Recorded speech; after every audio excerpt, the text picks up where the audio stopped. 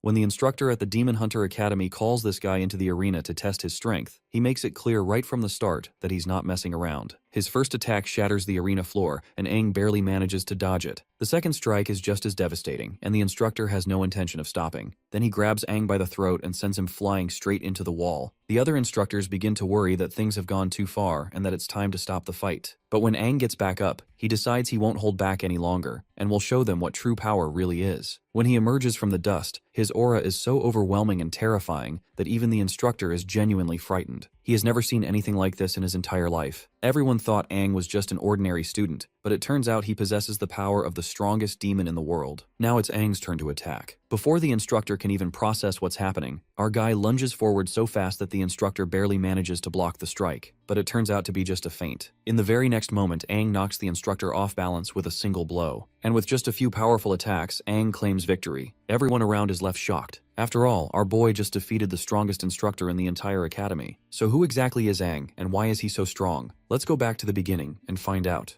The guy who failed every single test in Demon Slayer's academy is now standing in front of the sync machine. This sync machine measures how well a person's body can connect with a demon core, the energy source humans use for their transplanted armor. The higher your sync rate, the more demon power you can control. The top cadet of the class, Situ Liu, just scored 39%, the highest in the entire group, and everyone calls her a prodigy. But nobody expects much from Aang. Yet the moment the test starts, the numbers shoot up like crazy. 20%, 40%, then more and more until finally it reaches 80%. The instructors freak out, thinking the machine's broken, but it's not. Our dude's the real deal. Because what no one here knows is that this loser used to be humanity's strongest warrior. 60 years ago, he led an army of heroes against the demons that nearly destroyed the world. He fought the Crimson Demon King himself, and died taking his last breath in that final battle. But instead of dying for good, he woke up in a weak body, decades in the future.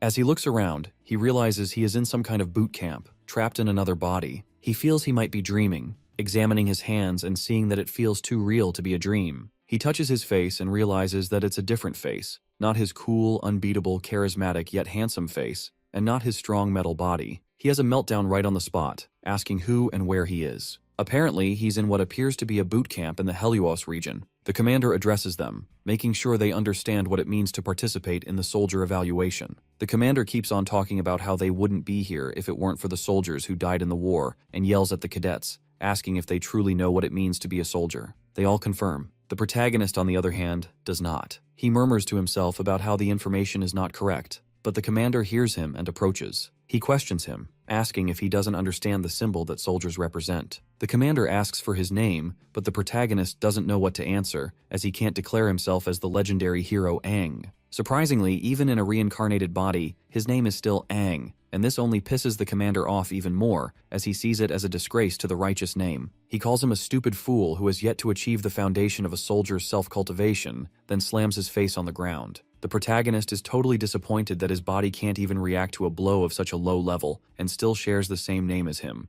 The commander, while walking away, tells him in a threatening tone that he'll be paying extra close attention to him, then goes back to addressing the whole crowd. He tells everyone to move to the evaluation field, as next up is the physical evaluation. One of the soldiers helps Aang up and asks if he's okay. He introduces himself as Lan Sinuo, and notes how our boy has a name to feel pride about. Just as he's saying this, a white-haired girl in front interrupts, mocking Aang for sharing the same name with the legendary hero. One thing for sure, she got a strong hate boner for our boy and his name. Her name is Situ Liu, by the way, and she walks away calling him childish, which pisses our boy off badly. He complains to Lan that the girl has a cocky attitude. Hearing this, his freshly made friend is honestly surprised he doesn't know her. He identifies her as the most anticipated evaluation soldier of their batch, a young lady with the nickname Cold-Blooded Demon, and the daughter of the most esteemed martial family of the Helios region, the Situ noble family. Aang finds the name Situ very familiar and tries to recall where he has heard it before. His new friend picks him up from the floor, and some girl takes a picture of them from behind, calling it a truly enchanting bromance.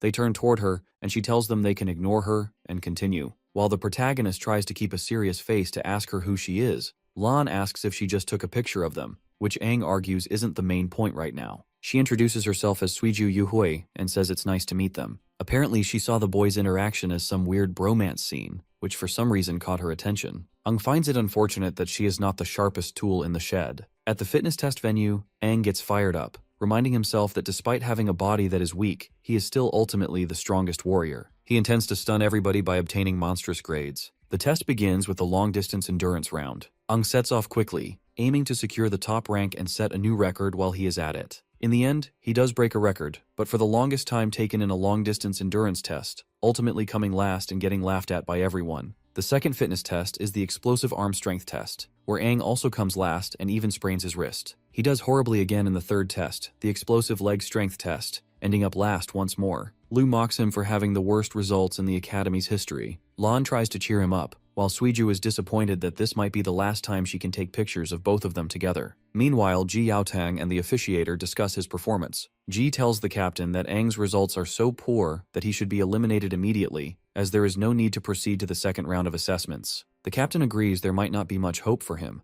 but he still has the right to participate in the second round of tests, which might even be his last chance. He orders for the second round to begin immediately. For this test, they gather inside a building and are assessed on their synchronization with their special equipment. For Ang, this is his chance to shine. He remembers keeping an average sync rate over 96% in the past. Even though he is not in the best shape now, he knows it comes down to determination, and he is ready to prove the doubters wrong. Checking out the grafting gear, which looks like it is from 60 years in the future and is super light, he feels pumped. Liu, who trains with a martial arts family, gets a sync rate of 39%, the highest of anyone there. This makes her the center of attention, and someone even wants to date her because she is so impressive. When she finds out her score in the lounge, she is over the moon, even though she tries to keep her cool. Ang is amazed upon seeing this girl doing 39% on her first try. His new friend talks about how Liu seems to have a fiery strength hidden in her, and Ang can feel it too. Lan then suddenly notes that his friend does not look worried about the test, and our boy confirms that he isn't. After all, he is used to this kind of thing. Then the test continues. For many newbies, it is their first time using the grafting equipment, and it clearly hurts. The demon core hits them hard, putting a lot of strain on their bodies from the start. A few cannot take the pain and quit. To pass, warriors need at least a 10% sync rate. Lan manages 24%, which is a pleasant surprise. Suiju gets 30% and passes as well. Ji Yaotang mentions that this round shows some really promising new talent. His colleague points out that including Suiju, there are 6 warriors who stand out in their group.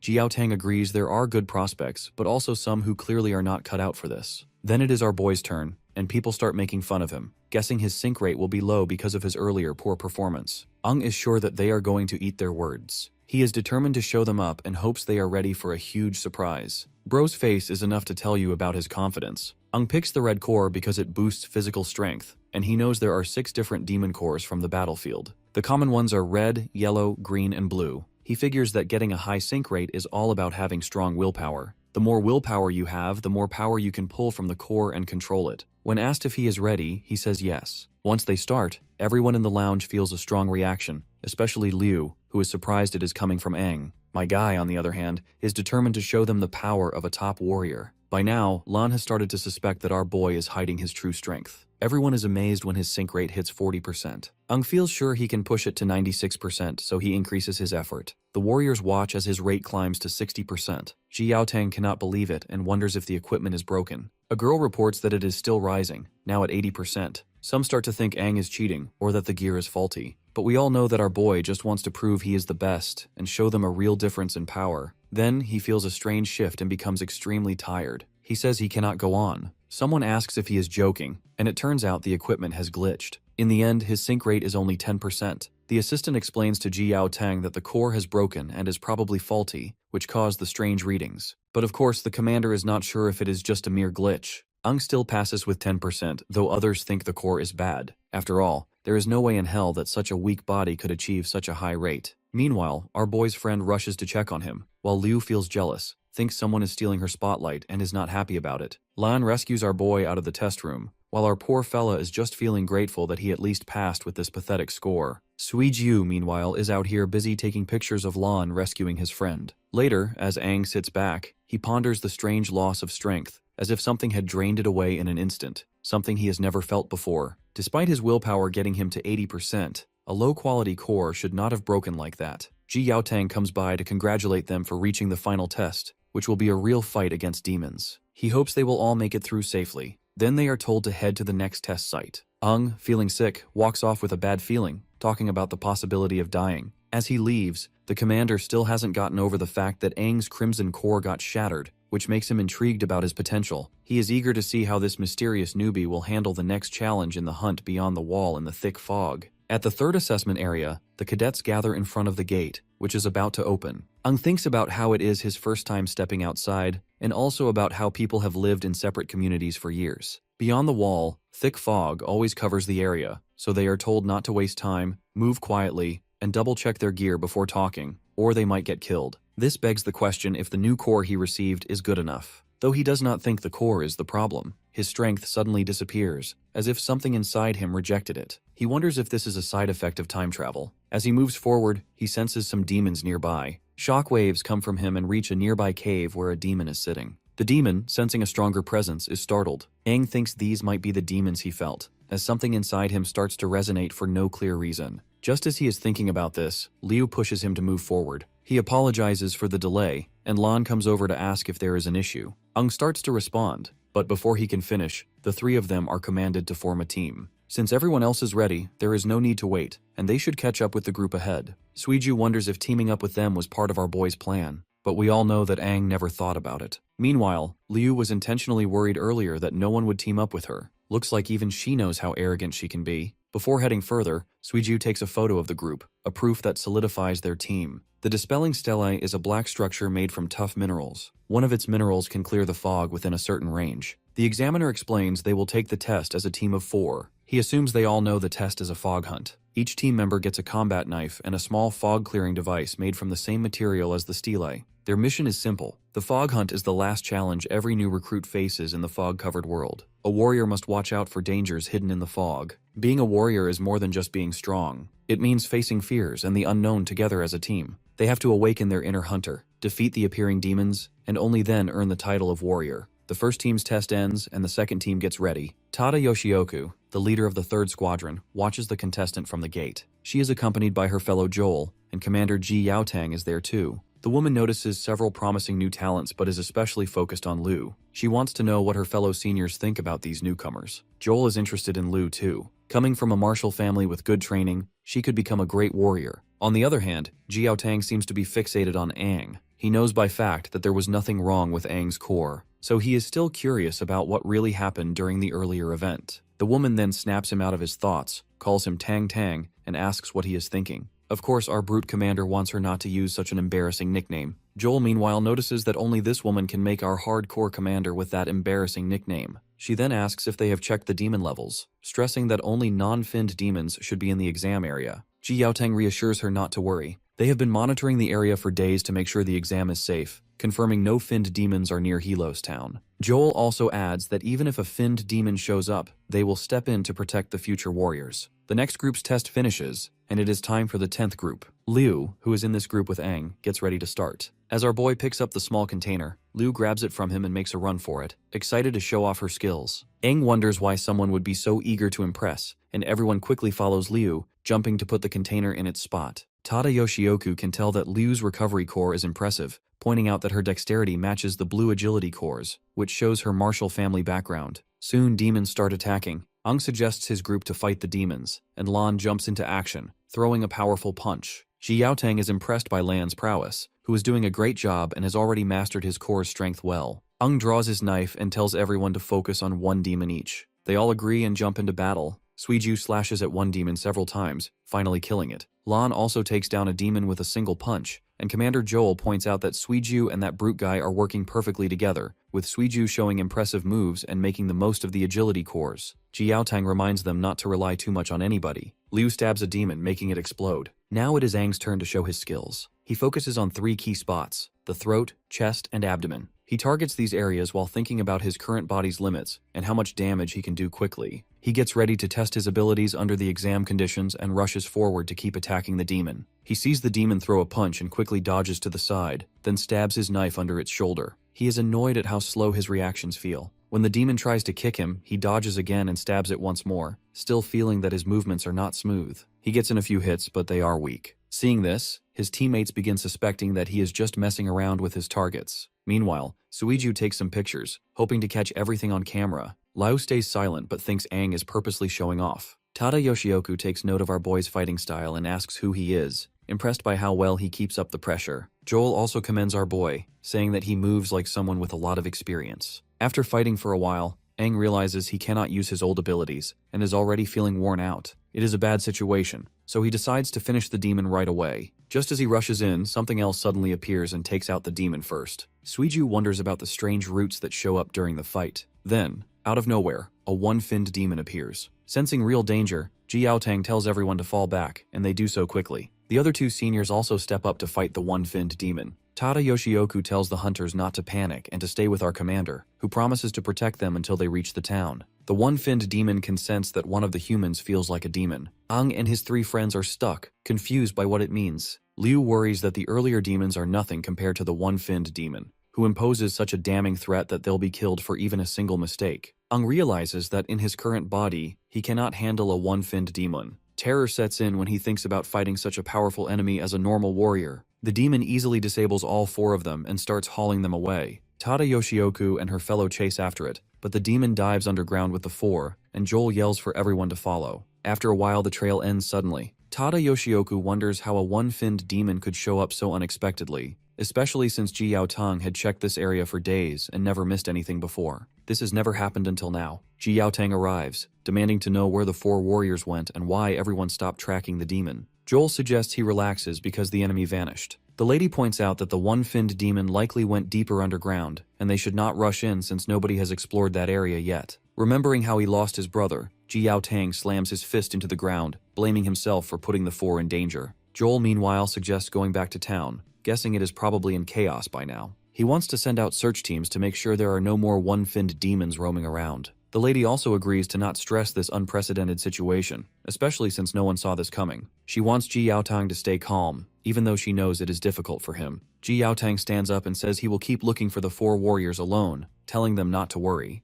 Joel starts to object, but the lady cuts in, telling the commander to return before sunset. The commander agrees, then heads off into the fog. She is sure as hell that there is no changing his mind. Joel recalls how once demons took the commander's younger brother years ago, and he still blames himself. Tada Yoshioku notes that if Ji Yaotang's brother were alive now, he would be about the same age as the four captured kids. Maybe these kids that just got kidnapped by the enemy remind him of his little brother. Meanwhile, inside a cave, Aang and the others are tied up. Our boy wakes up, confused about where they are, but relieved everyone is still breathing. The demon appears from behind and notices that Aang is the first to wake. He can tell that this boy seems different from the others. It is curious why Aang has a demon-like aura, possibly even stronger than the one-finned demon. My guy got no clue what this shithead is talking about. Suddenly, Aang's body starts to glow red, and he snaps the ropes around him. He rushes at the demon, but the demon dodges. He thinks that in his past life, he would have taken off the demon's head before it even had a chance to move. He knows he needs to save the others. He notices the one-finned demon has a red core that boosts its speed and flexibility, letting it move and strike faster. However, that also leaves its joints unprotected by thick skin, which is both an advantage and a weakness. The demon raises its hand at Aang and says it is pointless to resist. The demon slams its hands into Aang, and he instantly realizes he needs to target its joints, since that is the demon's weak spot. He pushes hard, refusing to be seen as weak. He shouts that he has killed many one-finned demons in the past. In response, the demon delivers a fierce kick that sends the poor guy reeling and leaves him bleeding. Being the wooden-type demon this thing is, it can regenerate itself, and this bastard is very proud of his abilities. Aang always thought only green core demons had that power, and he wonders if demons have changed over the last 50 years. The demon accuses him of underestimating it, then sends out roots that pierce through our boy's body and pull him in. Grabbing Aang by the head, the demon says it still does not understand who he is. Aang can feel the roots stabbing into his organs, making it almost impossible to breathe. He has only just been reborn, yet here he is on the brink of dying again. Worrying for the other three, he feels the same despair as before, and fears everyone might die with him. Aang is filled with regret and sorrow, cursing his own weakness for dragging them into this. Noticing Aang's weakened state, the one-finned demon decides to eat him to evolve. Just as it moves in, a voice inside our boy questions whether the demon really plans to devour him. This inner demon complains that if Aang dies, its own plan will fail, and it is annoyed it has to spend its last bit of energy now. Suddenly, the one-finned demon senses a terrifying power coming from our boy. A demon form starts emerging, and the one-finned demon guesses it might be a 5-fin or 6-fin demon. However, the aura is far stronger, and shockwaves shoot up into the sky. An 8-finned demon bursts in, sending the one-finned demon into a panic. The newcomer announces itself as the strongest red core demon and the king of finned demons. Trembling, the one-finned demon calls it the Crimson Finned King.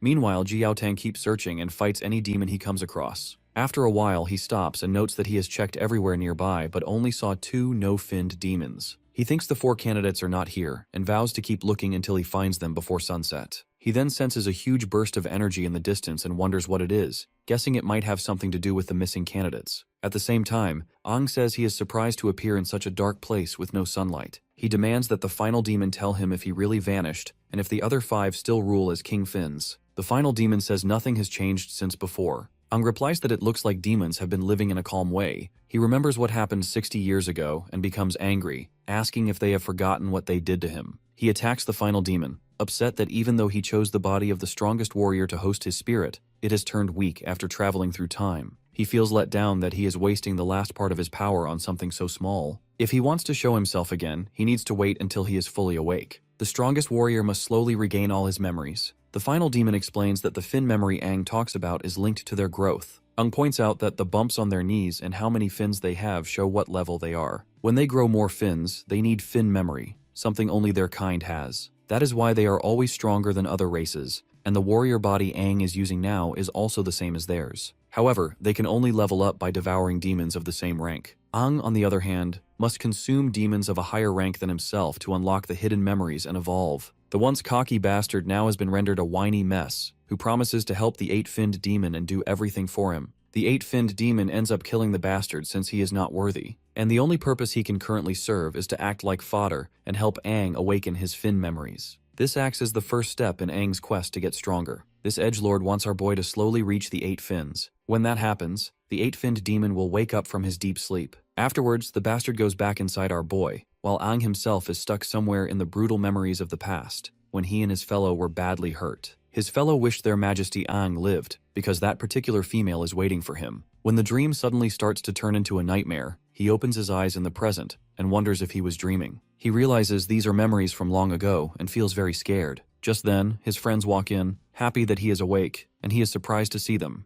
Suiju notices our boy's hair looks different and asks if it was caused by the demonic door. Ang feels confused since he has no clue what she is saying. He then checks if they are all okay, remembering they were pulled underground by the final demon. Ji Yaotang and the other 2 commanders enter and want our boy to share what happened down there. Ang asks the reason why all the seniors decided to visit him. Tada Yoshioku informs him that our brute commander brought them back. She calls him Tang Tang once again, which is just straight up embarrassing. Joel further explains that our brute commander found all 4 of them passed out in a cave. Luckily, the 1-finned demon was nowhere to be found. Otherwise, carrying them all back would have been hard. Tada Yoshioku says that after some time, the other 3 woke up, but could not remember anything about what happened in the cave. Ang was the only one who stayed unconscious, and his body went through some changes. She gives him a mirror so he can see his changed hair, and then asks if he remembers anything from underground. Ang stares at his new look and wonders what went on. He still cannot understand everything that happened after he traveled through time. He recalls blacking out when he got hit in the cave but does not know anything beyond that. He thinks about whether he should tell them about his time travel, but decides not to. He figures nobody would believe him anyway, and they might think he is crazy, so he plans to keep using his current identity and focus on finding out what is really going on. Ang then confesses that he did wake up for a moment and saw they were in an underground cave, but then he fainted again. This gets Ji Yaotang wondering about the blood splatters he saw there, and who caused them. Joel looks at our boy and recalls that the name Ang is the same as the mightiest warrior. Though our boy's fighting is good, he is still lacking in some ways. He then asks if Ang has ever fought demons before. Our boy says no and explains that he is interested in demon combat and has studied it, but he never had real battle experience. Since Ang is well informed in this subject, the senior woman suggests our brute commander not to give up on training him properly. Moving on, Ang asks what happened with his warrior test. Suiju says they passed and are now on the Stilk team. Lan adds that due to recent events, Ji Yaotang formed them into a group of 4. Liu also chimes in, mentioning that they are behind compared to everyone else. Ji Yaotang explains they need to do missions to earn points, and because Ang was out cold for 3 days, they have no points so far. Ang is shocked he has been unconscious for that long. The next day, the 4 of them stand in the town in their new uniforms. People talk about the new warriors who came in 3 days ago. Ji Yaotang shows up, congratulates them for becoming official warriors, and praises them for surviving a run-in with a 1-finned demon. He says he will be leading their squad, which is one of 9 under his command, and hopes they can do well against the other squads. Ang thinks the rules are tougher than before. Lan asks if Ang really never heard of the squad ranking system. It seems like Ang is a newcomer and does not know much, and right now, they are at the bottom of the list. Ji Yaotang explains how the leaderboard works and adds that squads at the bottom get monthly punishments like cleaning duty until the next rankings are out. Realizes that might explain why the town is so tidy. Ji Yaotang names Liu as the group leader, and no one seems to have any objections except our boy. He doesn't voice his desire to become the group leader, and lets Liu be happy about his new job. Ji Yaotang then instructs them to pick missions from the board and get used to using their nano wings in fights. He says they can talk to him if they run into any problems. When Ji Yaotang leaves, Liu suggests they look at the missions because they have a lot of catching up to do, but the photographer girl says there is something more important first. They need a group photo, so they quickly take one. Later, Ji Yaotang asks his fellow seniors what they think about everything. Tada Yoshioku says that just like our brute commander had noticed, there were no fin demons left in the cave. They all seemed to die from some kind of explosion, leaving blood everywhere. This is why our brute commander suspects the 4 candidates did it, and admits that he feels uneasy about Aang, and notices something familiar about his smell. Tada Yoshioku tells him not to worry too much and says she is just glad the 4 came back safely. She also wants him to train them well so they do not lose to her team. Ji Yaotang is really serious about suspecting Aang, so Joel suggests they keep an eye on the kid. Meanwhile, at the mission board, Aang is happy to see all the missions are at the A level, each worth 10 points. Lan says A-level missions are the top tier, while Suiju adds they might also be the hardest ones. The guy further explains that B-level missions give 6 points, and C-level missions give 3. These lower-level missions are simpler and safer, but A-level jobs are known for being deadly, and people often lose their lives. Liu looks at the 3 missions listed, and, along with Aang, she suggests taking them all. Once their quest begins, the 4 of them start running, and Aang activates his core. His nano-wings appear, but one wing catches on a rock. Focusing on the energy from the nano-wings, he manages to form a sword in his hand. He thinks about how much nanotech has advanced in the last 60 years. They hide behind a rock. Liu says they are ready and explains their goal.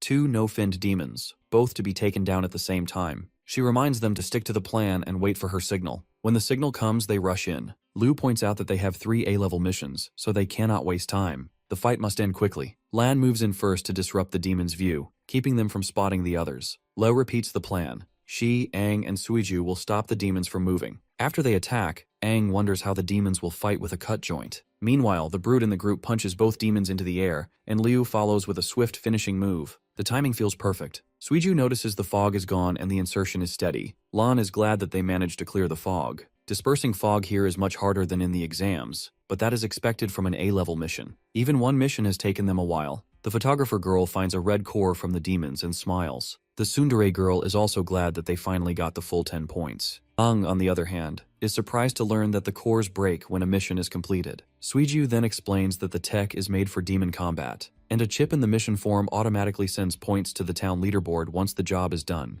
After clearing the fog outside town, she asks Aang if she can check the other 2 cores. She looks them over and sighs. Afterwards, they spent the whole afternoon fighting no-finned demons but only got 3 cores. They still need 7 more. Catching demons alive is much harder. Lan notes how they have had it easy until now. Liu then suggests the next step, which is to finish the other missions and keep taking A-level ones so they can rise to the top. Suiju takes a picture of Liu because why the fuck not? Lan, meanwhile, is hoping to take the first position so the other squads will not think they are weak. Aang also suggests the same, and since the other squads are also earning points, they need to move fast to stay ahead. The ones who act first succeed, and those who hesitate get nothing. Even though he is over 50 years old and has lived 2 lives, he feels energized around them. Their drive makes him feel young again. He suggests one more mission before sunset, and Suiju and Lan agree. Liu notices Aang is starting to take charge. Lan has already taken down a few more demons and says they got 3 more. Liu reminds him they are almost out of tranquilizers for no-finned demons, and each squad has a limited supply. As Liu checks her gun,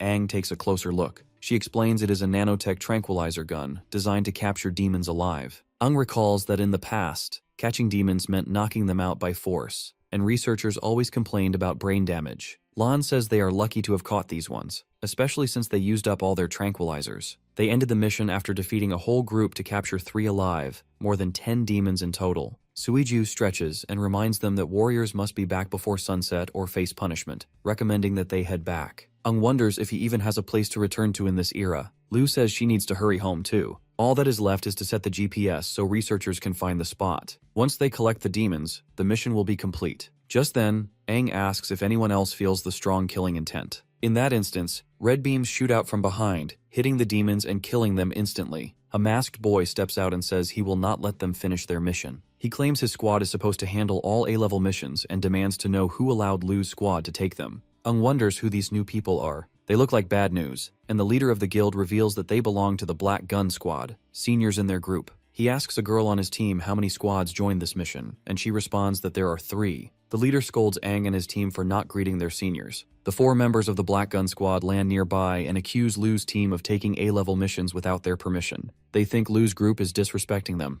Of course, our tsundere lady is angry that they killed the demons she and her friends worked so hard to capture. A boy from the Black Gun Squad asks who leads Lu's group and why that person did not come to say hello. Lu, on the other hand, charges in to kick him, but he dodges and asks how she dares attack her seniors. In response, Lu expresses her disdain for these so-called seniors. Lan and Suiju step in, hoping to calm them down. The photographer lady raises the concern that the Black Gun Squad is being unreasonable and wants to know how they can just kill the demons her team caught. The boy shrugs, saying this is part of the competition and calling them naive. This only serves to fuel Lu's anger. Her teammates try to hold her back, and they also ask Aang to step in and settle this peacefully. Instead, but my guy runs forward, kicks the smug boy to the ground, and knocks off his mask. He has never heard anything so shameless before, and asks if they know how hard it was to capture those demons. His both friends are shocked, but Liu, as expected, seems pleased. The boy, now unmasked, tells Aang to get ready for a fight. Liu also wants to fight. Just then, Ji Yaotang appears and stops the both parties, pushing them apart. The commander is looking annoyed, reminding them that the sun is setting and warns them not to stir up more demons. But that scumbag boy says his team is the victim who got attacked by our boy. But our photographer girl was ready for this moment, and showed photos of the Black Gun Squad killing the demons that Lu's team had captured. Lan asks when Suiju took these pictures. Ji Yaotang reminds our team that they shouldn't have taken the A-rank mission. In defense, Liu reports that they were about to finish it until the Black Gun Squad got in the way. Well, the commander brushes off the entire ordeal, admitting that the Black Gun Squad had similar run-ins when they were new too. So he is not going to do anything about this situation. It is up to each squad to deal with these problems. All that matters is earning points at kata. Direct harm or risking other warriors is not allowed, but everything else, like messing up someone else's mission, can happen. He reminds them that these rules are the same for everyone, and they will see worse things in the future. He only stepped in because it was almost dark, so he told them to head back to town. He calls out the Black Gun Squad, because it is embarrassing that they were getting bested by a rookie team. As the boy leaves, he asks for Aang's name, and our boy generously gives it, and the boy, looking unsettled, turns to his teammates, recalling how Aang's name matches the mightiest warrior. He vows not to let our boy and his squad gain easy points. He also wants Aang to pay for the cut on his face and the humiliation. Then he puts his mask back on and leads his squad away. Ji Yaotang notes the Black Gun Squad is not the top squad, but they act fast and might try to mess up Lu's group again. Their leader also uses a gun, and though the boy did not show it, Ji Yaotang admits the boy is strong for a newcomer. A real fight might go either way. He then orders our team to return to town. Lu looks at our boy and asks why he was so reckless. She also thanks him for his kick. Lan invites his friend to his place for dinner, but Aang turns him down. This makes the musclehead wonder if our boy has some secret plan. Well, Aang admits that he does, planning to go after 3 more demons today. Later at night, the speakers go off, warning everyone not to leave the tower for their own safety. Aang stands off to the side, thinking that he's only heard the announcement and hasn't seen anyone walking around. He figures that with the town locked down, there isn't much to do, so he plans to check out his home once he's done with his secret mission. He notices that security at the main gate is loose. There's only one guard,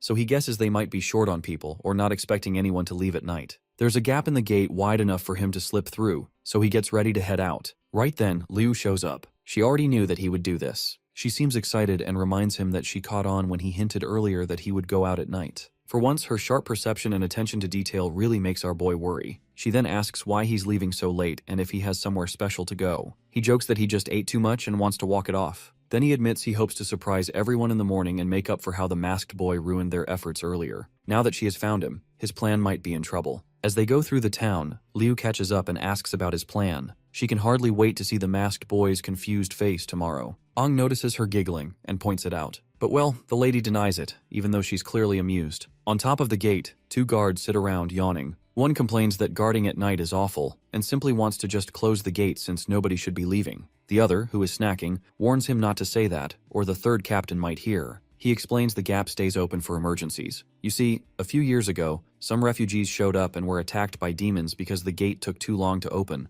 so now every town leaves a gap just in case. The 1st guard apologizes, and the 2nd tells him not to worry, as they will get used to their grueling job. Then he pulls out an adult photo book. The 1st guard notices it has new pictures of female warriors from other towns. But this isn't surprising, since it cost a shitload of money. While both perverts are distracted, our duo slip out of the gate. Ang notices that the old exam ground is covered in denser fog than before. They move to another spot, where Liu says it is less likely they will be noticed, because it is far from the walls, and there is a rotting forest for cover. Our boy then narrates the plan for her. He will lure the demons out, and she should aim for their heads. They will rely on pure strength to knock them out. He steps into the fog and tells her to wait for him. Liu trusts Ang's skills, but still feels uneasy as he disappears into the thick mist. She cannot tell if she is excited or worried, but she focuses and stays ready. Liu is impressed by how smoothly Ang lures the demons. He only draws out one no-finned demon at a time, which makes it easier to capture them. For her, this brute force way of fighting feels new and fun. She learns it quickly and does well. When Ang signals, the girl moves in,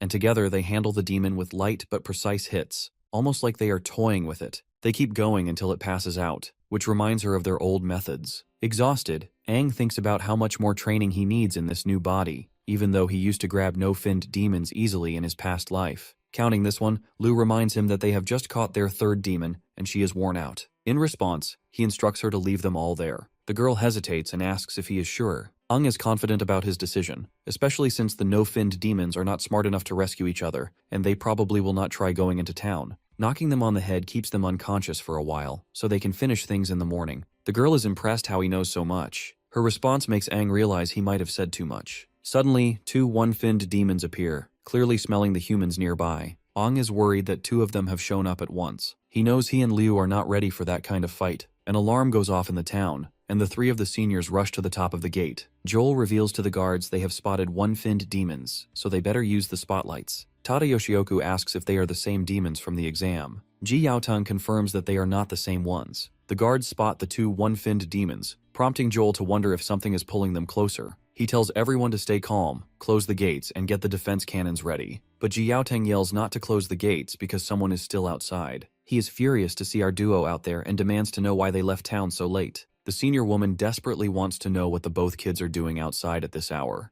They spot three no-finned demons tied up, which makes Ji Yaotang realize that these two kids came here to make up for the mission that got ruined earlier. Joel isn't surprised, since this is a typical mistake for new warriors who act too boldly. Even then, Ji Yaotang becomes angry and decides to punish both of them once they return. He charges toward the demons, and Tada Yoshioku tells her fellow senior that she will follow Ji Yaotang, leaving the rest to him. Joel sighs because his well-deserved night of drinking is ruined. Meanwhile, when the one-finned demons see the warriors, Ang tells the girl to hold off. He wants them to wait for backup and see if he is the real target. He wonders if this is the same thing that happened before, possibly linked to his reincarnation, or that strange event in the tunnel. Liu, meanwhile, suggests they fight together. One demon asks if they plan to resist, then focuses on Liu and calls her useless. Instantly that bastard lunges to attack them, but Ang pushes the girl away, saving her, and the demon comments on Ang's quick reflexes. Liu kicks the demon and notices water, wondering if her aim was off. The second demon traps her with 3 strands. The first demon warns Ang to stay sharp.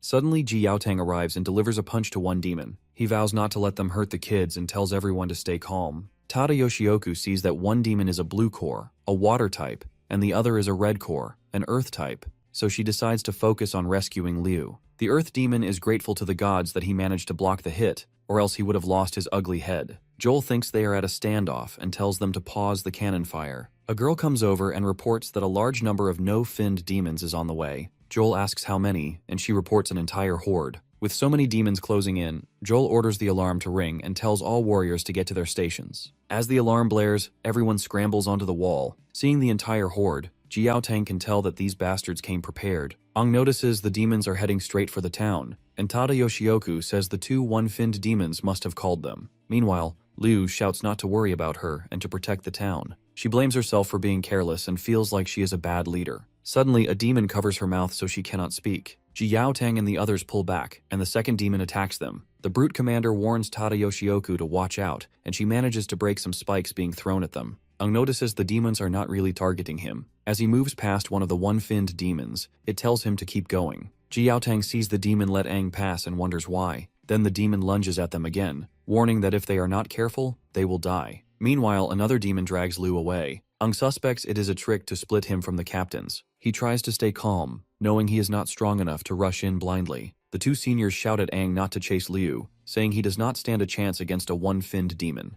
But Ang cannot forget how familiar her eyes look, and he cannot just leave her. Ignoring their warnings, he runs off to save her. The demon places Liu on the ground and talks about how interesting humans are. It has heard that humans often scream when they feel hopeless, and it demands that she beg for mercy to satisfy its curiosity. Noticing Liu's mouth is covered, the demon figures out why she isn't screaming. It removes the cover and tells her to beg, but Liu refuses. After all, a lowly one-finned demon does not deserve her pleas. The demon questions why she thinks it is not worthy, and Liu answers that she comes from a martial family. She will not kneel to an enemy because showing weakness is shameful. She demands either death or a fair fight. Upset by her words, the demon hits her and gives her an ultimatum that she will die. Just then, Aang shows up and tells the demon to let Liu go. The girl is surprised to see him alone and asks why he is by himself. The demon, on the other hand, is happy that its plan worked and that our boy, the real target, has arrived. Hearing this, the girl begins to wonder why Aang is the target. Our boy asks if she is okay, to which she responds positively, but asks why he is here alone. She warns him he cannot keep up with a one-finned demon and should run away. The demon hits Liu again, telling her to stay quiet. Aang pleads with it not to harm her and says it can take him instead if it leaves her alone. The demon ignores him and attacks, saying they will all die anyway. Aang tries to strike back, but the demon dodges and counters. He notices his body cannot react fast enough. The demon notices that Aang smells like a demon and wonders why. Aang is surprised to realize that this demon might be water type, making him wonder about how demons have changed a lot in 50 years, gaining many traits. His weaker body can only copy old movements, so he cannot fight for long. Liu worries that Aang will die at this rate and curses him for coming alone. She decides she cannot just stand by. Aang finds a moment to strike, but the demon mocks him, mentioning how he already killed a one-finned demon in the cave. It wonders why he is so weak now. Of course, Aang has no idea what the demon is talking about, and does not remember ever liking a one-finned demon. The demon does not like Aang's tone and wants to punish him. It does something painful to Aang and warns him that if he lies, he will die. Then it attacks Aang again, sending him crashing into some trees. The poor guy feels a sharp pain, worried his organs might be badly hurt. Liu sees him in trouble and feels she must help. The demon walks over to him and threatens to eat him if he does not give up the information. The bastard expresses his desire to evolve by devouring our boy. As it reaches for Aang, the girl suddenly charges in and kicks the demon away, warning it to leave her teammate alone. Seeing her, Aang can tell that she must have forced herself free, noticing her wrists and ankles are burning.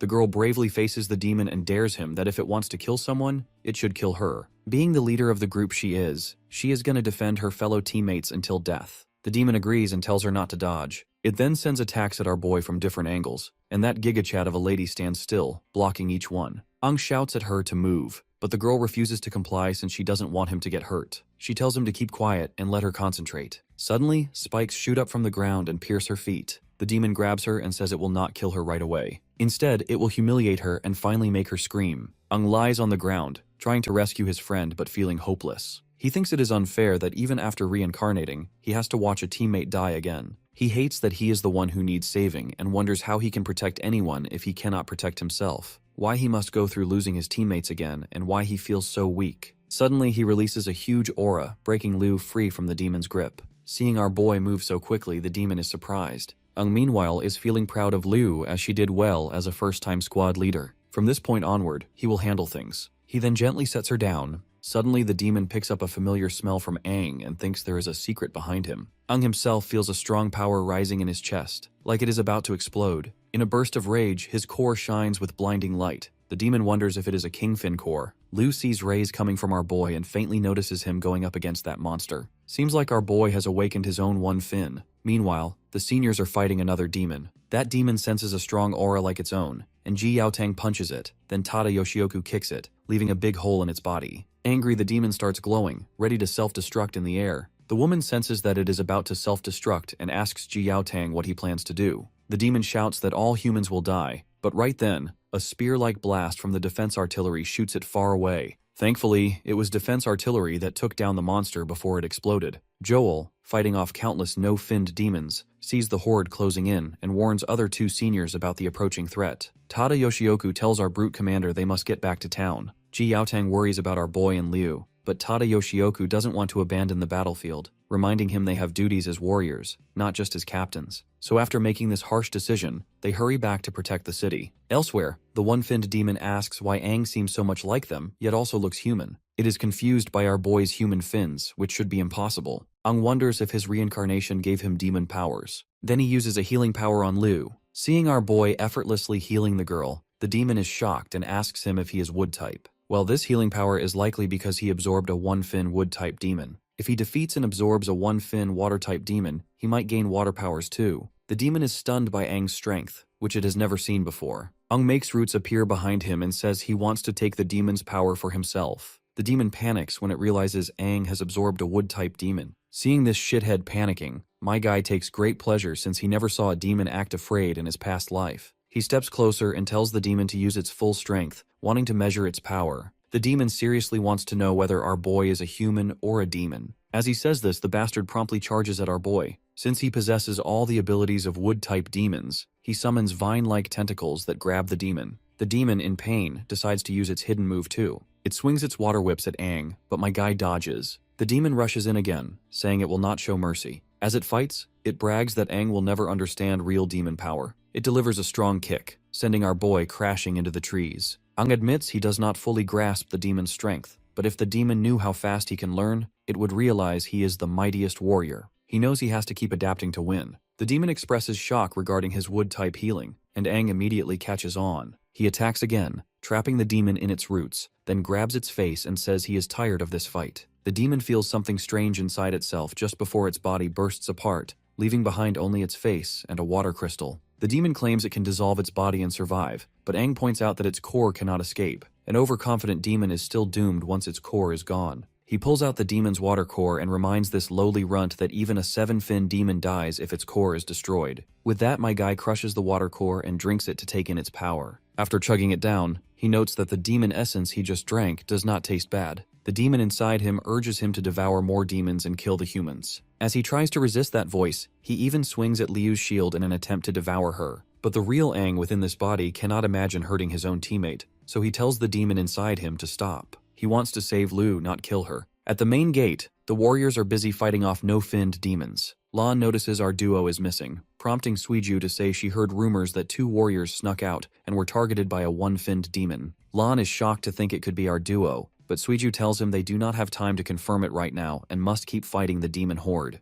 The 2 seniors also arrive and join the battle. Joel asks about their cores, and the captain says they are still fine. Mid-fight, Joel feels glad to report that since they already took down one-finned demon, the regular demons are less coordinated, acting like a group of panicked creatures. So he wants to use that opportunity to scare them off and buy time. The other 2 seniors agree. They leap from a high spot and release a huge blast with their cores. Tada Yoshioku recalls this is the 2nd time they have pushed their cores so far, and Ji Yaotang wishes his fire core had more stamina so he could maintain this level of power. Joel comments on how dangerous the explosive red core can be, then dives in, slicing through demons. From above, Suiju watches, amazed by how strong a captain's attack can be. Lan thinks this must be the power of the one-fin core and dreams of reaching that kind of strength himself. After a while, Joel checks on the other 2 seniors, and they say they are holding up fine. Their plan is working, and the demons are being pushed back. Suddenly, Joel senses something unusual and points to a figure approaching. It is Aang, carrying the team leader in his arms. Tada Yoshioku wonders where the one-finned demon went. Joel looks at and feels concerned. Even though they have broken the no-finned demon's morale, Aang should not act so casually around them, since they can eat him alive in an instant. With the speak of the devil, the demons try to attack Aang, so the 3 captains jump in to help. My guy notices them and gives them a terrorizing glare, causing them to tumble back. The demons then start running away, and the warriors cheer as the horde retreats. Some ask why the demons suddenly ran, guessing they might be scared of the captains. Others agree, saying the demons likely panicked after seeing such a huge display of power. Everyone praises their captains for being brave and strong, though Ji Yaotang wonders if it was really his and his fellow seniors. He is forced to consider that our boy likely played a part. As Aang returns to normal, he notices the captains heading toward him. In his mind, he dreams of the 8-finned demon, who can't help but brag how Aang had been relying on his powers. When the boy asks who it is, the demon says they have met before, though it was over 50 years ago, so Aang may not remember. Our boy realizes this demon is one of the 8-finned demons and asks how many exist. In response, the demon assures him that his questions will be answered in time. The creature then suddenly appears before Aang, and introduces himself as the Crimson King Finn, the strongest of their kind. He can tell that our boy is not afraid of him, which makes sense for the mightiest warrior, and praises the boy's will for resisting his mind control. The Crimson King then promises not to hurt him. When our boy asks why the demon chose his body and what happened to his old one, another 8-finned demon steps out from behind Aang and touches his face, saying he will understand later. He explains that Aang's body is now bound to the power of Crimson, and for both their sakes, the boy must work and level up. With time, they will both get closer to perfection. Aang becomes angry, as he doesn't like how these demons consider humans lowly runts. Standing up, he punches the demon. In reality, Ang suddenly snaps out of the dream and lunges forward, grabbing Lu by her shirt as though he is about to punch her. He then comes to his senses when he lays his eyes on the mighty white milkers of hers. Of course, Lu slaps him and the others pin him down, asking why he behaved that way. At that moment, Liu's father Zhongong arrives and tells everyone not to treat their savior like an enemy. The others greet him as master, while Liu calls him father. For context, Joel explains to our boy that Sun Gong is the head of the Situ martial family. He is surprised that Aang does not recognize him even though he is from Heluos too. It all starts to make sense to our boy. Since he is the father of his team leader, then this man must be taking care of him for saving his daughter. So he apologizes to Sun Gong for causing trouble. The big cheese thanks our boy instead for saving his daughter, speaking on behalf of the Situ family. He then tells the 3 captains they can stay in the training area for a while, and mentions there will be a celebration that night for the victory over the demon horde. The 3 captains apologize for any inconvenience, but Sun Gong laughs, saying he has watched them grow up, and they can treat this place like home. He notes that Lu is naturally stubborn, so they should keep her in check if needed, without showing mercy. The captain agrees to handle everything and sends everyone else away except for Aang and the 3 captains. Once alone, Jiao Tang suspects our boy and wants him to spill everything he knows about the one-finned demon that appeared during the exam and the demon horde just recently. The other seniors also seek the same answers. Even though Aang doesn't belong to his squad of students, he still cannot afford any doubt and wants the junior to spill it. Of course, Aang asks if they are being serious, reminding them that he and Lu barely got away from the one-finned demon. Joel points out that the other 2 seniors teamed up just to defeat one demon, so how in the hell this kid managed to beat the demon all by himself? He then demands to know how Aang managed to escape. Joel keeps suggesting that the kid might be working with the demons, which would explain why the demons let him slip away every time. Internally, Aang wonders if he must reveal his secret and risk them killing him on the spot. He fears they will not believe he is human and will see him as a threat because of the demon power inside him. Joel's serious look shows he wants the truth and will not be satisfied otherwise. He is even ready to confront our boy. Seeing this, Aang begins to think he might have to fight them after all. But Tada Yoshioku breaks in and silences her fellow captain. She notes that only a 4-fin demon can take human form, and it seems unlikely Aang is one of them. Besides, there is no reason such a demon would come to a small sea-level town like theirs. Furthermore, the brute captain adds that demons are basically selfish and would not rescue anyone. Since Aang has saved Liu, Ji Yaotang is sure this kid cannot be a demon. Joel then pats the junior on the back and tries to brush off his early aggression as teasing. He recognizes that Aang and Liu nearly died and must be worn out. In her report, Liu recalls passing out after battling the one-finned demon with no memory afterward, so the senior is curious how Aang got her out. The woman is also curious if Aang really defeated the one-finned demon by himself. In his mind, our boy remembers that he did beat that demon and never thought of how he was going to mask this. He simply says he is a genius with one-of-a-kind ability. He explains he can instantly boost and enlarge his core's strength for a short time, letting him go beyond his normal power. That is his hidden trump card. Tada Yoshioku notes that Aang's description sounds like the method they use to channel their core's explosive force. My guy plays along, though he is not sure if they will believe the rest of his story. Joel, meanwhile, wonders if he is telling the truth. Ji Yaotang follows up by reminding the incident that took place inside the cave, wondering if Aang suggests he used the same trick to beat the cave demon too. My guy confirms it, saying he invented the technique when he first met his one-finned demon. Because his body absorbs the core's strength immediately, he managed to blow that demon to bits while it let its guard down. But it was his first time using the skill, so he passed out afterward. He tried the same thing again to rescue Liu, but blacked out once more because his body could not handle the strain. Surprisingly, the brute commander considers Aang's story. Kid's story also explains why his chest core got damaged both times. The power went past his limit. Tada Yoshioku agrees that if everything Aang says is true, it makes sense that he finds it too hard to manage. She points out their own technique is similar, but they have trained to lessen the toll when using explosive power. Since Aang cannot control it like they do, the woman warns him not to try again until he learns how to handle it. Ji Yaotang also shares the same thoughts, though he is itching to have a spar with our boy, just so he can gauge his student's potential. Eventually, they move to an open space and Aang readies himself to face his commander. He can tell that his captain still doesn't trust him. Ji Yaotang, all set and ready, gives Aang a chance to strike first. The boy braces himself, wondering how to fight someone like Ji Yaotang. You see, our boy's current power is basic compared to his past abilities. His body cannot handle an all-out fight, and he debates whether to use the demon power inside him. Suddenly, Ji Yaotang speeds forward and attacks, but my guy dodges instantly, though the impact destroys part of the area. Tada Yoshioku shouts at the brute commander to tone it down. The man in question is busy admiring his student's reaction time, which is not bad at all. Aang realizes he is relying on old life experience and is already near his limit. Ji Yaotang attacks again, forcing our boy to evade.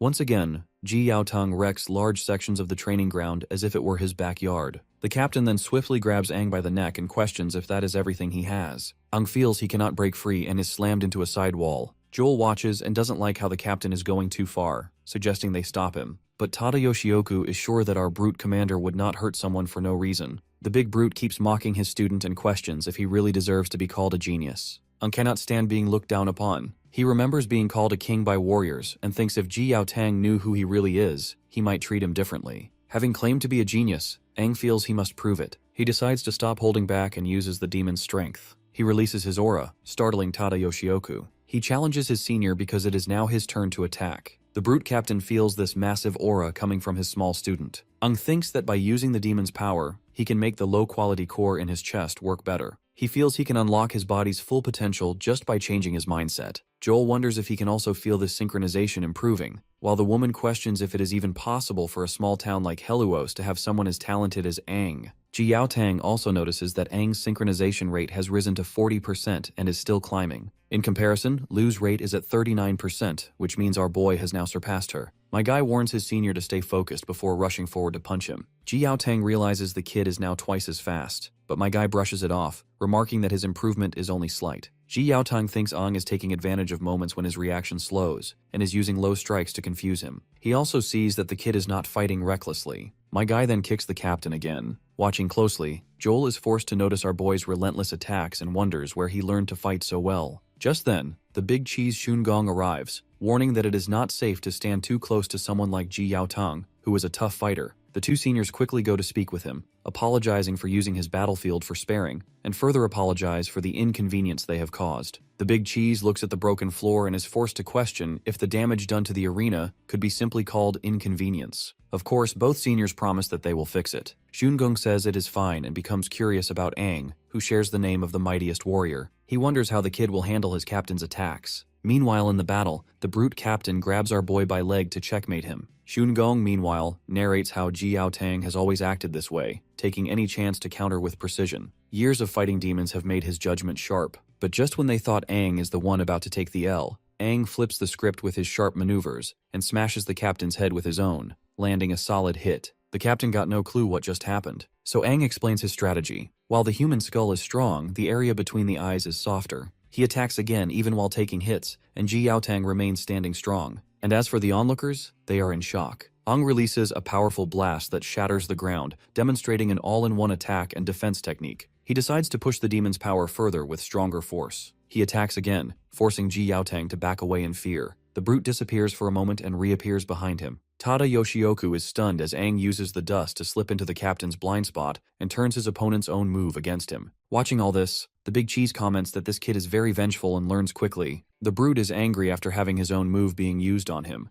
and warns his little opponent not to forget that this was his move, and that he knows it better than anyone. Shungong can tell that the captain is losing his edge against his student. Meanwhile, Aang throws a punch but deliberately misses, much to the brute's shock. He wonders why he missed. In response, my guy pointed out his senior's tendency of restraining his opponent, rather than fighting head-on. Aang used this to his advantage and headbutted the captain, causing his vision to get blurry and lose his sight. This gave our boy the perfect opportunity to land the final blow, which he didn't, and missed deliberately since he was just here to prove his skills and strength. By now, Shungong is truly curious about Aang's true abilities. The gate opens, and Suiju enters her friends. She is here to remind them that the dinner is almost ready, and that Liu's family has prepared a large meal in the big room. When she looks ahead, she is shocked at the destruction around them. Aang quickly puts all the blame on the captain. Meanwhile, Joel teases the brute captain for losing pathetically. The big cheese then cuts through the chatter, reminding them that the sparring is over, and invites them to dinner. Aang is hungry too and thanks Shungong for the invitation. Shungong reflects on Aang's determination, power, control, and battle experience, concluding that this kid has great potential. As our boy walks off, the father teases his doting daughter, embarrassing her by shipping the both together. Later, everyone gathers for dinner. Shungong raises his drink and speaks for the town. He thanks them for protecting everyone and honors the warriors who fought hard. He especially praises Aang for saving his daughter. My guy stands up and says there is no need to thank him, though he gets hit by his commander as he is about to take a sip of alcohol, reminding him he is not old enough to drink. But our boy argues he is 18 and asks, and this is exactly why he was eligible to join the warrior's exam. As the atmosphere is lively, the big cheese smiles at her daughter, still shipping our boy with her. We then shift to the last conversation the both father and daughter had. He thinks Liu is very skilled and that Aang's talent is just as good as hers. So if the boy is that capable, a strong girl like Liu might like him. The girl thinks about this and decides Aang is a bit silly. She stops thinking and starts eating as Suiju begins speaking. She talks about how great the food is and says it feels luxurious. Let's not forget Lan is also here. He asks our boy how he defeated the one-finned demon. Jiotong explains that Aang pulled a lot of power from his core, making him stronger for a short time. Tada Yoshioku adds that it is like how captains use their core, but Aang took a big risk to get that power to escape death. It was very dangerous without training and hurt his body a lot, and using it again could damage him permanently. Furthermore, letting Aang and Ji Yaotang spar was eye-opening. The kid's power is surprising, but he needs more training or his body might break. Internally, our boy knows that if he told them he absorbed cores from 2 one-finned demons and has wood-type healing powers to recover quickly, it might be too much information. He decides to play along and keep the real info all to himself. He confirms the captains were right, which is why he passed out. It is clear he needs to train his body more. Lan is surprised at Aang's abilities and says how incredible he is, hoping they will not fall behind. Liu also is amazed by his skills and now understands how he was able to save her. The Brute Commander then reveals that they meant to punish Aang and Liu for messing up the mission earlier, but since they beat a one-finned demon, they let it go. He warns them not to act like that again. Joel also reminds them that there is no time to relax because the squad competition is still on. Speaking of which, Tada Yoshioku points out that Liu's squad is in last place and needs to try hard from the next day. Well, my guy is sure that his squad will be at the top. A month later, the squad competition is in its final intense phase. To get more points, squads go for A-level missions, which are tough. Liu talks with her squad and decides they will target a fattened sheep for high points and challenge other groups. The leader of the Black Gun Squad mocks our tsundere girl for making such bold decisions of challenging them, reminding her of the kick she got last time. Liu doesn't take the guy's crap and challenges the bastard for the 10-point duel. The bastards are more than willing to accept the challenge. They are ready to settle the score with our squad for what happened before. The scene moves to the town sparring arena where everyone hears about the duel and talks about it. The Black Gun Squad leader reminds our party that the audience is growing, and it is not too late to back out. He warns that if the Black Gun Squad looks like they are bullying Liu's team, it will look bad on them. Well, my guy believes that the outcome is still unclear and they better settle it with fists instead of empty talk. Luckily, the opponent's team's vice leader is a girl who can handle our squad along with Liu, or at least that's what these scumbags think. My guy tells his opponents not to underestimate Liu just because she is a girl since she is far from average. As usual, the photographer lady begins taking pictures, making sure she catches every badass fighting sequence Liu is about to show. Liu tells her female opponent to finish the fight quickly to get the 10 points fast. It looks like the vice leader already knows Liu is from the Situ family, so she hopes she shows something interesting. Liu charges to attack, but the girl blocks her strike. The girl wonders how Liu, a green core recovery type, can move as fast as a blue core agility type.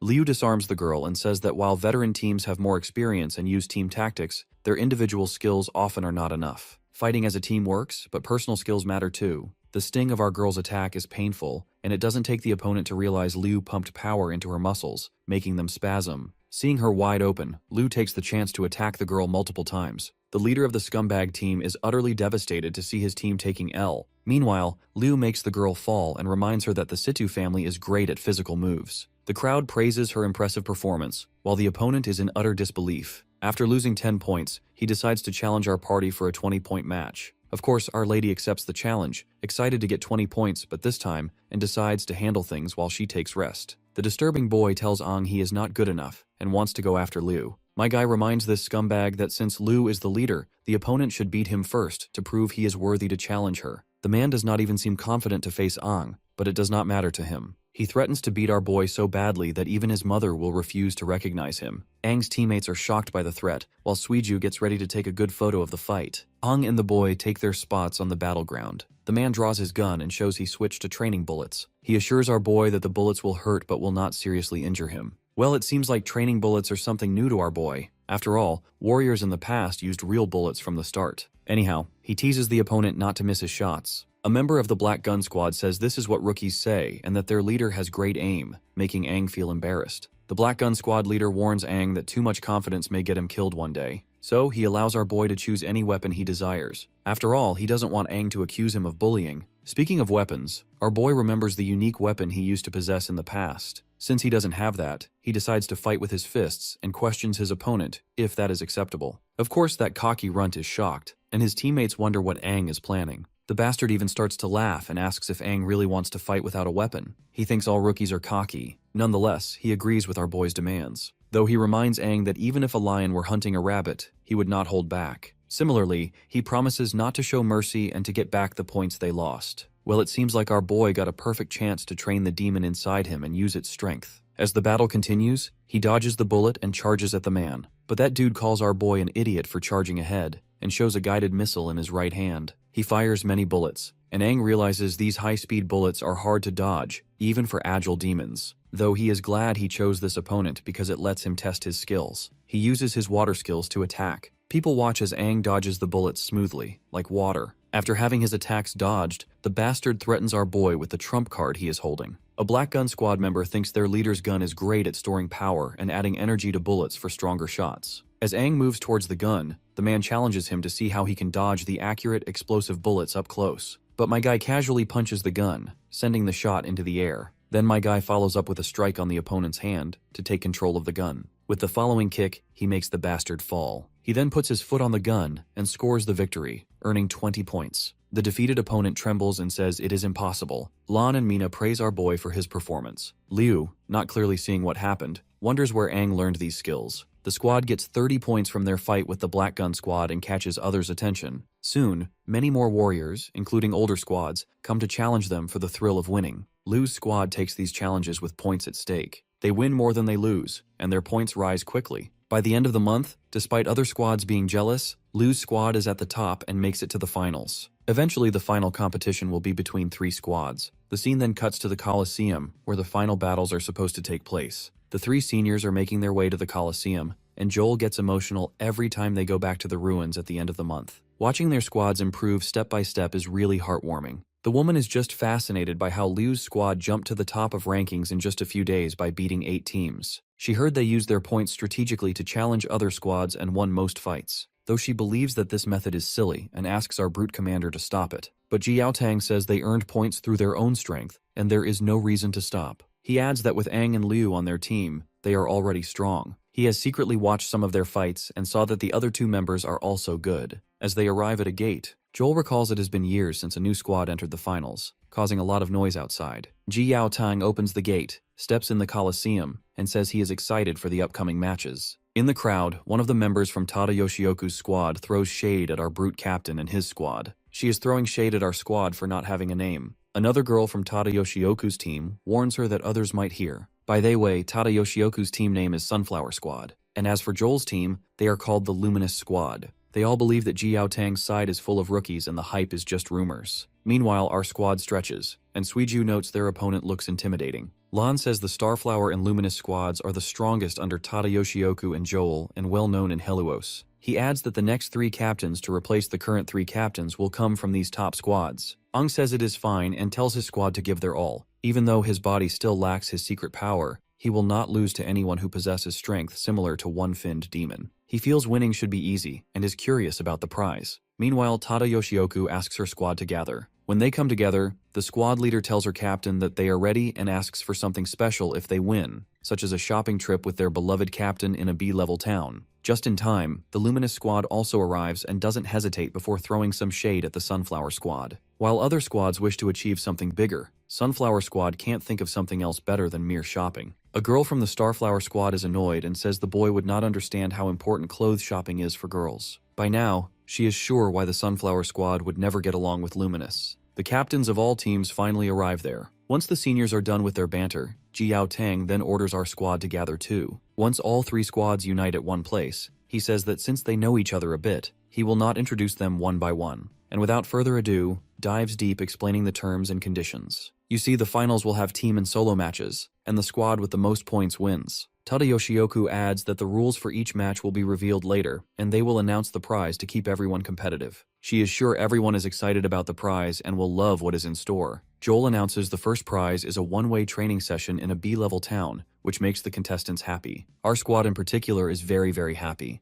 Without stalling further, Ji Yaotang then orders the squad leaders to come forward to draw lots. As the leaders draw their lots, the other warriors keep guessing what challenges they will face. Aang thinks about many changes he is seeing as compared to his previous life. Town classifications were not clear in his time. Towns were independent, and each town had to rely on themselves. He remembers Lan saying this town is C level, the lowest rank. B and A level towns are above it, and A level towns have strong warriors. The only level settlement is Grand City, the strongest with 5 or 6 finned warriors and the top 7 finned warriors. Ung wonders how it compares to his old town, and if his old town still exists after the big battle. He thinks about his old teammates. Suddenly Lan calls him, noticing he is daydreaming. Suiju suggests that they get ready as they are first to compete. Ji Yaotang announces all weapons have been swapped for training weapons, and the first match is between Liu's squad and the Luminous squad. Suddenly, the photographer girl realizes that they still do not have a squad name and wonders if they will come up with one. Lan agrees, saying they need a good name for when they become famous. Ung says it is a good idea and they should talk about it later. Meanwhile, Liu feels nervous. The leader of the Luminous squad sneers, asking how a ragtag group like theirs can win. He tells his members to focus on taking out their opponents, leaving Liu to him. The battle is signaled to begin. Liu realizes that this will be a match where everyone will be fighting one-on-one, but this strategy only favors the stronger opponents. She regrets the situation and tells her team to group up. Ung sees that Liu has seen through their tactics. Our squad's best move would be to eliminate their leader. He notes that the biggest flaw in the Luminous squad's strategy is if they lose their leader, the whole team falls apart. Liu's judgment is good and Aang thinks it is great, but the opponent also orders his team to regroup and change tactics, and they all latch on our girl Liu. Liu also tells her team to support her by covering her moves. Her teammates quickly block the other 3 Luminous squad members with precise strikes. The Luminous squad leader sees Liu moving directly toward him and warns her not to underestimate him. And he too rushes forward to fight Liu. The boy attacks with a small red Rasengan. The girl quickly instructs her team to close their eyes to stay safe. She thinks the boy used energy in his hand to make a flashbang that even hit his own teammates. Watching this scummy technique, Ji Yaotang is annoyed at Joel for not teaching the Luminous squad leader how to fight without cheap tactics. While the flash might work in one-on-one fights, it is bad in team battles because it affects teammates too. Joel replies he told the boy many times, but he did not listen, and sometimes habits need a hard lesson. In the battle, that cocky guy thinks rookies should not act arrogant. As he gets ready to attack again,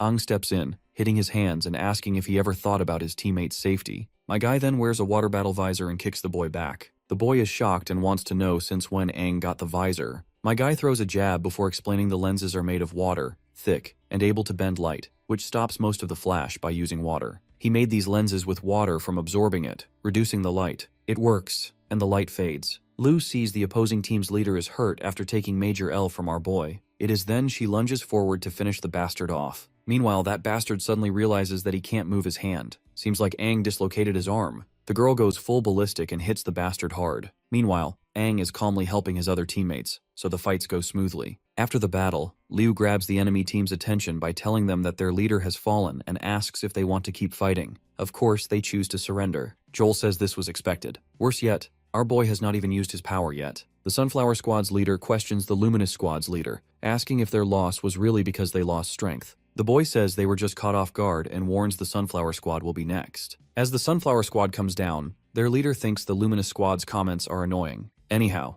as the team gets into the arena, Tada Yoshioku tells them all weapons are now in training mode, which marks the start of the battle. The Sunflower Squad charges at Liu's team. Their leader tells them not to get upset by the Luminous Squad's tactics and to stick to their training and keep their formation. Meanwhile, our brute Lan decides to put all his power into one punch. When he hits the ground, he creates a shockwave that cracks the earth. Ung thinks about using his power since there is chaos out there. He makes roots shoot from the ground to trap all the opponents. They are shocked and wonder where this power came from. Ung, on the other hand, is glad that it's working well and sees many uses for the elements he got from demons. He wonders how many elements there are. Liu then gestures to Lan to keep attacking, and the boy charges, but the opponents dodge his attack. The leader of the Sunflower Squad orders her team to move and regroup. She thinks their formation was broken, but instantly, Liu and Suiju attack the leader, who tries to block and asks her fellows to help her out. But she sees her teammates are already fighting our boys. The girl sees Aang handling 2 teammates alone, and remembers the Luminous Squad's warning about Aang being the strongest in Liu's squad and able to change the battle. Meanwhile, our photographer girl over here warns this girl to better focus on the fight. But the girl feels that she is invincible since she is an agility type.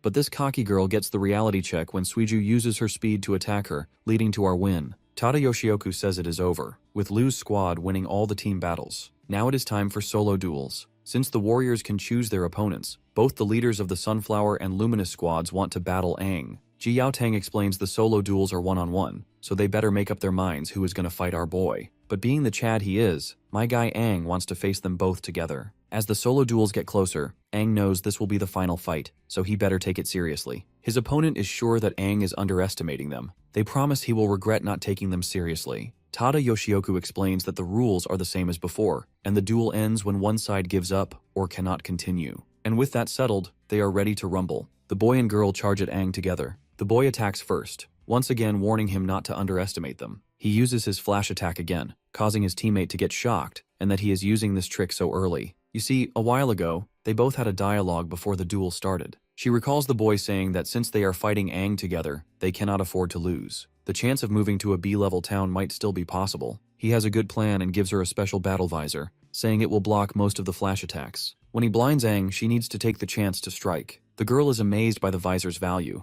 The boy stresses they cannot underestimate Aang and need to work together to move to the B-level town. He further reminds her that the flash will be the signal, so she must not miss her chance. As the boy gets ready to attack, he lets our boy know that there is no way to escape because his attack is 5 times stronger than before. Tada Yoshioku and the others struggle to see through the bright light. The girl notices the boy put a lot of energy into a powerful flash, even stronger than the last finals. Joel fears that using so much energy means the core cannot handle it for long, so they need to finish quickly. The Sunflower Squad's leader thinks Aang will only be blinded for a short time, and in order to utilize this opportunity, she decides to use her speed to strike him fast. She finds him and gets ready to attack. But my guy was already on her, and looked at her with satisfaction over his face. The girl is shocked by his intense look, feeling as if something scary is pulling her down into a cold ocean. Aang uses water to trap her, making her scream in pain. As her teammate is busy producing blinding light, he asks why she is the one shouting, to which she says it is because Aang attacked her and the visor fell off, leaving her blind.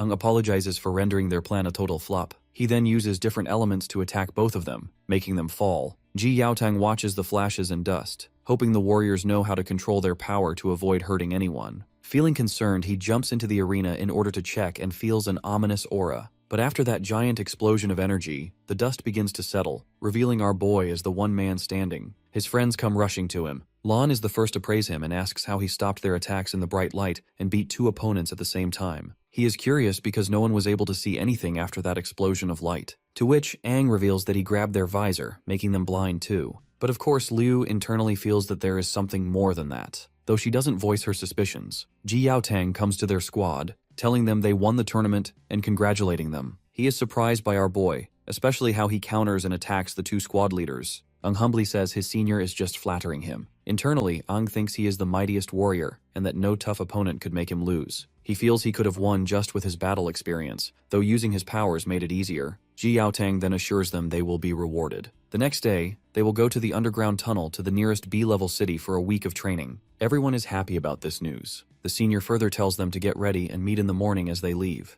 Lan says he heard there are 3 top warriors in those cities and looks forward to meeting them. As our squad walks away with smiles on their faces, Joel notes how Aang is so strong that even they might not be able to beat him if he uses all his power. Our brute commander also agrees, believing that the kid will reach the pinnacle of his career at one point. Anyhow, Joel adds that going through the underground tunnel is safer than traveling above ground. The woman also warns the commander to stay alert, mentioning that some no-finned demons appear there sometimes. Of course, Ji Yaotang isn't concerned, believing that no amount of no-finned demons can threaten them. He is confident the 4 of them will be fine even without his help. The underground tunnel, once a busy travel hub, is now ruined and mainly used as a passage between cities. Meanwhile, in one of those tunnels, a scared warrior runs away but gets killed by a 2-finned demon. The demon says that humans are weak and boring. He is apparently lost here, having no clue how to get out. The next day, Ji Yaotang and his juniors arrive at the underground passage. Suiju is thrilled to see it and takes pictures. She says the place looks really old and asks when it was built. The senior reveals that it is older than he is. The girl can tell that it looks deserted and wonders if people ever used it. Ji Yaotang explains that after the Battle of Dawn, many great warriors died, and the number of elites dropped a lot, making it impossible to expand territories or do missions. They also ran out of power crystals, which they needed.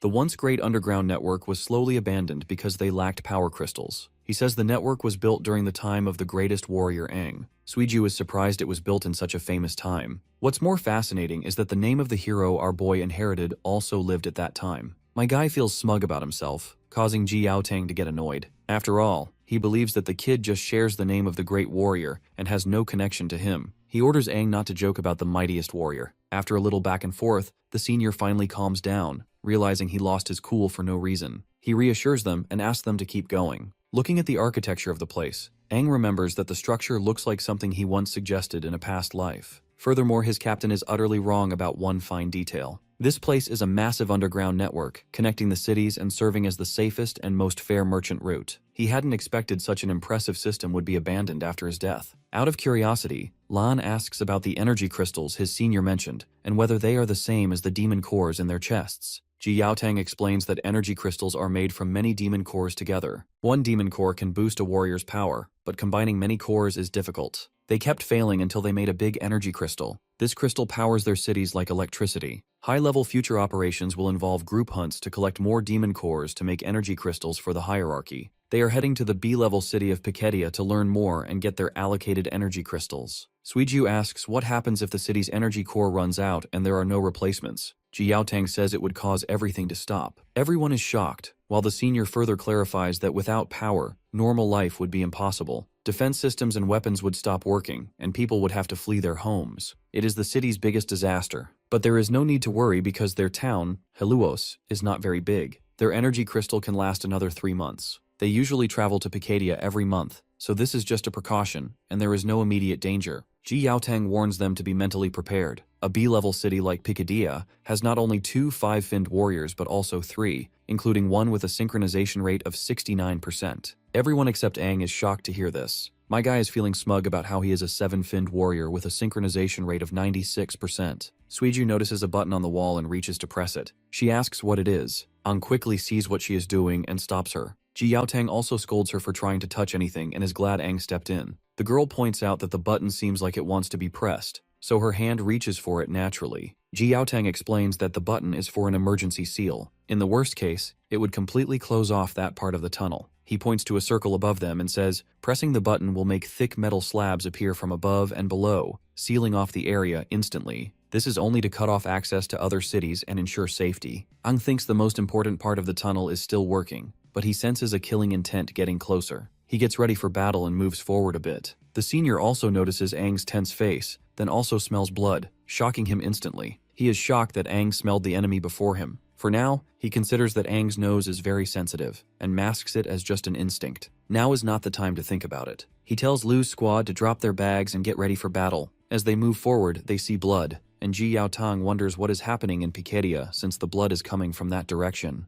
They meet a severely injured warrior from Piketia, who asks if they are from Heluos before collapsing. Ji Yaotang doesn't waste time before asking what happened in Piketia. The man says a demonic horde attacked the city. Piketia has already activated the evacuation alarm. Liu quickly questions what this alarm entails, whether they need to go help. Ji Yaotang reveals that the only time the city would sound the alarm is if all their warriors are dead. Hearing this, Aang is furious about the city's fall and the many lives lost. They see sparks from the direction of Piketia, and a bolt of light attacks the injured warrior, dragging it away. Aang feels bad for not reacting sooner as a demon appears. It grabs the injured man's head and looks around at the others. It says they all need to be killed and that the dead should not talk. Then the demon kills the warrior. The demon thinks about who to kill first. He attacks Lan, but Ji Yaotang stops the demon's strike. The demon can tell that this new warrior is stronger than the last one. Meanwhile, Ji Yaotang realizes this is a 2-finned fire demon and that it is really powerful. He knows he cannot take another hit and needs to protect the 4 of them. He does not have the energy to think too much, so he grabs everyone and leads them to run away. The demon keeps chasing them hard.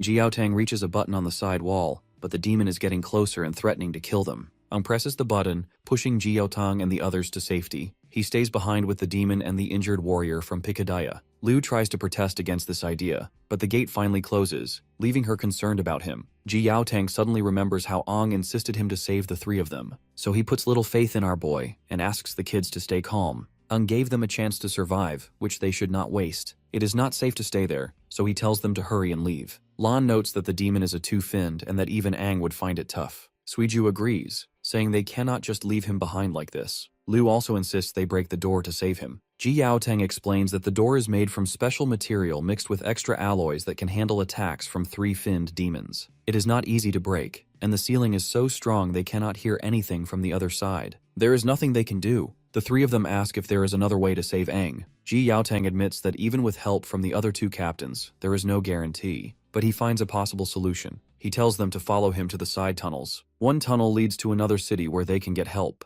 Eventually, they keep running along the path Ji Yaotang showed them. One of them thinks choosing this route means ignoring what is happening on the other side of the door, but they all hope that our boy will survive. Meanwhile, the man in question is fighting the demon and shows his true power. Since there is no one around, he no longer needs to hide his power. Watching this, the two-finned demon asks if Aang is a demon or a human. Well, even our boy is not even sure. For now, he is more interested in the demon's fire element, which my guy wants to snag all for himself. Seeing the aura my guy is exuding, the two-finned demon is really curious to learn if the kid is more powerful than one-finned demon. Aang quickly uses roots to attack the demon. Seeing this, the demon scoffs that if Aang is one-finned wooden type, then his fire element is the perfect counter. He unleashes a fierce blaze to destroy Aang's roots, saying he will consume our boy's powers. The demon then fires a fire blast, but Aang dodges it, making the fire hit the door instead. The bastard then makes fun of Aang, saying he will be burned if he comes closer and tries to escape. But my guy casually uses water to cancel out the fire and creates a powerful blast.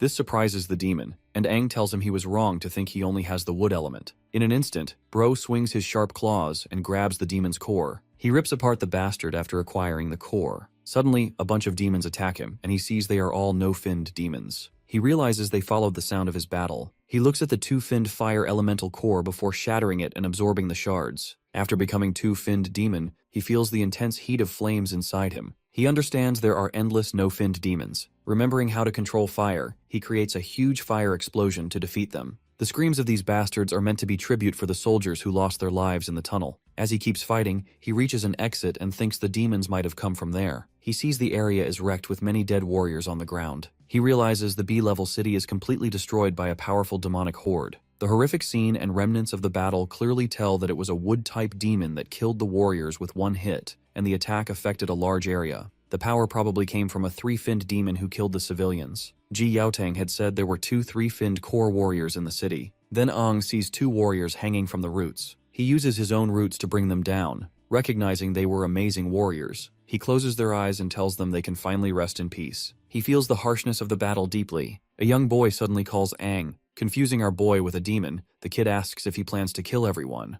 The kid thinks our boy must be a high-level demon since he can take a human form. He says the warriors saved his life, and he cannot stand demons ruining their bodies. Hearing this, Aang doubts the boy will trust his true intentions even if he tries to explain. Before he can think it through, a demon attacks the boy with a devastating attack. Quick on his feet, my guy fights the demon and takes it down. He then turns to the kid and tells the boy not to move and promises to heal him. The boy asks if Aang is a demon or a human. And with that last question, the kid pushes up daisies before getting an answer. This causes our boy to wonder about his own nature but decides that no matter what he is, his mission stays the same, to kill all demons. And so, he begins the massacre. He hits them with several devastating attacks using his new firepower. Once he is done, he explains that if he focuses the flames on his back, he can move faster and spread the fire like phosphorus powder to create explosions. Though it's a pity that he can't fly. But then he also wonders what would happen if he injected the flames directly into their bodies. When he throws a demon to the ground, it causes a huge explosion. He thinks that if he squeezes the flames and injects them, the demons could turn into bombs. He realizes that elemental abilities have many uses and decides to think about it more later. Just then, he sees the demons running away. He uses his fire magic to chase and kill them all. Afterward, he remembers the others waiting for him and that Ji Yaotang was supposed to bring back an energy crystal. Aang does not know if they are all safe. The town's own energy crystal can only last 3 more months, but the road to Pikadia City is blocked. The town would be in big trouble if they do not get a new energy crystal soon. He needs to reach the city's crystal storage and get the energy crystal. Not sure where to go, he has to think carefully about his resources. Using his wood-type abilities, he thinks the energy crystal, being a condensed form of cores, must give off energy. He can scan the whole city for energy changes to find it. He spreads his roots throughout the city to search for the crystal. Eventually he finds it and runs toward the source, realizing it is underground. He feels weak energy changes, meaning it is well protected. He finds an entry point and goes down, discovering the underground area is more complex than it looked. In the chamber, he sees a machine and realizes it must be part of the energy distribution network for a B-level city, which is impressive. He assumes the energy crystal would be even more amazing. Just then, he hears an automatic broadcast telling all warriors to protect the crystal with their lives. He heads to the storage area and wonders how many warriors are there. Aang uses his powers to check and find some dead warriors. The demons also damage the crystals. He thinks the fallen warriors probably fought to protect the crystals until they died. The demons did a targeted attack to destroy the crystals and seem smarter than before,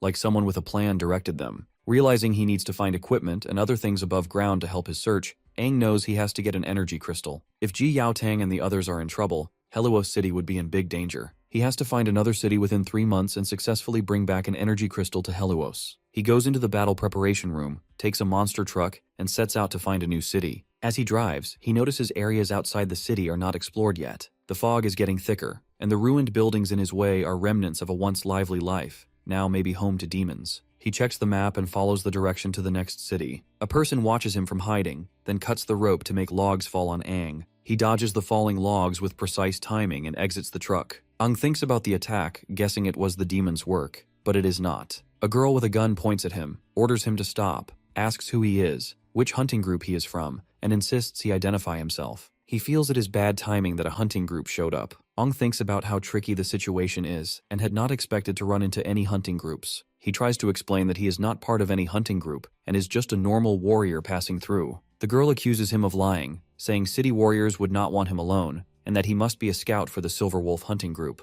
Aang is shocked and repeats that he is not part of any hunting group. She should calm down as it is too sudden to explain more. The girl throws a bottle near him, orders him to stay quiet, and calls people like him worse than demons. She then asks if her comrades from the Wearing Gun hunting group are still alive. Hearing this, Aang thinks the Wearing Gun members were captured by the Silver Wolf hunting group. He admits that he cannot prove whether he is a warrior or not part of any hunting group, especially with her gun pointed at him. As Aang notices more people arriving, the girl aims her gun at him again and tells him not to move. Suddenly, a bullet hits her and she falls. Aang sees a group of boys on bikes and realizes someone killed the girl with the gun. It seems there are still some survivors from the searing guns. One of the thugs from the gang suggests taking the survivors to their boss, so they move on to check it out. When they approach the girl, she thinks the newcomers are from the Silver Wolf group and tries to lift her injured hand. One of the men grabs her by the head and talks about her being a woman, finding it surprising. He looks her over and says she is cute, considering doing something with her. Aang then arrives and kicks the man away. He disapproves of getting involved in the personal matters between hunting groups, but notes that the Silver Wolf members are scum. In his bad mood from the day's events, he offers them a chance to leave. The man, frightened after seeing the intimidating side of our boy, calls him a demon. Aang grabs the man's gun and crushes it like a Chad he is, saying he does not like being threatened with a gun.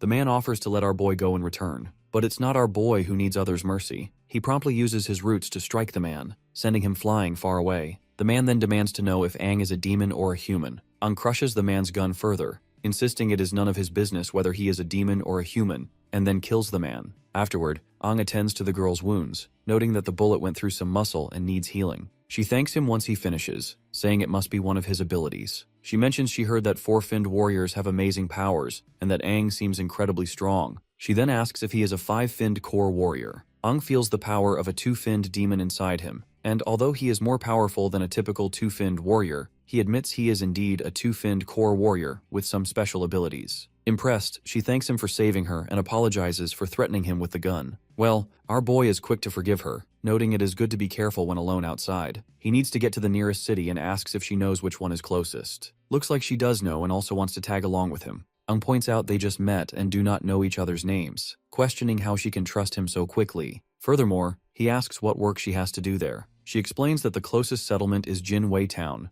a very small sea-level settlement, but it was taken over by the notorious Silver Wolf hunting group a few days ago. The Searing Gun hunting group tried to free the town but failed, and all her comrades were killed. They had a chance to win, but did not expect that the captain of the Silver Wolf hunting group had already become a three-finned core warrior whose power was overwhelming. Her captain was a two-finned core warrior, and they were no match for a three-finned warrior. In the end, she managed to escape. If freeing the town would not interfere with his mission, she wants his help and is willing to risk her life to assist him. Aang thinks that although there were hunting groups in his past life, he never saw something like this under his supervision. He wonders what the current leader is doing while these groups are trying to forcefully take over towns. The girl mentions she heard the Silver Wolf hunting group took over a tower to get energy crystals, but does not know what they plan to do with them. Of course, Aang is angry to think that these scumbags wish to steal the city's life. He then asks her to lead the way, as they gotta deal with the scumbags. Later, as it gets late, she tells him they are almost there. They keep moving, and he suggests hiding the car before getting too close to the town. Aang says he does not remember this town, as it is not on any map, and that the Silver Wolf hunting group has taken it over. They decide to walk the rest of the way and check things out. Just as they are about to leave, she sees demons hiding behind them. Aang's roots quickly grab the demons, putting them down for good. He decides to leave these bastards as it is, because they cannot kill all the demons since fresh demon blood would attract more demons. He tells her to keep going, and she agrees as they head toward the town. She thinks about how strong Aang is, feeling hopeful that they can save the town and his friends. While hiding in some bushes, Aang notices there are no guards on the wall and the gate is open. They see someone coming out of the town with another person, asking for help. A man from Silver Wolf grabs the person's head and throws it to the ground. The girl gets angry at the Silver Wolf members and points her gun at him, but Aang stops her, saying it would give away their location. He assures her that he will handle it. Then a giant hand appears, picks up the two dead men, and takes them inside. Seems like this demon is working alongside with Silver Wolf guys. Of course, our duo is shocked, realizing they cannot use the same plan if a demon is involved. They need to rush in and save as many people as they can. He quickly takes out the two Silver Wolf members at the gate and goes into the town. The girl follows him, saying she wants to help. She sees the two Silver Wolf members and wonders what Aang did to them, as they look like they have been dead for days. The town is full of Silver Wolf members, and Aang is taking them down one by one. He figures they are just corpses controlled by a demon's power, so he does not hold back. Aang kills all of them, thinking they are controlled by black strings. These demons usually work alone, so he knows he has to follow the strings to find and defeat the main demon. He tells the girl he is going to save the father and son they saw at the gate and asks her to find other survivors, to which she agrees. Aang follows the trail until he reaches a gate. He hits the gate to open it but feels he is too slow. Inside, a demon sits on a throne and says everything in the town, dead or alive, belongs to him. He kept the pair alive to play a game, but they escaped the town and crossed a line. The demon invites Aang to come closer to see him better. Aang notices 3 energy crystals behind the demon. The Silver Wolf group took over the town for these crystals, which attracted the demon. He wonders why a demon wants energy crystals. The demon turns to our boy and asks if he is human or demon. Meanwhile, Aang realizes the demon is a rare purple core type with special abilities. He tells the demon that he must have killed all the Silver Wolf members, mentioning their leader was a 3-fin core warrior and probably failed to match this bastard's control powers. The demon kicks someone toward Aang. Actually, not someone, but the same man we had been talking about just now. Aang blocks the zombified warrior's attack. Suddenly, many ghouls appear to greet Aang. He sees that not only the Silver Wolf members, but also the town's original warriors, have been turned into ghouls. There are a lot of them, and the demon welcomes Aang to his group in a rather friendly manner. Aang thinks about the 3-finned demon while he's in his 2-finned form. It would have been a problem if it was a normal 3-finned demon, but this one is a purple core demon that's weak in fighting and uses psychic powers to control the battle. My guy balls up his fiery fist and defeats them in an instant. The demon is actually impressed, believing that he's not a normal human. The demon then commands his army to fight, but Aang says it's useless because he burned their cores. The demon is annoyed because he worked hard to collect them. Aang is glad to finally set the poor warriors free of this bastard's control. Now there are no more cores for the demon to control, reducing its fighting power. My guy lunges and strikes the bastard. After a barrage of punches, he gets ready for the final strike to the demon's core. Just then, the demon puts that child from earlier in the way as our boy is about to punch him. This leaves him wide open, and he ends up taking a direct blow in his belly. The demon reveals that he not only controls cores but also possesses sharp gold elements too. Aang thinks about the metal element, realizes its depth, and decides to hurry to treat his wounds. He then uses recovery magic on himself. The demon says the fight might be harder than he thought, and gets ready to use something he's worked hard to get. He tells a man to bring an item. He is regretting that he is about to use his precious father-son duo so early. The man brings a green liquid, which the demon drinks. Aang wonders what it is and instinctively senses danger, realizing he has no time to recover. He charges at the demon despite the pain in his abdomen, trying to stop the demon's actions. He jumps to attack, but a shield protects the demon, throwing Aang back. He wonders where the demon got such a burst of power, thinking the demon is forcefully taking energy from a crystal. Aang knows this can't be possible because the crystal's energy was condensed by humans so much that extracting it like that would make the crystal explode. He had proven this theory in his past life. The power in the demon's body is wild and uncontrollable, but it stops before reaching the threshold. Aang thinks if this is due to the drug this bastard just chugged down. One thing for sure, it's definitely not something a demon made. The demon then starts to evolve, shining as it uses the crystal's power to turn into a 4-finned demon. Aang realizes things are getting worse. The demon feels smug before attacking again using a thrust. Aang sees that the demon now has the abilities of a 4-finned demon. As he tries to dodge, the demon moves so fast it kicks him down. The demon makes fun of Aang, saying that each fin gained through evolution creates a huge power gap between them. Long story short, our boy stands no chance, or at least that's what this bastard thinks. The demon then offers Aang a choice to become his core. Just as the demon is about to attack, it stops when a bunch of purple circles summon themselves. A creepy lady comes out of the circles, grabs the demon's head, and tells it not to interfere with her plan. Before that cocky demon can register what's going on, the woman compresses the demon to absorb it. After doing so, she herself turns into a 4-finned demon too.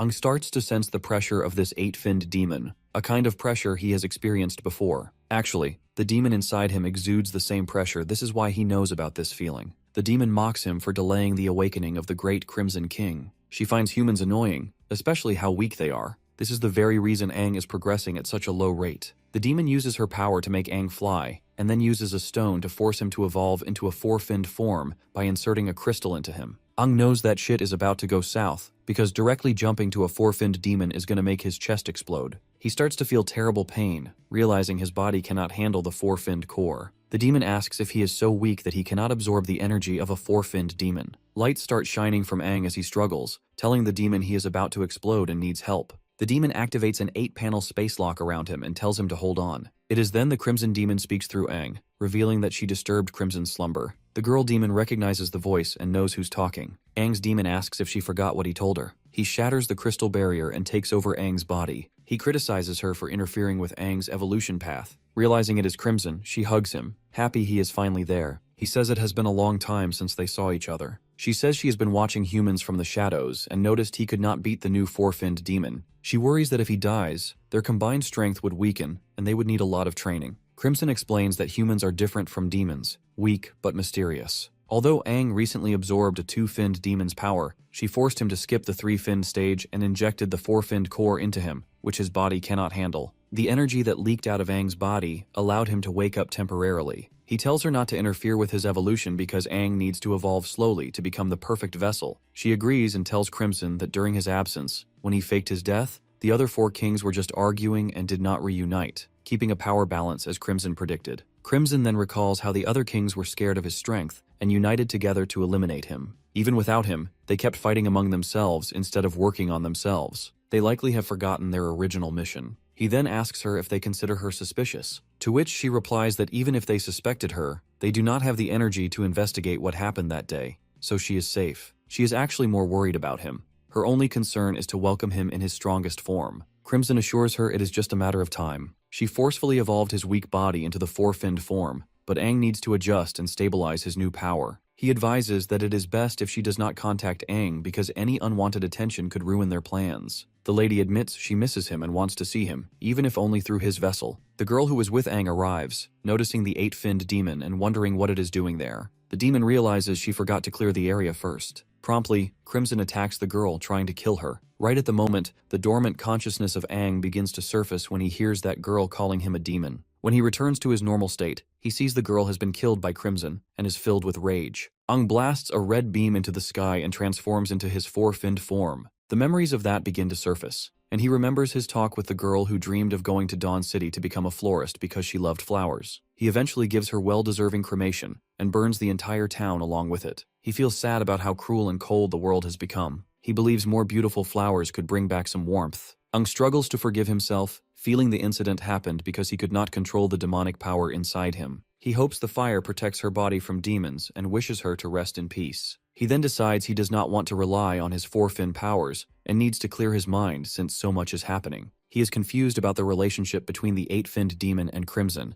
especially why she made him skip the 3-fin stage and go straight to the 4-fin stage. He wonders what their ultimate goal is and how a 3-fin could become a 4-fin on its own. This is not something a demon can do alone, so he thinks about who might have given or created this power. Such advanced engineering could only be done by a major city or a top organization. Aang suspects it might have been developed in Dawn City and realizes he needs to find a big city quickly. He decides to contact Ji Yaotang to let him know he is safe. He also wonders how everyone else is doing. After this, he starts driving the monster truck, hoping his friends escape the tunnels and reach the city safely. There is an A-level city called Piketia in his direction, so he plans to send a message from there. Meanwhile, in Bryan City, Ji Yaotang and the other 3 arrive safely and meet with the 5-fin warrior and battle commander Koda. After hearing their reports, Koda apologizes for not being able to send a rescue team. He simply can't risk his rescue team just to rescue one guy Aang they are talking about. After all, they have just learned that B-level Pet City was destroyed by a high-level demonic horde, so there is no way in hell that the kid is still alive. Ji Yaotang argues that Aang has special talents and might have survived against the odds. Koda says that although Bryan City has many young warriors with special talents,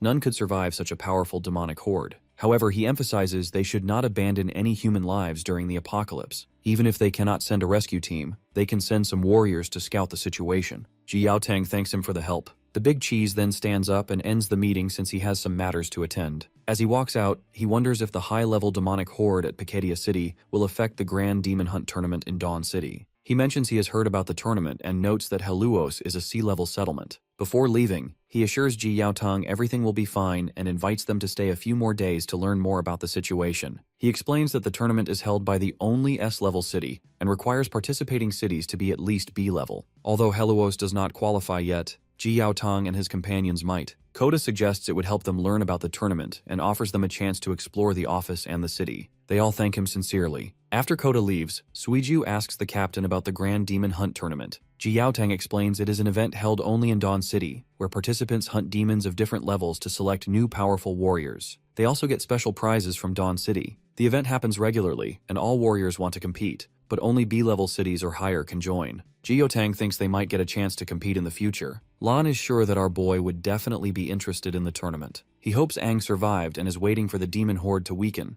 Of course, no one expected such a tough challenge on their first mission, and the fact that Aang put himself in danger to save everyone is crazy. Currently, all they can do is wait for reports from the scouts. He has already sent word to Helluos about their situation using the city's communication tower. For now, the captain plans to stay in Bryan City for a few days to learn as much as they can. There are many skilled warriors there, and so our party has to believe that Aang will survive. Meanwhile, over at Piketia, Aang is in the reception room with Paris. The woman confirms our boy's report that Piketia City was destroyed by a demonic horde. They also helped Aang send a message to Helluos Town about his squad's situation, and she believes a response will come soon. However, Paris apologizes for not being able to give Aang an energy crystal because they are not responsible for distributing them. The allocation is decided by higher-level cities. Since Piketia City, the higher-level city linked to Aang, was wiped out, he needs to ask Dawn City for a new allocation. Of course, Aang did not expect the distribution of energy crystals to be so troublesome. Since he is already in the area, he might as well check out the city and investigate the demon's items. However, his current identity might make it hard to enter the city. He thanks Paris and asks if he can get into Dawn City on behalf of Helluos. Paris declines, explaining that he needs to be a captain to officially represent Helluos. Otherwise, he will not have the necessary access. She also cannot appoint anyone else as the representative either. Aang thinks about going back to Helluos to get an official appointment, but he finds it troublesome. Paris talks about another way to enter Dawn City, which is having a high-level city official vouch for him, someone like herself. When Aang asks if she is offering to vouch for him, she agrees but says she does not have to. She tells him that if he joins the Grand Demon Hunt tournament as an external recruit, she wants him to join her squad, and acts as a vanguard to gather information during the competition. However, she cannot promise him that he will survive. Aang remembers what the vanguard role involves. Due to the dangerous nature of the job, none of her participants seem willing to take on that responsibility. After thinking it over, he agrees to the role. He feels that the Grand Demon Hunt tournament is something he had started on his own back in the day. Paris takes him to the nano equipment storage and tells him she made him the vanguard because they were desperate. Right now, no city wants to send their important members as vanguards since many have died in the past few years. She had warned him before that she would do her best to get him the equipment he needed, then let him choose anything from the storage. He agrees and starts looking around. Internally, Paris is puzzled about Aang's true potential. Since his core level insignia is broken, she can't detect his current power level. Given that he's from a sea-level town, he's probably only a 2-fin core warrior, but Aang seems confident and might have a trick up his sleeve. Meanwhile, he picks a nano wing that can turn into a great sword. He thinks his old combat knife was good for moving around but didn't do enough damage. Paris asks him to wait because this kind of item is only meant for a 3-fin warrior. It would be unstable if he tried to use it with his current strength, and he might hurt himself. But my guy proceeds to equip himself anyway, and demonstrates how easily he can rotate the sword, saying it feels solid. Of course, the woman is shocked, wondering how he can pilot it so easily, and thinks maybe he understands nano wings really well. She's heard of warriors with special talents who can handle high-level nano wings without problems. Aang then proceeds to ask about the availability of a live combat arena there. Eventually, they go to the main entrance where Paris promises to get him all the equipment he needs. She asks why he wants to go to the live combat arena, and he says he wants to test the new nano wing on a demon to warm up. She asks if he really wants to go alone since sometimes one-finned demons appear even though the arena is supposed to be safe. She offers to go with him if he wants, but Aang says he can handle a one-finned demon by himself. Since his confidence and bravery are rare for a warrior, she wants him to be careful. She also mentions she has to train some 4-fin warriors, and wishes more of them were as confident as Aang, which would make things easier. With that exchange, they part ways. Of course, Aang intentionally didn't let her come with him. He's not just testing his new weapon, he wants to see what he can do with his 4-finned transformation. He arrives at a ruined area, sees that it's been claimed, and the fog is gone. Then, he hears a demon's voice that appears and rushes to attack him. He dodges and makes a strong slash with his sword, saying the great sword feels much better. He sees more demons gathering and worries they won't come out during the day now. He can finally get to know his weapon, release some frustration, and handle his thoughts. He starts killing the demons one by one. Each swing splits demon blood and cuts off limbs. His moves are almost like a dance, as if he was born to kill demons. He doesn't use wood, water, fire, or metal elements. Each swing builds his muscle memory in his weak body. He only faces nun-finned demons, which aren't a match for his skills. The only sound is the demons wailing, and he doesn't know how long he's been there. Finally, Aang cuts down the last demon of the wave and realizes his body has been changed by the demon power inside him. He feels much stronger than when he first reincarnated, though some things still need work. He's surprised he gets out of breath after just a few swings. Then, more powerful demons show up after sensing our boy's presence. They are one-finned demons. One is a wooden type, while the other seems like a fire type. Aang knows these are the one-finned demons he expected. The demon notices Aang isn't scared and wonders if his lack of fear is how he shows it. One demon attacks Aang, but he moves so fast he hits the demon with a rock and then stabs it with his sword. He says the metal element works well against fire. He decides to test his four-fin powers. The other demon, clearly scared, asks if he's really human. Aang remembers that his purple four-finned power lets him control cores. After killing the demon, he uses a purple thread to control it, shocking the other demons as the bastard watches Aang control one of their own. As evening comes, Paris notices that Aang hasn't come back yet. A man tells her that sunset is almost here, and because of the demon horde at Piketia City, all the gates, including the side ones, will close soon. Paris asks for a report on the demon levels lately, and the man says not only are there more one-finned demons, but two-finned, three-finned, and even four-finned demons are appearing. Paris worries that the kid might have been caught by the demons. She wants him to survive because she has just sent in the participant list and wants to avoid more problems. She decides to look for him at the live combat arena and tells the man she'll be back before the gates close, to which the man agrees. As she rushes, Paris thinks about being careless. Aang was just a normal warrior from a sea-level town, and she feels bad for letting him go to the live combat arena alone even though he asked for it. Usually only no-finned demons are there, and a five-finned demon showed up years ago. She feels responsible if the kid died there because it would make her look bad as a five-finned warrior who failed her duty. She worries about how she'll explain it to the soldiers from Helluos and hopes Aang is still alive. When Paris gets to the arena, she senses a strong demon aura and smells death, which isn't good. There are many demons there, including one-finned, two-finned, and three-finned ones. The higher-level demons make her worried because that's not normal. Suddenly, a demon runs at her, recognizing her as a five-finned warrior. She quickly kicks it hard, causing a big blast. Something feels wrong, and she senses something unusual. She sees many demons gathering, which is strange because demons usually don't group up like this. She knows she has to act fast before the gates close. She gets ready to fight, noticing the demons look like mindless corpses and smell bad. They only come from the front, making them easier to hit. She decides to use her bowstring slash to kill the demons. After taking out many of them, even more demons come, and she wonders how many there are. At that moment, Aang shows up behind her and asks why she's there. She's shocked and accidentally swings her sword at him. Aang stops her, identifies himself, and tells her it's him. Paris is stunned and asks if he's okay. She can't believe he blocked her attack so easily, even though he was fast and strong. She wonders if he's really from a sea-level town because even a four-finned warrior would have a hard time blocking that. Aang says she's a good five-finned warrior and admits his hand was numb from the hit. He explains he was focused on something and lost track of time, apologizing for being late. Paris tells him it's okay as long as he's alive and says they need to handle the unusual demons. She points out there are some three-finned demons that could be dangerous to Aang and tells him to stay back for his safety. Aang asks if she means all the demons around them.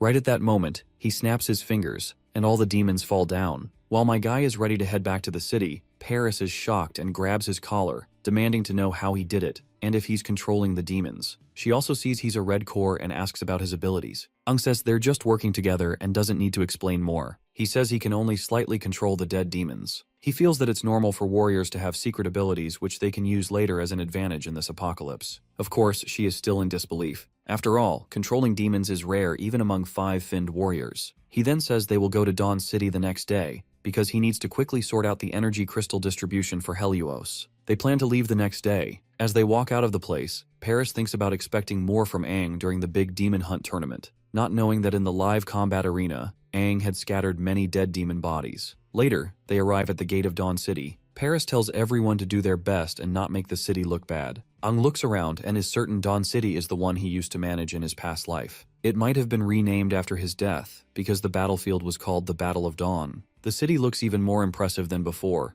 and he thinks it might be a long time before he can return. He wonders if he might meet the 6 great heroes, the strongest team he trained. He is curious about how they are doing after the Battle of Dawn, and if they would believe his story. Paris comes up to him and asks if he is scared of his first time visiting Dawn City. She says it is too early to be shocked since they have not even entered the city yet. Dawn City is humanity's only S-level city and the center of their strength. Not everyone is lucky enough to see it, and some people never do in their lifetime. Ung thinks Paris, being a 5-finned warrior, might know something important. He asks if she knows what happened to the 6 great heroes after the Battle of Dawn. She pauses, finding the question strange, and asks if he means the old 6 heroes. Ong is confused and explains that the 6 great heroes are the 6 people he is talking about, the strongest team led by the king, known as the mightiest warriors who share his name. Paris is surprised and asks if he really did not know. She says everyone knows the new 6 heroes do not like talking about the old 6 heroes, and warns him not to bring it up inside the city. She explains that the king changed, the dynasty changed, and the current mightiest warrior is the new king. The king Aang is talking about is now called the Old King. She warns him again not to speak about these things in the city. Ung wonders what happened to the old 6 heroes. Paris raises her voice, asking if he was not listening. People nearby start looking at them. She says she never knew why he chose to be called Aang,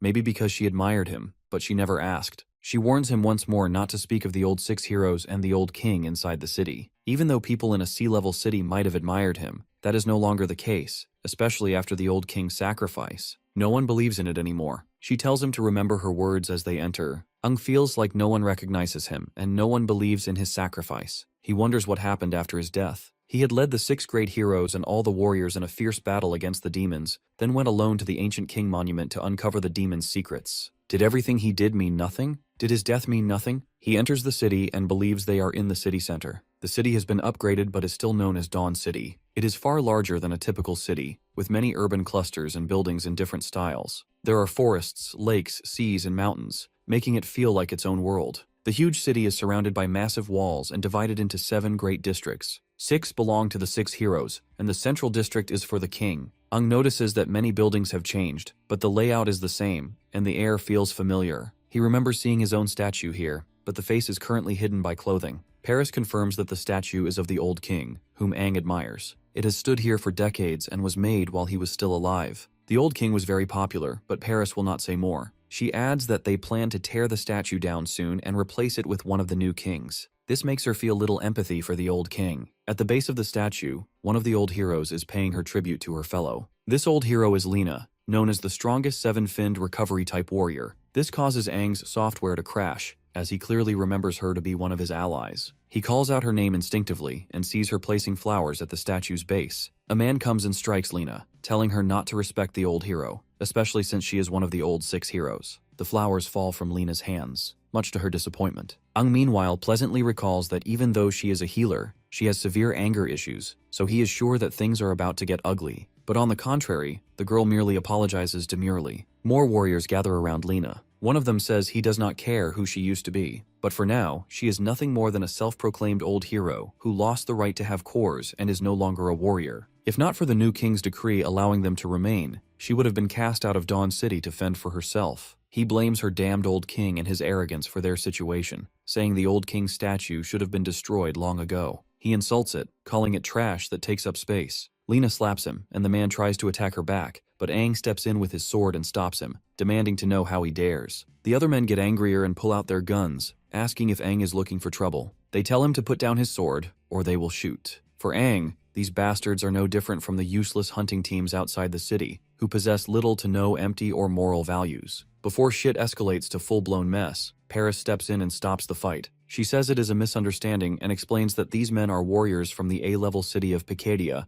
coming to join the Grand Demon Hunt tournament. She patronizes them if they are trying to fight warriors from other cities. She further suggests Aang to put his sword away since he is representing Pikadia. Aang puts his sword back. The warriors tell him to leave and avoid fighting warriors from other cities. They warn that they will be in big trouble if the law enforcement captain finds out. One of them tells Aang to quietly go to his hotel if he is joining the tournament. Aang should feel lucky that he is getting away easily. With that, the noisy bunch barges away. Then Lena turns to our boy and asks if he knows her. He thinks about telling her that the mightiest warrior Aang has returned, but decides it might cause more problems if he is not careful. Paris steps in and tells the old hero that Aang has a reputation for being a troublemaker. Of course, Aang plays along and confirms he is indeed troublemaker. Hell, even his name is a troublesome one. Lena starts to leave, agreeing it is a really troublesome name, a kind of name that brings headache. Hearing this, Paris gets annoyed at Lena. Not only Aang helped her out, but she is also calling him a headache. But my guy isn't bothered. He thinks he will find a good time to explain things to her, and believes she has a lot to tell him too. The next day, during the Grand Demon Hunt Parade, Paris's team joins the festivities. Someone talks about a new face in the crowd. Paris tells Aang that after the tournament, she will help him contact the person in charge of energy crystal distribution. Aang is happy that she remembers and thanks her. He tells her not to worry and promises she will not be disappointed with his performance.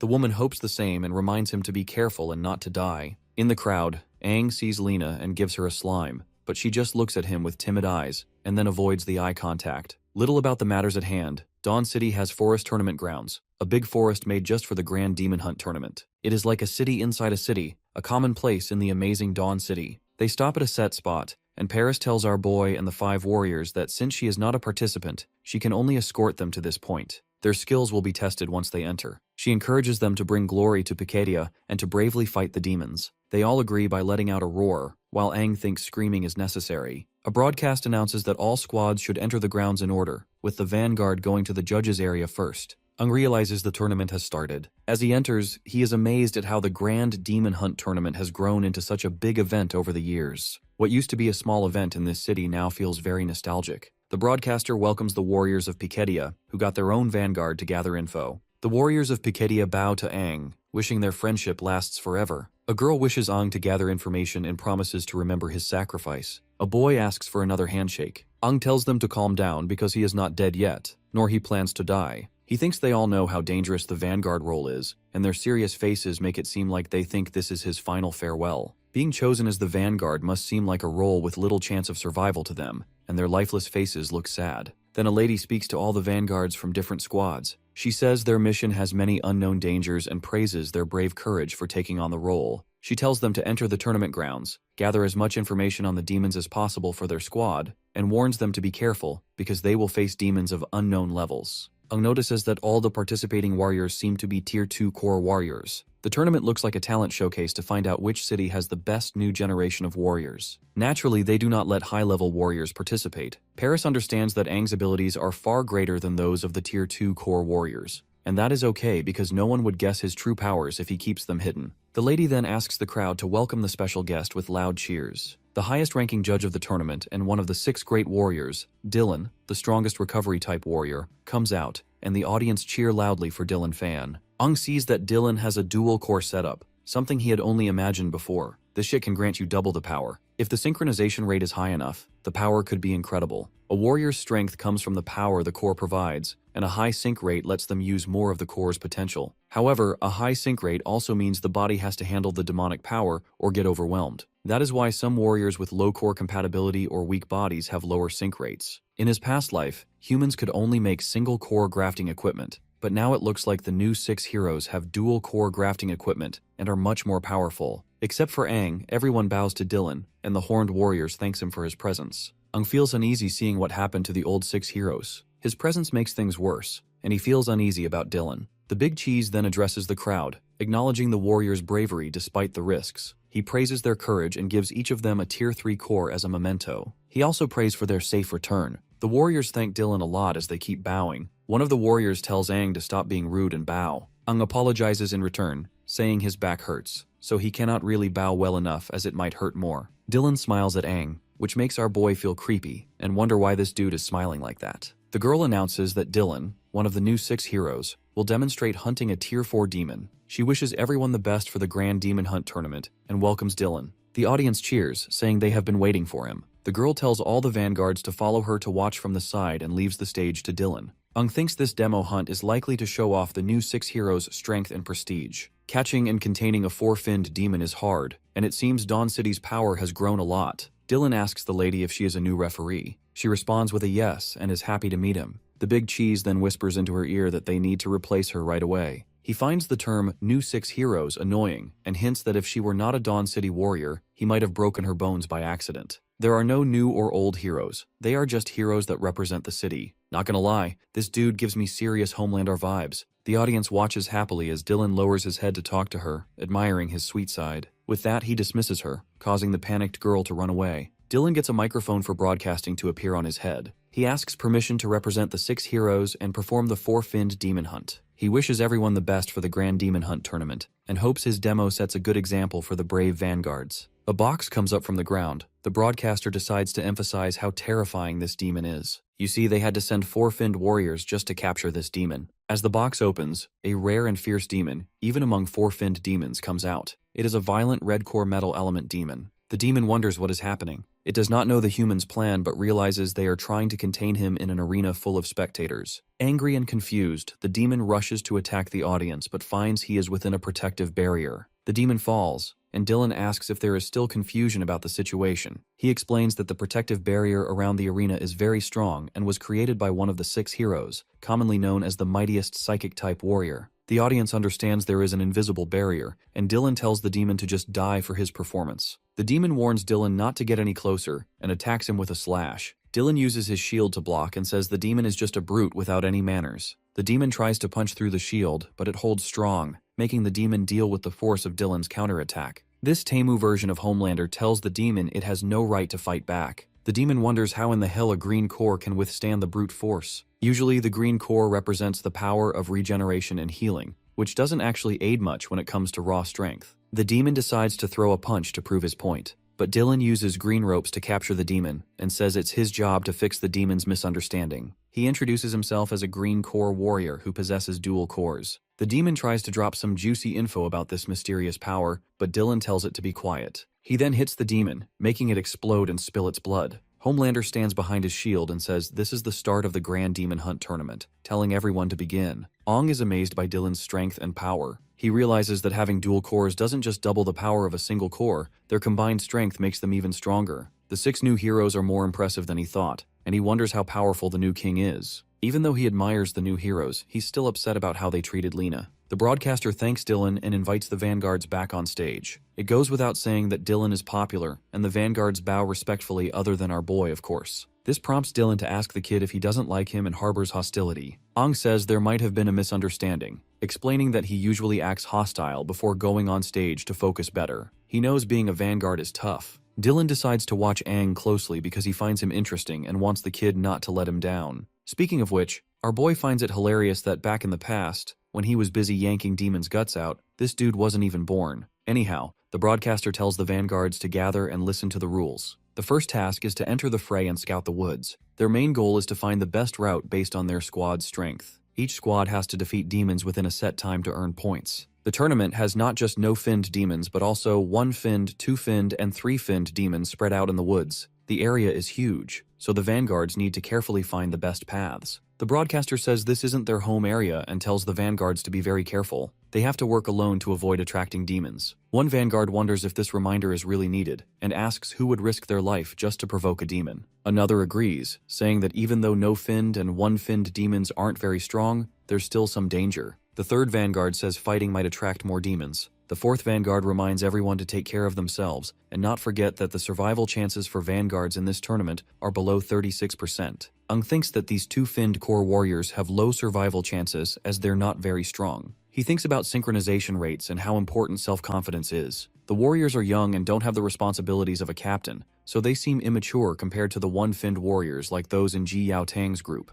The warriors from a town with few resources have improved their skills and experience through life-or-death battles to protect their home, and these pussies have already started to panic. The broadcaster then announces that, like every year, there's a special part of the tournament involving a level 4 demon. There's a 4-finned demon locked in a container in the tournament area. If a squad is strong enough, they might try to hunt it. If they succeed in hunting the 4-finned demon, the tournament will end, and their squad will be the winner. Ung notices that this part of the tournament is the same as in previous years. A man says that even though everyone knows the 4-finned demon gives the most points, no one dares to take the risk. When the tournament starts, all the other vanguards leave except for Aang. He rushes off to find the 4-finned demon, saying that's his goal after all. As Aang rushes inside, he sees that most of the vanguards are sticking together. It looks like the other teams don't plan to go after the 4-finned demon, even though defeating it would mean winning. The young warriors are still scared of the risks. Dylan, who is watching the vanguards, asks a lady for information. In response, she asks which warrior he wants to know about. Dylan describes a warrior with a patch of white hair who is currently taking a relaxed walk. The lady finds the info and tells Dylan that the warrior is registered in Pikedia as a 3-finned core warrior. Dylan notes that the tournament allows warriors up to 3 fins to join,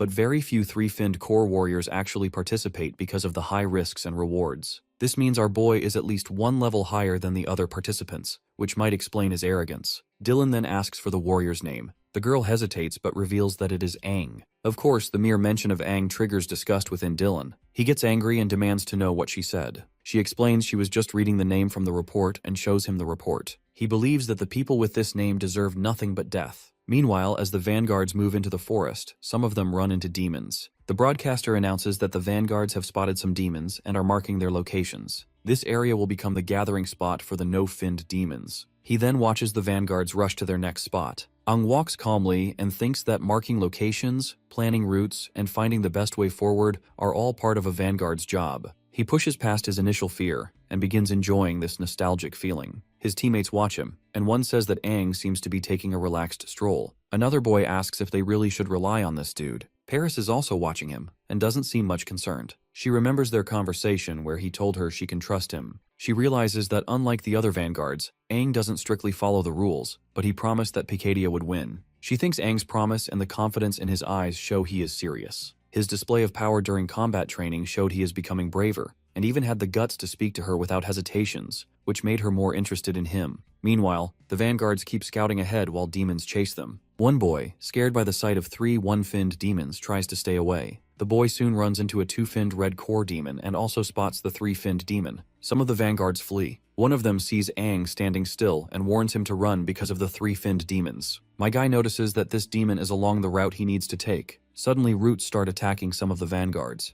The audience is shocked by the demon's appearance and asks the warriors to escape. The demon declares that humans have trapped demons there for too long and that they deserve to die. As the demon attacks Aang, he realizes that the demons inside the tournament grounds are much more violent than those outside. He quickly dodges the attack and thinks that having so many spectators is a hassle since he wants to lay low. In order to avoid standing out, he decides to eliminate the threat quickly. Aang approaches the 3-finned demon closely, clearly focusing on its core. Since the 4-finned demon is still waiting for him, he does not have time to deal with this 3-finned demon. With determined precision, he attacks the core with great force. The audience is stunned as they watch him single-handedly defeat the 3-finned demon. Aang uses a metal element sword and infuses it with the metal element to make it sharper and more damaging. After defeating the demon, he retrieves the 3-finned agility core and starts searching for the 4-finned demon. He considers if the terrain layout has changed. The highest-ranking spectators are placed to have the best view of the tournament, so the 4-finned demon is probably in the most elevated and prominent part of the area. As Dylan watches Aang's movements, he can sense that the kid is clearly searching for the 4-finned demon.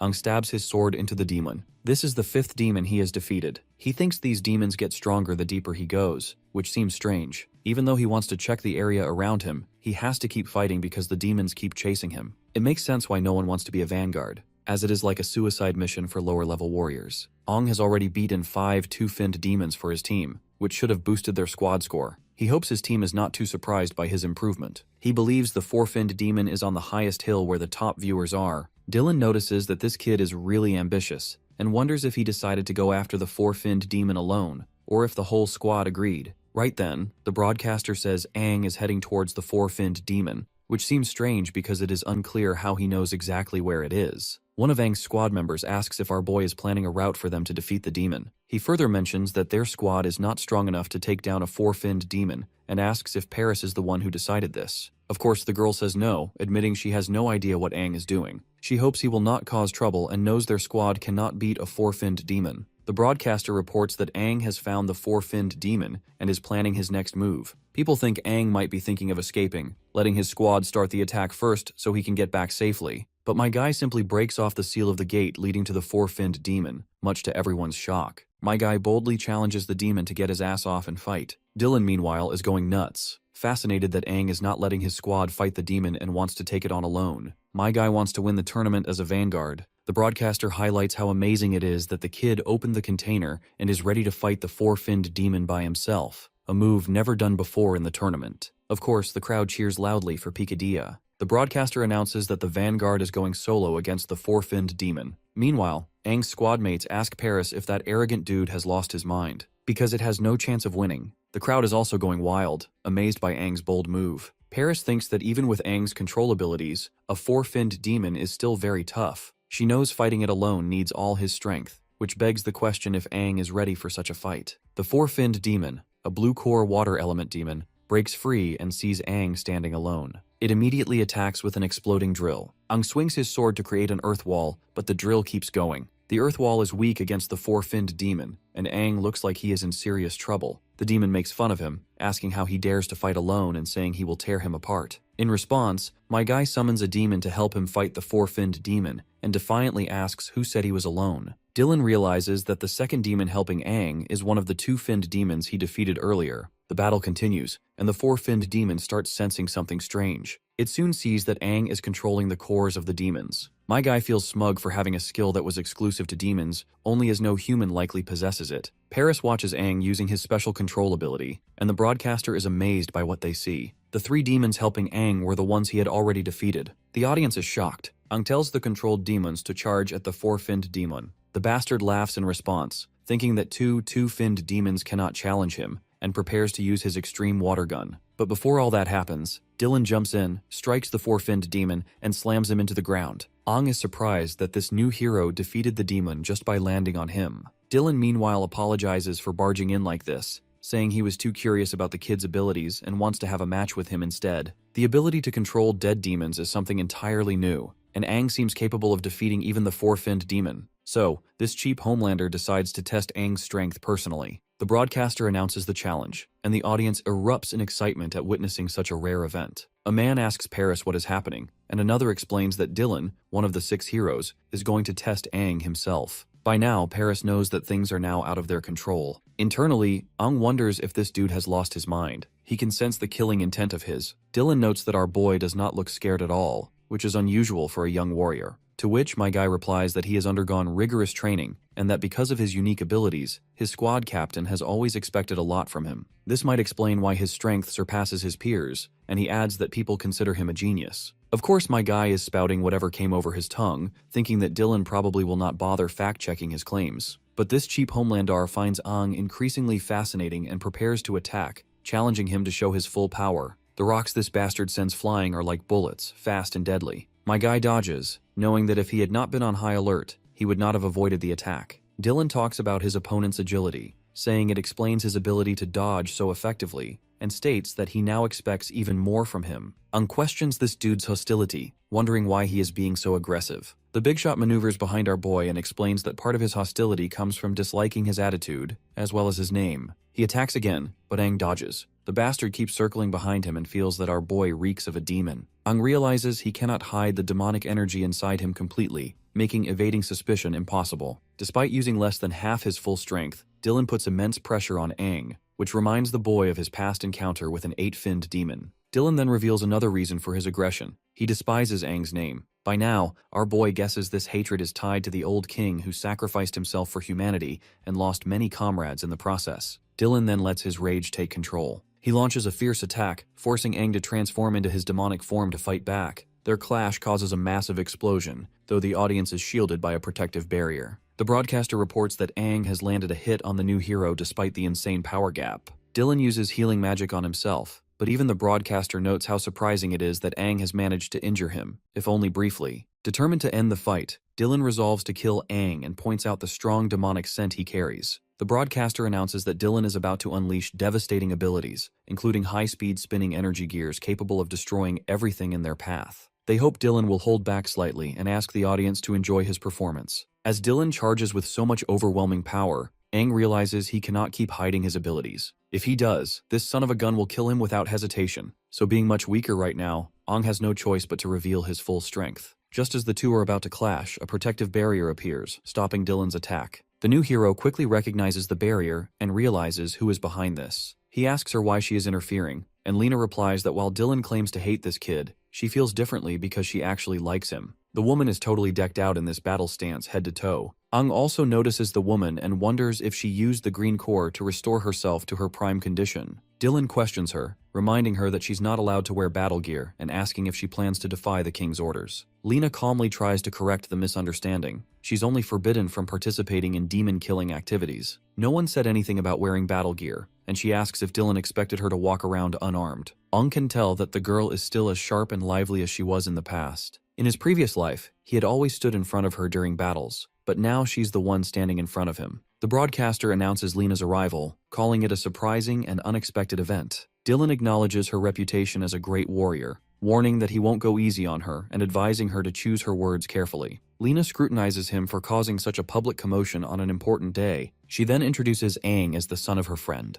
and she thinks that Dylan has tested the boy enough already. Dylan laughs, calling them detestable and activating his ability, Serpent Decree. A wave of dense energy fans out, making it nearly impossible to dodge. He launches the attack at Lena, but my guy steps in with his sword, blocking the first wave. The broadcaster warns that the follow-up attacks are relentless and impossible for the kid to block entirely. Lena then suggests him to fall back as her shield protects them, but Aang refuses and takes the hits head-on to stop Lena from being harmed. Knowing her temperament, he fears the situation could escalate and lead to death. The broadcaster grows excited, calling this battle between heroes an incredible spectacle, even rarer than seeing a seven-finned demon. Dylan grows more serious, launching his demon-piercing full Gatling attack, indicating he's fighting with genuine effort. Before shit between the two heroes turns into a full-blown mess, Aang shifts the dynamics by grabbing everyone's attention. He expresses his gratitude to Dylan, saying he has learned many battle techniques. He feels that his senior's efforts are invaluable and feels unworthy of such generosity. Paris, watching from the sidelines, wonders what in the hell this kid is trying to achieve. Aang, meanwhile, keeps on egging Dylan, asking if he's satisfied with his performance. The broadcaster notes Aang's display of respect, while some spectators wonder if this means the battle is over. They marvel at the devastation that would occur if all 6 heroes ever fought each other. For now, they are thrilled to witness Dylan in action and cheer loudly for him. Dylan decides there's no point in continuing the fight.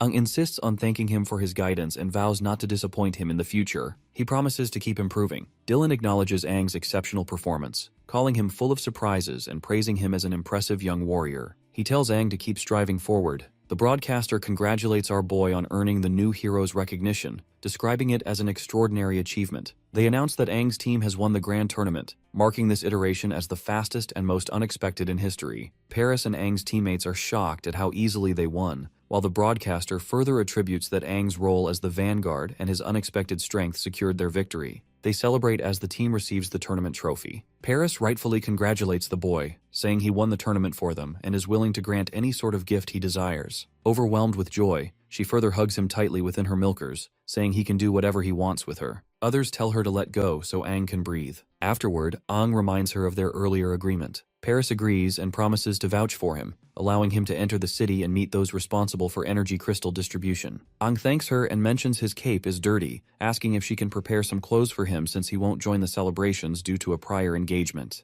A girl teases Aang, asking if he has a date and whether it's with a man or a woman, but my guy clarifies that he's going to visit an old friend. Later, Aang meets Lena, who is surprised that he actually showed up. She asks how he knew it was the secret base where they are supposed to meet. Her eyes well up with warm tears of joy as she desperately wants him to confirm that he is the Aang she once knew. We then travel down her memory lane, memories about their past at the secret base, remembering how she and Aang used to come here. She had always loved this quiet spot with its sweeping view of the city. He had always teased her for acting like a child. It was the place they would always come here to goof around, and thus, she marked it as the secret base only 2 of them know. Back in the present, she grows more emotional and asks him if he is really the same person who remembers their secret base. Before he can respond, she leaves, wiping her eyes and apologizing for losing her composure. She explains that he reminds her of someone very important to her. She admits she had been worried about him, saying he was reckless during the tournament and would have been in serious trouble if she had not arrived in time. Lena asks him to see this as her way of thanking him for his help near the statue of the mightiest warrior. Aang calls her name, and Lena asks what he just said. He taps her forehead lightly in the same typical fashion,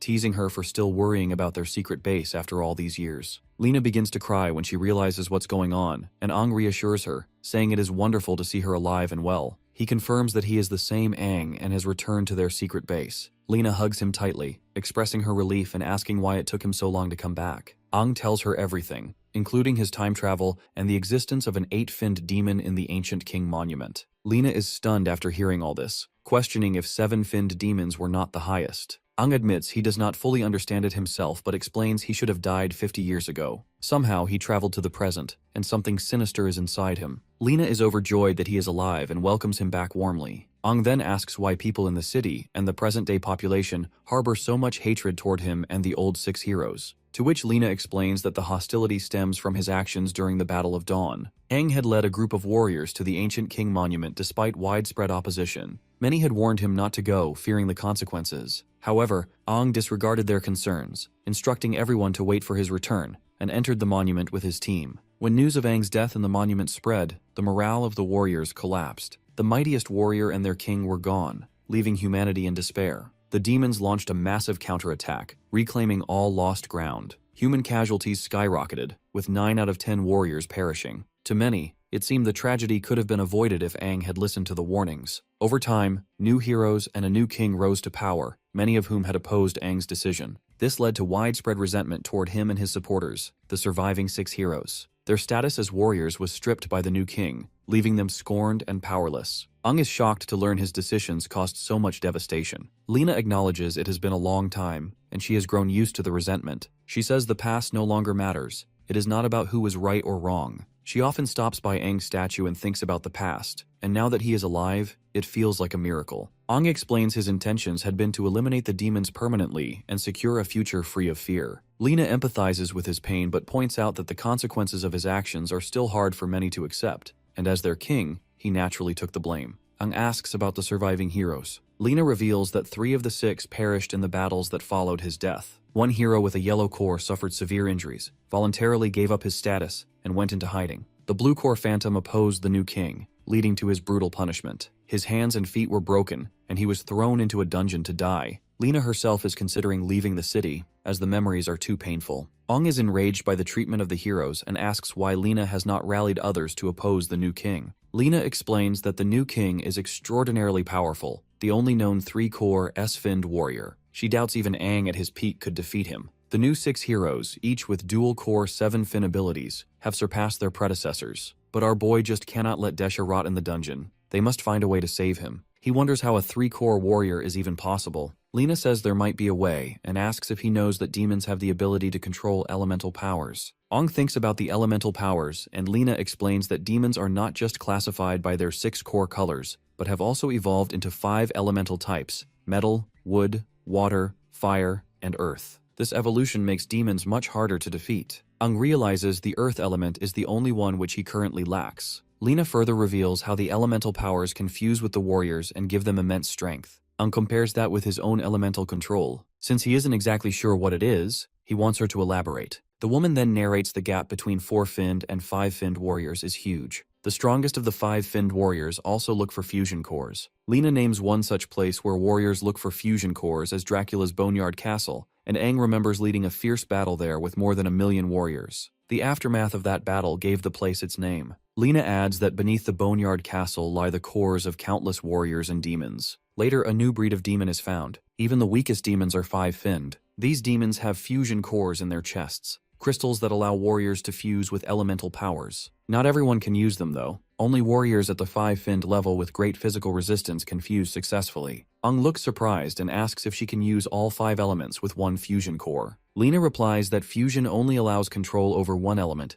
because the 5 elements are too distinct from each other to work together. She says that no one, not even the new king or the 6 heroes, has ever combined more than one element. Aang is amazed by how strong the warriors are with their elemental cores. Back then, Dylan probably was not showing his true power in the fight because he had to keep up appearances and didn't want to break apart the barrier. If that dude had been using his full strength, Aang would never have survived. She also adds that the new king and the 6 heroes are much stronger than the warriors from Aang's time. They have dual cores and fully represent the elemental powers, making it impossible to rescue Desha from the dungeon. Aang thinks about the 4 elements he already has from the 8-finned demon, but realizes he is still much weaker than these heroes. He decides he should not rely only on the demon's powers and promises to get stronger. To do that, he feels he needs to visit Dracula's Boneyard Castle. Lena tells Aang that he is not yet a 5-finned warrior. Aang responds that even though there is a big difference between the 4-finned and 5-finned levels, he aims to overcome it in his lifetime. Later, Aang meets Paris at the market and tells her about his new plan. He says he will leave only after getting the energy crystal. Seeing how determined he is, Paris agrees to help him and go with him,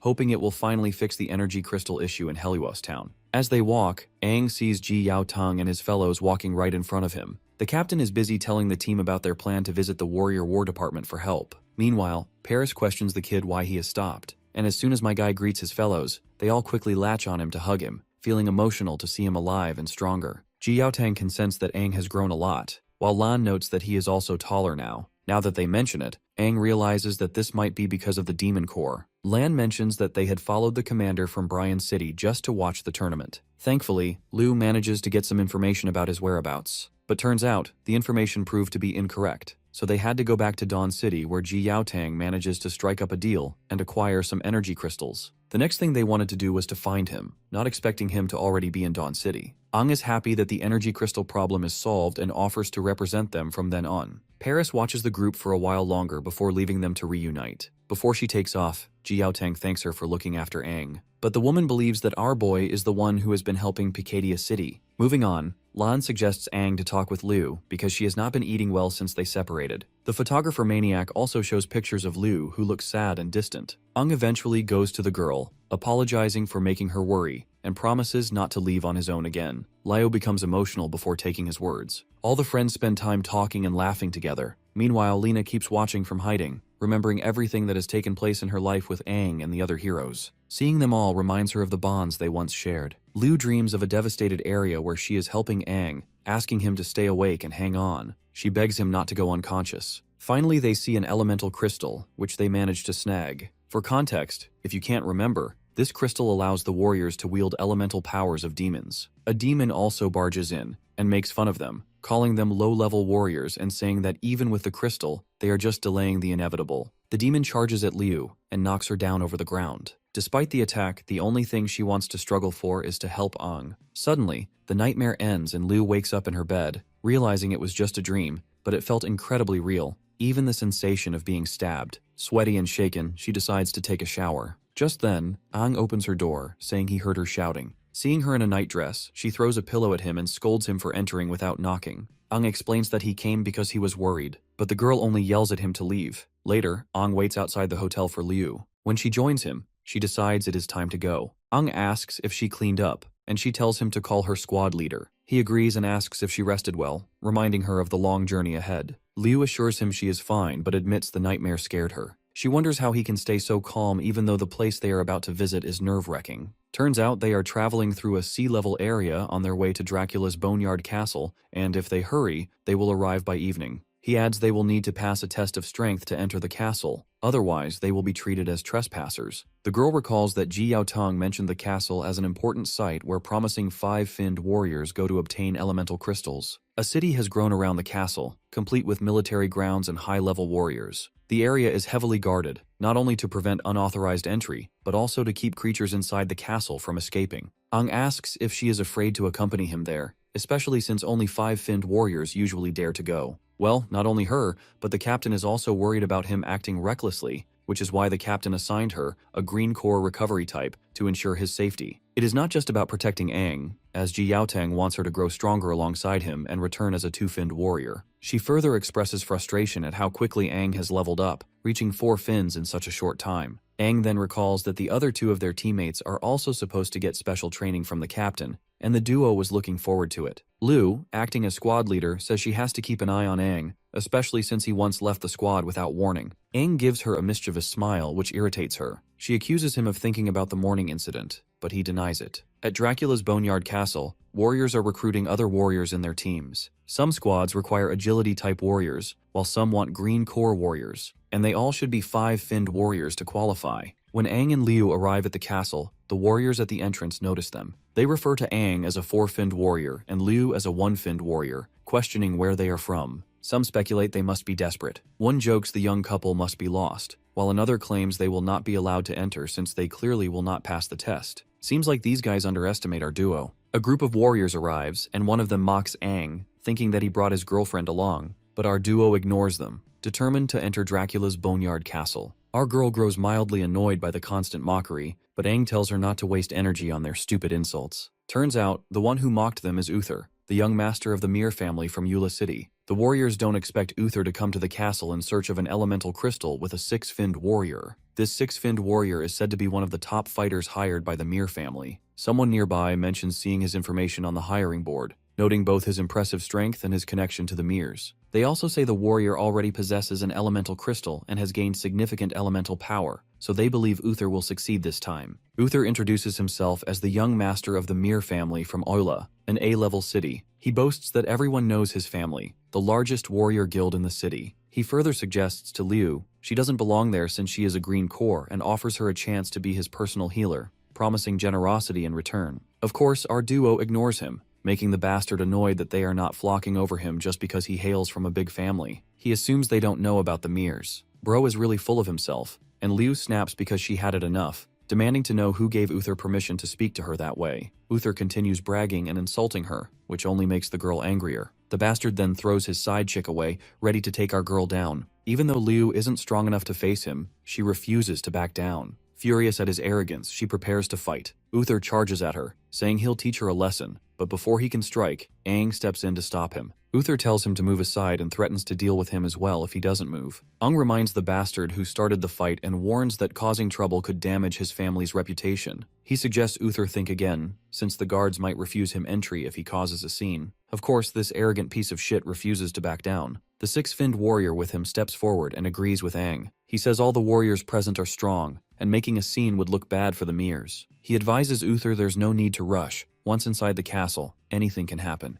Well, we can tell what these bastards are planning. Uther reluctantly backs off, saying he won't waste time on weak opponents, then moves forward. The six-finned warrior follows, using his earth elemental power to throw small stones at Aang, which my guy catches easily in midair. Sensing something unusual, the girl asks if something is wrong. Aang replies it's just a minor annoyance, like dealing with mosquitoes, and suggests they continue with the test. The six-finned warrior is surprised at how easily this kid blocked his hidden attack. Even though it was fast, it should have hurt Aang's hands. The warrior tells Uther they should reconsider their top contenders for the elemental crystal, as Aang looks far stronger than a typical four-finned warrior. He admits he can't fully gauge the kid's strength. They should avoid direct confirmation and find a way to eliminate both Aang and Liu first. During the synchronization rate test, Aang scores 54% and Liu scores 42%. Liu asks if they pass, since there is no minimum requirement. Aang remembers Liu's rate had been 39% before, and now she has not only become a one-finned warrior, but also improved to 42%, a notable increase. The woman conducting the test observes that one of them is a four-finned warrior and the other a one-finned warrior, then asks why they want to enter the Boneyard Castle for an elemental crystal when the demons inside are at least three-finned in strength. Aang confirms their decision, explaining that Liu is their squad's medic, and he is a highly agile warrior, so they can defend themselves. Of course, Liu frowns at being called just a medic. The woman explains that no warrior below 5-finned has ever dared enter the castle, making them the lowest level entrance on record. She reminds them that the elemental crystal can only be found on a special demon, and usually only one appears at a time. Once it is hunted, another takes a while to appear. She also warns they will face not only demons but also stronger warriors, and their lives will be at risk. She asks if they still want to proceed. Aang agrees, saying their goal is more than just survival, and thanks her for the warning. She lets them enter. Lo remembers rumors that 9 out of 10 who entered the castle never came out. She admits she is scared, but feels a surprising calm and confidence with Aang beside her. And with that, they step into Dracula's Boneyard Castle. They enter Dracula's Boneyard Castle and hide from the demons. Liu sees the place is full of demons.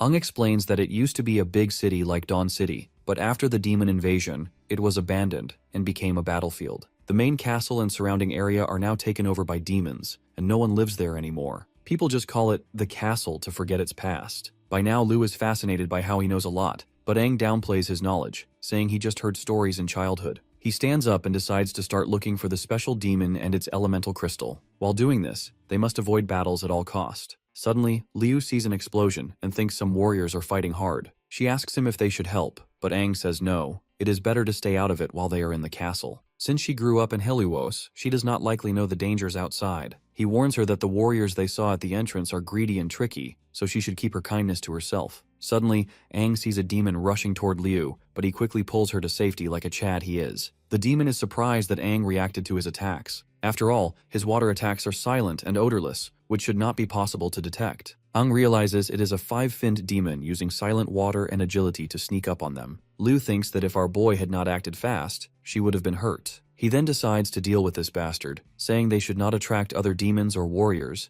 and should end the fight fast. Liu agrees, not wanting more mistakes or to be a burden to him. The demon questions if they really think they can defeat him, noting they are a 4-finned and 1-finned warrior, and wonders how they underestimated him. Then he disappears and jumps down, launching a rain of spikes at them. Aang sees it as an area attack and tells Liu to get closer. He creates a protective barrier that stops the spikes. As he can act cocky once again, he notices a mix of wood and metal surrounding our duo. This makes him wonder if it is elemental power. He is confused about how this kid can control more than 2 elements since human warriors can only have elemental power if they are 5-finned or higher. Aang attacks the demon, and the demon warns he will pierce Aang. The demon uses spikes from the ground to attack. Ang uses his water element to get close and asks if the demon was surprised. The demon smirks, saying it was just a joke, and that even though Ang used water, he is still no match for the demon's agility and water combo. But my guy doesn't share the same thoughts. He quickly signals Lu, who is behind the demon. She kicks the demon, and Ang drives his sword into it. Together, they defeat the demon. Ang is feeling proud of their teamwork, which earned them the water core. Liu takes the core and, as a one-finned warrior, claims the four-finned blue core. Ang pulls his sword out of the demon's chest and praises Liu for her quick moves. She goes on with her normal catchphrase about how her family is all about martial arts and that her moves were just basic techniques. Ang puts the sword on his shoulder and tells her they need to move fast because their fight probably attracted more demons and warriors nearby.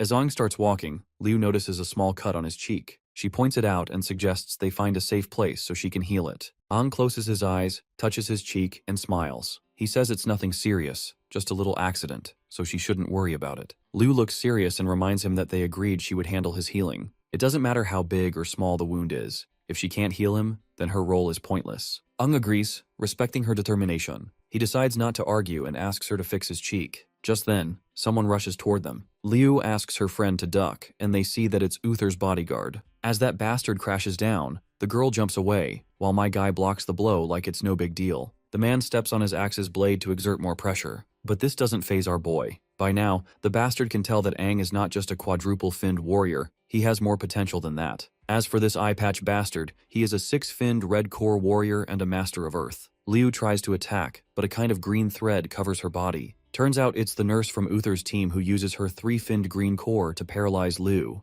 Our girl was too focused on her partner that she didn't see this coming. The nurse walks up to Ang, and he asks why they're attacking him instead of protecting their spoiled brat leader. Just then, speaking of the devil, Uther shows up, making fun of the protagonist for keeping the tough guy act so he wouldn't look weak in front of his woman. Being called our boy's side chick shocks Liu, making her blush as well as get angry. Uther walks up and spanks the nurse's butt, telling her that he'll reward her once they're back in the city. He gently holds Liu's chin and smiles, saying he'd play with her after she watches her man die. Liu can't do anything even though her switch has been flipped. She has been paralyzed and can't move. The bastard then makes fun of the protagonist, calling him a four-finned trash and threatening to hurt Liu. Ang's body starts to glow with a purple aura as he is done taking crap. Threatening to hurt Liu is the last straw. He gets angry and jumps toward Uther. His bodyguard jumps in to defend him, but Ang blocks the axe and sends him flying back with a swipe of his sword. The bodyguard has a lot of questions as Ang is controlling the fire element like a pro, and surprisingly he also manipulates wood. Sharp branches come out of the smoke, aiming straight for him. He tilts his neck to dodge, but still ends up getting a small wound on his neck. He is impressed by Ang's ability to handle two elements and demands to know how he could control them.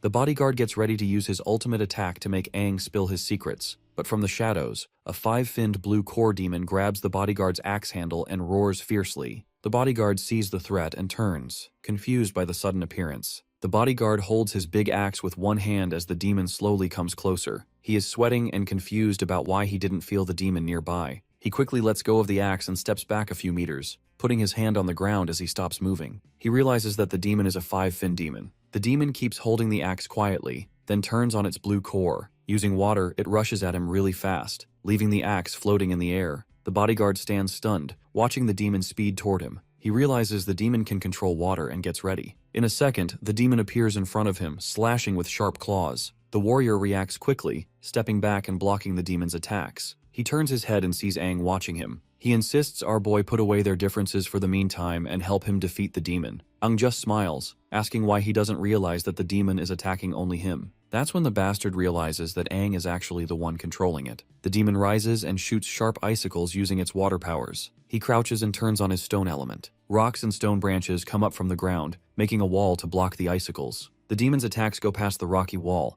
Ang watches, impressed by the bodyguard's defense. He says the warrior is skilled, and that it's obvious why a powerful family would hire him. The bastard then summons his axe, with the rocks falling off and making it lighter. The axe starts glowing and spins in the sky. He throws it at the demon, but the demon dodges easily. He runs toward the demon, but a branch shoots up from the ground and wraps around his leg. Confused, he looks down to see a wood element branch controlled by our boy around his foot. The demon takes advantage of his distraction and jumps forward with its claws ready to attack him, but the bastard blocks with his axe, the hit strong enough to crack the ground. Blood starts to drip from his mouth. Dealing with five-finned demons wasn't actually a problem. He's in big trouble because Ang is there to set up the surprise attack. Meanwhile, Uther pushes the nurse to go fight the demon. She hesitates, saying she's just a healer and needs to watch Liu. As they argue, Liu turns on her green core, seeing she can move her hand. Uther meanwhile forces the nurse to go ahead, saying the mission is failing and they won't get paid. The nurse tries to convince her senior, but Liu appears out of nowhere and stabs her with a knife. The nurse tries to move but realizes she's paralyzed. She asks the girl how she broke free. Liu, as a green core healer, says she knows the healing and recovery system well.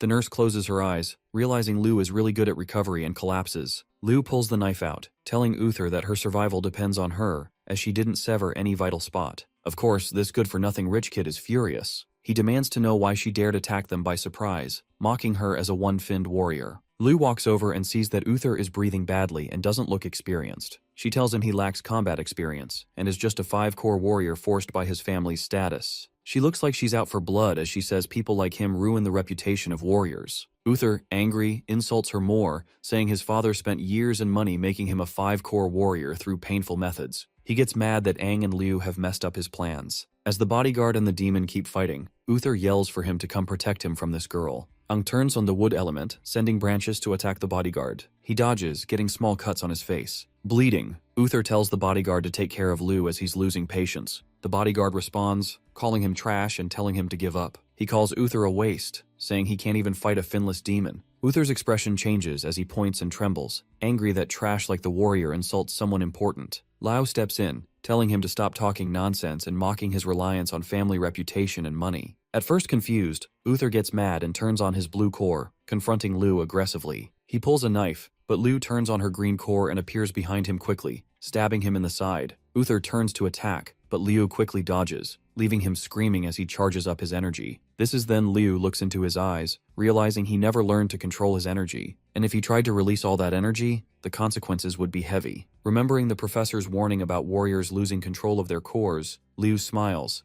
thinking it's the perfect end for someone like Uther. She gathers her strength and charges toward him, ready to end the fight. She turns on her green core, and her body is surrounded by a strong energy bubble. She moves quickly toward Uther, who is starting to lose control of his body. He looks angrily at Liu and then smiles, saying she shouldn't have come here to start a fight. Suddenly reaches Uther. He swings his knife, but she dodges just in time. Frustrated, he transfers energy from his blue core to his dagger, making it glow. He starts staring at her with a fierce look, and begins attacking her with a series of hits. The girl blocks his attacks with her knife and steps back. Uther mocks her, saying that as a green core warrior, she can't compete with his speed as a blue core agility type. Even though Liu has a green core, she easily dodges Uther's attacks. She gets a small cut on her cheek but quickly finds an opening. She uses her green core's energy around her knife, moves closer to him, and hits him in the chest, sending him flying back. She attacks Uther again, pushing his body aside with precise moves. Uther is surrounded by his blue core's energy, and tells her not to underestimate him because he's Master Uther from the Mir family. Anyone who makes fun of his family deserves to die. He stands up with his knife in one hand and stretches the other to the sky, screaming. His body starts to glow with unstable blue energy, and he looks furious. Liu watches as Uther loses control, and his energy turns into lightning bolts that hit everything around him. One bolt strikes near where Aang, the bodyguard, and the demon are standing.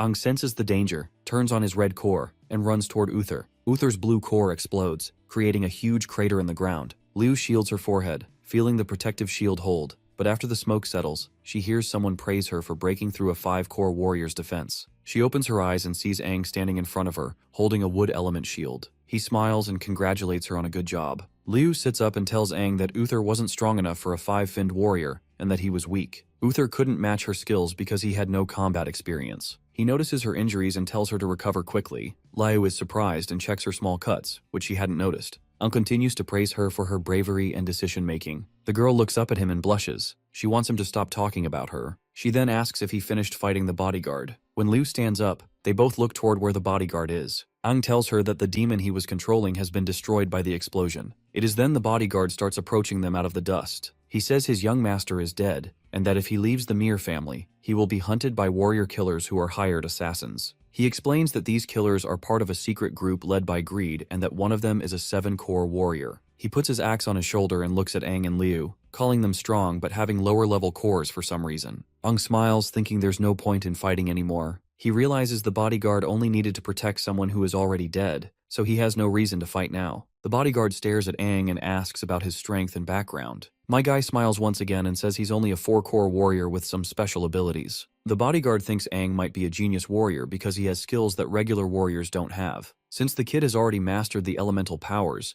Then why did he even come to the castle to look for the elemental crystals? Aang doesn't want to talk about it as it's nobody's business. Internally, Aang agrees with what this dude said. He originally planned to see if the crystal could let warriors use all 5 elements together. He wants to merge metal, wood, water, fire, and earth into one. Aang looks down, thinking about becoming stronger. He wants to rescue Desha and knows he can't rely only on his demonic powers against new threats. The bodyguard turns his back on our duo, puts his axe on his shoulder, and tells them to leave quickly because Uther's self-destruction will attract more demons or warriors. He says it's better for each of them to save their own lives. He wishes them good luck and walks away. The duo watch him leave and stay silent. A few hours later, the duo follow the demon's trail. They fight several demons, but Aang easily defeats them. At night, they meet warriors around a campfire. Our boy naturally makes friends with everyone, which surprises Liu. Later, they settle at a bridge to rest. Liu gets into a sleeping bag while Aang sits by the wall. She notices how calm he is and asks about his experience. Aang tells her that he just knows how to handle things. Liu, feeling sleepy and confused, teases him, saying he acts like an uncle. Aang smiles and says it could be possible, then says goodnight. The next morning, they wake up because of the noise of a fight. Aang looks toward a new hole in the wall, and Liu says it sounds like a battle. They get ready to move, sensing chaotic energy from the elemental demon. They jump off the bridge, activate their cores, and descend quickly. Liu asks why he looks so excited. Well, of course he is excited. After all, the elemental demon is the kind of species he has never seen before. Even though he fought many demons in his past life, the elemental demon interests him a lot. He charges toward the castle, ready to beat it before anyone else can. They both run toward where the demon is hiding. On the way, Aang tells Liu that the demon has slowed down after hiding and says they should use this time to follow it. Liu asks if he is sure where the demon is, saying the area is big and finding the hidden demon will be hard. Aang replies and assures her not to worry because he could feel the demon's energy earlier to its exact location, like it is part of him. He closes his eyes, focuses on the energy around them, and realizes the demon is moving underground. As they keep running, Liu sees other fighters also looking for the demon. She points them out, confused. Aang stops focusing and sees the fighters getting their powers ready and rushing to where the demon is. He thinks the quick team must have sensed the demon fight earlier, but he is sure that it might take time for this group to find the demon. He decides they have to take a shortcut, grabs Liu's hand, and pulls her toward a deep hole in the ground. They jump in together, and he uses his power to create sticks to break their fall. As they hit rock bottom, Liu opens her eyes and asks where Aang is, to which the guy responds that he is right under her bottom, and Liu surprisingly finds herself sitting on his chest. Of course, he asks her if she can get off him, which she does embarrassingly. They reach the demon's hiding spot, and he says he didn't expect to find a cave down there. Liu comes up to him and asks how far the demon is. As they move closer, they see the demon, a 5-finned creature, sleeping while obviously aura farming. Aang whispers that this is the one they are looking for. Liu looks at the demon, wondering if it has the elemental crystal or if it is just a regular 5-finned demon. She notices its energy seems much stronger than normal. Aang explains that starting a fight would bring other fighters, so they need to grab the crystal and leave quickly. They have only 5 minutes to defeat it and he will need her help. Liu feels nervous but trusts Aang. They sit down as he explains a plan to use strong techniques to take the demon down fast. Surprised by how much Aang knows, Liu once again questions how he learned these moves and how he has so much experience. Once again, my guy keeps it ambiguous. Aang steps closer to the sleeping demon, getting ready to attack. As he gets closer, the demon feels his aura and wakes up, ready to throw down. My guy uses his demonic energy, causing his horns to appear as his red power becomes unstable. He faces the demon, ready to fight. The demon stands and makes fireballs and water balls in both hands,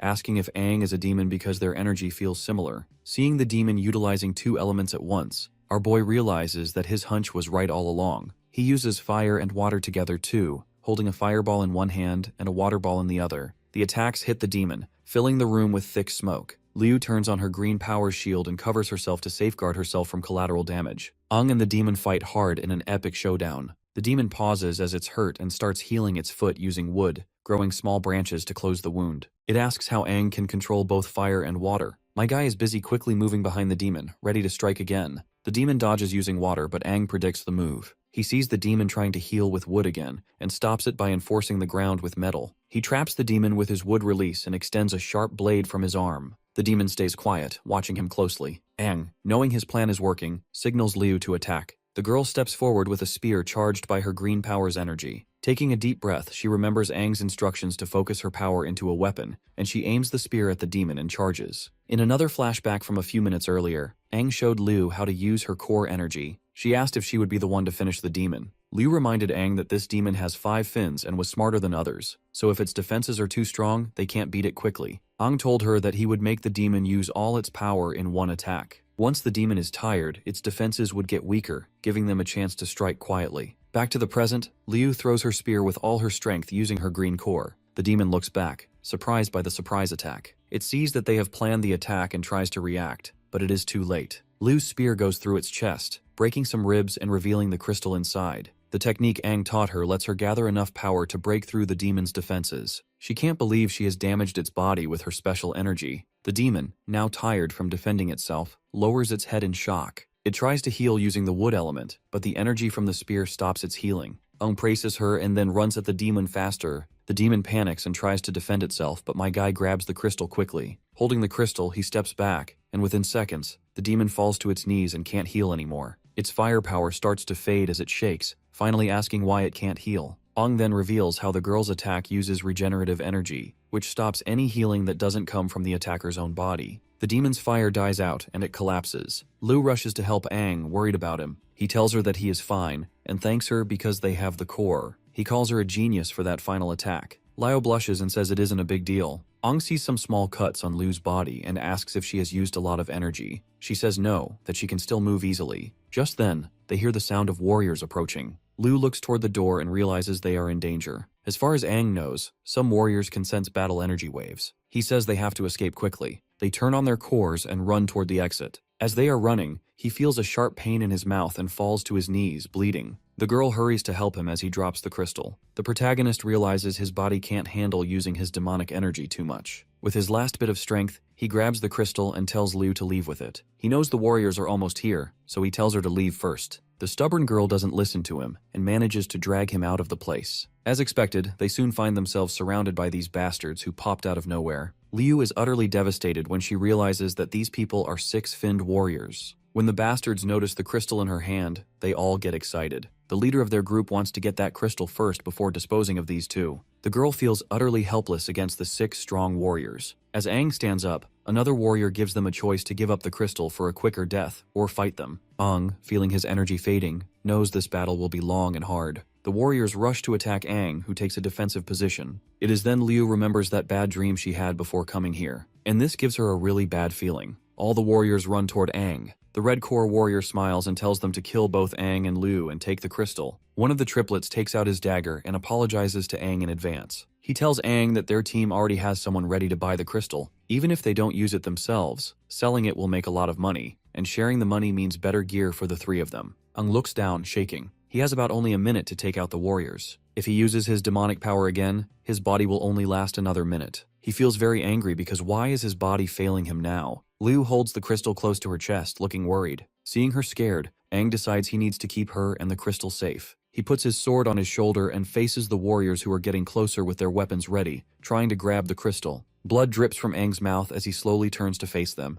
and in seconds, he turns into a demon. One of the triplets is shocked by Ang's change. The Red Core warriors are shocked and confused if this kid is turning into a demon. As the warriors get closer, Ang grips his sword and hits the ground with his other hand, releasing the fire element. Immediately, Ang disappears, and the warriors try to use their abilities to find him. Suddenly, Ang appears behind them, ready to strike. He has 58 seconds left and counting. Before one of the triplets could attack, Ang uses his speed to stab him in the chest, causing a lot of pain. Ang looks into Triplet 3's eyes, smiling badly, and starts an attack. Now there are 55 seconds left. Seeing their brother dead, the remaining triplets, well now twins, are shocked and confused. The Red Core warrior and others stop moving toward Ang. Meanwhile, the new twins charge forward, wanting to avenge their brother. Ang has only 54 seconds left, and before they could do anything, Ang pulls his sword and cuts them into pieces. He goes ahead to use the gold and earth elements to shoot gold branches from the ground, breaking parts of the triplets and piercing their bodies. The three warriors move back a few meters, watching the protagonist in amazement at his speed and skills. With the triplets stuck on the gold branches, Ang looks at the remaining warriors and walks slowly toward them.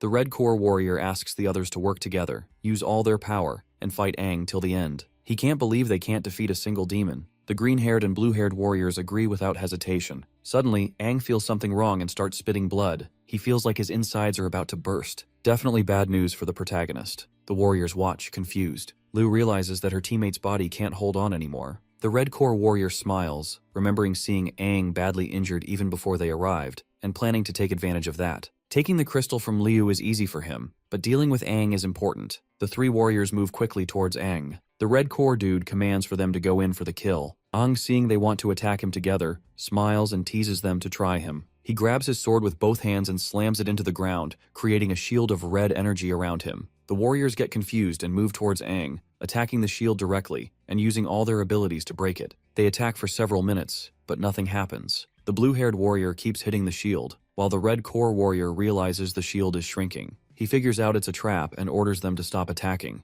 but Ang smiles and says it's too late to escape. Turns out, all the damage to the shield will come back to them. He uses his rebound ability, and as the timer hits 0, the shield explodes, sending a strong wave that kills the warriors instantly. To stop the remaining energy from reaching Liu, Ang focuses all his energy into the sky in a burst, but it becomes visible from far away. A nearby warrior sees it and tells the others it's related to the elemental crystal, and all the warriors run toward the explosion. Seconds later, the energy fades, leaving a big crater in the ground. Ang kneels with his sword stuck in the ground. The explosion wave was so powerful it even burned the warriors attacking him. Liu rushes to him asking if he's okay. With his last strength, Ang looks at her with one eye closed and the other open, smiling despite the blood from his mouth. He closes his eyes, feeling calm seeing she's safe. Him controlling the explosion's size was a good move after all. He lets go of the sword and falls to the ground. But just before he hits the ground, Liu moves quickly and catches him with both hands, holding his neck. With his last strength, he tells Liu to leave first because the leftover energy from the explosion will attract more warriors and demons. Liu asks if he would leave his team if he were her. She grabs the crystal and decides to carry him on her back. She places Ang's shoulder on top of hers,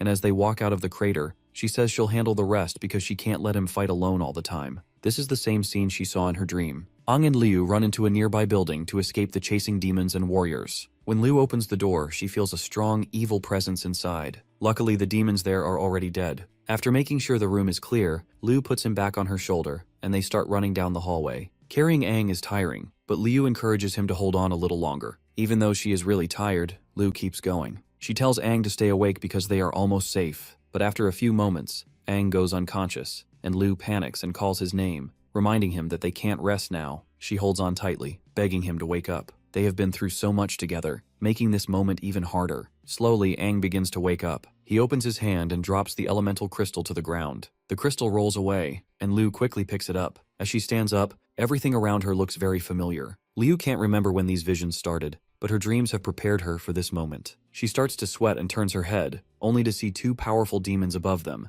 just like she saw in her dreams. One is a green core wood-type demon sitting on a sharp branch, staring at her. The other is a blue core water demon flying above. Holding the crystal tightly, Liu knows they are in big trouble. She activates her green core and uses her last bit of strength to try to escape. She knows she can't fight both demons alone since she is just a single Fin green core warrior. The green core demon quickly moves above her and turns its hand into a sharp sword made of wood. It pierces Liu's chest, causing her intense pain. She screams as the demon pushes her to the ground, making her drop Ang and the crystal. Both fall, and the two demons start to approach them. Liu is bleeding from a wound in her chest. She tries to heal herself with her green core power, but it is too severe. The water demon moves toward Ang, forcing him to face up. It tells the other demon that Ang is still alive, which surprises them both. The demon notices the strange demon scent coming from Ang and decides to cut off his head to figure out what's going on. As Liu struggles to stay awake, she reaches out to protect him, telling the demons not to hurt him. Even though she is weak, Liu refuses to give up. The water demon kicks her hard in the chest, sending her flying back. She watches as the demon prepares to decapitate Ang. Feeling guilty and exhausted, Liu realizes she can't save him. Just then, a portal opens, and the black-finned queen steps out. She is one of the 6 royal fins and can control space and time. She stops time with a wave and walks toward Ang to check on him. At first, she thinks about helping him, but remembers that the Crimson King Fin has told her not to assist Ang directly. The queen looks closely at the kid and sees that the Crimson King Fin is still inside of him. She realizes that Ang has been holding on because of his incredible willpower. She wants to see if the Crimson Finned King is still there, but he doesn't respond. Then she sees Liu's body floating nearby and recognizes her immediately. The queen approaches Liu and sees something special in her. She realizes that as a human, Liu can't use all her powers, so she decides to help her become stronger. She says that since the Crimson King asked her not to assist the protagonist directly, she might as well do it indirectly. She gently places her hand under Liu's chin and looks into her eyes. Then she kisses her, transferring her own power to her. Liu's green core turns black, and she gains the ability to control space and time, just like the queen. The queen is amazed that Liu can handle so much of her power. She believes it is because this girl really wants to become stronger. Before leaving, the queen tells Liu that becoming stronger is up to her. She jumps back into the portal and time starts flowing again. Liu is thrown back to the ground, now transformed into a four-finned warrior with new powers. As the wood demon tries to attack Aang, a mysterious hand grabs the dagger and saves him. The demons are confused, realizing the hand comes from a portal. The water demon is shocked to see Liu still alive. It becomes clear that the queen has empowered Liu. Now, she has four fins, black and white flow elements, and can control space and time like the black-finned queen. She goes full ballistic and throws that bastard away for daring to touch our boy. The demons realize that she's just like them now, but she tells them that she can never be the same as animals like them. The blue core demon launches itself to attack her with killing intent, but she easily counters with some kind of matter cube which she drops on him like an anvil. The demon is surprised that she's able to use space manipulation but tells her not to look down on it, as one single construct isn't enough to kill it. Liu responds by asking who said it was only one construct. Immediately, she forms many constructs above the demon and drops them all on it, creating a massive deep sinkhole from the impact. No way he's surviving that one. His demon friend wonders how she did that, saying the other demon was squashed to smithereens. Liu says it's his turn, and it slowly starts to back away, remarking that despite looking like a weak and tender human, her aura is quite intimidating. It gets confused and demands to know what they both are, saying they have to be demons to have powers like that. It adds that it's extremely rare to have spatial manipulation power, and her comrade has terrifying powers as well, so what in the world could they be? Liu gives him an answer, telling him that they're human warriors. The demon laughs it off, asking if she even believes the words she just said, as it makes no sense how she went from a mere single-finned warrior to a four-finned warrior who can easily obliterate a five-finned demon. Liu replies by ripping him apart, telling him that he's too noisy. She bends down and puts her hand on Aang's face, telling him that he's been the one protecting her ever since, so from now on, he should leave it all to her. She uses telekinesis to pick up the core, and with that, she picks him up and they leave together. Over at the gate, the warriors sense humans on their way out, so they open the gates to see an injured Liu and an unconscious Aang walk through. They immediately call for medical help.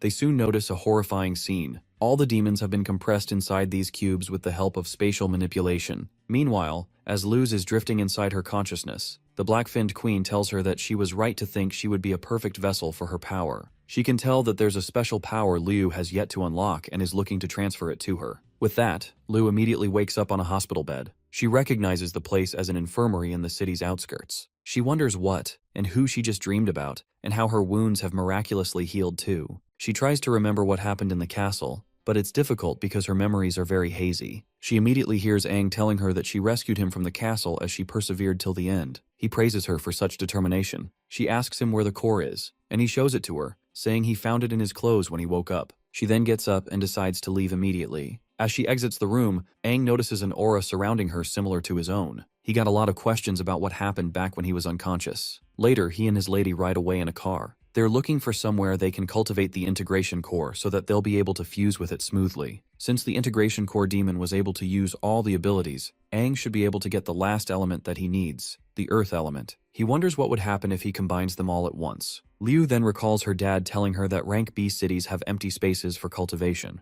It's usually utilized by warriors for their practices, so it might fit his criteria. Aang finds it a coincidence since they're already on their way to a B rank city. They arrive at Salamanca City rank B, built with ancient architectural plans and a popular trade hub. They see the city as quite popular, which is why they see a lot of foreigners from other continents. Liu spots a hunting team, and Aang is surprised that she knows about them. She tells him that it's general knowledge as hunters are just warriors that live outside cities and don't have a particular base. Despite having firearms, they act like a big and dangerous organization. They enter a huge super cultivation room building where they're asked to pay with battle points. Aang doesn't know what battle points are, which surprises the cashier as anyone who's a warrior like him is meant to know the global currency for warriors. He even feels that Aang might be cosplaying as a warrior since it's common knowledge. Liu asks him to scan his finger on the machine to see how many he's got. He does so and realizes that he's got absolutely 0 battle points. This makes the cashier mad and causes everyone in the room to laugh at him. While the cashier is busy yelling at him, leaving him wondering why he's always broke,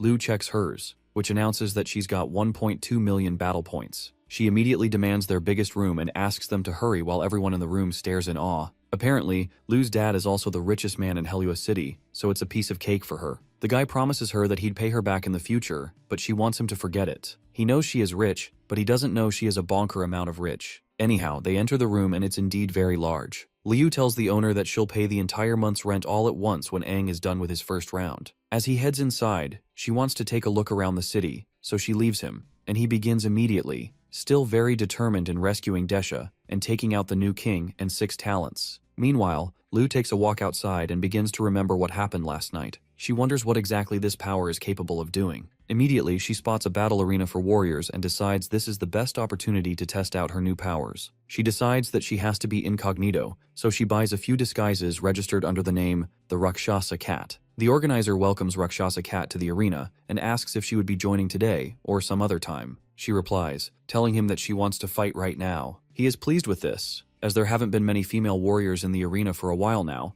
so he immediately calls one of his servants and asks the kid to lead her to the registration counter. As they walk in, the kid explains the rules of the arena to her. He tells her that the highest participating warrior in that city is a 5-core warrior, but he adds that she doesn't need to worry, as that's for the men's arena. Apparently, men and women fight on different stages, and the highest participating female is at the same strength as her. Rakshasa Cat asks the kid why men and women fight in different arenas, to which he explains that few of the female warriors would ever choose to join an arena competition like this, unlike the dudes who are always willing to join. The reason is because there was an arena where both male and female fighters fought against each other once, but over time, most male warriors refused to fight against female warriors. They said that if they were to lose to those women, their pride would be severely wounded, and if they won against them, they'd feel embarrassed. After that, very few female warriors joined the arena, but the girl believes that only a person's strength determines whether they'd win a battle or not, so there's absolutely no reason to feel embarrassed. Her talk makes the boy blush and feel weird, making him feel that she's so cool.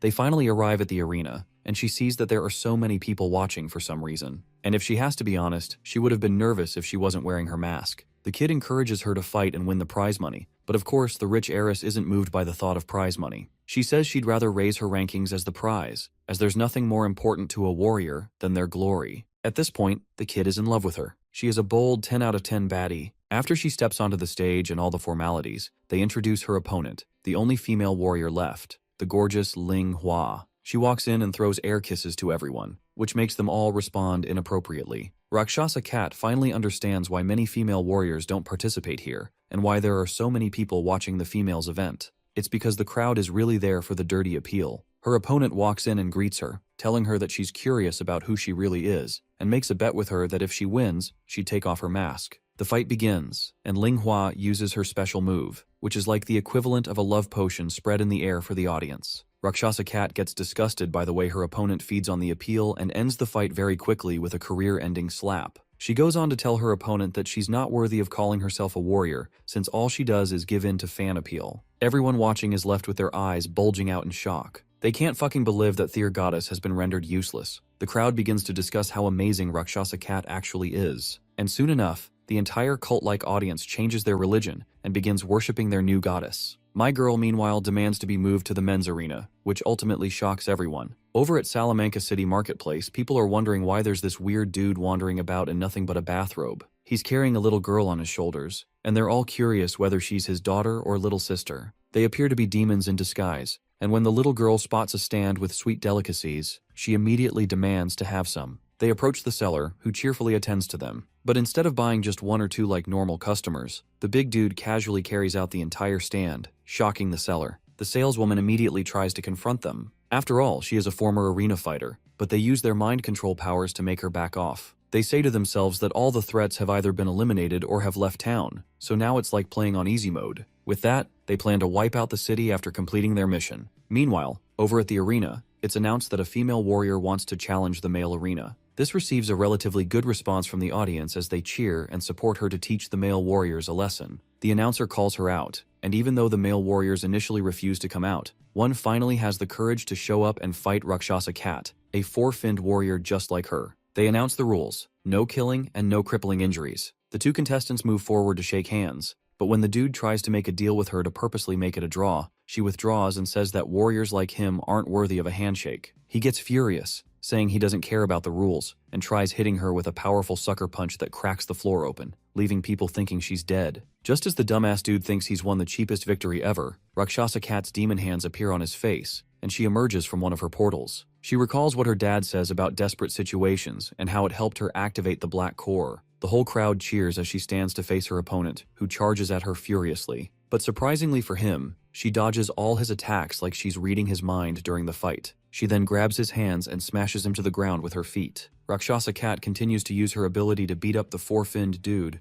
and he keeps asking what sorcery this is. She tells him that his pace and timing are off, and he wonders how a black core warrior could use the power of a green core to numb his left arm. He decides to level things up and equips his pair of nanometer gloves to teach her a lesson for being too arrogant. She continues to overwhelm him by sticking his hands and feet in portals, so he retreats and takes a step back. Rakshasa Cat decides that since he wants to be on the defensive, it's her turn to attack. Meanwhile, the announcer checks her synchronization rate with his super expensive instrument and sees that it's rising very rapidly, reaching beyond 60%. Rakshasa Cat starts to remember everything that happened the other night, how to use her powers fully, and even the demon that bestowed such powers on her. While her opponent is caught off guard and stunned by her synchronization rate, she immediately conjures a cube out of matter above him and drops it, smashing him into the ground. This is too much even for the audience, who are thrilled by violence. Her opponent laments that he can't lose to a female warrior, he'd rather die in fact. Hearing this, Rakshasa Cat approaches him and threatens to fulfill his wishes by conjuring even more of her matter bricks. He immediately throws in the towel, and Rakshasa Cat claims victory, asking for the next opponent on the roster immediately. Meanwhile, over at the practice room, we finally see our protagonist again after a while. He seems exhausted from trying to activate the integration core, having tried for more than half a day. He then realizes that since he got the core from a demon, regular breathing techniques wouldn't work on it, so he channels the demon energy he didn't want to use, and it starts to work. He finally gets the earth element as a result of this. Back in the Salamanca neighborhood, the two mysterious people are up to no good again. They see the blast of energy from the protagonist's experiment, but ignore it for now. The man asks the girl if she's finally ready for her mission, stating that if she passes this, she'd level up to a 5-fin. With that, she activates her demon powers and gets ready to strike terror. Meanwhile, celebrations erupt around the city as everyone hears that a female warrior named Rakshasa Cat is owning all the men in the arena. They all rush to the arena to see for themselves, hearing that she has defeated most of the male warriors. The kid tells his boss that everyone in the city is flooding the arena, and they don't have enough space. What's bad news for the kid is good news for his boss, who celebrates that he's going to be super rich after this. People storm outside, struggling to buy tickets, while the kid struggles to even catch a breath. He's annoyed that he can't watch his celebrity crush fight anymore. Inside, the crowd sings her praises as she battles another dude. She's not making it seem easier for this one, who looks exhausted and is calculating all his moves. He resorts to weapons and pulls out his knife. Rakshasa Cat pulls hers out too, and they cancel each other out, throwing both blades away. Her opponent has another blade, and just as he feels he has the upper hand and powers up,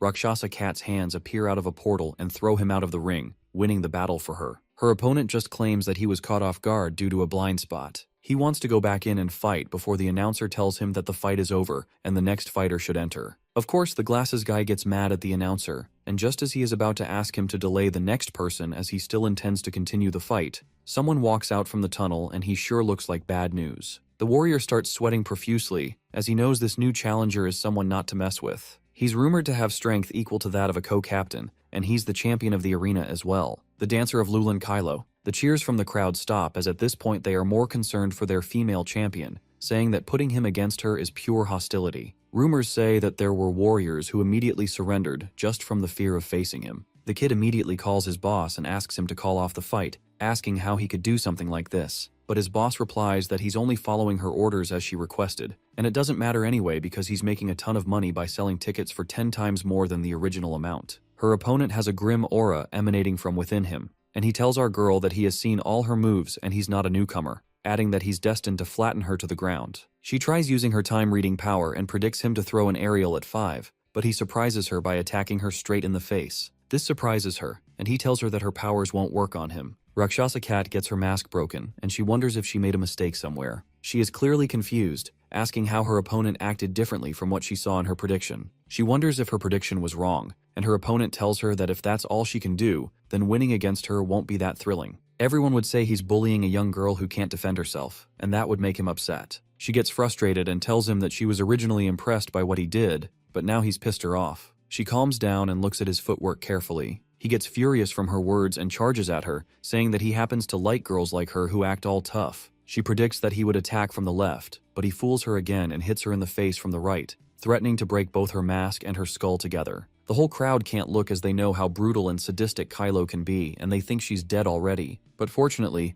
there is not a crack on her face as she manages to block his attack at the last second. He's so fast that she only managed to block it as a last resort, and that she can't continue being careless now as he's a red core user. He has immense strength and speed. She realizes that her precognition skill isn't wrong. Instead, he uses his lightning speed to make many foe movements, and her skill shows her only one outcome. She now has to use the black core to outsmart him by taking the initiative and attacking him. She uses her special ability to swiftly get close to him, which he sees through and creates a defensive and offensive barrier around himself that, according to him, can't be penetrated without having her face whacked away. But she is one step ahead. She emerges from beneath his feet and gives him a devastating cut that forces him to the ground. He feels that his leg muscles have been cut so deep that he can't even stand anymore, forcing him to wonder how she even pulled off a trick like that. She tells him that his injuries aren't major and can be healed easily, but she can heal him with the green core if he begs. He realizes that he underestimated the black core way too much, and now Rakshasa Cat is about to be crowned the winner.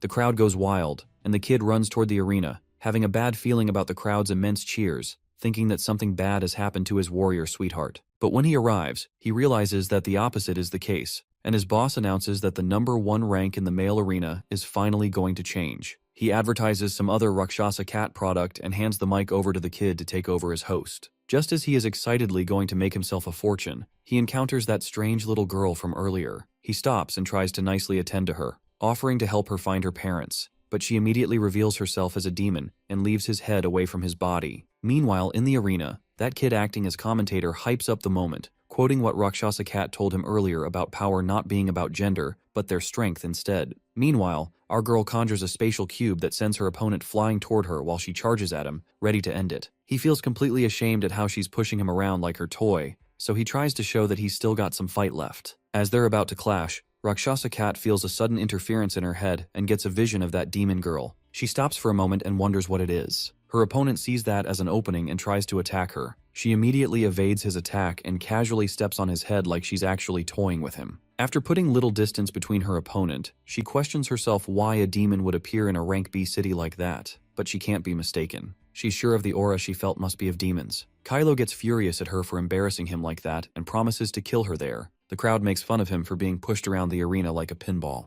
The commentator kid starts to wonder what she could possibly be looking for at a time like this, and the crowd soon starts complaining as well. Kylo gets even more furious at her for getting distracted while fighting him, seeing it all as her just making fun of him. She tells him that she doesn't think he'd believe her, but she sensed a demon just now and that they should put their battle on hold for the meantime. He laughs and says there's absolutely no way a demon would appear in a B-rank city like that, then charges at her because he thinks she's just wasting his time. Just as he makes his move, a sharp tentacle stabs him in the back. They both soon realize that it's that of a demon, and the demon girl slices his body in half. She reveals herself, and Rakshasa Cat tries to get the host to use his mic to alert everyone, but she sees the host on the ground trembling. That's when she decides to do it herself and shouts to the crowd to run away. The crowd is very confused, wondering where Kylo went and how a little girl just suddenly appeared on the stage. As soon as they realize what's going on, they all run out quickly, and the demon mocks them all, calling humans weak trash. Rakshasa Cat wonders how a demon is in a girl's body, and the demon tells her that her mission is to kill 6 5-finned warriors,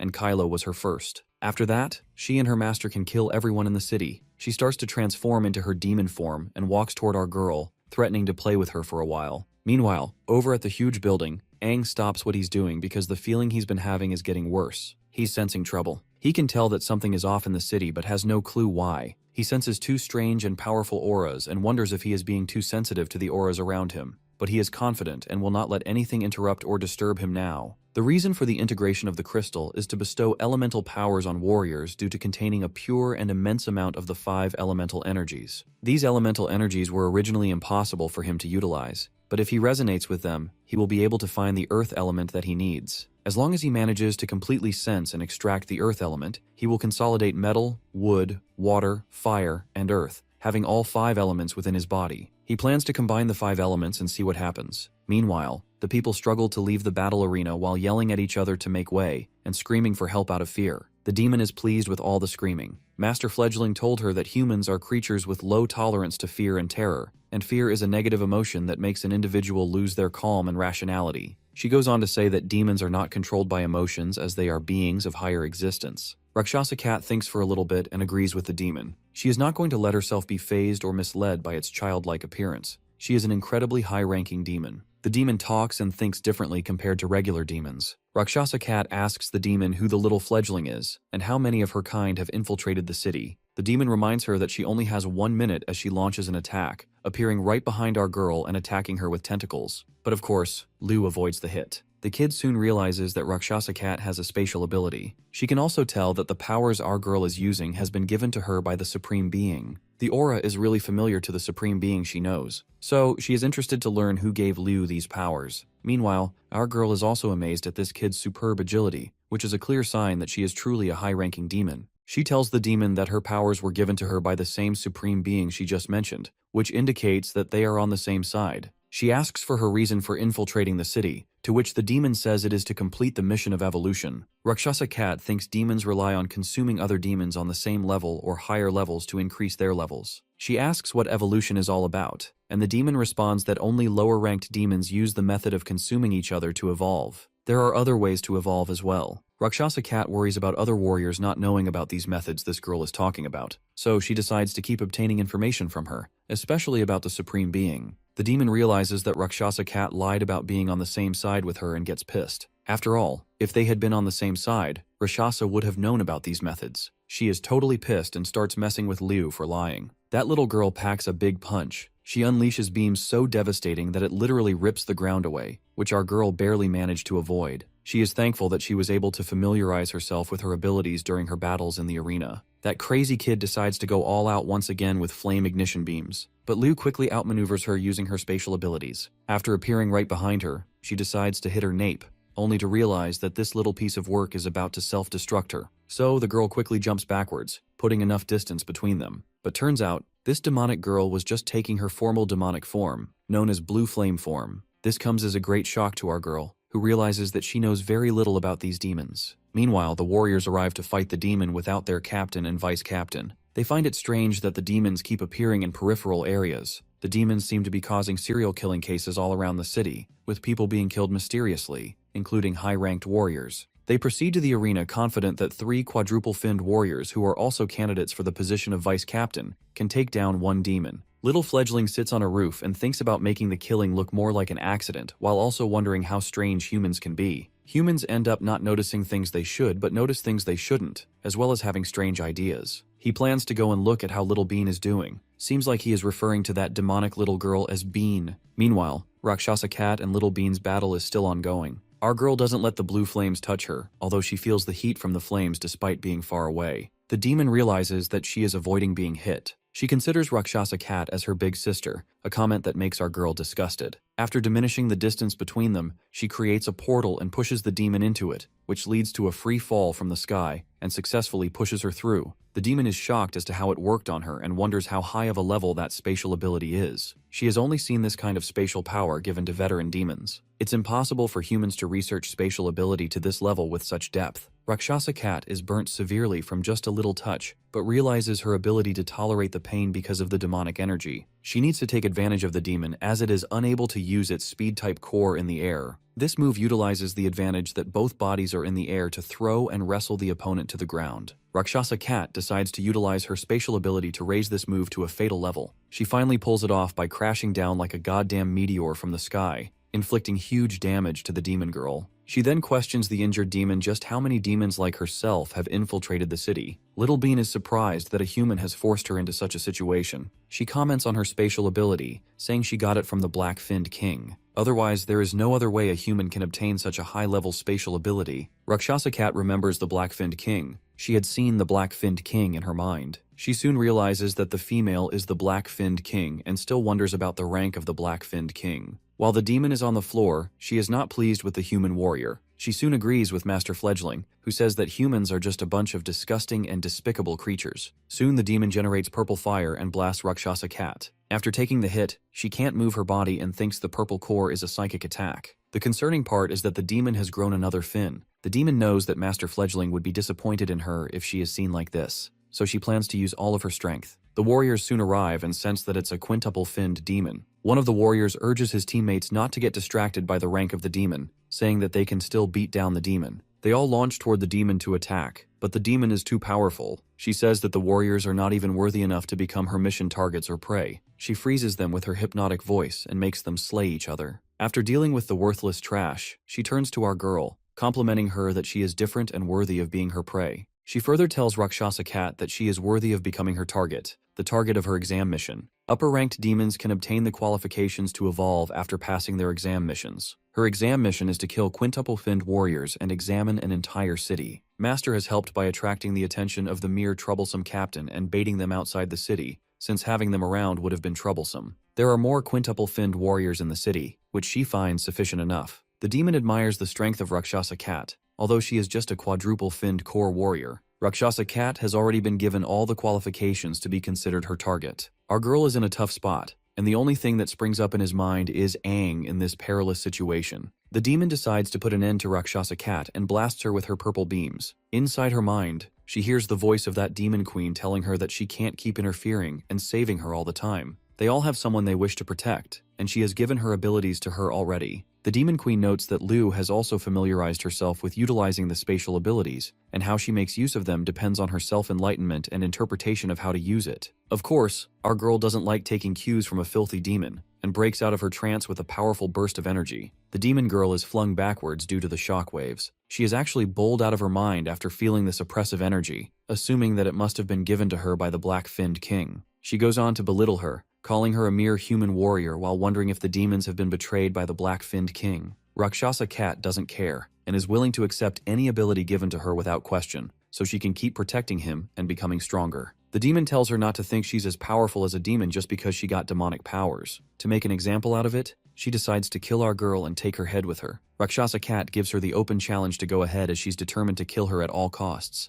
Meanwhile, that demon dude from before is watching all this from afar, feeling thoroughly pleased. He is approached by warriors who seek his identity. He is unable to provide it. The warriors warn him about the demons in the city, but the guy doesn't seem too concerned. They then ask for his identity again, to which he replies that he is just a regular passerby. When the pressure rises, he pulls a prank on the warrior who decides to kill him for joking at such an odd hour. As they plan to attack, they soon realize that he is a demon, so he snaps his fingers and slays them all. Blood slashes his face, but he hates blood. They wouldn't have been killed if they hadn't attacked the demon. He sees a cultivation practice room and realizes the reason he has been sensing the energy. He then decides to go take a peep. Over there, Aang is meditating. He is finally about to obtain the earth elemental energy. He has to ensure that the earth elemental energy stabilizes within his body, and with that, he will have gathered all the elements. Afterward, he attempted to combine them, but he didn't realize how taxing it would be on his mental strength. If he breaks his concentration even for a second, he will lose all the elemental energy he has gathered. He is determined to focus and can't afford to be distracted. Outside the room, people wonder why Aang is using a huge cultivation room all alone. They hear on the news about demons infiltrating the city and urge everyone to stay home until the situation is properly handled. Soon that same demon walks in. They ask him questions and point out that he doesn't look like a warrior. So, they insist him to leave as the facility is closed temporarily. But the dude proceeds to the cultivation room, and they ask him not to go in since it is for warrior use only. He goes on to slay them all as he keeps going further. He wonders how the aura he sensed is from a human warrior. He is not sure of the room in particular, so he walks into all of them and kills the people inside if they don't match his target. Meanwhile, Aang has exhausted his willpower and mental energy, but still decides to continue. There is only one room left as the demon decides to barge in. He decides to send in his greetings first and stretches his hands toward the door, but is intercepted by another demon. He is surprised that the door didn't break, and the other demon phases out of the door. And that demon is the Crimson King. The bastard who was once cocky begins stuttering in the presence of the mighty king. It doesn't take him to recognize that the demon in front of him is an 8-finned demon. Crimson King suggests this bogger to be quiet as he doesn't want Aang to be interrupted. He is looking forward to his evolution,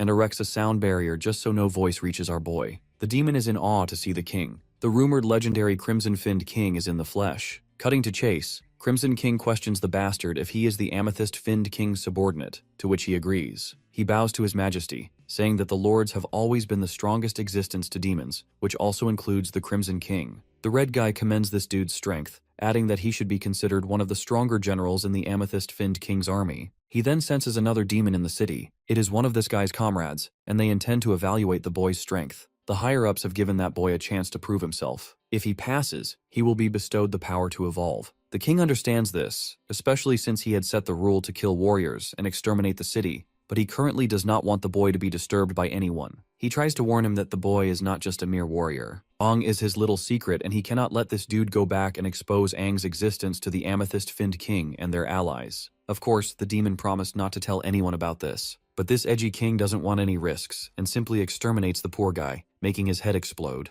Turning back to our boy, he then commends Aang's amazing growth. He is able to conjure up the image of various elemental energies in his consciousness, even though he is just a regular human with a regular body constitution, yet he wishes to forcibly integrate all 5 different elements within his body. He believes this is greedy, but he likes it. He imagines him to be in pain as he is unable to sense his presence despite being right in front of him. The ability to completely enter one's consciousness is already an amazing feat for a regular human. He knows that Aang is the strongest human warrior in the history of humanity, which makes him the right vessel for a king like him. He is to return to Aang's body now, since he only came out in order not to disturb him, which wasted a lot of psychic energy. But it's all worth it. Aang's constitution will end up enhanced, which will be beneficial to him in the long run. Aang starts to generate lightning. This surprises the crimson-finned king, who forms a protective cover for himself and watches. Aang is trying to drag all 5 elements into his body and integrate them at the same time. He questions the possibility as Aang becomes full of energy and starts shouting. The energy he emits ends up destroying the building.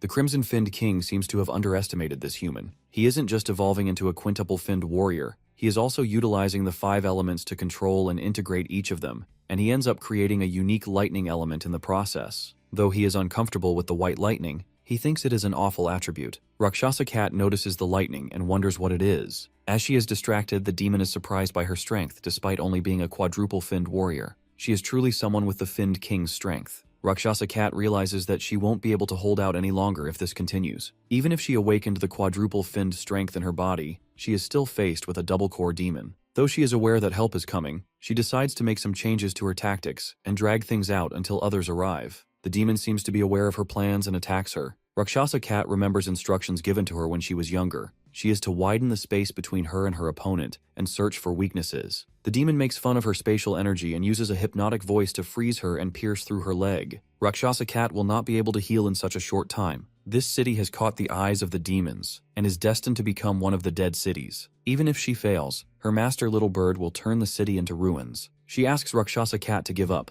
blasting her with a beam of energy which is intercepted by lightning. At first, she has no clue what happened, but soon realizes it is Aang. Yes, she has been saved by Aang, who is now a quintuple-finned thunder god form. The demon is not very happy to see Aang and asks who he is. Our girl is equally shocked and wants him to confirm if it's him. Aang responds to her saying it's him. She then warns him about the demon. It's a dual-core demon and she isn't like other demons. But our boy assures her not to worry, confident that he can take down the demon since taking down high-ranking demons is his specialty. The demon over there can sense that their auras are like those of demons. Aang warns her not to compare them with creatures like her. He is being trained to kill demons. Seeing the lightning crackling over our boy's hand, the demon girl is sure that she is screwed. After all, demons hate lightning the most. She blasts Aang with blue flames. My guy pushes Rakshasa Cat out of the way and tells her to let him handle it. He then proceeds to split the energy blast apart. The demon wonders how he is able to do this, and starts to question what that lightning of his is exactly. Aang thinks he has obtained quite a good upgrade from combining all 5 elements. He notices that his lightning is very effective against demons. He remembers the pain he felt while combining the 5 elements in his body. He assumed it was the elements rejecting each other,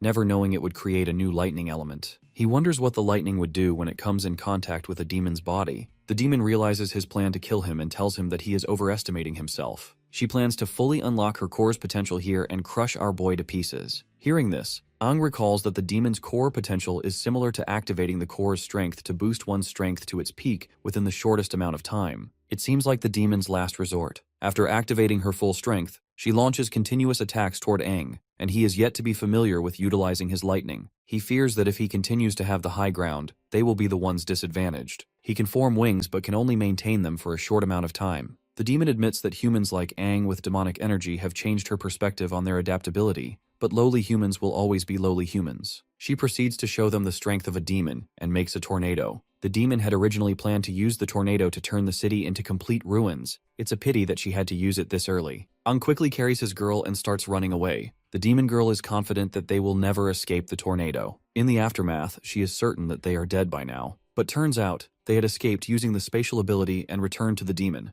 telling her that warriors never back down. After getting right overhead, Aang zaps the demon to the ground with lightning. Battered and bruised, the demon wonders why it is so powerful, as her entire body has gone numb. Aang tells her that lightning causes paralysis, which will slow down her movement. He warns the demon that tonight will be his last. The demon is not happy as Aang tries to kill her, warning that her master will seek revenge if he dies. Her master is immensely strong and immortal, Ang has no idea who this master is, but is ready to kill the demon repeatedly until she finally dies. Of course, the demon isn't very happy with Ang as he looks down on her master. They have no idea how powerful he is. Well, my guy believes everything will be alright as long as he is stronger. Liu wishes to help Ang, believing that it will give him a stronger propulsive force, and Ang agrees. Together, with Liu's spatial ability and Ang's lightning, they blast the demon. As she dies slowly, she calls on his master and also remembers her past. She feels she has disappointed her master and feels sad. The demon is finally dead. Liu points out that it was a high-ranked demon, even though it was still in its growing phase. That is why she is proud of Liu,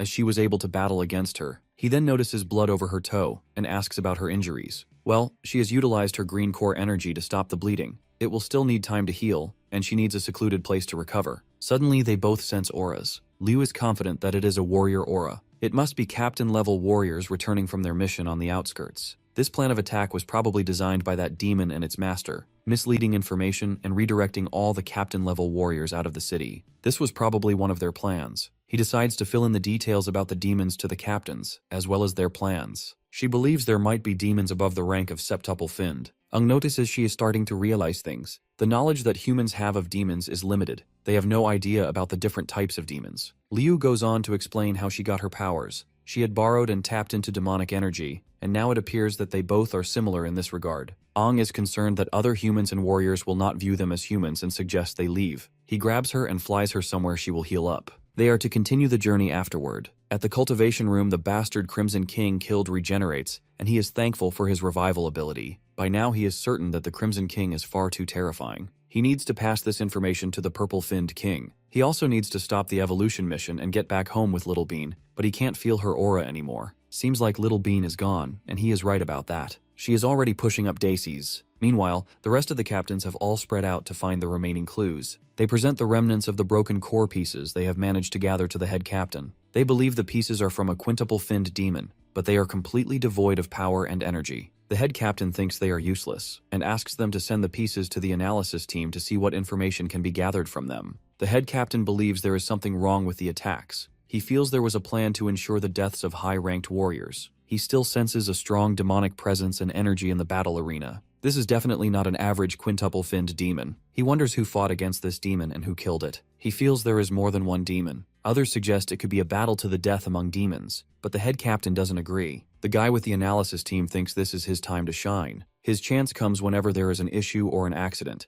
and he feels the captain pays more attention to his abilities. He sees a chance to get promoted in the near future. Meanwhile, that same demon guy in the shadows summons the site worker with a hypnotic voice. The warriors have no idea that he is being controlled. The demon questions him about the details of what happened in the arena. He explains to the best of his knowledge. Upon soaking up all the juicy enough, the demon believes that Little Bean is dead. He wonders if the Crimson-Finned King could be behind this, but realizes the entire city would have been wiped out if it were. The demon asks him to open the case containing the collected remnants of the demon's broken cores. He tries to see who killed Little Bean. He activates his soul-seeking ability, which allows him to control consciousness and use energy to invade the core and see the last scene the core's owner saw before death. The more complete the core, the more information about the surroundings can be gathered. He sees Ang and Liu and becomes enraged. He kills the guy with the analysis team and threatens to kill some other bystanders. Meanwhile, Ang is trying to heal his girl. Turns out, she is unable to heal because the battle has used too much of her energy. His wood element is as good as her green core regeneration. Liu is thankful. She had never let anyone touch her foot before. She then wants to know where they will go next. They had originally come out with the goal of finding the integration crystal that could combine all the elements in his body,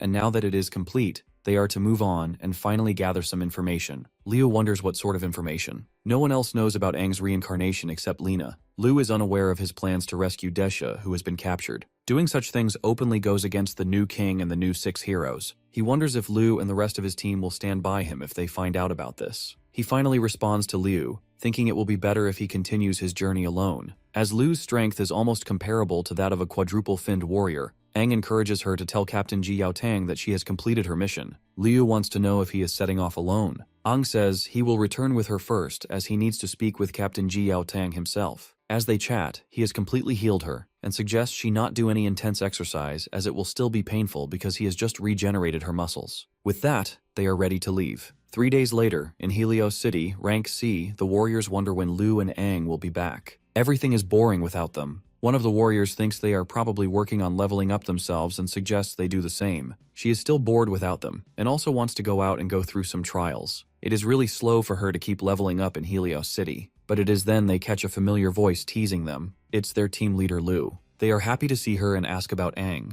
Turns out, he has gone to look for Captain Ji Yao Tang to revoke his status as a warrior. They are shocked to hear this. The captain is unhappy with the news that Aang wants to revoke his status as a warrior of Hela City. Everyone demands to know why. Aang had left the city to train for a while and now seems to look down on associating with the city. They misunderstand him, thinking he is being ungrateful, but Aang insists he wouldn't do something so disrespectful. He explains that he doesn't want to implicate the other warriors in his future matters, which might end up affecting Helios City as well. The warriors demand a better explanation, reminding him that revoking his warrior license isn't a small matter. Aang struggles to explain himself. He thinks revealing too much might implicate himself, and he gets a headache. He can't just tell them that he is Aang who reincarnated, or share his plans to overthrow the current king and the new 6 heroes. He says it's something he cannot talk about or explain, and pleads with them to trust that he has his reasons, hoping to avoid dragging anyone else into danger. The female captain isn't happy with his refusal to explain and encourages our brute captain to scold him too. She worries that Aang is planning something dangerous. The captain, concerned for Aang, proposes a challenge. If Aang can defeat all 3 of them, they will agree to his plan. Aang is confident and sees this as an opportunity to demonstrate the results of their outdoor training. The captain asks him to choose his first opponent, but to ease their worries, Aang decides to take all 3 at once. Meanwhile, in the warrior training room, Aang's friends are still worried about Aang's decision. They believe he wants to cut himself off completely from the rest of the warriors. They want to understand why, but Liu doesn't know the details of his reasons. On their way back in the past, Aang confesses to Liu that he plans to do something that could be considered treasonous. He wants their past experiences to remain memories only. The people he plans to challenge are far above them in power. He wishes to rescue an old friend and needs to revoke his warrior identity to avoid dragging others down with him. Liu asks why this sudden decision, and she even considers revoking her own status to help out. Aang refuses her offer, insisting this is his fight alone. This is all Liu remembers. The photographer girl feels that Aang sees them as burdens, but Lan sees him as someone who deeply cares for his comrades. They refuse to give up on their team of 4 and decide to do something about it. At the warrior mock battlefield,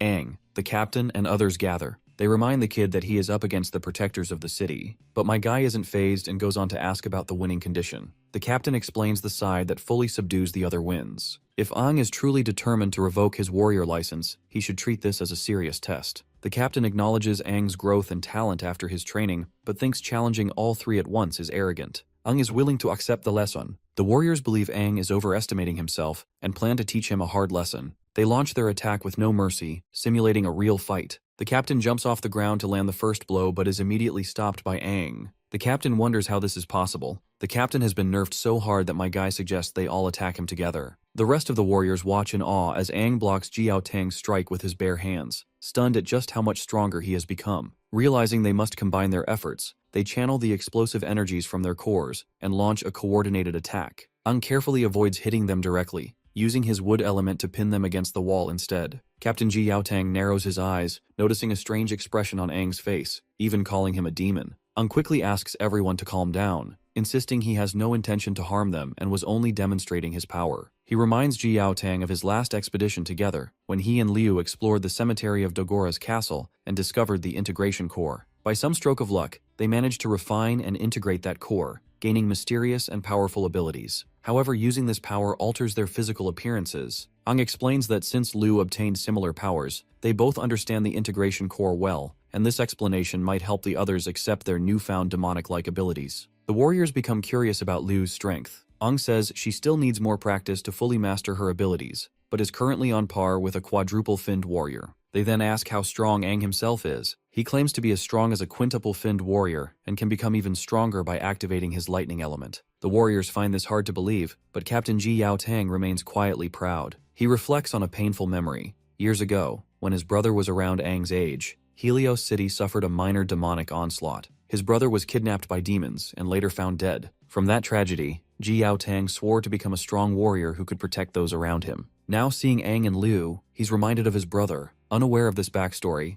Aang listens as Ji Yao Tang advises him not to misuse his strength and to accept the stress and responsibility that come with it. The captain is deeply proud of them both. The rest of the warriors are left uncertain about the deeper meaning behind Ji Yao Tang's words. Finally, Captain Ji Yao Tang approves our boy's request to terminate his warrior status. trusting that Aang knows what he's doing and choosing not to press further. He remarks that young people always have their own paths and futures to face. My guy is overjoyed to hear this, and thanks his senior respectfully. One of the captains fondly recalls how weak Aang once was during his early tests, and wonders how far he will progress now that he's leaving the warrior ranks. They also realize Aang shares a name with a legendary figure from the past. Ji Yaotang believes Aang's future accomplishments might even surpass those of that great man. As my guy departs on his journey, he contemplates raising his strength to the level of a sextuple-finned warrior, feeling it would be safer to do so before attempting to rescue Desha. Nearby, he notices a demonic rift and decides to seek out more cores to level up faster. However, he soon discovers a box, and to his surprise, it contains Liu and his teammates, who had been in his truck all along.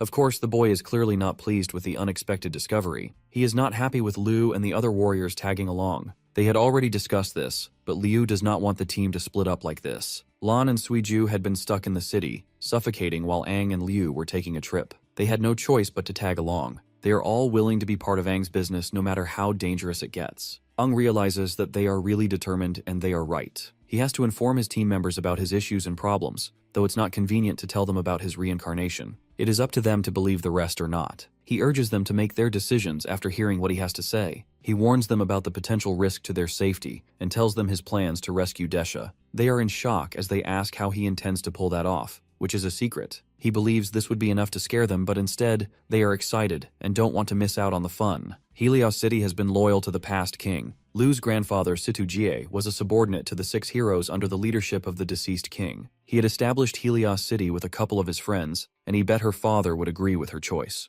Aang realizes why he finds the name Situ familiar. He remembers the first time the 6 heroes brought him, looking fresh and nervous. So much time has passed. Moving on, Aang doesn't think any of them present here are strong enough to join him. Since they all wish to join him, he also wants to add another person to the roster. Virelina, one of the old 6 heroes, a septuple green core warrior. He wants her to train his team, as it may be difficult to carry out his plan all alone. Lan wonders how Aang knows someone almost like a god to them. What's more, he is close enough to ask her to train them. She agrees to train them, but cannot control how much stronger they will end up getting, as it all depends on their own skills and abilities. She still wants to know if Aang is seriously bringing all 3 of them, but Aang has no other choice. Well, it's expected of our boy. More and more people will stand by him, and he's someone who would never leave anybody behind. She also hears that Aang is able to invent the lightning element. She is impressed with this new body of his, but this much is expected of him. After all, he is Aang, a guy who can accomplish anything. The rest of the team, while watching Aang and Lena, are unable to hear what they are saying. They wonder why Lena has not aged. Liu thinks the green core is responsible for that. She has regenerated her body and keeps maintaining it at its peak. This is an ability only someone as strong as her can pull off. Aang announces to everyone that he wants to be a septuple-finned warrior and wants the rest of the team to become at least quintuple core. He is going to level up all by himself. In his journey to get stronger, he also needs to find a method that would help his friends raise their strengths even further. Meanwhile, Lena is up to the challenge of training these newbies to quintuple cores. She starts by telling the rest of the team that raising their strengths within a short period will be very tiring and painful, asking if they would be able to bear it. Of course, they all agree. With that, Aang sets off. If he is able to get more integration crystals, he might be able to do something more incredible than before. Suddenly, the Crimson-Finned King appears at his truck, thanking him for helping him regain some of his strength. He is willing to help our boy with integration crystals since he knows a thing or two. He had said he'd be in a deep sleep, but now has psychic strength, all thanks to Aang's integration, although it's way too little. He had wasted a lot of his psychic strength when helping him resolve the troublesome issue he had. He decides to help Aang find the crystals he wants within a short period of time. Aang wants to know why he is helping him. He suddenly brakes and the Crimson King hits the dashboard. He asks Aang to warn him before he suddenly brakes, but Aang asks him to buckle his seatbelt. The Crimson King seems to remember the fight our boy had with a double-core demon. This makes Aang realize that the king is not oblivious to the world while inside his body. Turns out, the double-core demon he had fought was low-ranking, otherwise our boy would have been able to obtain a demonic revival core. Aang wants to know what it is all about. He asks if it is the same as the integration core. According to the red guy, the results it gives will always be strong and never weak. Regular demonic evolution happens by consuming demons of the same level or higher. Ranking demons can only level up by refining an incredibly rare revival core. If he is to refine this demonic revival core, he will be able to obtain an immense amount of power. His friends can do the same to enhance their strength. Aang wants to know how he is supposed to refine the demonic revival core, to which the king reveals that he needs a double-core demon that is septuple-finned and above. Aang wants to know why he is telling him this. Perhaps the demon plans to control his consciousness. Otherwise, why would he betray his own kind? He does this because the demons are chaotic except the higher-finned demon kings. He is sure that Aang would not understand the situation the dark species are currently in. So it's basically a waste of time even if he tried to explain it. And as for why he is helping this kid evolve, they both share evolution, and if Aang gets stronger, so does the demon. To emphasize how powerful he is despite his weak state, he immobilizes our boy without breaking a sweat. Aang wants to know where he can find core sextupled demons. He believes they are hard to find. The demon wonders why humans are so impatient. Reaching his goals depends on him. Now that Aang thinks about it, he recalls a place where he can find high-level demons. Though he thinks going there is already dangerous, if what the king said about revival cores is true, then it's worth giving it a shot. They set off to the City of Dawn. They get there until night, and Aang suggests they chill there since it is in the city's blind spot. The king then reveals that he will not be appearing again unless he obtains a revival core. After all, appearing again and again costs a lot of energy. He then suggests Aang should not let his friends forcibly refine it, or try to get enlightenment from it. It will only cause their minds and consciousness to explode. Aang asks him for help. He wants him to change his appearance. He needs to find a way to become a part of the high-ranking crusades. He also needs a weapon. While that broadsword is good for him, but it is not enough when he utilizes it. The demon decides to help him because they are one after all. After helping him change his appearance, he lends him a sword named the Crimson Tide. My guy expresses his gratitude to this demonic bastard and on his way to deal with crusading team. It's the City of Dawn, northwest side. A voice welcomes all warriors from outside the city who want to help with the current cleanup mission. They request warriors who are not below quadruple-finned cores. A reward awaits them when they succeed. The outsider warriors are requested to move to the training ground in an orderly manner. The warriors hear that the strongest warrior in the city will be leading this team. Aang sees all sorts of people signing up for this mission where they are to hunt demons. He believes the more people, the better. Captain Ranyang thanks all the people who have joined the mission. The warriors spread rumors of how the captain had killed a quintuple-finned demon all on his own. They are to start the week by tracing the steps of another team that had been tracking demons. The demon traces had disappeared 3 kilometers to the north of the City of Dawn, within a rotten forest, and the 6-person team that had been sent out had all been eliminated. A quintuple blue core warrior who happens to be a friend of the captain led the team. It wasn't a weak team at all. The last bit of information they have, sent by the tracking item, indicates that it's most likely they fought an extremely strong demon, probably a quintuple-finned demon, a double-core-finned demon, or a high-ranking demon as well. They view this as a threat to the City of Dawn's transportation and its surroundings. This is why they need external warriors. Aang realizes there is a possibility that there is also a double-core sextuple-finned demon, which is perfect for him. The warriors set off after the captain's explanation. All the while, the people cheer them on as they leave. The road is 3 to 4 kilometers long, and there are a few demons on the road as well. All warriors are instructed to be careful and follow the team closely while maintaining silence. If not careful, a warrior can get lost and attacked by demons. Aang thinks they are already attracting the attention of demons after leaving the city gate. A team member asks the captain not to treat them like rookies who do not know any better. They believe the team is made up of capable warriors. He gets attacked soon before the captain is able to warn him about raising his voice. It's a sand-type demon. It likes to ambush living things from their hiding spots in the sand. The sand-type demons had encircled the team from behind. With this quantity, they are almost akin to a small-scale triple-finned demon horde. The captain urges the warriors to form teams and fight together. They are just a mere bunch of triple-finned sand-type demons and aren't strong enough to be considered enemies. The team soon splits but is instructed to gather together and fight. Aang soon takes on the demons and asks his team member to join the rest. It is more convenient for him to do this alone. A team member is about to be slain, but he is soon saved by the captain who tells him to join the others and not fall behind. Everyone in the team gathers. They notice injured warriors walking from a distance. The captain wonders how they made it despite being so far away from the team. He asks if there is any other person behind, and he is told about Aang. He had saved them but had to stay behind and hold off the demons. The captain feels this was a foolish decision, but the injured warrior remembers Aang saying it was more convenient for him to fight alone. The captain thinks this is arrogance. They all believed he was dead. The captain feels that Aang's decision to stay back distracted the demons enough for them to move away. They decide to go back and find him, whether dead or alive, as he is a comrade and warrior. The captain warns them to be prepared for a fight as there may still be demons left. They find the place and head toward the spot. The captain encourages everyone to be vigilant as they look for Aang,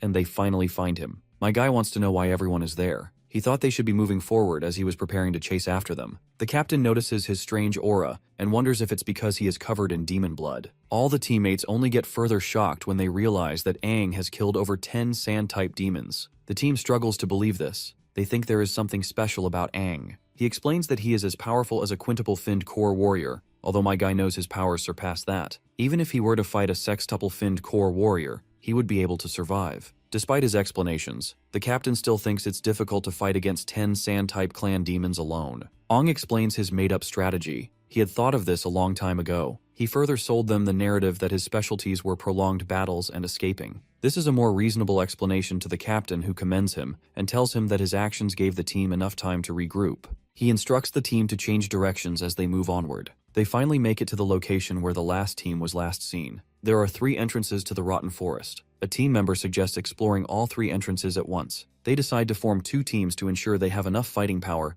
but are still worried about the 3rd entrance. This is then my guy volunteers to go in through the 3rd entrance alone. They hear a loud roar from the entrance. It sounds strange, but they have no time to hesitate and must go in. From the captain's past experience, he suspects the entrance holds more than just quintuple-finned demons. A team member asks how big the forest actually is, but gets scolded by the captain, who tells him to obey orders. The captain admits he doesn't know exactly how large the forest is and has no estimate. The original mission of the team was to scout the forest's proportions. Aang still insists on scouting one entrance alone, adding that the team won't be affected if anything happens to him. He believes he can finish before sundown. Other team members start seeing him as a show-off since he had taken out 10 demons all alone. Despite his arrogance and overconfidence, they still think he has a point. As the warriors try to split into 2 teams, violence erupts because everyone has conflicting opinions. These outsider warriors always act violently in tense situations, which is something Aang despises the most about them. The captain yells aggressively for everyone to calm down, telling them to follow orders. He intends to be the opponent of anyone who still wants to fight,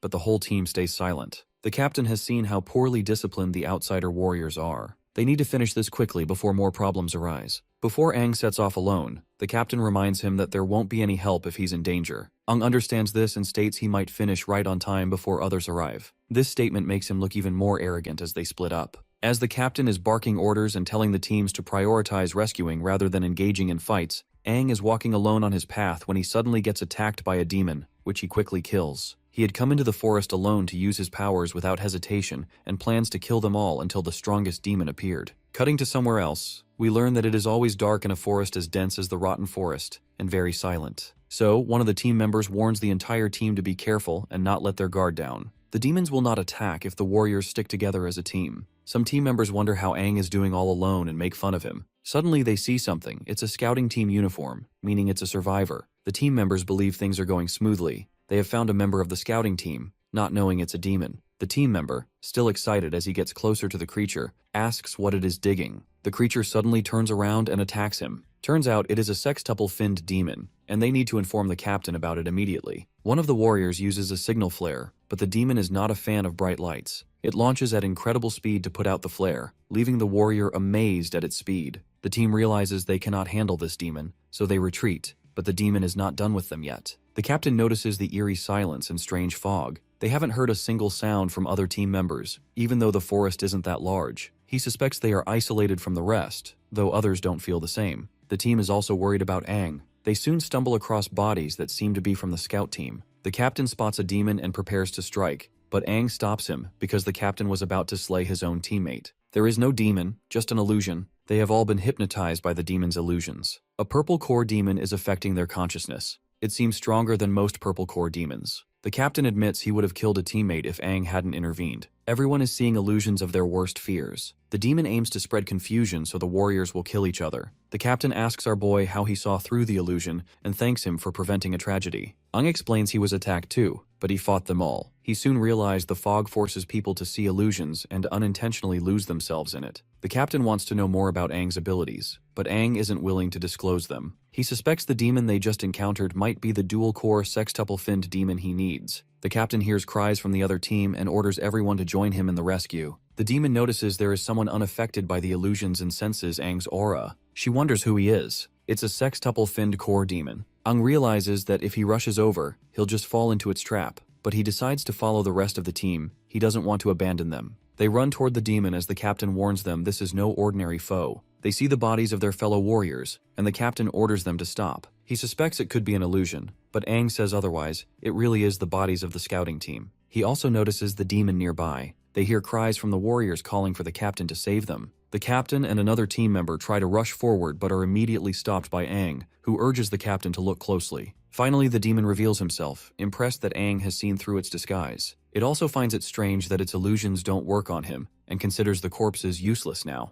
Enraged, the captain blasts the demon with a powerful energy beam. For a moment, they wonder if the demon is dead, but it quickly mocks them, calling them impatient humans. The captain insists on continuing the fight until he injures the demon. Aang thinks there are too many people there, and they're all blinded by their emotions. The captain tries to slice the demon but ends up slicing through smoke instead. Soon enough, the hallucinations once again start to mess with their heads, and they start to feel that Aang is the demon. My guy soon realizes what's going on. The demon is making him look like the target, while that bastard is sitting somewhere safe watching it all happen. The captain is first to swing at our boy. My guy is also ready to counter. He never thought he would ever be fighting him. The demon is happy to see them turn against Aang. She thinks it is interesting. She had never seen a mutual slaughter. Aang sees that the demon is treating them as circus monkeys. He decides to test out the true strength of his lightning element. Meanwhile, my guy has flung all the warriors away, making others believe that the demon is blocking Ranyang's red core attack. Aang, on the other hand, is positive that the lightning element surpasses the demon energy. The rest of the team charges against him. They are willing to kill him to get revenge for the fallen warriors. Aang wants the captain to take a little nap. He blasts lightning and throws the warriors off. The demon is also intimidated. It begins to wonder what power he is using.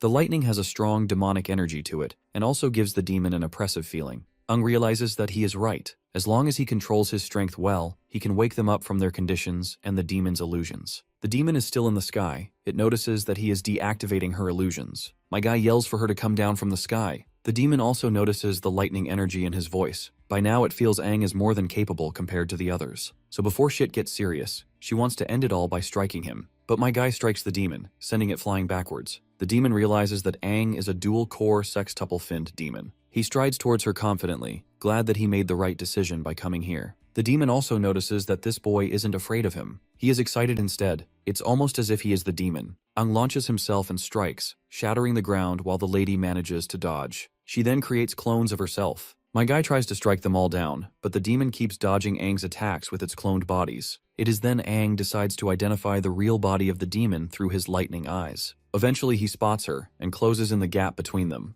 but the lady retreats right away, frustrated by his lightning trait. She then dances around him, but still ends up located by our guy. Before splitting her apart, he insists she hand over the revival core to him. The scene then cuts to the City of Dawn. From the cliff, Lu can see my guy's aura clearly. Meanwhile, the photographer girl is taking L's in her training. Lan and her notice Lo looking at the lightning ahead and inquire about it. Lu fills them in that Aang must be right in that spot, though they aren't sure. Lan says it could be a storm over there. Right then, Lena shows up behind them and asks why they are spacing out. If they are not powerful when Aang returns, they will be nothing but a burden to him. Aang had asked her to work on their physique. He had pleaded with her, and Lena agreed to do whatever he asked of her. So, she asks them to prepare for battle. They are to last 10 seconds against her in a battle as she will be attacking them. Suiju is shocked because lasting 5 seconds against Lena the last time was a very tough challenge. Back to our boy, he is about to stab the demon with his sword. The demon is sure that her teleportation ability will save her, but my guy still ends up cutting her hand down.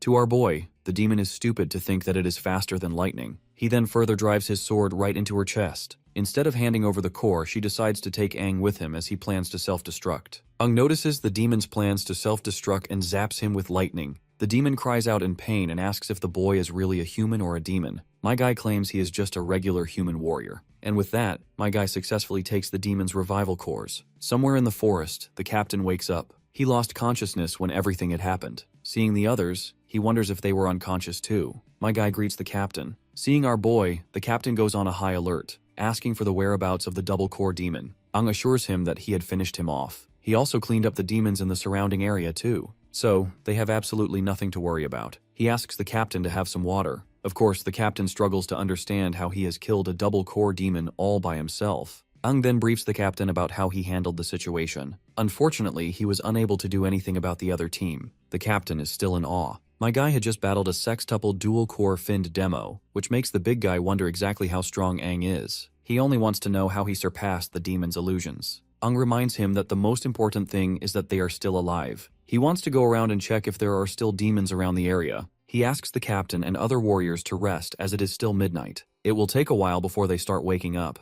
The captain believes the demon's illusionary technique is truly difficult to fend off. He had fallen prey to its technique. Ung explains that a dual-core demon is a demon with first-rate abilities even among other demons of the same rank. With double cores, its abilities aren't as simple as having twice the power of a single core. To encourage the captain a little, Aang points out that the captain is also incredibly strong as he had woken up quickly. The captain believes that a sextuple-finned warrior like him is considered the peak of the City of Dawn's forces. To be looked down upon by the demon and his inability to hunt it down infuriates him. As the person in charge of the mission and captain of the team, he is no longer going to investigate Aang's identity since he had saved them all. The captain, still trying to wrap his head around Aang's ability to handle a sextuple-finned dual-core demon, wants to battle Aang to see how he compares in strength. He suggests they have a light spar, but my guy wouldn't dare question the captain's strength. He explains that his inability to defeat the demon was due to lack of information, but the captain insists. He is personally intrigued by my guy's actual strength and pleads with him to spar against him. Ung realizes that the captain is competitive and battle-thirsty, but these are the attributes of a strong warrior, so my guy doesn't mind. Later, they find themselves in an open space. They get ready to battle as the captain reminds him not to hold back as they had previously discussed. He genuinely wants to experience Aang's raw strength. My guy understands Captain's sentiments.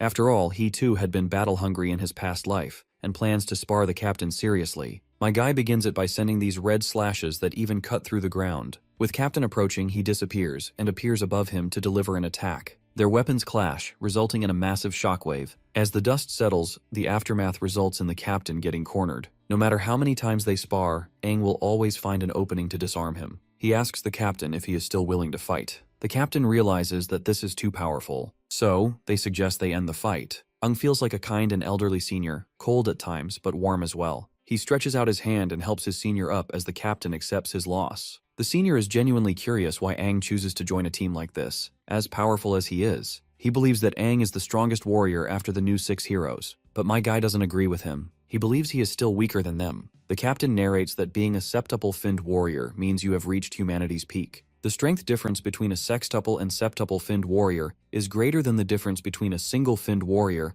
and a sextuple-finned warrior. The new 6 heroes' powers are not something a regular sextuple-finned warrior like the captain can achieve. He believes their strength has reached levels none of them have seen before. There are rumors that one of them solo cleared an ancient king's plague tomb himself and managed to return safely as well. It's a feat none of them can pull this off. This shocks our boy, because he too has first-hand experience with King's Plague Tomb. This makes him really suspicious of the new heroes, and wonders what exactly they are hiding. It is daybreak. The captain believes the other warriors will be awake soon. He asks if Aang will return with them. The boy responds positively as there are things he needs to settle there. He wants to see the revival core's effect on him. Back at the city, the captain reports to Wu Kongyao concerning their mission to the Rotten Forest. He had heard about how Aang had battled a sextuple-finned dual-core demon and how he had played a crucial role in the mission. Wu Kongyao wants to know Aang's true strength. The captain reports that Aang is just a mere quintuple-finned warrior. He had performed pretty well as the mission progressed, and other members were equally good as they had sacrificed themselves for the city. Wu Kongyao considers asking Aang to stay in the city and work. He dismisses the captain, telling him to submit the detailed report later. We then learn that our boy had asked the captain to downplay his contribution to the mission. He had joined the team in order not to get noticed by the upper echelon, and the captain agreed. Aang is in a hotel within the City of Dawn. He had finally washed himself clean from the blood of those demons. The demonic cores he has are different from regular demon cores, especially in terms of demonic energy within the core. He wonders about the potential consequences if it is absorbed by a regular warrior. Right then, Crimson King appears and says that the consequences will be dire. He is glad for Aang for obtaining his first demonic revival core. Aang wants to know why he suddenly appeared. The edgy king keeps it all mysterious as he reveals that literally no one can utilize this particular core. But our boy is an exception, because he is unique. Just with the mere touch of the Crimson King,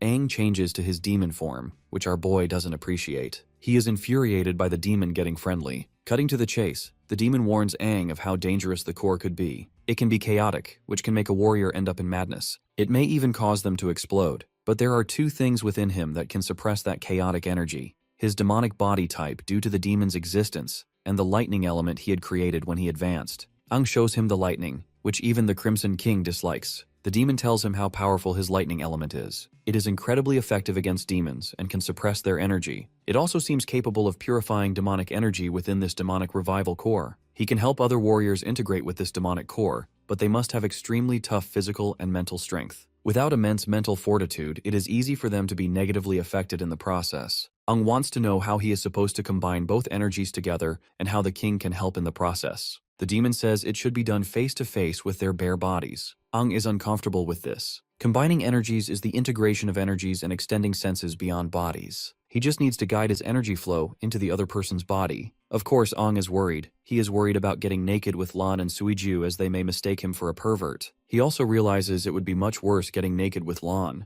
After all, this ain't a JoJo universe. Later, Lena gets to meet up with Ang again. He asks about the three of them, and they soon show up. Lena had taken good care of them. They are all happy to see him, and Suiju even notices that he has changed again. Liu is already used to that. It's easier to feel his presence. With pleasantries over, my guy wants to discuss something serious. He tells them the method of transferring energy he had discussed with the demon, which involves getting completely naked. The entire team is triggered. As expected, Lena gets pissed and thinks Ang is perverted. In her previous life, he would always have been indifferent to her hints about raids. She now thinks he is a player. But our boy tries to reason that he is getting forced. The demonic revival core needs cooperation to work. Without Ang, they will be completely corrupted by the demonic energy within the demonic revival core. Eventually, Lena leaves angrily, asking them to let her know when they are done, and bangs the door. The room is quiet for a while as Ang tells them the method is strange and risky as well. The demonic revival core can only help one person. He asks if anyone is interested. Suiju thinks it will be embarrassing to be naked with someone of the opposite sex, even though they are comrades. There shouldn't be a problem with Lan, though. Liu stutters for a moment and says she already has a bit of demonic energy in her, which might make it easier. She wants to volunteer but is immediately interrupted by Lan. He thinks he is the guy to call for something dangerous because of his physique. Ang thanks them for believing in him as Suiju pledges her support. Let's not forget about poor Liu, whose dream to lay naked is down in the drain. As they take off their clothes, Ang notices that Lan's physique has been greatly strengthened by Lena. The brute admits that he feels stronger than before. He asks if he should take off his underwear too, but Ang refuses, knowing that it might affect efficiency. The both girls peek from the door as the guys get ready for the show. As usual, Suiju admires the perfect angle she is getting for the photo, but Liu is unsure if they should be peeking. Hell, even Lena can't resist but joins in with the other girls. Anyhow, the boys begin their mojo. Lan holds the demonic revival core in his hands. Holding it alone makes him tremble given the power it contains. Ang asks him to place the demonic revival core in his hands and relax. He tells him to close his eyes, use his energy to sense it, and establish a connection. He warns him it may be a little painful but assures him he will be beside him to assist. Lan sees the yellow energy. It is just like his original core. He wonders if the demonic revival core will identify the power that suits him. He wonders if he should approach it as he advances further. As he gets closer, he finds the demonic energy terrifying. He begins absorbing the mighty demonic powers all to himself, and the entire process is quite taxing, making him scream. He is being tempted by this demonic energy, and will soon become a mindless monster once his spirit is consumed entirely. Crimson is here to warn him once again about the consequences, so he suggests Ang to make his move before it's too late. The primordial demon consuming Lan's spirit didn't expect to see the crimson-finned king there. Ang asks if this demon is conscious as he had thought it was an illusion. The yellow primordial demon can be seen as the source of demonic power. The crimson-finned king is considered the purest existence closest to this primordial power. The king cannot make a move against this primordial power. If Ang wants to save his friend, he has to act quickly. Without further ado, Ang launches off the demon's hands and dives straight towards him. The primordial being senses something very unpleasant. It is Ang's aura. He thinks it should be completely eradicated, and promptly blasts our boy away. This new yellow demon is a six-finned primordial demon. He is mad that others are here. Crimson King reveals that Ang has to deal with the illusion demon of this core first before he is able to save his friend. He then sits down in order to watch everything like a king he is. The battle begins, and they start throwing hands. Ang tries to take a look at the demon's powers, only to notice that the power has increased because both cores have now transformed into yellow cores. To push this bastard away, he delivers a lightning kick, but the demon is still intact. By now, he is sure that using feet and fists might take some effort. I guess this much is expected. The yellow core is known for defense after all. The monster then conjures a demonic shield which is both offensive and defensive. But my guy is sure that this is no match for him. He puts his lightning and demonic energy into use, and kicks the bastard hard. Turns out he used an upgraded lightning move he picked up while fighting a demon previously. After taking down that primordial demon, he directly strikes that ball of energy to help his friend's consciousness escape. I don't really know what in the hell is going on, but in a nutshell, my guy manages to absorb the excess power of the revival core into himself, which not only allows him to evolve, but he also manages to save his friend in the process. Even the Crimson King thinks it is impressive as he absorbed part of the energy from the core. It is enough for Lan to awaken his demon powers. In the real world, Liu has already dozed off, while the photographer girl is busy doing her thing. Even Lena is tired of waiting. Suddenly she notices his eyes, which look demonic. Right then, he gives off an explosive energy burst and begins to evolve. After the transition, he has 4 arms. His evolution has also been completed, making him a 4-fin demon. Lena refuses to believe what she is seeing. Through the core, the demon power has truly fused with Lan. Ung tells them not to be surprised as they have important things to worry about. The energy burst from Lan's evolution process is too intense. He believes it will definitely be noticed by Dawn City, so they need to hurry. Lu rushes to guard the entrance, but Lan stops her as he has a solution. They all grab him by his arms and he takes off like a goddamn meteor. Seriously though, what in the Omnitrix malfunction is this? Suiju meanwhile can't help but admire how amazing the dude has become. In his takeoff, Bro had left a huge hole in the roof of the hotel. People gather around the hotel premises as the authorities investigate. They are told to leave as it was just an accident. Investigators have no other clue except the hole in the roof and the fallen sign. The captain of the Dawn Warrior Guard is sure that there was a demon, but it makes no sense how the demon vanished in just a few minutes. Suddenly, they notice someone landing from the sky. It's Van Dillen, the cheap copy of Homelandar. They both kneel in the presence of this douchebag. Van Dillen is the strongest dual-core medic warrior, so it makes no sense why he would come here to attend such an insignificant event. Meanwhile, Aang and his team finally find a perfect spot to lay low. After getting down, they ask Snow how he feels. In response, he reveals that he feels like he is filled with the power of demons. He quickly switches to his human form. This sight fascinates Suiju beyond words. Meanwhile, Lena finds it is surprising how he can evolve to 4 fins at once. Perhaps it is because of Aang's assistance. Lan then reveals his side of the story. When he felt his consciousness was unclear,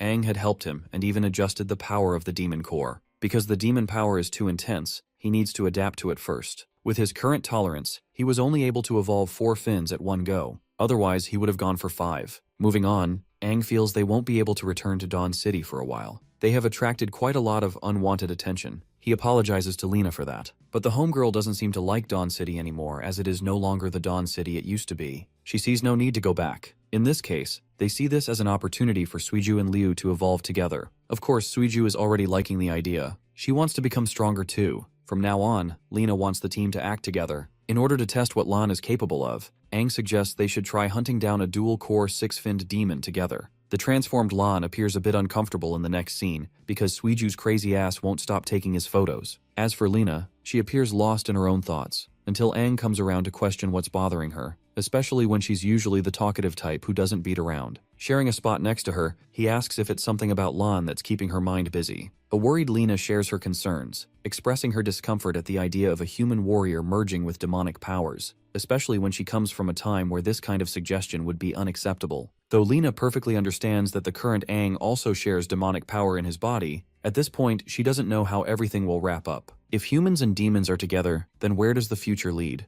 Our boy understands her situation completely, recalling his own previous experience, how he found himself repulsed by the sheer idea of using his demonic power. Despite hating it back then, he ultimately had to come to terms with the realization that this power is necessary for them to grow as warriors. It's similar to the concept of absorbing cores, and if they refuse to use this kind of power, Aang thinks they won't be able to tackle absurdly powerful demons to come. Right now, the demons aren't even their only concern anymore. When you think about it, the new king is terrifying in his own right, as well as his battalion of the new 6 heroes. Even Lena expresses her sheer shock, going as far as to say that the new king is terrifyingly powerful. She remembers the weight of death pulling her when she met the king. That kind of power is unfathomably strong, to the point that Lena thinks it's impossible for a normal human warrior to even possess it. Though she's ashamed to admit, Lena shares that she was genuinely afraid to be in the king's presence, and that's saying a lot because she's one of the 6 heroes herself. Pulling her back to reality, Aang smacks her head, assuring her that everything is going to be okay now that he's here to protect her. Their conversation is interrupted by the rest of the gang, who has rested well and prefers relocating to a different town. Our boy gets up, preparing himself to hunt the dual-core demon and extracting the remaining 2 demonic cores. He thinks they'll have an even greater chance of succeeding, now that they've got the legendary warrior Lena by their side. The scene cuts off to a desolate land, where one particular demon is chewing down on its food. Our gang observes closely, questioning what the demon is doing. Lena reveals that it's common for 2-fin demons to be here and there, and it seems like they've stumbled upon some kind of demonic nest. Without wasting a breath, our boy chucks a long sword at one of the demons, killing it instantly, while the other 2 draw away from the enemy invasion. Donning his 6th finned form, Aang hopes to discover dual-core demons in this wretched mess. His mere demonic aura terrifies the lower-level demons, who fail to comprehend how a human is even capable of wearing their power. The demons are so busy fixating on our boy that they completely forget about Lan, who emerges from the shadows and smashes both their heads together, killing them instantly. I can't lie, Lan looks badass with his 4-armed form. Suiju is rather impressed by their teamwork. while our boy reveals that Lan can easily annihilate any 4-finned demon or below at his current power level. However, just within this lair, he senses an immense wave of aura bursting out, implying that a compounded demon core must be inside. Liu urges to participate in the battle, but our boy stops her, arguing that her demonic form must be used later on because they need to preserve their energy. In fact, Ang is of the opinion that they should only fight until they've merged with their compounded cores. The reason for this is that Lan is already facing an immense toll on his body every time he transforms, so Aang doesn't want to risk expending too much of their fighting force at the beginning. Instead, he tells Lena to take care of the other girls. The demons come bursting out of the nest, roaring to kill the humans who dared to challenge them. Lan wants to aura farm and tells Aang he can handle it all on his own. This meme vanishes in the next second with such incredible speed that he takes down one of the demons instantly. The other two express their shock at the sight of demonic power being used by a human, but before they can do anything about it, Lan beats the ever-living crap out of them. Observing the scene, Seoju finds herself excited because she wants a piece of that power too. But Aang claims that it's uncertain what kind of power they'll get, because it changes from person to person. Deploying one of his skills, Lan activates Dual Bloom, destroying the demons casually without any problems. The way he's effortlessly tearing them apart reminds him of the time he was weak and pathetically useless. He couldn't even defeat a 1-finned demon or protect his friends, and the best course of action they took against a 2-finned demon was to run away. But this is the birth of a new Lan,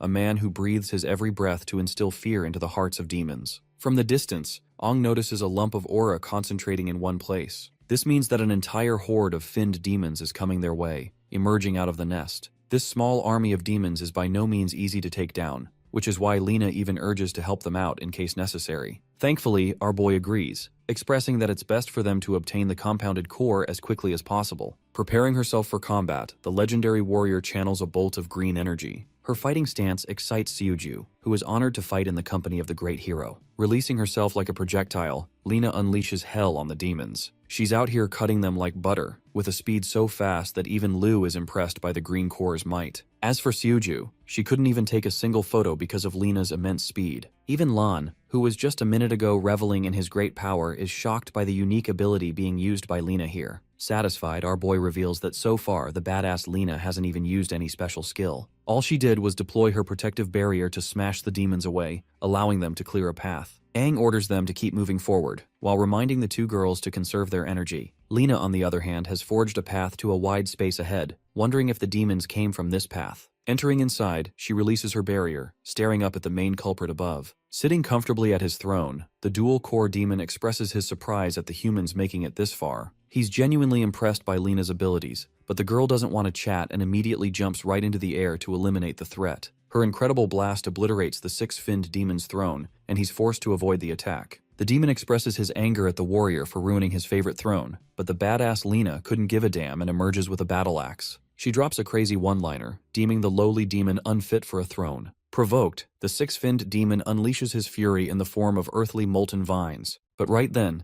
the 4-armed warrior comes out of the blue to play his part and stops the creature's attack. While the 6-finned demon is distracted, Aang sneaks up from behind. Before the demon can even process their strategy, Aang is already preparing to slash him. In the end, the attack connects, and the demon is one shot thanks to their brilliant teamwork. Thanks to that, they've uncovered yet another compounded demonic core, with only one more left to hunt. Strangely, Lena appears gassed out, expressing that she expended a ton of energy just now. Unfortunately, her green core is almost out of energy. It's not every day that one comes across a 7-finned core, so finding it is a pain in the ass, especially when the new 6 heroes were told not to use this kind of power anymore. Lena's prime has already gone past, so she isn't on the same level of the 6 heroes humanity always looked up to. However, what she's most happy about is that Aang is in a league of his own, and will eventually shift the tides for humanity again. Frustrated yet determined, the once strongest warrior of humanity promises her that they'll reclaim all that was taken from them. In the next scene, our gang relocates to another city hotel. It appears that they also managed to obtain the final compounded core off-screen after hunting. Our boy wants to help the girls evolve and requests Lena to guard him until then. The good thing about this town is that it is relatively low-ranked, so there shouldn't be any troubles. Hilariously, Lena teases our boy, wondering if he's going to be fine in a threesome. Flustered, Aang expresses that it's nothing like that. From inside the room, the girls are wondering what's going on. Our boy enters the room and switches on the lights, wondering who's going to be up first. Liu musters the confidence to recommend Seoju first, and with the way these girls look right now, I don't think even a 9-finned demon could hold our boy back. Aang is fine with that, but trust me, Our boy is genuinely struggling where to look, and the manhwa artist is making sure to give us all the angles. Suju butts in and explains that Liu wants to go first, but she's shy and doesn't want to reveal her feelings. Even though she tries to deny it, Aang comforts her and agrees with the suggestion. Suju decides to give them some alone time and promises not to take any photos, but something tells me this creep won't stop. Now that they're alone, our boy takes off his shirt, revealing his cardboard cutout abs. He wonders what's keeping Liu's eyes busy on his body, and I think it's obvious that this is the average girl's biggest dream. The nervous wreck Liu can barely contain herself now that he's taking his clothes off in front of her. And goddamn, she even recommends taking off her own top if necessary. With the way they're talking, Suju and Lan are embarrassed and shocked. A couple of quiet moments later, Aang sits in front of her, popping open one of the compounded cores. He hands it to her, while Liu questions if this kind of power is the same one she has inside her body. Even now, she has no clue how she was able to obtain such an ability to begin with. But one thing is for certain, ever since she got that power, she's been awestruck to chase its might. Many times she dreams of a terrifyingly large demon comforting her in her dreams, a kind of indestructible force unlike any other. By the way, it's clear enough that this is the other 8-finned demon, just like the Crimson King. Aang doesn't know it though, and he's hoping to get an answer soon. Instructing her to turn around, he tells Liu to keep the compounded core held tightly in her hand. Now that she's ready, our boy places his hands on her back, while the girl sinks to a state of meditation.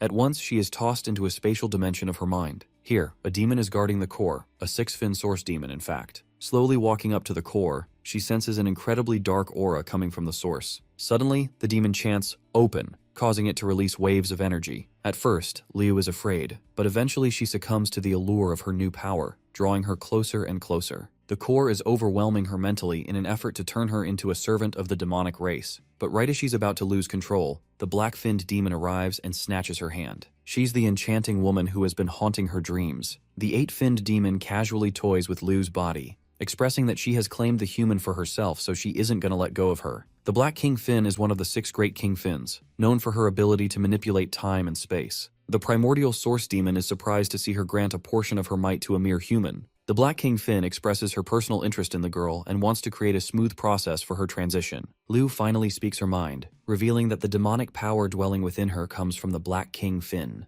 It's her first time being in the presence of a demon far superior to the likes of a 7-finned monster. The Queen of Black confirms this, while another voice greets them. Even the source demon is shocked to see 2 Kingfin demons interacting with each other. The Crimson King is annoyed that she's tampering with his plans. As for Aang, it's his first time realizing that Liu shares the might of an 8-finned demon too. Funnily enough, both of the hot babes are reduced to little fangirls after seeing Aang and the Crimson King. The Black-Fin demon is out here showing off her curves in front of her crush, pointing out that she was in fact following his instructions by staying away from Aang. However, she required a personal human to spy around on her own. At this point, Aang is out here losing his marbles. 2 of the strongest demons are standing right in front of him, catching up to each other, making him question what they're plotting. The Crimson King lightly smacks her head, emphasizing that her involvement is causing him trouble. In response, she tells him that she's worried something might happen, but the Crimson King is confident in his judgment. Understanding that he doesn't want her to mess around anymore, the Black Fin decides to come up with the outrageous idea of killing Liu right away, believing that she's useless to their cause. But the moment our boy sees her trying to do that, this man goes right up to his 6th form and charges right at her full speed. But in his effort to look like a hero saving Liu, he forgot about one critical fact.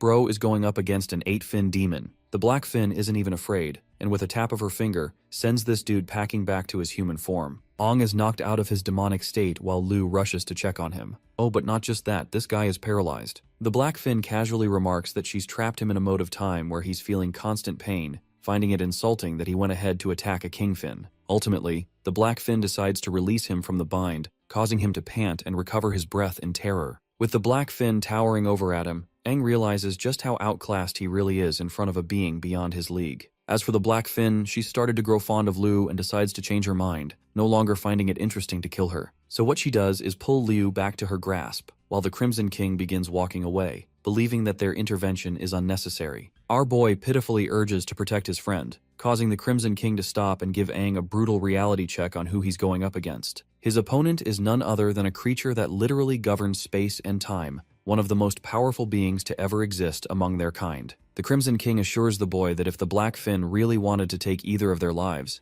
they wouldn't even comprehend their own deaths after it happened. Now that's the definition of aura. But not just that, the Crimson King emphasizes that it's the first time ever for the Black Fin to ever spare a human on a whim. which means she's already being favorable as much as she can. The Crimson King orders Aang to get up and leave, knowing that the Black Fin can handle the rest from here on out. Before leaving, Aang angrily tells the demon not to do anything unnecessary, which is funny to me because honestly, she could kill him for this remark alone. Anyway, both he and the Crimson King decide to opt out of the state, leaving the Black Fin to talk about how boring it is now that her beloved Crimson King has left. The primordial orb demon doesn't even resist and simply allows the Black Fin to do whatever she wants. The Queen of Demons gently taps Lu's head, forcing her to enter the same powerful state she donned once before, sharing an appearance with the Black Fin's form. In this state, Lu can confidently sense the assimilation of the green core with her body, allowing her form to bloom even more. In the outside world, Aang is no longer assisting Lu with the assimilation process, and instead waits for her to wake up soon. All of a sudden, Lu's body jumps into a hot demonic transformation, immediately evolving her to the sixth fin form. This version of her is called the achromatic Lu,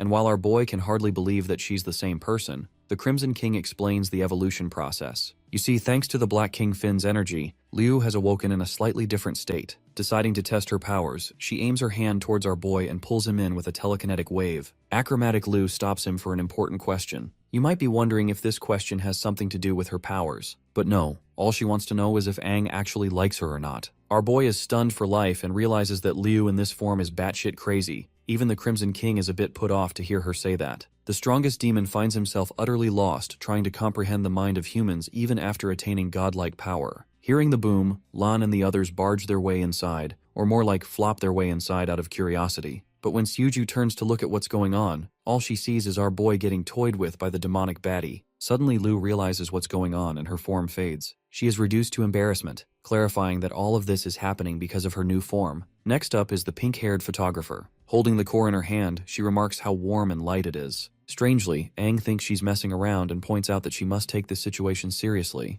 because in the worst possible case, she's going to get devoured by the core. Suju and her Jupiters playfully agree with the remark, while Aang is starting to think she'll never learn. Anyway, he coaches her to calm her mind in order to properly assimilate the compounded core. He also tells her that she's going to meet the Source Demon very soon, and likely endure hellish physical and mental shocks. The same happened to Liu and Lan, for example. However, Aang promises to help her out and consistently reminds her to keep her focus so that the core doesn't consume her body. But their first task is to enter the region of the core in the first place. Surprisingly, while it took Liu and Lan quite a bit of time, this girl instantly enters the space and terrifies Aang with her compatibility with the core. Realizing that he must also enter at once, Aang transforms into his sixth finned state and opens his eyes. The Crimson King is right next to him, commenting on how strange Suju is in particular. Different from the others, she experienced absolutely no pain or any kind of obstacle in her path. Instead, the girl is easily able to absorb the Source Demon's power like a cakewalk. A confident Suju not only engulfs the orb, but also the Source Demon's essence itself, a fact that shocks Aang and impresses the Crimson King.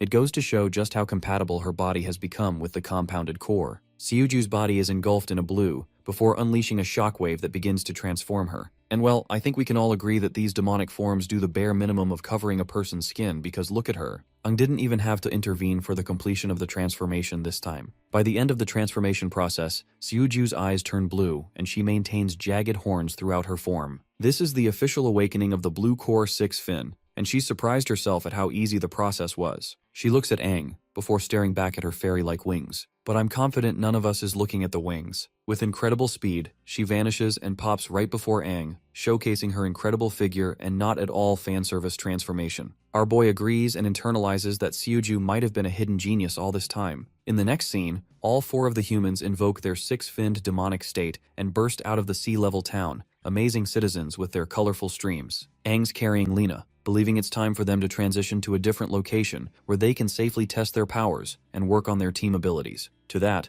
Lena recommends heading right towards a gigantic demon cave near Dawn City, a cave so massive that not even the valiant warrior teams dare to approach it in fear. Aang thinks it's going to be an excellent environment for them to test their powers, while Lena is starting to believe that these 4 now possess the ability to go head-to-head with the new 6 heroes thanks to their new powers. However, in the very next scene, Lena makes a surprising announcement to withdraw from the team. Unsurprisingly, Aang is curious and wants to know if he made her upset in any way, but she clarifies that it's nothing to do with him. It's just that her core is nearing its depletion, meaning she won't be able to fight at full capacity anymore and will only get in the way. Our boy flicks her on the head, quickly reminding her that she's literally one of the 6 strongest heroes of the present era, so there's no way she's going to become a thorn in their path. He's also ready to obtain a brand new 7-finned core for her if it's going to keep her around. Though he's happy to help her out, Lena expresses that she's fine on her own. The thing is, she's feeling doubtful of her own ability, and argues that even with the new core, she won't be able to help out much. The truth is, soon after the death of the strongest warrior, the original Aang, she stopped fighting and barely participated in combat. Soon after, the new king took over everything and basically allowed her to live a normal life, away from the duties of a warrior. In fact, she never would have donned her battle armor back on if not for Aang's re-emergence. Our boy is rightfully concerned about what she means when she says she won't be able to keep up anymore, even with all her experience. Lena cuts him off and shares that age is doing a number on her.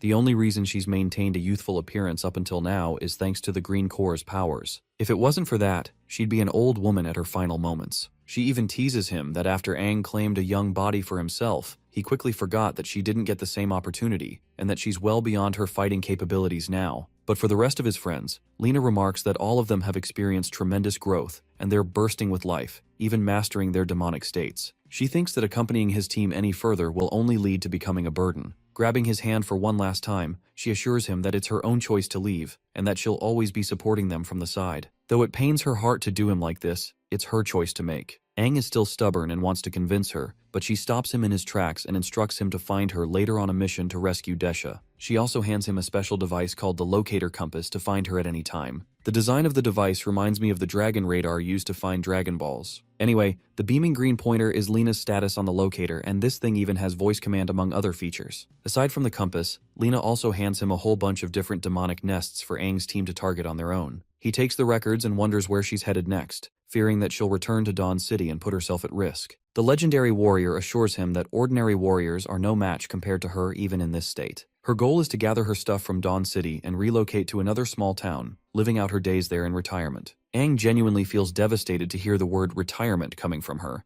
and wonders if Lena is ready to say goodbye to his team. Unfortunately, she doesn't want to make the farewell emotional, especially after sharing a life all on her own for decades. Before leaving, she does part with one solid piece of advice for Aang regarding Liu. Her mention of Liu makes him turn to look at her. The flustered chick returns him a warm smile and turns away. Clearly, Lena has taken notice of Liu's feelings for him, so she wants our boy to be responsible for her. She's well aware that he's not the smartest tool in the shed when it comes to emotional affairs for that matter. With everything settled, Lena turns to leave, intending to use the transport system of a nearby small town to return to Dawn City. As she's leaving, Aang roars at her that if he does find a new seven-finned core, she better not refuse it. In her mind, she simply calls our boy an idiot, and hints that she actually loves Aang but is willing to move away from him because he's found Liu by his side. The team quickly catches on after seeing Lena leave, questioning Aang what happened. Our boy merely suggests that she's going to tend to some personal affairs, keeping it simple. Liu feels sad that she couldn't thank the legendary warrior for her incredible guidance. Meanwhile, Lan wonders if they're going to head straight to the demon cave she told them about.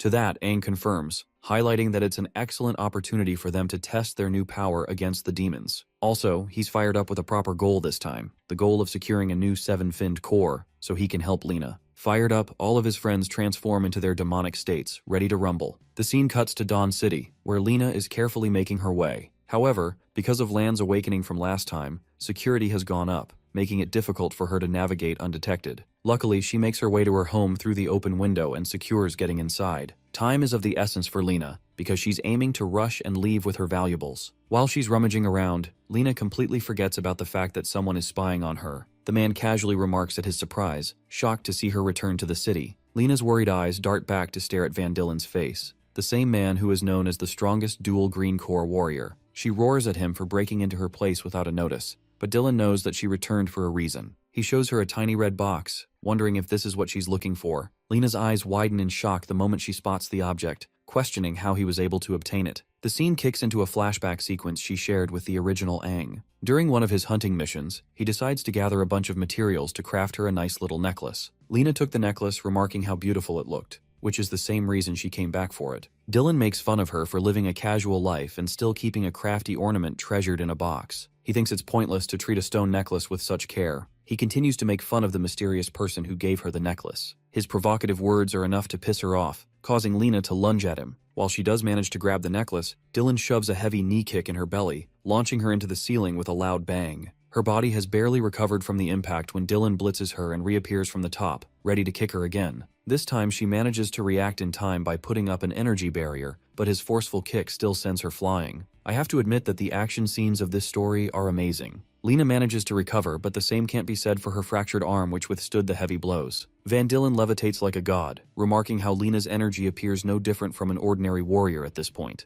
He belittles her by calling her an old hag. Pissed off, she screams at him for daring to defy the new king's orders by meddling with her life, even if she no longer serves the path of a warrior anymore. Dylan agrees with her argument, but he has strong reason to suspect that she's plotting something behind the scenes. Preparing an energy lance, he mocks her for ever believing the idea that the new king would care for a useless hag. Damn, this guy is the king of disrespect. As he's preparing to unleash his attack, Lena suddenly spots a cat on the rooftop, fearing that Dylan's attack is going to kill the innocent creature. Having a heart of gold, the brave warrior jumps to protect the cat the moment Dylan unleashes his spear. The projectile connects and leaves a gigantic blast, but luckily, Lena not only survives the encounter, but also saves the little one, allowing it to run away safely. But that's the problem. While she's distracted, the scumbag dashes past her, mocking her for foolishly withstanding the blow. The strongest warrior pulls her with a ruthless amount of force, dragging her all the way outside the city. Lena's body is ragdolled and thrashed into the forest with a heavy impact, reducing her to a gravely injured state.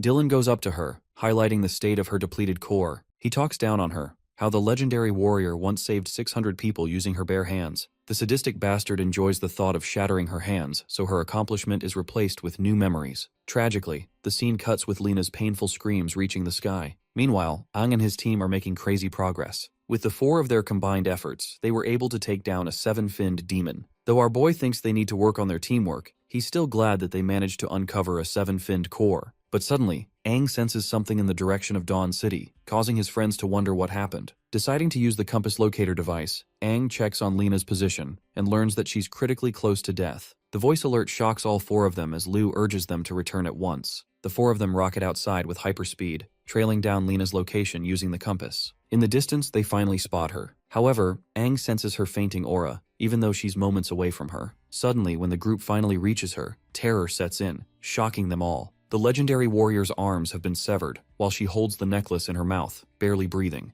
The horrific scene is unbearable for Suju, while Lan is supremely pissed off seeing her disgraced like this. Liu ushers them to try and save her first, because she's already lost way too much blood because of her arms. In a last-ditch effort, Liu focuses on the healing process, while Suju and Lan decide to monitor the area, thinking that there's a dangerous enemy lurking close by. Both of them get into position while Lena is receiving recovery. While she's being healed, Aang stands speechless. He recognizes the necklace he gave her, recalling how happy she looked when she took it. It finally makes sense why she came back to Dawn City. She wanted to take back the necklace, the same shitty necklace that Aang didn't even put any thought into. Overwhelmed with guilt, Aang is furious. But Liu sheds light on yet another concerning matter. Lena's internal organs have been severely damaged and her green core is fully depleted. In her current state, she can't heal on her own anymore. Her youthful looks are also reverting because her green core can't sustain her anymore. Liu takes notice of this and shivers in fear, realizing that there's barely anything they can do to help her anymore. Even as strong as Liu has gotten, she confesses that it's going to be impossible for her to save her. A desperate Aang wonders if the 7-fin core can help her out in any way. Unfortunately, Liu believes that she can't reverse Lena's tremendous injuries. However, what she can do is put her in a state of a time block using the power of the Black King Fin. She could freeze her in a dimensional block, delaying Lena's death as slow as possible. However, if this happens, Liu will compromise her own ability to move, and will require every last bit of focus to maintain the time block. She thinks it's an unrealistic solution because the moment the sun rises again, Lena will meet her end. What's bothering Suju the most is how on earth could a demon reduce her to such a state,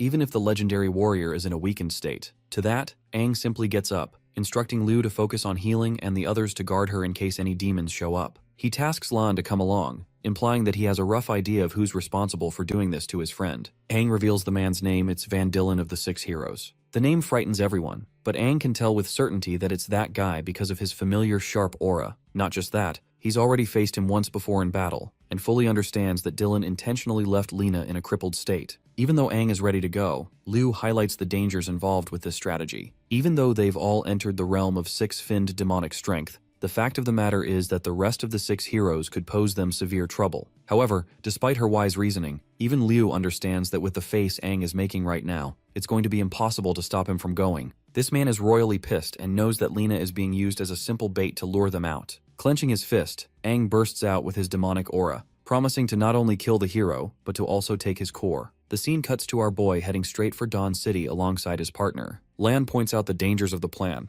believing that a fight in the city is dangerous to the innocent people. Not just that, Dawn City is going to be tough to navigate as it is lauded as humanity's strongest S-ranked city. Even Aang agrees that the city's tremendously powerful defense barrier is so strong that it can withstand a blow from a seven-finned demon without a problem. However, that rule only works from the outside in, because just like last time, the barrier posed no trouble when they tried to leave the city unharmed. Lan is rather stunned by Aang's knowledge of the inner workings of the city. Knowing that he can't possibly invade past the barrier, our boy decides to take the opposite approach and intends to lure Dylan to come outside. So what he does is crash land into the outskirts of the city walls, terrifying the watchguards. The warriors are put on alert, wondering if it's a demon invasion. But when the smoke settles, they come to recognize two demonic humans being responsible for the destruction. One of the warriors orders to unleash the might of the defense beam cannon, reflecting how annoying it is to deal with humanoid demons because they can't be detected by automatic systems. All turrets are manually aimed at the two demonic humans. The situation is rather ironic for Aang,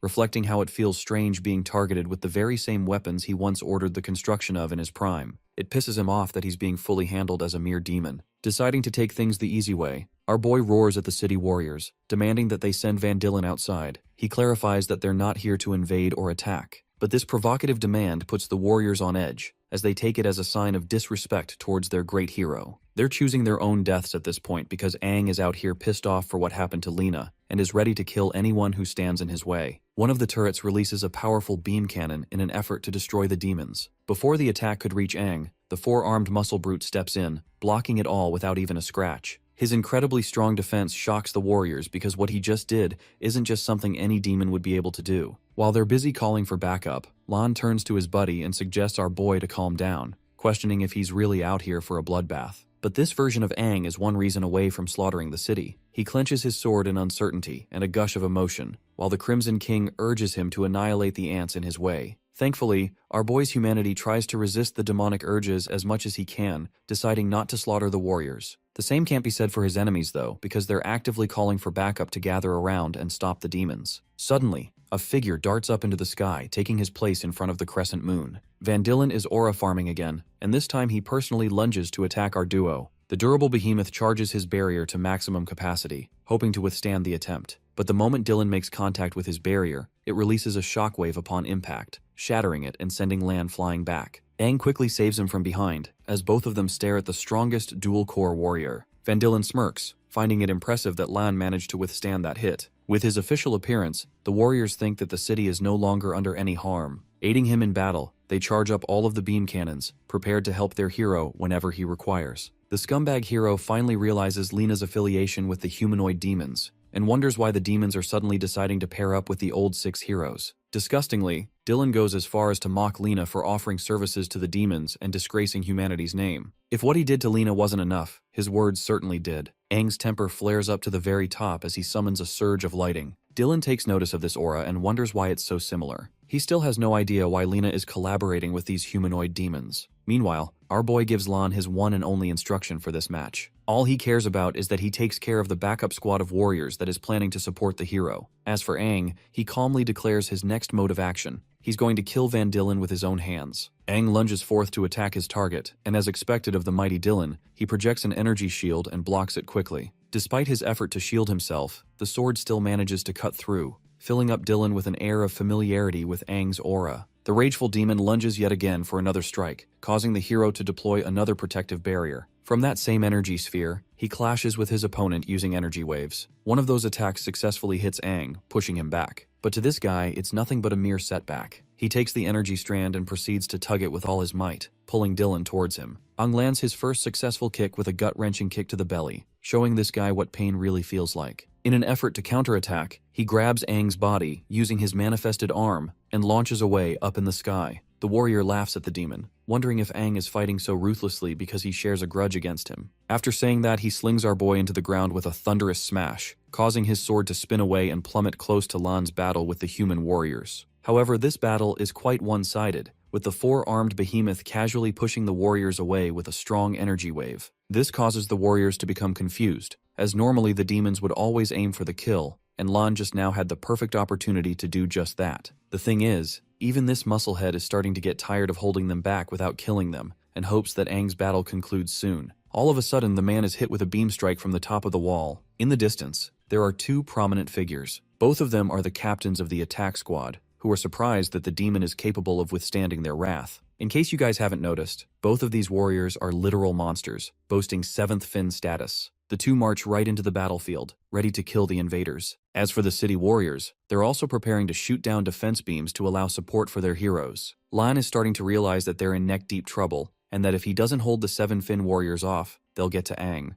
So this man carves up an ultimate shield, becoming the only thing stopping them from getting to his friend. Speaking of Aang, our boy is in a rough state. Despite possessing a 7-finned dual core, he's still incapable of defeating Dylan, even after what he'd done. His opponent is ready to unleash a barrage of energy spears, ready to finish the demon off. In this fleeting moment, our boy turns to check on Lan's condition. Unfortunately, they got him. His barrier has been destroyed and he's down for the count. The sun is almost about to rise while Lena's condition reaches her end. In this pathetic final moment, Aang gives his everything to beg for the Crimson King's help. As for Dylan, he initiates his final attack, laughing at the demon for daring to attack Dawn City and overestimating itself. But that same arrogant attitude gets crazy humbled when out of nowhere, Dylan's ear is blown off, making him terrified about what's going on. That previous attack of his should have been enough to nail the killing blow. Emerging from the smoke isn't Aang, but a being dozens of times stronger. The Crimson King mocks him for keeping up his pride when he shouldn't have given up sooner. As for Dylan, this man is quivering. He doesn't get why the demon has suddenly grown his strength to such a degree.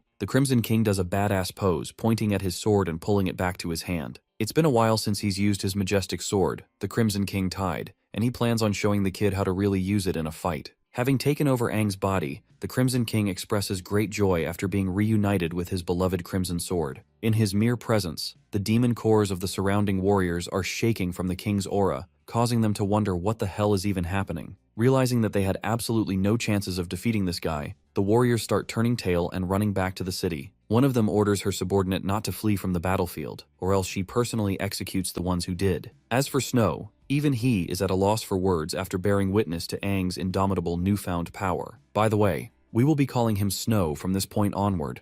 Previously we used to call him Lan. It's as if his aura completely changed from before, and now wears an uncertainty that was never there. That is the authority of the King of Demons, and the might of the 8-finned monster. As he's staring up at Van Dylan, the man expresses his intrigue and thinks that Aang was actually holding back his real trump card all along. His supreme evolution makes him wonder if Aang has entered the ranks of a 7-finned demon's strength. However, the arrogant warrior thinks that 7-finned demons are no match for him, so he claps his hands and unleashes soul-devouring vines just to take out this new threat. To Van Dylan, he's unafraid of anything, as he already wields a dual 7-fin core, making him an extremely powerful force of nature. But right as he's flexing his rank, the Crimson King is already speed blitzing him by popping right over his head for an aerial slash. Van's cocky face goes to shit the moment he realizes he's about to get his head cut off. Reacting as fast as he could, he uses his soul-devouring vines to block the sword slash in the nick of time. However, the force from the impact is so dominant that it launches his body into the ground, thrashing him all the way. In the eyes of the lower-classed warriors, they can't even fathom how their greatest combatant is currently being ragdolled by a demon. It's an unbelievable sight for them. Meanwhile, the Crimson King starts to notice a few cracks appearing on his vessel's body, implying that even after a short display of strength, this body is far too weak to handle the Crimson King's true power. Even though he's fully taken control of Aang for now, that the Crimson King pities the current version of him,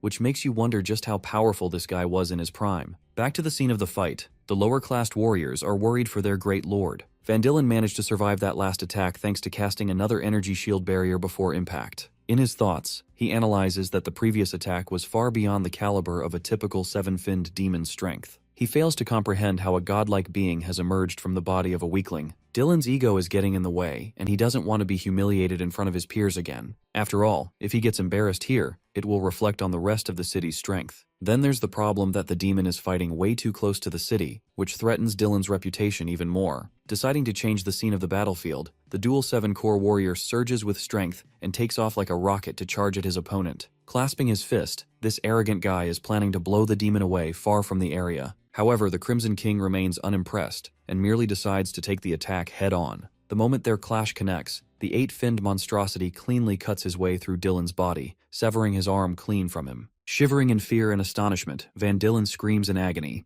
The warriors looking up to him are suddenly beginning to question his ability to win this battle. Frustrated that he got humbled in front of his own gang again, Dylan turns around with a murderous stride, this time unleashing waves of energy scattering around and targeting the demon. In response, the Crimson King casually prepares his sword. Right after, the attack connects with an incredible explosion, leaving everyone to brace from the shockwaves and impact it released. When the dust settles, Van Dillen stands exhausted in bafflement. Missing an arm, he can't believe that even an all-out attack like that was blocked by the demon with ease. In response, the Crimson King calls him a clown who has fully lost his mind. He wonders if the esteemed warrior has stopped caring about his city, because he aimed an attack that was going to hit the city if the demon simply chose to evade just now. The Crimson King points out the irony of a demon protecting the human city from a warrior, which I have to say probably annihilated Dylan's ego right then and there. While Dylan is mouthing things off in frustration, a voice echoes from within the Crimson King's body. It's Aang, and for the first time in forever, he shares such a personal grudge against Dylan that he is enveloped by bloodlust and a need to torture him. He begs the Crimson King to sever this guy from limb to limb,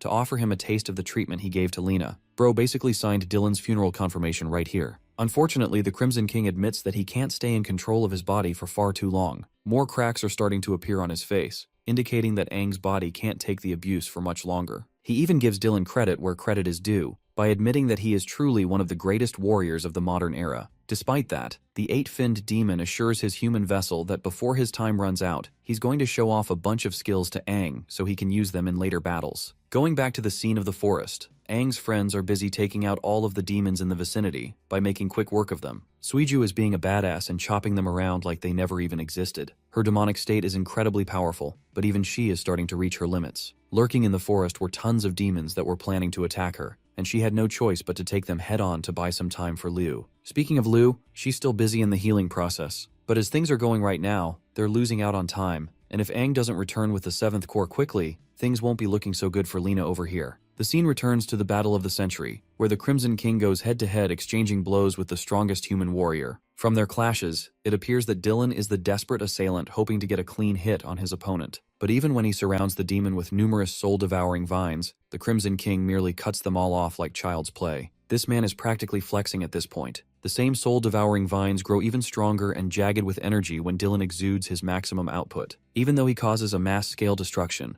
none of it matters because the Crimson King's speed blitzes his ass again and appears right behind him, cueing the "oh fuck, he's standing right behind me, isn't he?" moment. Before he can even turn around, the eight-finned demon annihilates the human with a piercing stab in his abdomen. Things are looking bad for Dylan, and he knows it. He's well aware now that he's fighting a demon well beyond the ranks of the 7th Fin. By simply engulfing his aura, the Crimson King was able to extend the range of his weapon and connect the earlier blow. Anyway, even the prestigious warriors that were in awe of Lord Dylan's strength are watching helplessly, witnessing how the fight is going in the opposite direction for their hero. In an effort to back him up with support, the warriors are about to take off, when suddenly, Snow grabs both of them despite having been taken down before. This man is the ultimate homeboy and refuses to let any of them interrupt Aang's fight. The hasty warrior stabs him with a beam in an effort to free him from the demonified human's grasp. But despite that, Snow endures the torture and copes with his suffering. He realizes the extent of his own limitations, as he couldn't help but be demolished by a 7-Corps warrior. Still, Snow doesn't want to give up despite the gulf in strength. He too wants to exact justice for Lena's sake, and this time, he intends to use the power that he kept in reserve during his demonization process. Cracks appear on his back, and suddenly a wave of energy erupts from the defeated demon's body, alarming the warriors around him.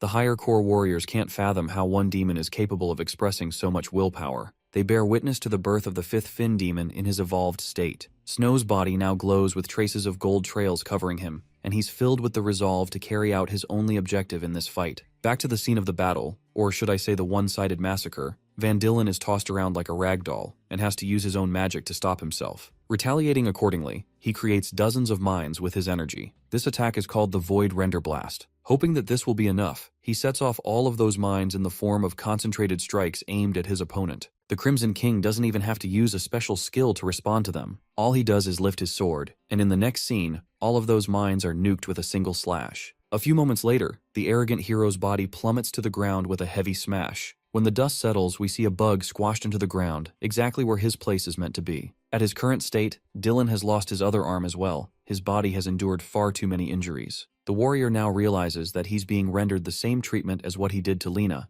and instead of fearing for his life, he finds the whole thing entertaining. As for Aang, he's starting to collapse from the limitations of his body, and instructs the Crimson King to kill this guy and take his core. Responding accordingly, the 8-finned demon channels his strength into his blade, erupting in red aura. Observing that the demon is about to finish him off, Dylan is provoked and thinks that he's being mocked far too much. Thanks to his energy manipulation, he capably carves out 2 arms for his body, regenerating as if they were never even gone. A smile creeps up on his face, as he confesses that before this battle, it was intended that they would never reveal their trump card in front of the world because of the new king's order. In a plot twist, Dylan's body spurs out demonic energy wings as he confesses that his only option now is to kill his opponent. Both the Crimson King and Aang express utter shock when Dylan completes his transformation. The hero reveals his trump card through demonization, and despite his distaste for demons, he seems unbothered using their power for himself. The new and evolved Van Dylan is a 7-fin dual-core warrior supercharged with the strength of demonization. This is astonishing in the eyes of the suppressed Crimson King, who points out Dylan's genius plan. You see, throughout this entire fight, his mission was to lure his opponent away from Dawn City, to avoid anyone witnessing his demonization transformation. Thanks to that, no one will know that their esteemed hero is a demon too. Amused, Lord Dylan offers praise to the clever demon for quickly grasping a hold of things. He also reveals that he's never used this form against an enemy until now, simply because he was far too powerful even without it. Even though he completely despises his demonic state, he had to set aside his ego just to stand a chance against his opponent. Vanishing in thin air, the demonified Dylan pops out of nowhere and calls his form invincible. This time, he actually manages to connect his attack against the 8-finned demon,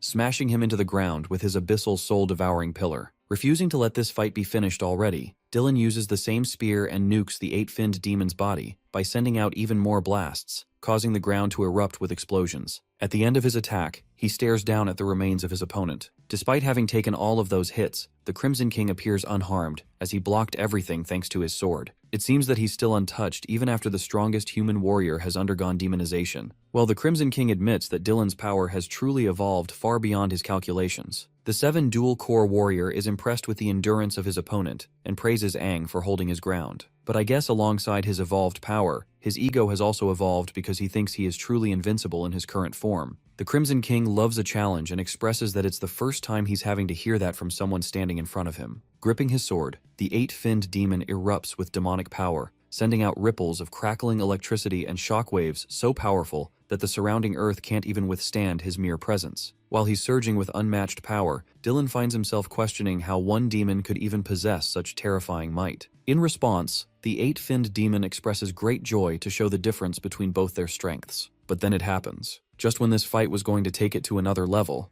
Aang's body shivers to keep up with the 8-finned demon's strength. At this point, he's starting to bleed out from his own strength. Having endured the brunt of the entire fight, it can no longer sustain the Demon Lord as his vessel. Unfortunately, the Crimson King understands that if he keeps going, it's going to be problematic for him in the long run, because Aang's body could fully collapse and destroy the Crimson King's body in the process. He considers it a truly pathetic sight that he couldn't enjoy a powerful battle with an opponent showing promise. He was already bored after resting in Aang's body for far too long. To make things right, he mutters a chant to disperse Aang's strength. To Dylan's complete shock, he senses an immediate shift in aura, as if his opponent depowered back to what he was before. After a clamoring explosion, Aang can barely hold onto his sword after reclaiming control of himself. He doesn't get why the Crimson King dispersed just like that, just when they were reaching the climax of this battle and could have had the chance to kill Dylan. Despite his frustrations, the Crimson King reminds the rage-filled human that it was the only choice they had. If he hadn't submitted control back to him, it would have resulted in Aang's death, and that goes ultimately against the Crimson King's goals. But I find it hilarious because by returning Aang his body, he basically guaranteed our boy's death anyway, because it's not like he's about to call Goku to fight Dylan for him or some shit. Aang even points out this obvious fact that even at his normal state, he could barely hold a candle against Dylan,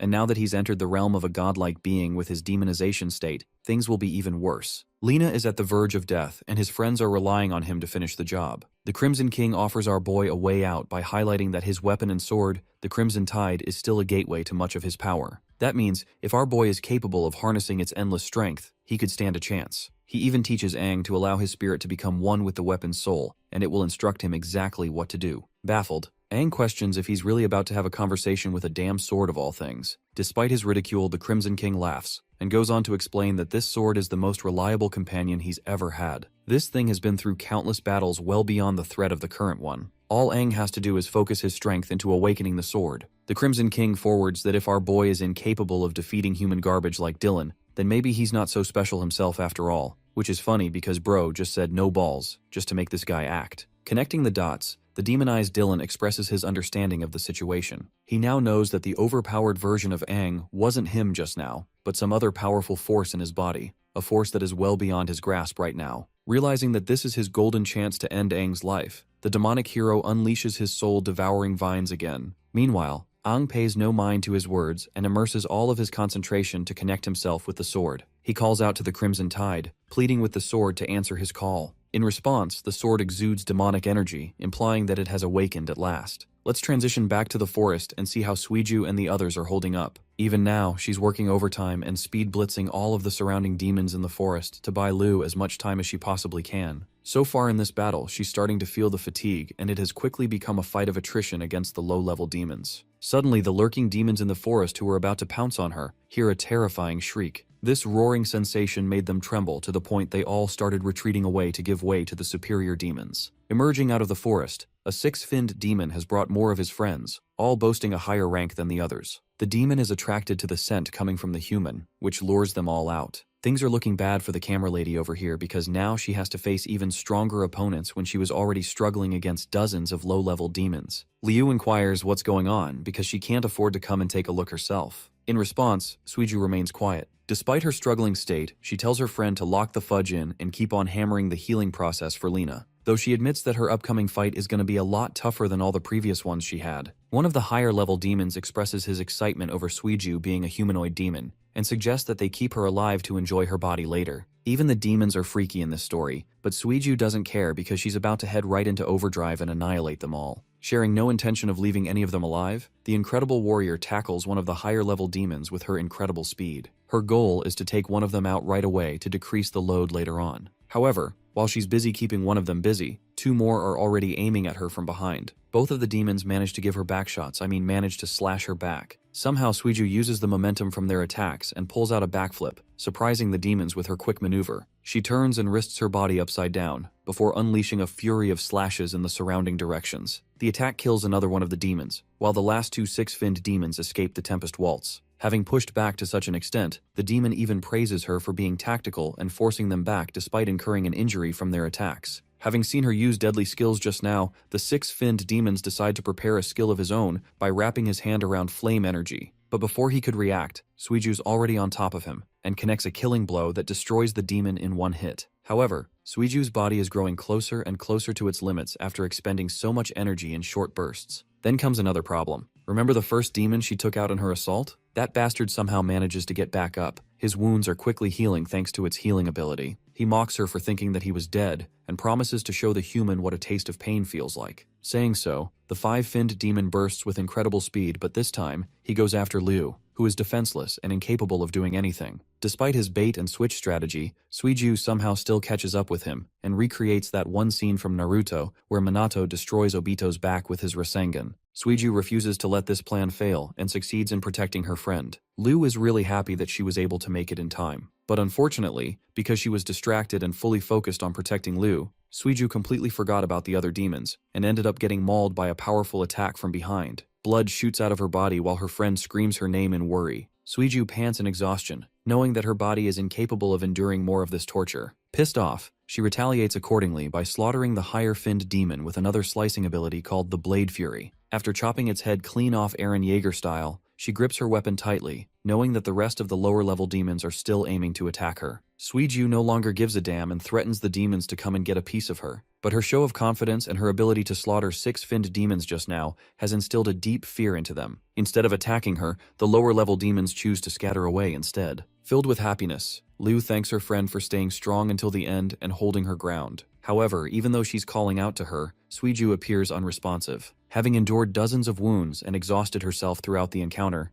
Suiju ends up fading to unconsciousness on her feet, which in my opinion is one of the coolest ways for someone to go out. This is the result of her defeating two six-fin demons, one five-fin demon, 6 4-fins, 16 3-fins, 22 fins, and 45 1-fin demons all in one night, while at the same time ensuring Liu's safety. Now let's go back to Aang, who has freshly awakened the Crimson Tide. The sword is offended at his ability to have a conversation with the blade because he isn't supposed to be the Crimson King. Meanwhile, our boy is enjoying the fact that he finally managed to communicate with the sword, but the way he is caressing the sword is giving me sus vibes. While he's marveling at the wonder of his new accomplishment, the demonized Van Dillen refuses to be mocked and ignored openly. He sends out a burst of soul-devouring vines to end Aang's life, claiming that he no longer possesses any chances of beating him, now that he's lost the support of the demonic force inside of him. In retaliation, the once strongest human of humanity urges the demonic blade to help him kill this guy. But hilariously, the sword outright refuses his order, shocking our boy. I just love how it said no, and basically left our boy getting thrashed around by the vines because of it. Aang is fully restrained by the vines tangling around his body and holding him down. They're not just putting him down, but also siphoning the energy in his body, which means the longer he stays trapped, the worse it gets for him.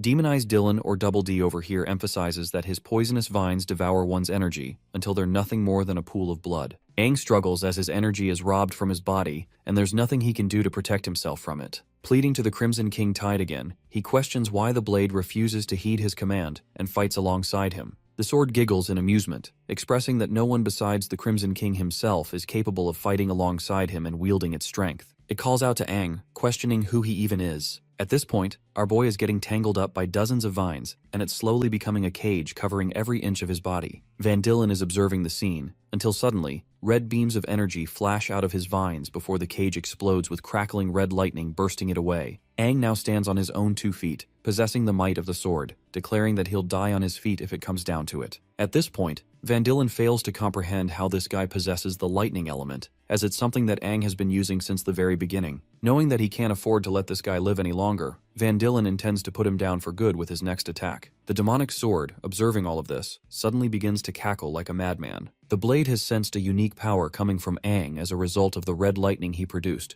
and hence it considers him worthy to be his companion. Now that the two are unified together, Aang raises his demonic sword into the heavens and urges the weapon to comply with him. But to his shock, the blade shatters into 100 pieces. And no, this isn't because of that ugly green clown's attack or anything. It's because the sword is capable of manipulating its form based on the user's strength. In our boy's case, the Crimson King's Tide reforms itself and materializes on his right arm, allowing Aang to access its full might. With a newly powered weapon becoming a part of his body, our boy smiles, because finally he stands a chance against Dylan. He praises the Crimson King Tide for being incredibly powerful. While he's busy glazing his weapon out here, Dylan feels left out and fails to comprehend what the fudge is happening. He's seen so much character development out here that he no longer cares anymore. Demonized Dylan manifests his strongest ability yet, summoning Leviathan-sized serpents out of portals, which is one of the coolest abilities I've ever seen. Dubbed it as the Dimensional Python Array, he sends these gargantuan pythons aiming to kill his opponent. Aang stands face to face with the 3 creatures and prepares himself. Taking off with lightning speed, he's able to dash his way into the pythons. Thanks to his boost in strength he received from the Crimson King Tide,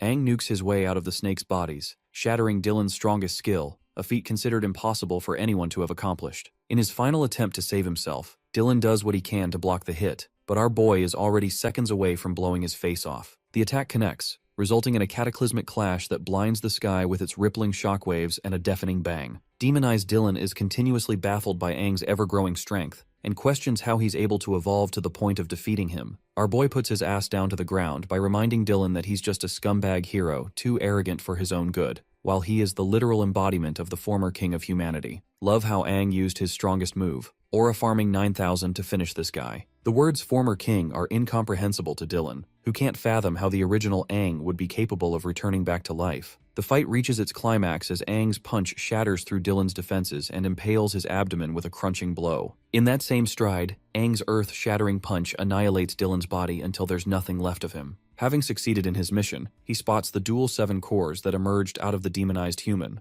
Our boy quickly grabs both of them with speed and blitzes back into the air to return to his friends. The perspective shows the destruction unfolded as a result of the battle between the 2 fighters. Everything is in ruins. Meanwhile, Snow is holding his own in an energy barrier against 2 higher core warriors well beyond this league. The old warrior fails to comprehend how this guy is so resilient that he refuses to give up despite receiving dozens of attacks. The girl points out that aside from this demonic human's sturdy defense, his aura only continues to evolve the longer the fight is dragged on. It's as if they're going up against a creature that will never go down, no matter how hard they try. Thanks to his shield barrier, Snow has become an impenetrable shield to hold these 2 warriors down, just so that they can't intervene with Aang's battle. Despite his accumulating fatigue, he simply tells them that they cannot pass. At this rate, both of the warriors decide to plan out a finishing blow, combining the best of their abilities to annihilate him in one move, fearing that this fight will negatively impact their soldiers' morale. Both of them launch into the air in a burst of energy, Their energies combine mid-air, swirling into an explosive strike headed right towards Snow. Even the newly evolved five-finned demonic human knows that it's going to take his everything to block an attack of this scale. Knowing that he's about to be killed, he wishes the best to Aang and hopes that he's finished his battle. But the devil arrives at the final hour to save his friend, stomping the ground and blocking their attacks. While the warriors are stunned for words, Aang prepares a powerful fist, and with a single thunderflash strike, he knocks the daylights out of both warriors. As their bodies collapse into the ground, Snow finds himself happy to see his friend returning even stronger than ever before. The Crimson King's vessel glances back at him, assuring his friend that he's secured the cores and that it's time to go. In the next scene, they're both hurrying their way back to the forest to find Lena. Even from this distance, Aang is unsettled by a strong scent of blood. Moments later, they find the source of the smell, and it's linked to dozens and dozens of higher-level demonic corpses. Dashing from the forest, Suiju blitzes with impressive speed and tries to punch Aang, thinking that he too was an intruder. Our boy is alarmed to find Suiju in such a state. It appears that she's literally unconscious, and yet her body is still trying to protect her friend. He asks her if she's responsible for taking down all of these demons all by herself. Aang's lips quiver in sadness, knowing that his late arrival has pushed his friend to her absolute limits. Hearing those comforting words, Suiju's body topples at last, breaking into Aang's grasp as he catches her. Lu, who is still busy healing Lena, explains that Suiju went all out protecting them even after she was knocked unconscious. She kept going until she sensed that everything was going to be okay with Aang's presence. After that, Aang hands her the dual 7 cores he retrieved from Dylan. What's even more surprising to Liu is how he was able to demolish one of the new 6 heroes at his current level. Using her powers, she manipulates the cores and fuses them with Lena's body, causing the ground to render shockwaves that are visible from the sky. Lena's oldened state returns to her youthful looks the moment she gains the ability to heal herself again. Her arms begin to reform with spirals of energy, filling up Aang's face with joy to see his old friend finally recovering. However, at the cost of her recovery, Lena exposes her entire strength and topples on the ground. Her friends call out her name as she drifts into unconsciousness. A while later, Snow confesses that it's not as bad as it seems because Lu fainted out of fatigue. With 2 of their friends knocked out, he admits that these girls gave it their all, expiring every last bit of energy reserve they had just to keep going. Even Aang admits that he has been blessed with 2 amazing warriors, as both of these girls are persistent and stubborn to the end. He jokes around saying that they won't be waking up anytime soon, but hears no response from Snow. Aang suddenly realizes that even his homeboy ended up dozing off because of the exhaustion. It soothes his heart that everyone around him gave it their all. Aang promises to watch over every one of his friends while they are resting. In his heart, he thanks them for making this mission a success. In the following sequence, the majestic Lena wakes up in a field of grass. She takes a moment to question her reality, wondering if all of what she experienced is just a result of some dream she had. Then she hears Aang's voice, who teases her for dozing out on them. Surrounded by his fellow warriors, he asks her why she looks confused. Lena reveals that she must have had a really long dream, one in which she lost both of her arms in an effort to fight until the very end. The old king teases her for being exhausted and having weird dreams. Among the warriors came a woman who gently held Lena's hand, comforting her and assuring her to relax. Mist Queen Selene was the strongest purple core of her era, and shared a face similar to Lu. The old king shares that the construction of the main city has nearly reached its completion. Dawn City will officially become the first S-rank city to go down in history. The beautiful fort he built with his own hands would go on to become the new city of hope for the rest of humanity. Lena also saw the second strongest red core of the era, the blazing flame Carlos, who is supposed to be a lookalike to Snow. The residents of Dawn City decided to personally carve out a statue of their king, just to show their appreciation, even when Aang refused their offer. The strongest yellow core, Great Earth Ran An, told him that he was the one true king and the one responsible for giving them hope, so he deserved a statue to reflect that. All of the strongest warriors of humanity collectively agreed that Aang deserved every bit of his fame and appreciation. The old king thought of them as nothing more than a bunch of chatterboxes, and decided to stride towards the city. This is when the strongest black core, Xavier the Void, expressed his suspicions regarding the ancient king. He wondered if it was a wise idea to send an investigation team to look into the matter. However, Aang prioritized building the city firsthand, sharing his intentions of creating underground tunnels for easy access to all resources as well. He also shared his knowledge of a new religious force taking the surge and actively going on a rise. While they're heading to the city, Lena appears to be dazed out and gets told to follow them. She happily agrees and tries to get up, but the moment she tries, the warrior is traumatized with a sudden nightmarish feeling of her arms getting ripped clean off. She begs for her friends to wait for her, begging for Aang to stay. Lena helplessly calls out his name many times until the dream sequence eventually comes to a close. The next shot we see of her is when she has regrown her limbs. Catching a glimpse of Lena's state, Aang is startled and gently puts Liu down on the ground. He rushes to catch up with her, happy to find her awake while she's still processing what happened. The dual 7-core warrior realizes that her body is rejuvenating with incredible energy thanks to the fused core. Trembling, she can't believe how her arms grew back all on their own in perfect condition. Hearing her doing well makes our boy really happy as he goes in for an immediate hug. The forest is silent. The bodies of the demons rest quietly, and Aang's friends are sleeping too, leaving them to experience a moment just between the two of them. Overwhelmed with emotion, Lena is brought to tears when she connects the dots and realizes that Aang went out of his way to endure so much just for her sake. He apologizes endlessly for her mistakes, knowing that she is responsible for Aang putting himself in danger. In response, our boy calmly assures her that everything is okay and that all of them did this because they wanted to. At the end of the day, they were lifelong friends who took liberty in knowing that they would sacrifice their lives for each other's sake. Well, after that, Aang basically explained everything from the very beginning and how he managed to kill Dylan and save Snow in the process. It comes as a shock to her system that he managed to kill one of the new 6 heroes, but an even greater problem arises because now, Dawn City and the new king will be sending out the rest of the heroes to hunt for them. Fearing for the worst, Lena urges them to leave this place immediately, knowing that it's going to get ugly for them. Our boy agrees with her words, expressing that all of them are currently far too weak to take on any more threats. Of the original 6 heroes, 3 died in battle, 1 was imprisoned, but there is the yellow core Ran-An, who managed to survive. After enduring a serious injury, he gave up the life of a warrior and went into hiding in a secret town to lay low.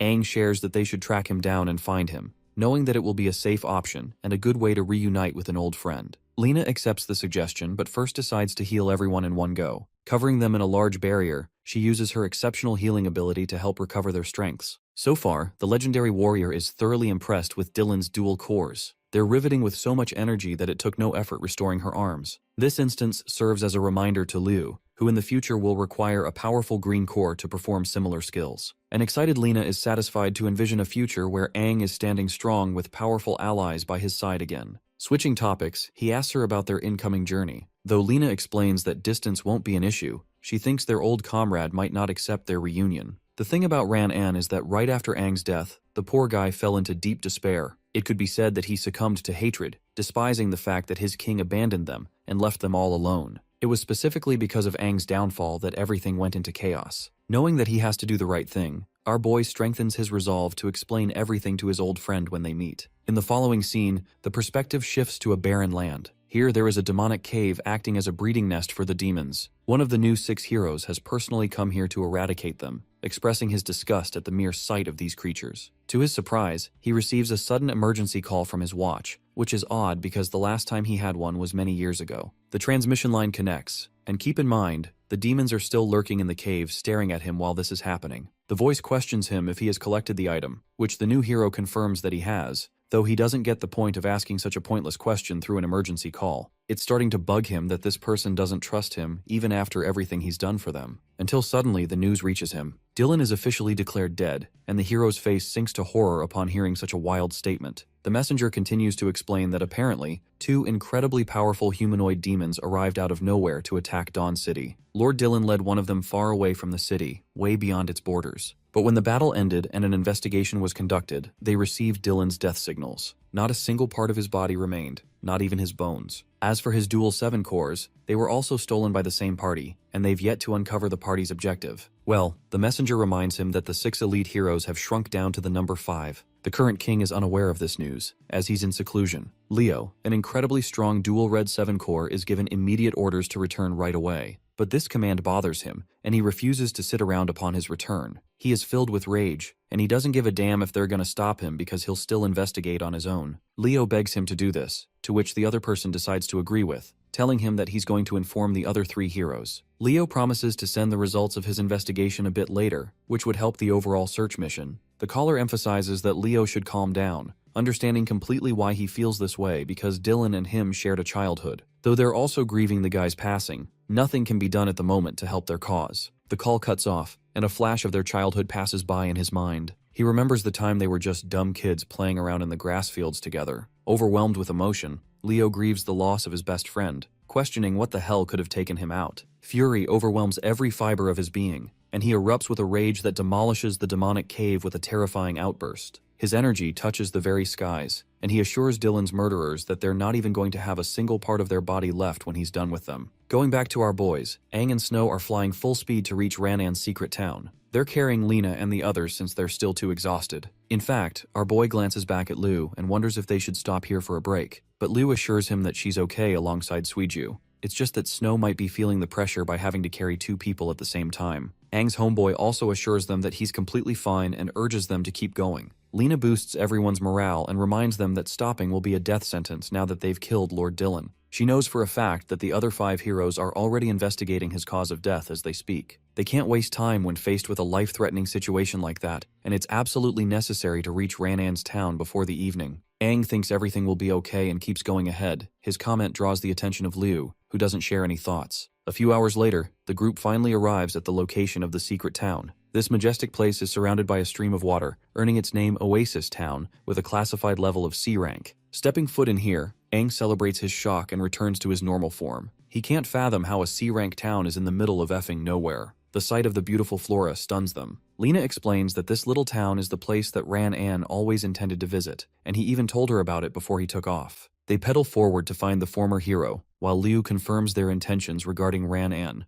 Aang explains that it was Lena's idea to come here, knowing that they were in grave danger at the time and would be surrounded by the other heroes soon. But that part seems to be obvious to Liu. It appears that she's busy focusing on something else. Smiling at her, he wonders what's keeping her mind busy. Liu stops walking for a moment to face Aang directly, questioning his identity, his actual identity. That direct confrontation just now is something that leaves Lena with a sad look on her face, and she knows what's coming. Concealing his identity like always, Aang responds that it's a stupid question because, well, he's Aang. But Liu's not convinced. She knows that he is indeed Aang, the one they know and love. It's just that she's been wondering about his actual identity. She overviews the start of their journey, and from all of the experiences they went through. His unquestionable evolution and strength is a mystifying factor, and then came his association and connection with the legendary hero Lena, one who stood as a historic figure for humanity. It really boggles her mind, making Liu's brain question the obvious. Her mind has been racing for speculation, and at this point, she really wants to know the answer. Aang finally responds, declaring himself to be Aang.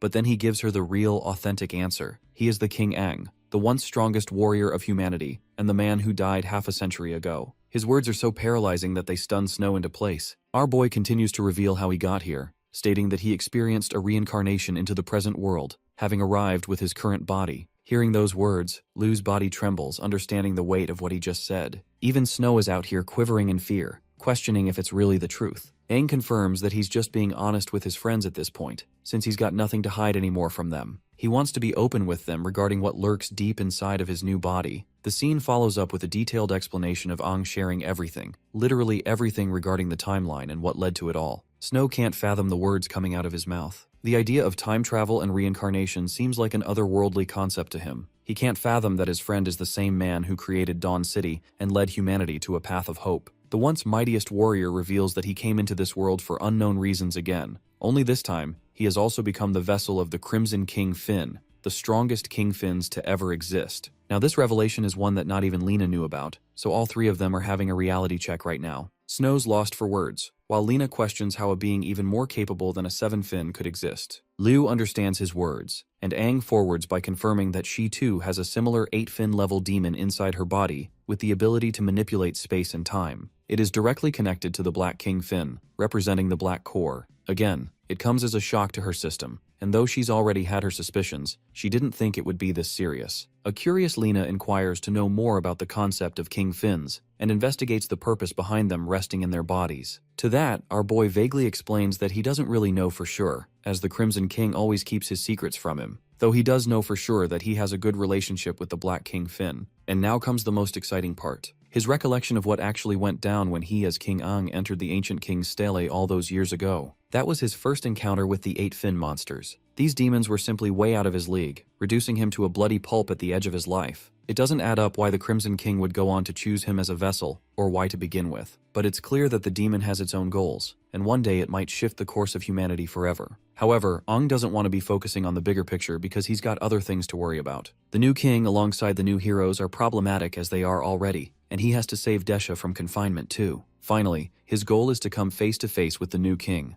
just to question his vision of the future for the concern of humanity. A worried Liu questions the purpose of the Crimson King and the Black King, and wonders if these demons will live inside their bodies forever. Basically, she's asking about the end of the line for Aang as a person. To that, he simply answers with an, "I don't know," because in truth, he really doesn't know at all. Only us viewers know about the goals of the Crimson King using him to take over his body someday. Well, our boy puts it in the light that he's only powerful because of the King Finn's power, but that very same power comes with a drawback. In every moment he can feel the demon glaring into his soul, observing his every last action, waiting for a chance. With all of that cleared, Aang expresses that he no longer has any secrets to hide anymore. He's opened himself to his companions because he thinks it's necessary for them to know these things. Snow finds himself in a questionable stance, and confesses that those secrets he just revealed are simply frightening to accept. He thinks that if Suiju was awake right now, she would crash the heck out because of her personality. At the same time, Snow expresses that even if a king that led humanity in the past, to him, he's his one true brother, and that Snow will always back him.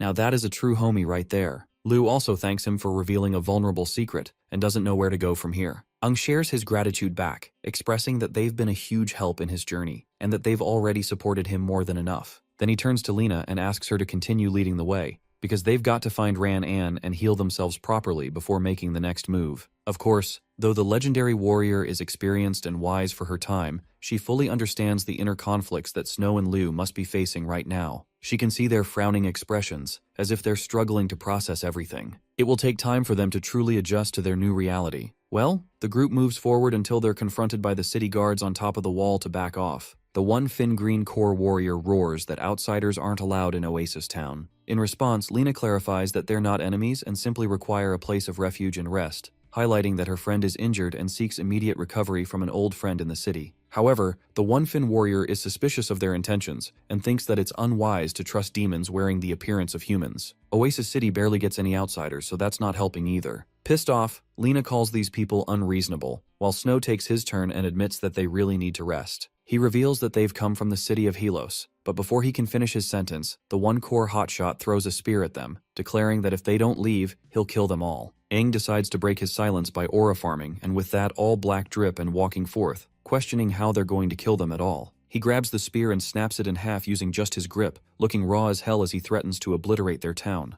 Terrified, the one core warrior sees his demonic eye and freaks out, alarming the other guards that the outsiders are demons. However, Aang's reckless approach just now has threatened their chances. Even his friends think it's a stupid move, but the Crimson King's killing intent is slowly corrupting his mind and forcing him to take an absolute action in every instance. Suddenly, a figure swoops from out of the city, into the air and crash lands right before them with a heavy stomp. Shocked, Aang dispels his transformation and finds himself at a loss for words. It really is the Golden Warrior Ran An, standing right before his eyes. Ran An sensed his godlike killing intent, and couldn't afford to wait but check for himself. He's also curious how any of the outsiders are going to get past him to get to the city gates. Witnessing the sight of their lord in action, the city guard informs him of the group's intentions. They're happy that he's personally taking care of these scumbag outsiders. But despite everything, Aang simply smiles at his old friend. Lena rushes up to him, revealing her identity and taking him by surprise. In response, he grabs his helmet and takes it right off, showing us a battle-hardened veteran with a face full of scars. A gush of emotions fills up his heart at the sight of his beloved old friend,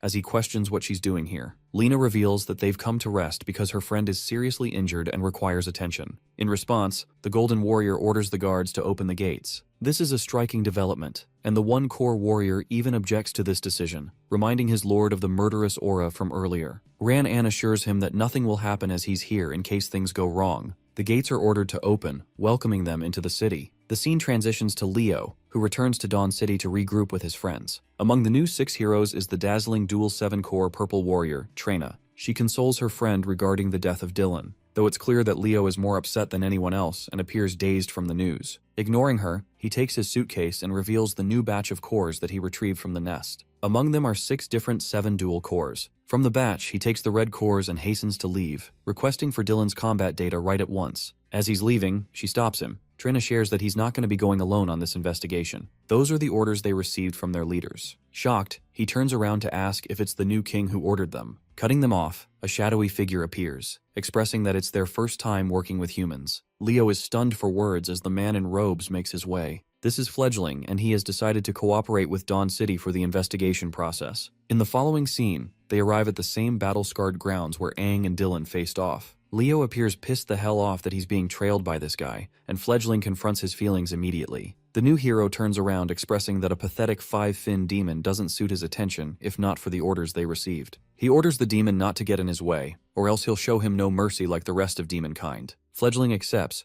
while Leo goes on acting like he could easily kill this guy with just a single hand. Bro gets instantly humbled with a fucking reality check as Fledgling backshots him from behind, impaling him with his weapon. Leo is pissed off that the demon ambushed him from out of nowhere and turns around to kill him at once. But to his utter shock, nothing even happened. He's fine, and Fledgling is fine too. Leo checks his body and notices no wounds, which means that was an illusion just now, one of the highest degree because the experience felt far too real. From what it seems, this guy is definitely not a 5-fin, he's much more threatening than that. Fledgling emphasizes that his 5-fin persona is just an act that he's keeping up with. He turns around to show a true hint of his demonic powers, and assures Leo that both of them have an act of vengeance to follow through on this mission. That takes us back to Oasis City's tiny little house, where Suiju wakes up in utter shock and admiration for Aang's true identity. She finds it really cool while devouring all the food, making the best out of her agility core. Well, while they're devouring food, Aang reunites with his friends in the grass field. He's already done the liberty of explaining everything to Ran-An,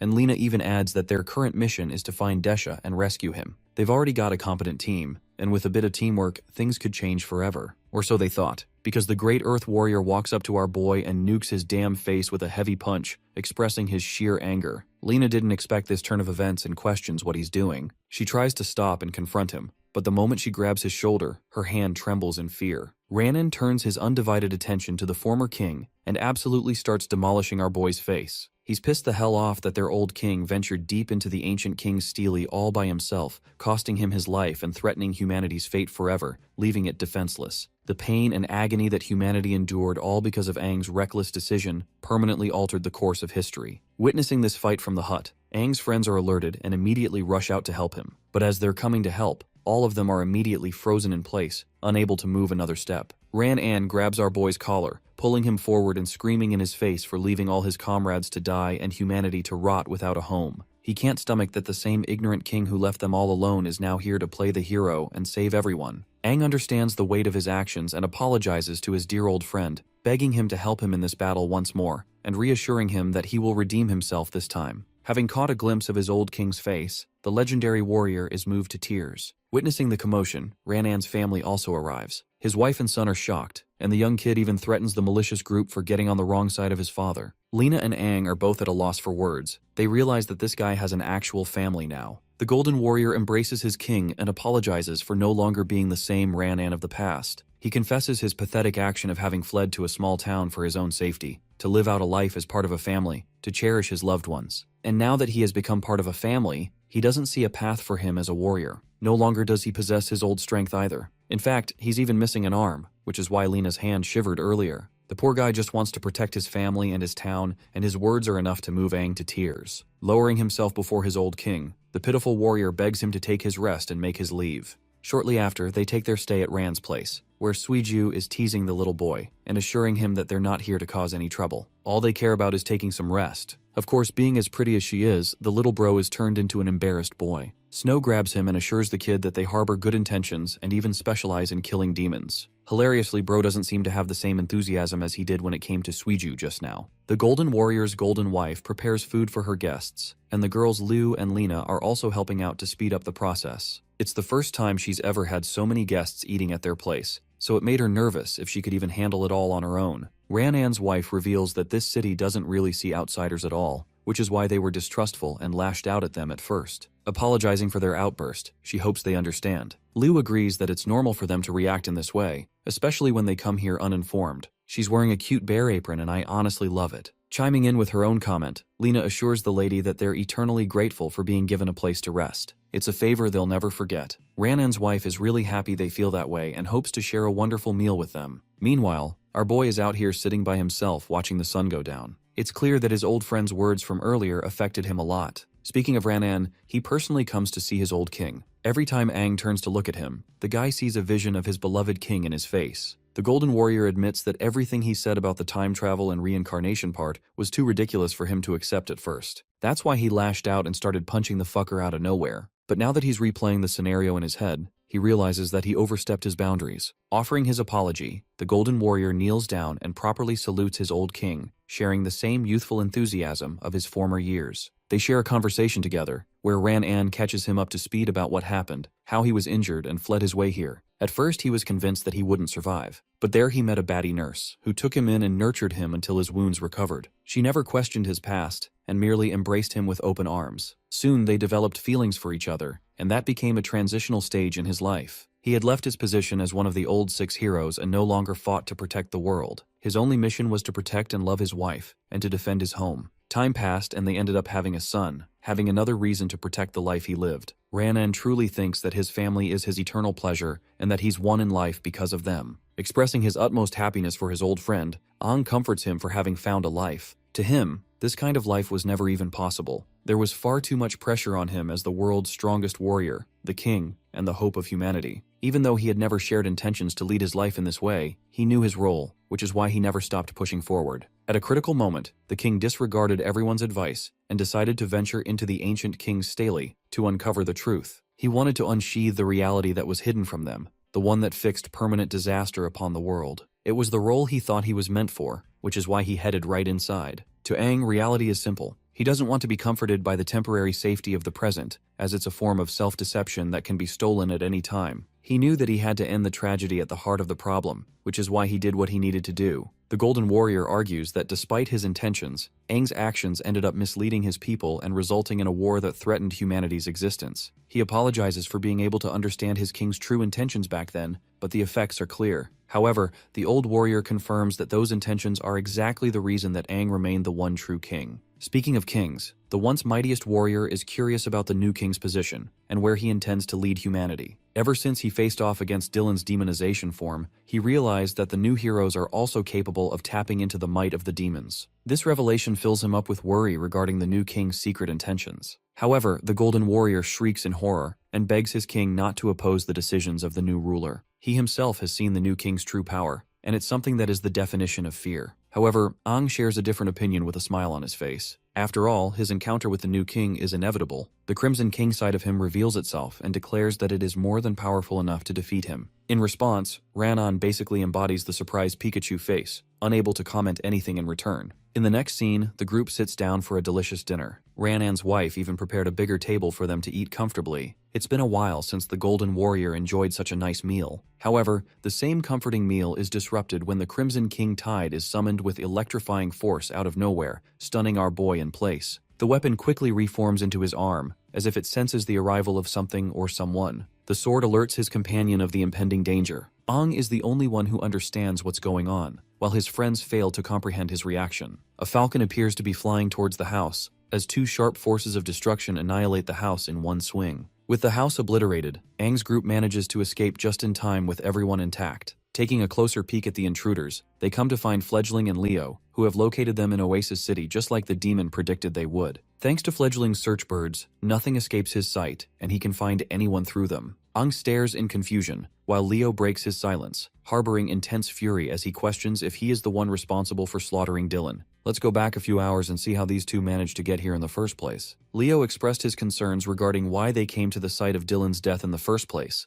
prompting the demon to respond that it's the only way to find the one responsible for killing him. The new hero confronted him directly, and questioned what the demon meant by his earlier statement regarding the act of revenge. You see, all of it goes back to what happened to Fledgling's dear old companion. He wants to make things right and search for a powerful being responsible for his demise. Coincidentally, he's found clues that link him all the way here, where Dylan fought the same person he's looking for and left the terrain destroyed. The coincidence is far too convenient for the demon to simply put off, which is why he's choosing to cooperate with humanity. Those are the orders Fledgling personally received from his superiors. Leo thinks it's all a waste of time if he's got no clues on their target, but suddenly finds himself surprised when the demon retrieves one of his birds. The little one has come with some intriguing information and shares all the knowledge. This little thing has actually spotted all 4 of the attackers instead of just 2, demonic humans that are capable of boasting humanity and wielding the demon's powers. Turns out that they were injured and decided to leave. Leo is startled by this information and questions where they went, causing the bird to express that they flew in a certain direction. Following that same direction, both of them took off in the air to follow that same path. And that leads them to the present, where they discovered the Oasis City. The one thing that boggles Leo's mind is why a bunch of human warriors would go on the attack and kill one of the new heroes of humanity. As for Fledgling, he sets his sights on his target too, knowing that there's a dark demonic aura flaunting off of Aang's arm. Though he doesn't understand the source of his powers, he's certainly intrigued by it. Our boy internalizes his concern, inquiring about the strength levels of both of his opponents. The sword takes a second to reveal the haunting reality. It declares Fledgling as someone far more powerful than the likes of Dylan at his full strength. The man in the robes is exuding a haunting aura that feels strange for even the Crimson Sword. Well, anyway, Leo spirals into craziness and goes on the offensive to kill the bastard who slaughtered his best friend. He pummels Aang with the force of a fierce lion charging at him. That single punch of his exudes enough pressure to send the rest of the group bracing from the impact. Meanwhile, our boy appears to be holding his ground and quickly transforms into his demonic state, taking Leo by surprise. He can't believe that Aang was able to block an attack of that scale coming from the mightiest 6 heroes of humanity. Menacingly, our boy glares at him with his demonic eyes. This fills up Leo's face with fury as he recalls the one responsible for killing Dylan. He pulls a back fist to throw Aang back, who doesn't sustain damage and simply gets pushed back. An enraged Leo channels all of his strength, causing his hair to spike up and lightning bolting on him. Promising Aang a painful death, he sets into motion. Meanwhile, our boy senses a similar demonic aura from this guy like he felt with Dylan, which confirms that he too can demonize and become way more powerful. Liu calls out the big question, inquiring about their attacker's identity. Lena finally reveals that they're dealing with the Red Lion, Leo, one of the new 6 heroes. Meanwhile, the Golden Warrior is busy protecting his family, questioning how the hell they managed to track them down all the way here. Unfortunately, he's so weak that he can't even defeat any of them in his current state. Well, it still doesn't stop our boy's friends from transforming into their demonic states to help him out. All 3 of them are ready to confront the attackers together. Lena also intends to join the fight, but our boy strictly orders her to secure Ranan's family firsthand. Objecting to Aang's order, she reminds him that they're going up against the mighty Red Lion, and that there's nothing stopping his wrath. Adding to her concerns, Aang also reveals that the guy next to him is an incredibly powerful demon,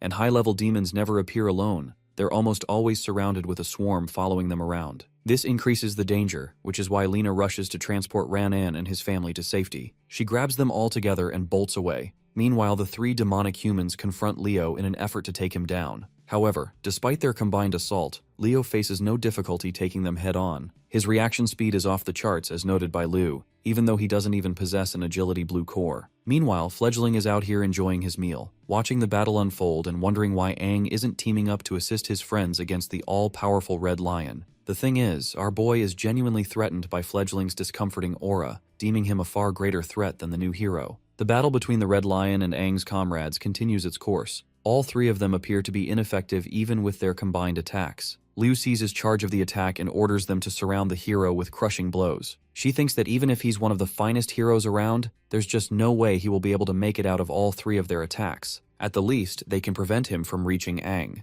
Liu wants to allow Aang the opportunity to face off against Fledgling in the meantime, because the moment they take down even one of them, the battle will turn in their favor. Snow charges with a brutal overhead but misses the attack. He follows up with his dual fists, but Leo faces no difficulty blocking the attack. Even the muscle behemoth Snow has to admit that this guy's strength is way out of their league, while Leo casually glares at him. Suiju makes the best out of this opening and blitzes right in, aiming to attack him from behind. Her sharp strike misses the warrior, only being able to graze his hair. He turns to keep track of her movements, while Suiju's face turns to shock, questioning how the hell he dodged that. Even though they're dealing with a red core warrior, this guy's got the speed of a blue core and a durability of a yellow core, making him well-rounded and extremely formidable to deal with. Liu wonders if this level of strength is what it truly means to become a part of the Elite 6 heroes. Still, they charge again to take him down, but for some reason, she doesn't feel right about any of this. Even as they're hammering him with hundreds of hits, hoping to connect at least one, Leo casually fends off every single one. As for Aang, bro is hilariously waiting for his opponent to make a move and gets so impatient that he decides to take the charge himself. Supercharging with red lightning, this man obliterates the very ground he was standing on as he takes off with riveting speed. He blitzes past Fledgling's body, only to realize that he missed the attack, and that it was an afterimage. Fledgling reappears in a different sport, smiling at his opponent and expressing his discomfort at taking on opponents of Aang's caliber. The demon disappears as if he were never there, startling our boy. The only reason Aang even reacts in time is because the Crimson King Tide informed him of the demon's location. Fledgling retrieves from his attack, annoyed that he wasn't able to get a hit in just now. Aang realizes that this has become a battle of speed and prepares himself to meet his opponent in equal force. The Crimson King Tide is more than happy to boost him with its strength. In the very next second, Aang disappears like he was lightning itself and teleports all the way to Fledgling. This technique is called the Multiple Lightning Bind,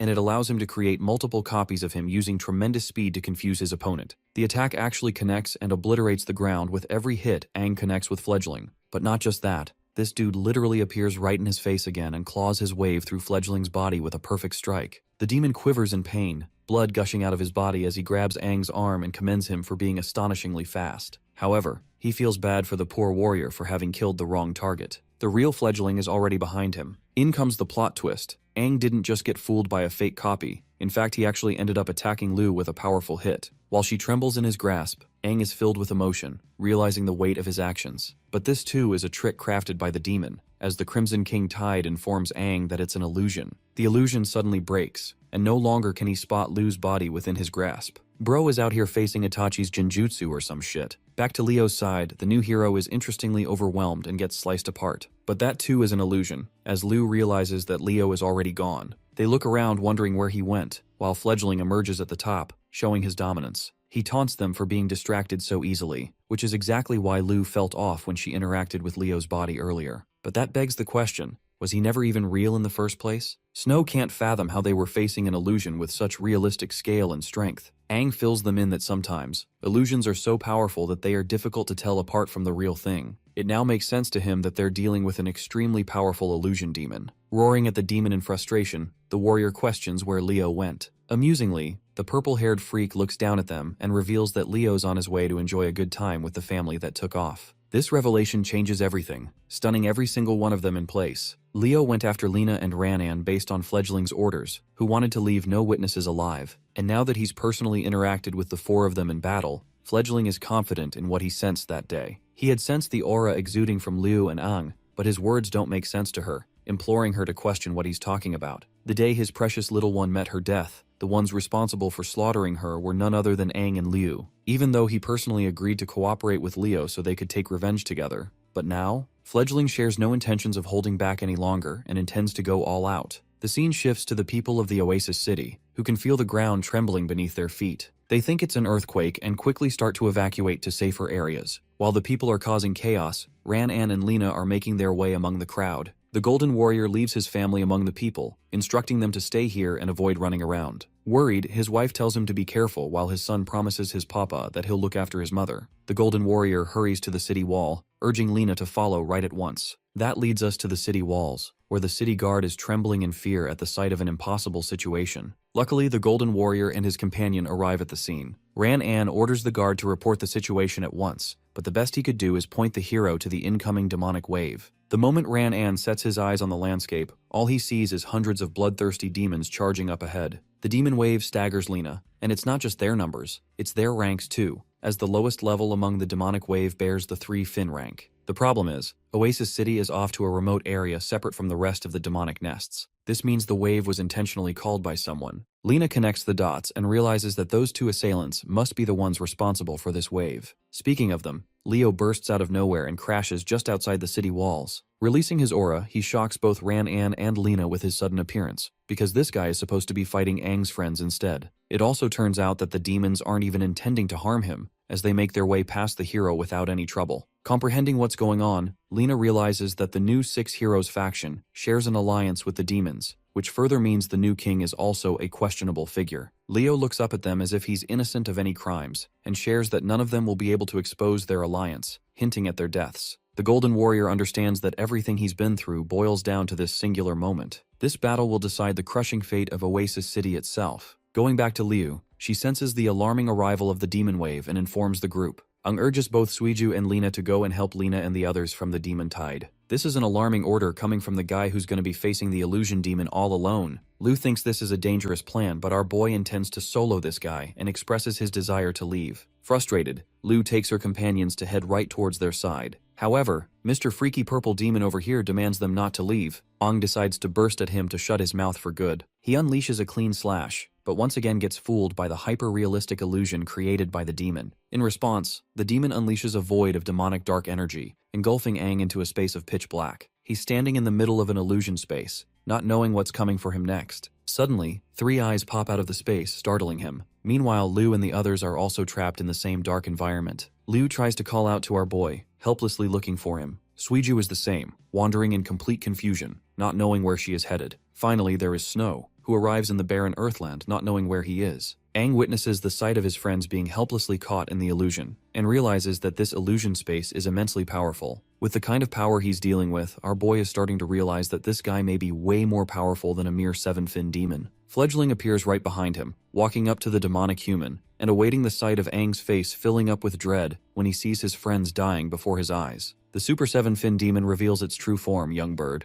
Youngbird shares that he loves messing around with powerful people just to see their struggling reactions. It fills up his heart with joy to watch them struggle instead of killing them right away. Extremely pissed off, Aang throws down a cataclysmic thunderbolt from the heavens. This ability is called Instant Thunder, and I guess bro is harnessing the power of Zeus at this point. Well, even with that strike, the illusion merely fades, and Youngbird reappears before his eyes again, confirming that no matter how hard Aang tries to hit him, the result will be all the same. This confirms to our boy that fighting this guy is basically pointless at this point, and even the Crimson King Tide agrees with this approach, urging him to save his strength as there's nothing solid in the illusion. To the demon's surprise, Aang displays a level of calmness he didn't expect, as if he's been through situations like these before. Youngbird agrees that fighting him is pointless in his domain, and yes, this is straight up a domain expansion apparently. The illusion demon expresses that he's even capable of controlling the flow of time in this domain, and he reminds Aang not to waste his precious creation. He wants this guy to look at his companions struggling to death, and reveals that it's been 2 whole days for Lu and the others, even though only a few minutes have passed here. Lu is caught up in a vine trap, snaring her into place. She manages to get out by cutting the vines clean, but that doesn't address the real problem. How the hell will she escape this place? None of her efforts are working, and she's incurring wounds back to back. Though she can use her regeneration ability to replenish herself, Youngbird pops right in front of her and assures her that the swamp will siphon every last bit of energy she has left. Then we go back to the perspective of Snow, who is enduring tireless heat and exhaustion in this empty space,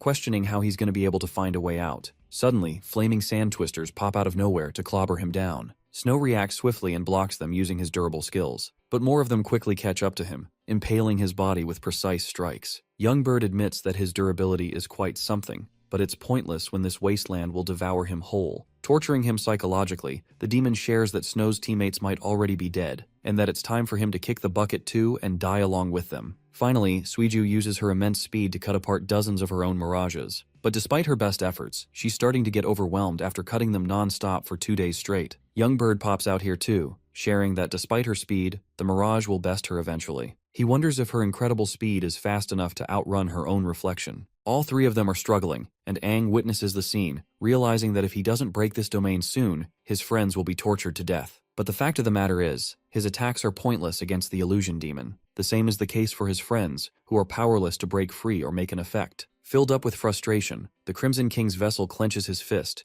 admitting that there is no way out of the illusion from the inside. But suddenly an idea comes flying in his head. Though it's true that the illusion can't be broken from the inside, the opposite is the case from the outside. Once again, it's just a domain expansion with a barrier weak to outside attacks. The perspective cuts to the demon tide marching its way. The Golden Warrior urges Lena to prepare herself for combat, even though she's worried about Ranan's missing arm. Even with his lost arm, he fully intends to guard this city with his life. And it's not like they're a bunch of rookies either. They're the original 6 heroes and a force to be reckoned with. Joining forces, both of them burst from the city wall with incredible speed. Their landing alone generates enough of a shockwave that it slaughters the demons in the surrounding area. Lena and Ran-An are ready to rumble, which makes Leo gesture to the demons to stop advancing. He addresses both of them as the remnant of the previous 6 heroes, and dubs them as nothing more than a part of ancient history, alongside the old king. Unleashing his true form, Leo goes into demonization and shares an appearance similar to our boy with his white hair and horns. This side of him terrifies Lena, while the demonized Leo orders them to come at him with all their might, because if they lose, the demon wave will quickly sweep in to obliterate the entire city. Youngbird taunts our protagonist by pointing out the suffering of his friends. Ecstatic, the demon manically laughs, beginning the helpless warrior to come and try to attack him, to quell his helpless rage. It brings him great joy that Aang is incapable of protecting his loved ones or even taking down the threat right before his eyes.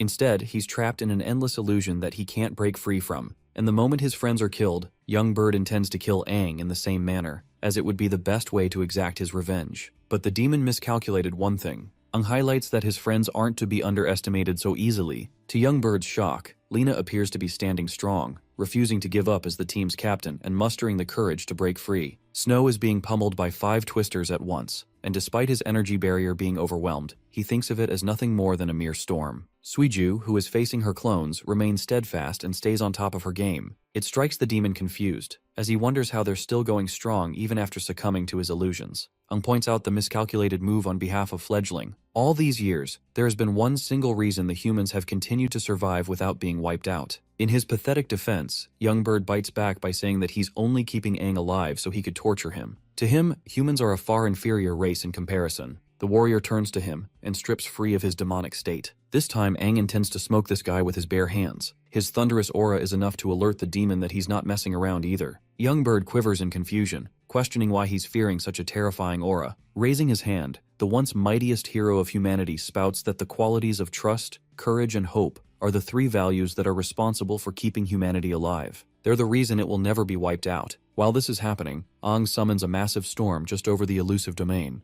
The sky crackles with red lightning while Youngbird realizes this guy's goal. He fully intends to destroy the barrier from the outside. Clasping his fist shut, the old king roars the heavens to break this illusion in his name. A massive bolt of lightning strikes down the domain, cracking it. Those same cracks start to appear in each of the spaces that his friends are trapped in. Liu notices it, followed by Snow, and then finally Suiju. Their faces are lit up with joy, and they know that Aang is responsible for creating this effect. Youngbird fails to comprehend the level of his powers, and does his best to repair the elusive domain. But it matters little now that it's already broken. The massive bolt of lightning is visible from the outside the city walls, where Lena and Ran-An realize that Aang is manipulating such a power. The Golden Warrior remarks that this new power is completely different from the one that Aang used in his demonic state. In fact, this power is something that terrifies the demonic tidal wave, causing them to retreat despite their numbers. Leo observes the scene, and wonders if Fledgling lost the battle, and if his illusion techniques were exploited. Thinking of him as a trash companion, Leo takes matters into his own hands and warps ahead with insane speed to attack the legendary heroes. The Golden Warrior goes up first to confront him, and blocks his attack using his incredible Earth Shield. But the sheer impact of that punch sends shockwaves and creates a crater on impact. Unfortunately, despite his best attempt to carve up a shield, the Golden Warrior is overwhelmed as his defenses are shattered and the punch strikes him down. Thankfully, Lena is right there to support him with instant healing, ensuring that he takes minimal injuries. That punch wasn't a light one. It literally shattered this guy's sternum, and if not for Lena to heal him just now, it would have put him down for good. Lena analyzes their chances, and realizes that they're dealing with an opponent whose demonization power exceeds that of Lord Dylan. Leo tauntingly calls them the trash of the ancient era, and finds them boring for being unable to take even a single punch from him. Coming back to the illusion barrier, the domain cracks open, exposing the trapped warriors to the outside world again. Liu and the others gain their senses while Aang wonders if they're okay. He warns them to stay on their guard, because they're dealing with a terrifying opponent here. Having experienced the illusion firsthand, Liu remarks that she couldn't even tell with her senses if the illusion was real or not, which shows Youngbird's precise control over his creations. The only reason she survived the domain is because she had utmost trust in her friends to do something, or else her spirit would have been broken sooner. The same goes for Snow, who thought of the experience as torturesome. He kept holding on, knowing Aang would do something about it. Suiju also expresses her faith in Aang, as if he were their strongest weapon, the mightiest warrior of history. If only he hadn't shattered that illusion, they would have been tortured to death. The Super 7 Fin they're dealing with is in a league of its own, and surpasses every other demon they've faced in battle. While they're glazing the villain, the demon is out here wondering the source of Aang's lighting power. It seems like it's a unique ability reserved for him, and it's a kind of lightning that makes the demon's hearts quiver in fear. Convinced that Aang must have used this same power to kill his dear companion, Youngbird unleashes a purple vortex to express his fury. Transforming right away, our boy clashes with the storm all alone, facing it head-on. As he's holding him off, Liu asks if he's going to be okay dealing with this guy by himself. He assures his friends that he's going to be fine, as long as they hurry to Lena and support her in the fight against Leo. The clash results in a giant explosion, rippling out mushroom smoke as if a bomb just went off. As the smoke clears, only Aang's presence can be spotted. The rest of his friends dash away into the air to make it to Lena's side. Watching them escape, Youngbird expresses his annoyance. Our boy pisses him off even more by mocking him for being incompetent. He's also starting to realize the power of his unique lighting is supremely effective against demons. Emerging from the smoke, Aang takes on a newer and evolved form, one that has traces of lightning energy synchronizing with his body. Youngbird is frightened at the very sight of it, while Aang embraces his new lightning demonic form. His sudden evolution is a joke to Fledgling, who thinks this is all just a flashy nothing-burger transformation. So to test it out, he blitzes Aang and attempts to strike him down in point-blank range. Youngbird uses an ability called Phantom Heart Ripping. which manifests two large hands to attack his opponent from both sides. In response, our boy cooks up a storm with an ability of his own, the Roar of the Thunder Dragon. He summons a literal lightning dragon to face off against Young Bird's vortex. The clash is overwhelming for the demon, and eventually he is hammered by the majestic Thunder Dragon snapping its way through. The fight's not over, and Young Bird is beginning to despise Aang for spamming his lightning ability. In an effort to catch him with a different skill, Young Bird pops out the heartbreaking Ghostly Shadow technique. This skill sends out multiple manifested phantoms aimed to outnumber his target. In response, our boy convulses his body to charge his thunderous intensity, and then stretches out to release lightning spears from around him, killing all of the phantoms with a single attack. Once again, Young Bird is astonished, and those same trails of lightning make their way to target him as well. Luckily for him, he evades just in time and zips up a path to target our boy directly this time. Their epic battle ensues as both sides match the other with equal force, rendering explosions with every hit. It's as if two gods were going head-to-head against each other. In the end, Aang seizes the upper hand with his lightning form and bashes Young Bird away, who is covered in numerous wounds by this point.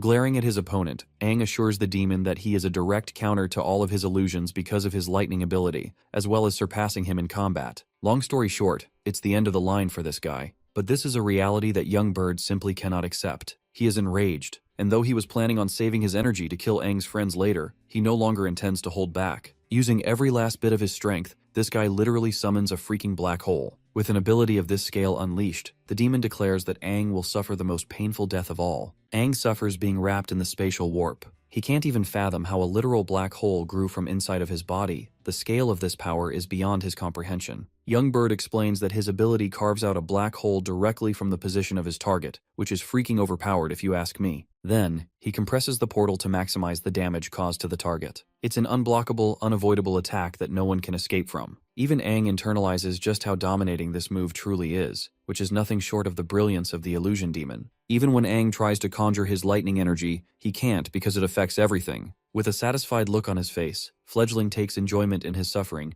and hopes for Aang to experience the horrors of his trump card. The portal begins to shrink into a tiny point, reducing to a fraction of its size. This black hole has now become an embodiment of endless suffering, and inside its dimension, torture is boundless until the victim experiences total death. No living being on Earth is capable of emerging out of this ability alive. That's the same case for Aang, who is currently being tortured by the endless pain, screaming his lungs out just to contain his body. His demonic core is overreacting, while hundreds of demonic illusions swim in space just to devour him alive. These illusions devour his energy, sucking the life out of his core and swallowing him whole. Aang's body convulses and his arm is shattering apart. His entire body is rippling in pain while the ghosts torment his energy. The thing about these ghosts is that they're not even physical entities, but they are the very representation of pain given form. Currently, the hero is experiencing the pain of being sliced open with a knife, the agony of being burned alive, the freezing cold pain of ice swallowing him alive. All of it is connected to his deepest fears and regrets in life, his memories. In this void, the warrior's consciousness is reliving a constant cycle of suffering, and he can physically feel his body age faster than ever. His skin becomes wrinkly, and his bones are weaker than ever. His hair is gray, and all of his might is no longer what it used to be. The moment he reaches the end of this cycle, it flips the board and attacks him from the other side. This time, it tortures him from his childhood, and agonizes him with the traumatic memories of what he just endured. He fastens up to being a young man again, continuously experiencing countless lives. First as an ordinary human, then as someone who watched his loved ones die, followed by experiencing the life of a warrior, one who was demolished on the battlefield and ripped clean by the demons. Finally, he experiences his life as the lonely king who suffered deep regret leading his comrades to death. Every single cycle adds a new layer, an even greater pain as the torture continues. His flesh aches and rips apart. His brain no longer functions. His emotions are tortured. All of that is what's happening inside of this tiny little dot. Young Bird highlights that Aang is going through a countless cycle of suffering, one that is filled with an eternal lifetime of torture. It's an ability so torturesome that not even the current 6 heroes are capable of surviving it once caught inside. Things seem to be playing out well for the demon, until he hears a crack. The black hole manifests into a larger size, while Young Bird relives the memories he shared with the little bird. At last, Young Bird lets go of the illusion, shattering the black hole and releasing Aang,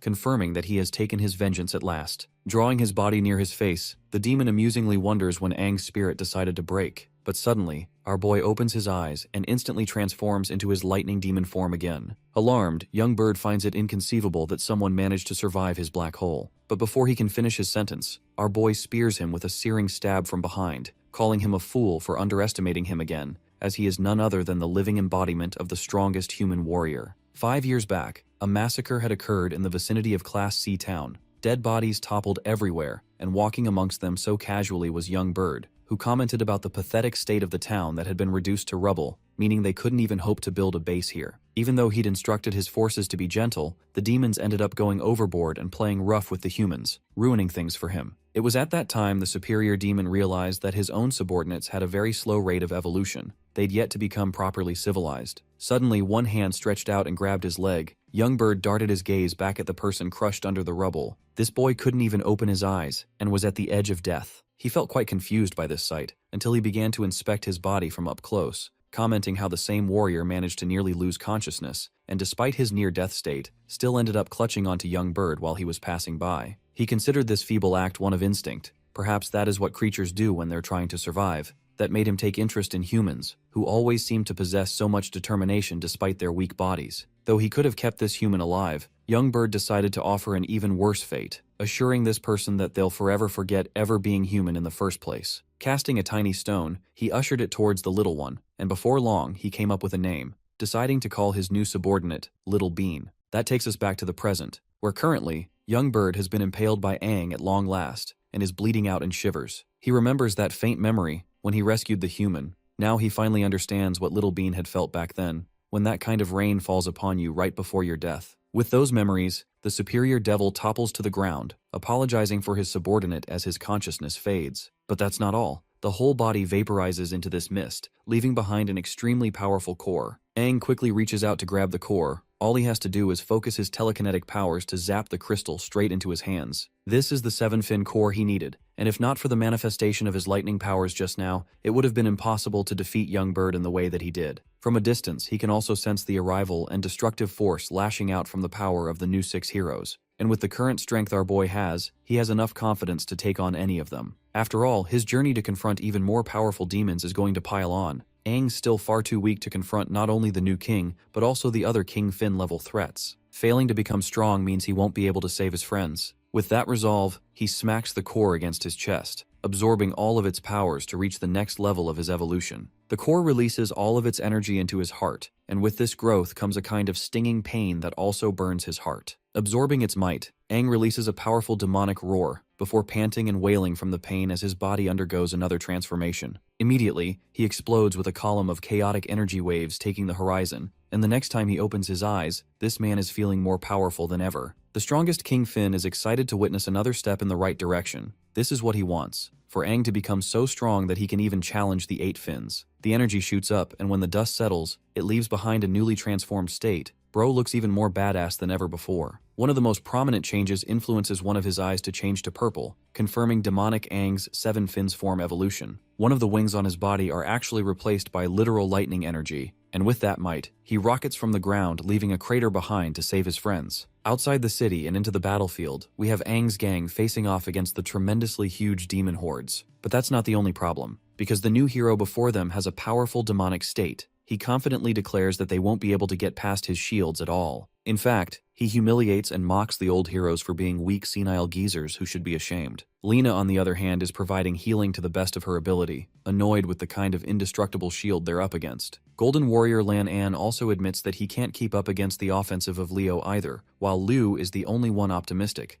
highlighting that they have to expose some weaknesses, reflecting on the red membrane area around Leo. She blitzes behind him to attack from his flank, but the moment she connects a full strike, the demonically amped Leo literally doesn't even move and tanks the whole hit, absorbing her energy in the process. Completely caught off guard by this sudden maneuver, she is countered by a heavy fist coming her way. The attack nearly devoured her, but luckily she withdrew using her portals to escape the lethal blow. Knowing that they're cornered, Liu finally understands why this fight is becoming an issue for them. It seems that the aura surrounding Leo is actually absorbing all of the attack damage they cast on him, which is why this guy keeps getting stronger and allows him more endurance in the process. With this new skill identified, the other 2 friends of Aang propel at brute capacities. Snow intends to block the frontal hit so that they can use this opportunity to create an opening. But before Bro could theorize his strategy, the 2 of them get speed blitz. Mainly Snow takes the brunt of the blow while Yuhui darts away using her evasive beasting maneuver. Now that he's open for a strike, she returns a counterblow. But right as she's about to make contact with his body,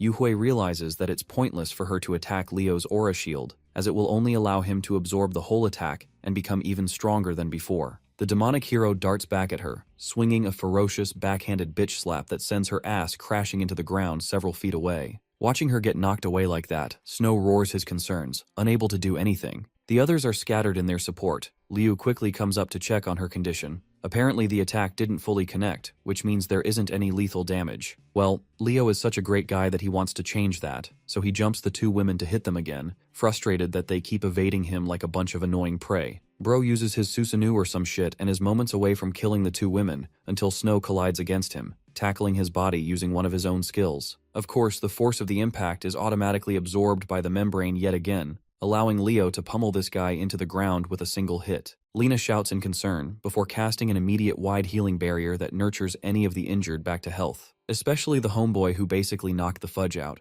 Though she's happy that she managed to treat his wounds just in time, the problem is Leo's continuously evolving strength, and because Lena's healing everyone, her own mobility is limited. That means if this fucker targets anyone on the rear, she's cooked. And he literally does because Bro devilishly glares at her that very second, before pouncing on her like the boogeyman. Thanks to the shields, their formation is wrecked, and she can't even move right now despite being the critical support here. To her aid, a mysterious warrior torpedoes ahead, and much to Leo's surprise, this man connects a powerful hit, sending this guy crashing in a plot twist. When the dust settles, demonic Leo is seen amongst his demon waves. His red membrane disperses and withers away. Bro is stunned because this isn't even supposed to happen, but somehow the enemy's attack managed to pierce his unbreakable shield. He gazes up to look towards the man responsible, and when the dust settles, we find Aang in his majestic seven-finned form gracing the battlefield. He talks down on Leo for pretending to have a perfect shield, and his arrival fuels the hopes of all of his friends, as now, the odds are finally in their favor. Our boy happily glances at them,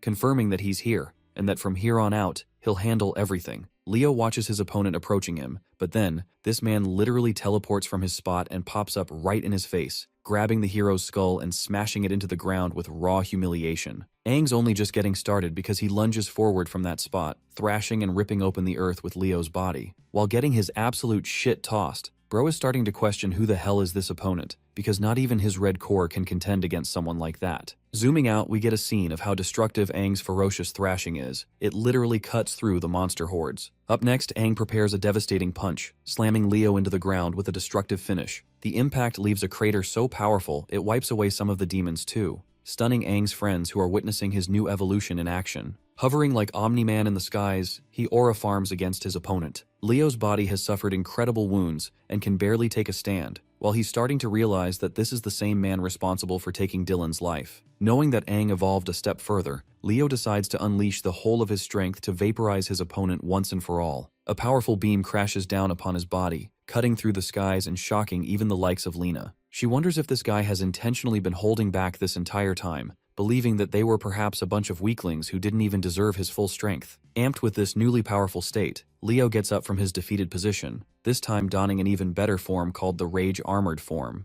Aang looks down with rather disinterest, not really impressed or anything. His opponent propels up with full ferocity, thinking he's gonna do shit this time around. Our boy waits before charging his fist with lightning energy, releasing his lightning dragon against Leo's raging lion. Both avatars of destruction clash against each other, sending ripples of shockwaves that shake the very ground. Their fierce encounter so far remains equal in might. Aang reflects that this guy is indeed strong for possessing a red dual core alongside an enhanced demonized state. Knowing that he should take things to the next level, Bro decides to activate his newest ability. Remember that purple eye that he gained from Youngbird? Bro taps into his Rinnegan and pops the usage of the purple core illusion ability, covering his opponent in a mini-domain expansion. This enraptured space actually becomes a haunting gallery for Leo, who is force-fed traumatic memories of Dylan's humiliating death. It only goes to anger him further beyond, so much that his rage armored form zaps out so much energy that it breaks open the domain like an eggshell. Utilizing this opportunity, Aang sends a powerful lightning strike that nearly takes his head off. Unfortunately, that attack was a near miss. But not to worry, as our boy instantly goes for another counter, slamming a powerful kick in this guy's abdomen and once again thrashing him amongst the various monster waves. Bro's taking so many L's at this point, he probably gained a body count kissing the ground that much. Emerging from the debris, Leo fails to understand what he's dealing with. His opponent is supposed to possess a red core only, yet he somehow also has the abilities of a purple core. The haunting man in the skies reminds him of little Dylan's image. The nerd smiles at him and quickly pounces to embrace his dear friend. Little shit. Oh wait, sorry. Little Dylan advises that they stop fighting and just leave this place. weakening Leo with an emotional moment, making him lower his defenses. At that exact moment, the man spits out blood from his mouth, because he'd just been pierced by Aang, who had conjured an illusion intentionally, and now that his blade is sinking into Leo's flesh, it's game over. Aang pulls out his weapon, forcing the guy on his knees, and before long, the new hero's strength slowly withers away. He realizes that he had been outsmarted by an illusion, remarking on how disgusting he finds such kinds of magic. The fight's over with Leo's demonized state collapsing. Leo's body hits the ground with the conclusion of the battle, releasing 2 of his 7-finned red cores, yet another prized possession. Absolute flexing his telekinetic powers, our boy grabs and controls both of them, lifting them straight off the ground. Then, he turns around to meet his friends, the same friends who are shocked to see him in one piece. And yes, like always, the One Piece is real. First off, Aang asks Liu to help him. Holding the weight of the first core, she senses immense power, almost bottomless pools of energy from the cores, as if she was holding 2 powerful hearts. Aang also believes that it'll be best for his friends, which is why he entrusts the cores to his friends to become even more powerful. What's more, he praises the Golden Warrior as well as Lena for working tremendously hard as powerful heroes of the past, and with their contribution, he has pure confidence in their victory. The legendary warrior Lena argues that the fight's still not over, with the demonic tides waiting for them, even after having lost the control of their main leader. Aang stares at the waves of creatures, while she expresses that these monsters appear to be confused at first, not knowing if their strategy should be to attack or retreat. Our boy steps up to the front with the intention of soloing the whole tide. All 3 of his friends shout their concerns, roaring that this kind of number is suicidal for even them to handle. Aang refuses to listen to any of them, even refusing to make a plan. He merely glances at them, before going up to the front full Jon Snow style to take an entire army. Planting his foot on the ground, Aang starts to control his very surroundings, raising pebbles until both of his purplish-red energy tides swirl up to create a magnificent storm. This surge of energy is so monstrous that it draws lightning from the heavens, terrifying even the demons staring up at it. They're all lost and confused, not knowing what awaits their fate, and then, boom, thunderous crash knocks away some of them. The bulk of the lightning mutates with Aang, forming him his draconic avatar creature. Having unleashed his ultimate state once more, our boy stares at his victims with an unquestionable primal fear, mirroring that of a literal calamity. This man collects his breath before unleashes a deafening roar, frightening every single demon in each wave. That single roar is so agonizing for these demons to endure that chaos ensues, causing them to topple over each other and hastily turn the other direction. Out of the fear of being annihilated, the entire army of demons is wiped away as if they never even posed a threat to the city walls. The same land filled with bloodthirsty monsters is now vacant, leaving behind trails of the battles that took place all around. Aang stands as the victor for the 3rd time in one day, while his friends can't fathom how he actually managed to intimidate the tide with his roar. At this moment, the Golden Warrior Ran An experiences a glimpse of his former king, the man who possessed incredible might, the same man who has become even more terrifying than ever before. Let's shift our focus to Dawn City's conference halls, where we get to encounter one of the new 6 hero members. This is Trina, a dual-core purple 7-fin warrior, the first person to arrive at the meeting point. Behind her, a portal warps open, ripping space apart. Inside, we find the remaining new 6 heroes. The group has reunited itself to get an uptake on the current situation. Ahead of them is Lu Xan, the strongest shield and a dual 7-fin yellow core warrior who is furious to ask why Leo ended up dying. One of them is this weirdo edgy dude with a mask. He's Barus, a dual 7-fin blue core. And finally, we have this dude shrouded in black because we can't even see his face. This guy is Kokoxi, possessing dual 7-fin black cores to his side. Trina looks the most majestic out of all of them, and is of the opinion that all 4 of them should take on this mission together. In the next scene, Ran An offers his concerns and asks the group to stay for a while longer, believing that they came for a while. Aang argues that staying will cause them real pain because they'll attract more attention and jeopardize the whole town, but he's happy for their help in providing the vehicle. Next, he asks Lena for Dexia's location, who shares that she doesn't have proper coordinates because of the new king sealing information about the old heroes. At the same time, our boy has some rough idea of where Dexia could be. You see, they have this little Dragon Ball radar thing that will react near Dexia's containment. The place he's locked down is called the Sunset Tower, a name that stuns the likes of Liu herself. Based on Lena's report, she heard about some powerful and unknown being guarding the vicinity of the tower. Because of that same creature's influence, the nearest lands up to hundreds of miles are complete dead zones that not even the demonic tides would dare to approach. The concept of an existence so powerful that it terrifies even the demons is unheard of and stuns the group, while Lena internalizes that this might be the same reason the tower is capable of holding down someone as strong as Dexia in the first place. Because if there's an entity capable of instilling fear in demons,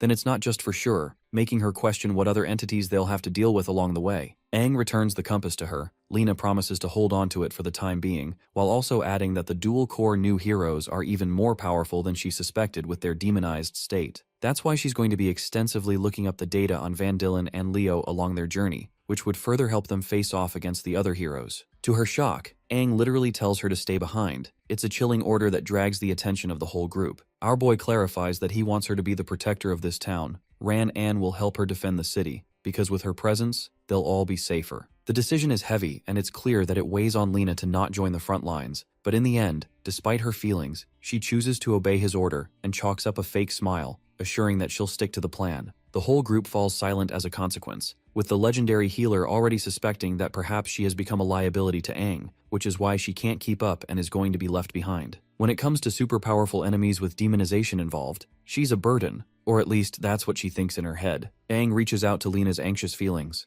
comforting the girl like he did back in the old days by showing his gratitude. With that sweet moment aside, the group takes off for their next destination, leaving Ran An to question if she's alright with the decision, especially when she's the type to follow their king no matter the cause. The Golden Warrior even knows about her pent-up feelings for Aang, but despite those feelings, she sticks to the mission agenda, believing that the weight of worries for their king are so much worse than any of them can imagine. That's why she doesn't intend on becoming a thorn in his path. Instead, she has gained the realization that the modern era is just a thing of the past now. She doesn't want to become a burden, so she's letting the heavy hitters take on the front lines for him. One last glance at the distant vehicle, the healer turns the other direction, believing that they should return back to the city to take care of a few immediate things. As for the main group, they've figured out that the compass shows a long path ahead. Lu shares that they'll be crossing at least 3 towns to rest in between. By the way, they're all A-class towns, sparking Yuhui's excitement. This girl is already happy to take another album's worth of photos for her hobby. Snow, on the other hand, has his stomach grumbling.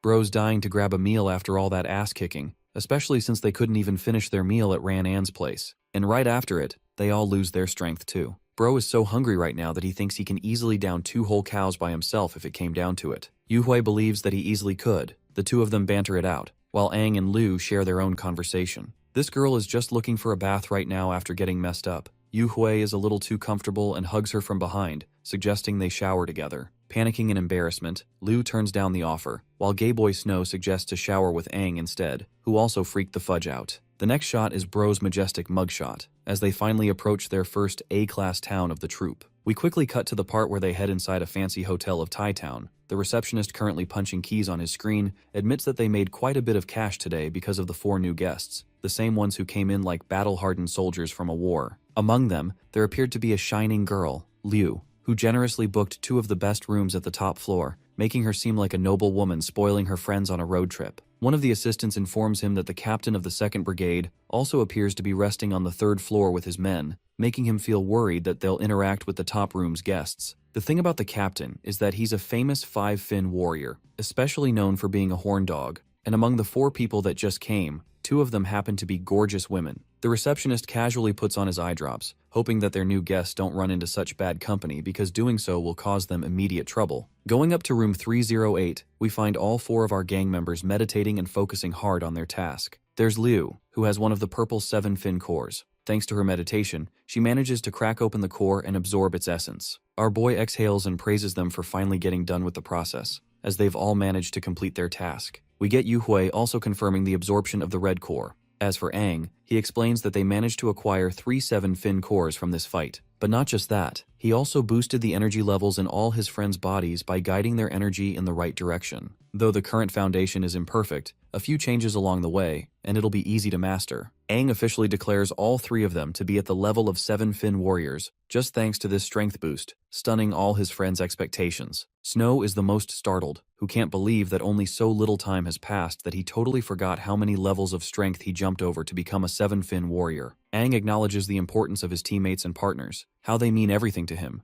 and though this special technique he used allowed them to excel their growth, but he knows for a fact that there are countless agonies waiting for them in the future. His worried expression shows his concern, with Aang confessing that he wanted to make sure that they were all okay. Watching him sulk in sorrow, Lu reassures him that they're warriors who are supposed to fight for the sake of protecting humanity. And not just that, if it wasn't for someone like him, They could never have dreamed of reaching such an insane level of strength by themselves. Snow also comments that he's immensely grateful to his buddy, as even during his time in Helios City, Bro thought he was never surpassing the ranks of 2 Fincore warriors. Yuhui, on the other hand, decides to change and uplift the mood by introducing her camera, hoping to make some new memories by confirming their newly powerful 7-fin status. For this picture, Liu appears pretty flustered from the looks of things, but ends up being bold and leans in towards Aang anyway. The picture is really cute with the 4 of them sitting close to each other. When they're finished, we go up to the girl's bedroom. Yuhui appears to be having some real trouble with her clothes being wet and sticky, if you know what I mean. Then there's Liu, who takes a quick sniff of her body and realizes how she's missed a bath because of continuous fighting. The good thing is that she's heard about an amazing spring bath reserved for warriors at this hotel. But not just that, there are also supposed to be beautiful clothes. The very mention of a hot spring sparks Yuhui's attention. This girl is ready to go because she'd never even gotten the chance to experience one in Hilo City. Leaving for the bath, they decide to inform Aang about the hot spring bath just in case while passing by their room. Snow hears a knock, so he goes up to open the door, only to find 2 majestic beauties standing in front of him. Watching Liu in that robe, Aang is a little lost, questioning why they're heading out so late at this hour. The girls explain their desire to experience the spring bath, even suggesting that they all take the spring bath together. However, for the boys, they get all flustered with just the mere thought of showering butt naked against each other, so they decline. Yuhui is left feeling sad because she just wanted to make an innocent suggestion for them to enjoy a nice bath after the fighting. We finally arrive in front of the hot spring section, where 2 portions have been made to separate men and women. Yuhui doesn't exactly like the fact that they're being separated, and I can't lie, she's a little freaky for that. Liu, on the other hand, flicks her face,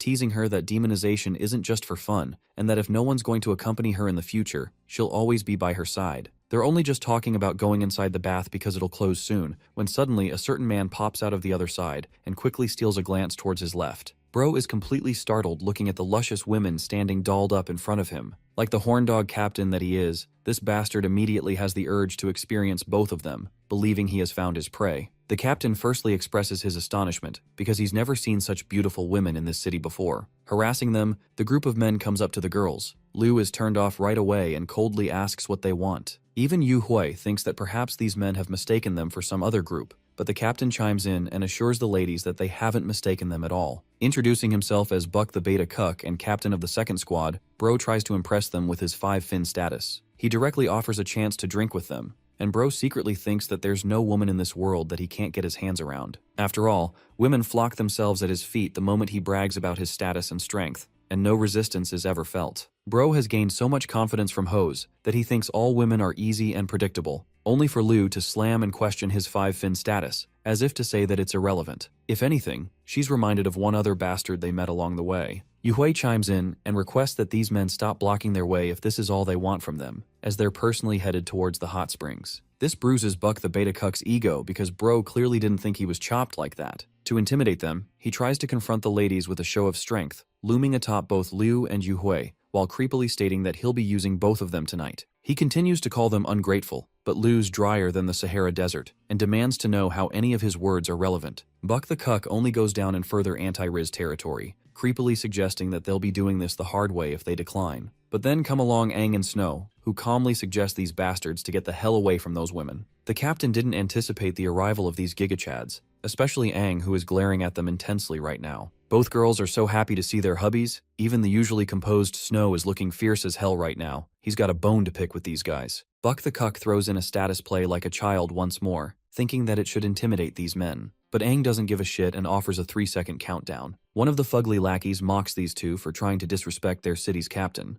Aang still doesn't care, and stands there menacingly counting down to 2. Captain Cuck over here doesn't want to be afraid of numbers. He thinks this is just some tough guy act that Aang will regret. But before he could even use the first attack, our boy disappears from his very spot, leaving behind a flashy trail. And before this imbecile could even process what the hell happened, a punch greets him on the nose, bulldozing this man into the next continent. The look on our boy's expression is all you need to know about how pissed off this man is. As for the lackeys, they quickly scatter like a bunch of pussies to go and help their sorry-ass captain. Buck just got fucked, spitting out blood with now a face that not even a mother could love. Bro can't believe that he's dealing with a powerful warrior, questioning how Aang was able to do so much despite not wearing a suit. You see, the average warrior is supposed to wear a tactical combat suit at all times. This suit is always armed with a conversion device to help convert energy and channel the power of a demon without it wreaking havoc. The more synchronized this compatibility is, the more power a warrior can extract from the core of the demon. or at least that's what is the basic knowledge of this era. However, for these four, who are raw-dogging strength levels right now, the game is different. They've evolved to such a degree that external devices like combat suits are practically unneeded to them. Captain Buck peers his eyes open at the incredible waves of energy shooting out from this insanely cracked group, causing him to lose his words and run the other direction, spouting that they'll pay for messing with him. Liu, on the other hand, has something to say, with Aang's robe fully exposing his chiseled abs and ripped physique. When our boy observes her looking at him, Bro's a little surprised why her face is red like a tomato, and being the dense protagonist that he is, Bro thinks it's probably because of the cold. She quickly brushes off the topic and suggests they head into the spring water fast, commencing the start of their trip. In the women's bath section, Liu's enjoying the warm embrace of the bathwater. We also have Yu Hui going a little too comfy with things by loosening her robe and stretching her body for all of us to appreciate. The two ladies confess how amazing the bathwater makes them feel, as if it has wiped away all their worries. The center of the attention happens to be these two as well, as all the other people are dead focused on the pretty women, the ones who are supposedly women warriors. Also, some of them caught them changing with their abs out, to the point even other women are out here swooned by the young gals. Liu and Yu Hui are enjoying themselves when they're approached by a lady, a woman who remarks that they must be from out of town and how their figures are immaculate. She offers them a drink with the intention of chilling together and explains that it's the special flower tea of this city, the best beverage one could expect while enjoying such a bath. Both Liu and Yu Hui are urged to take the tea.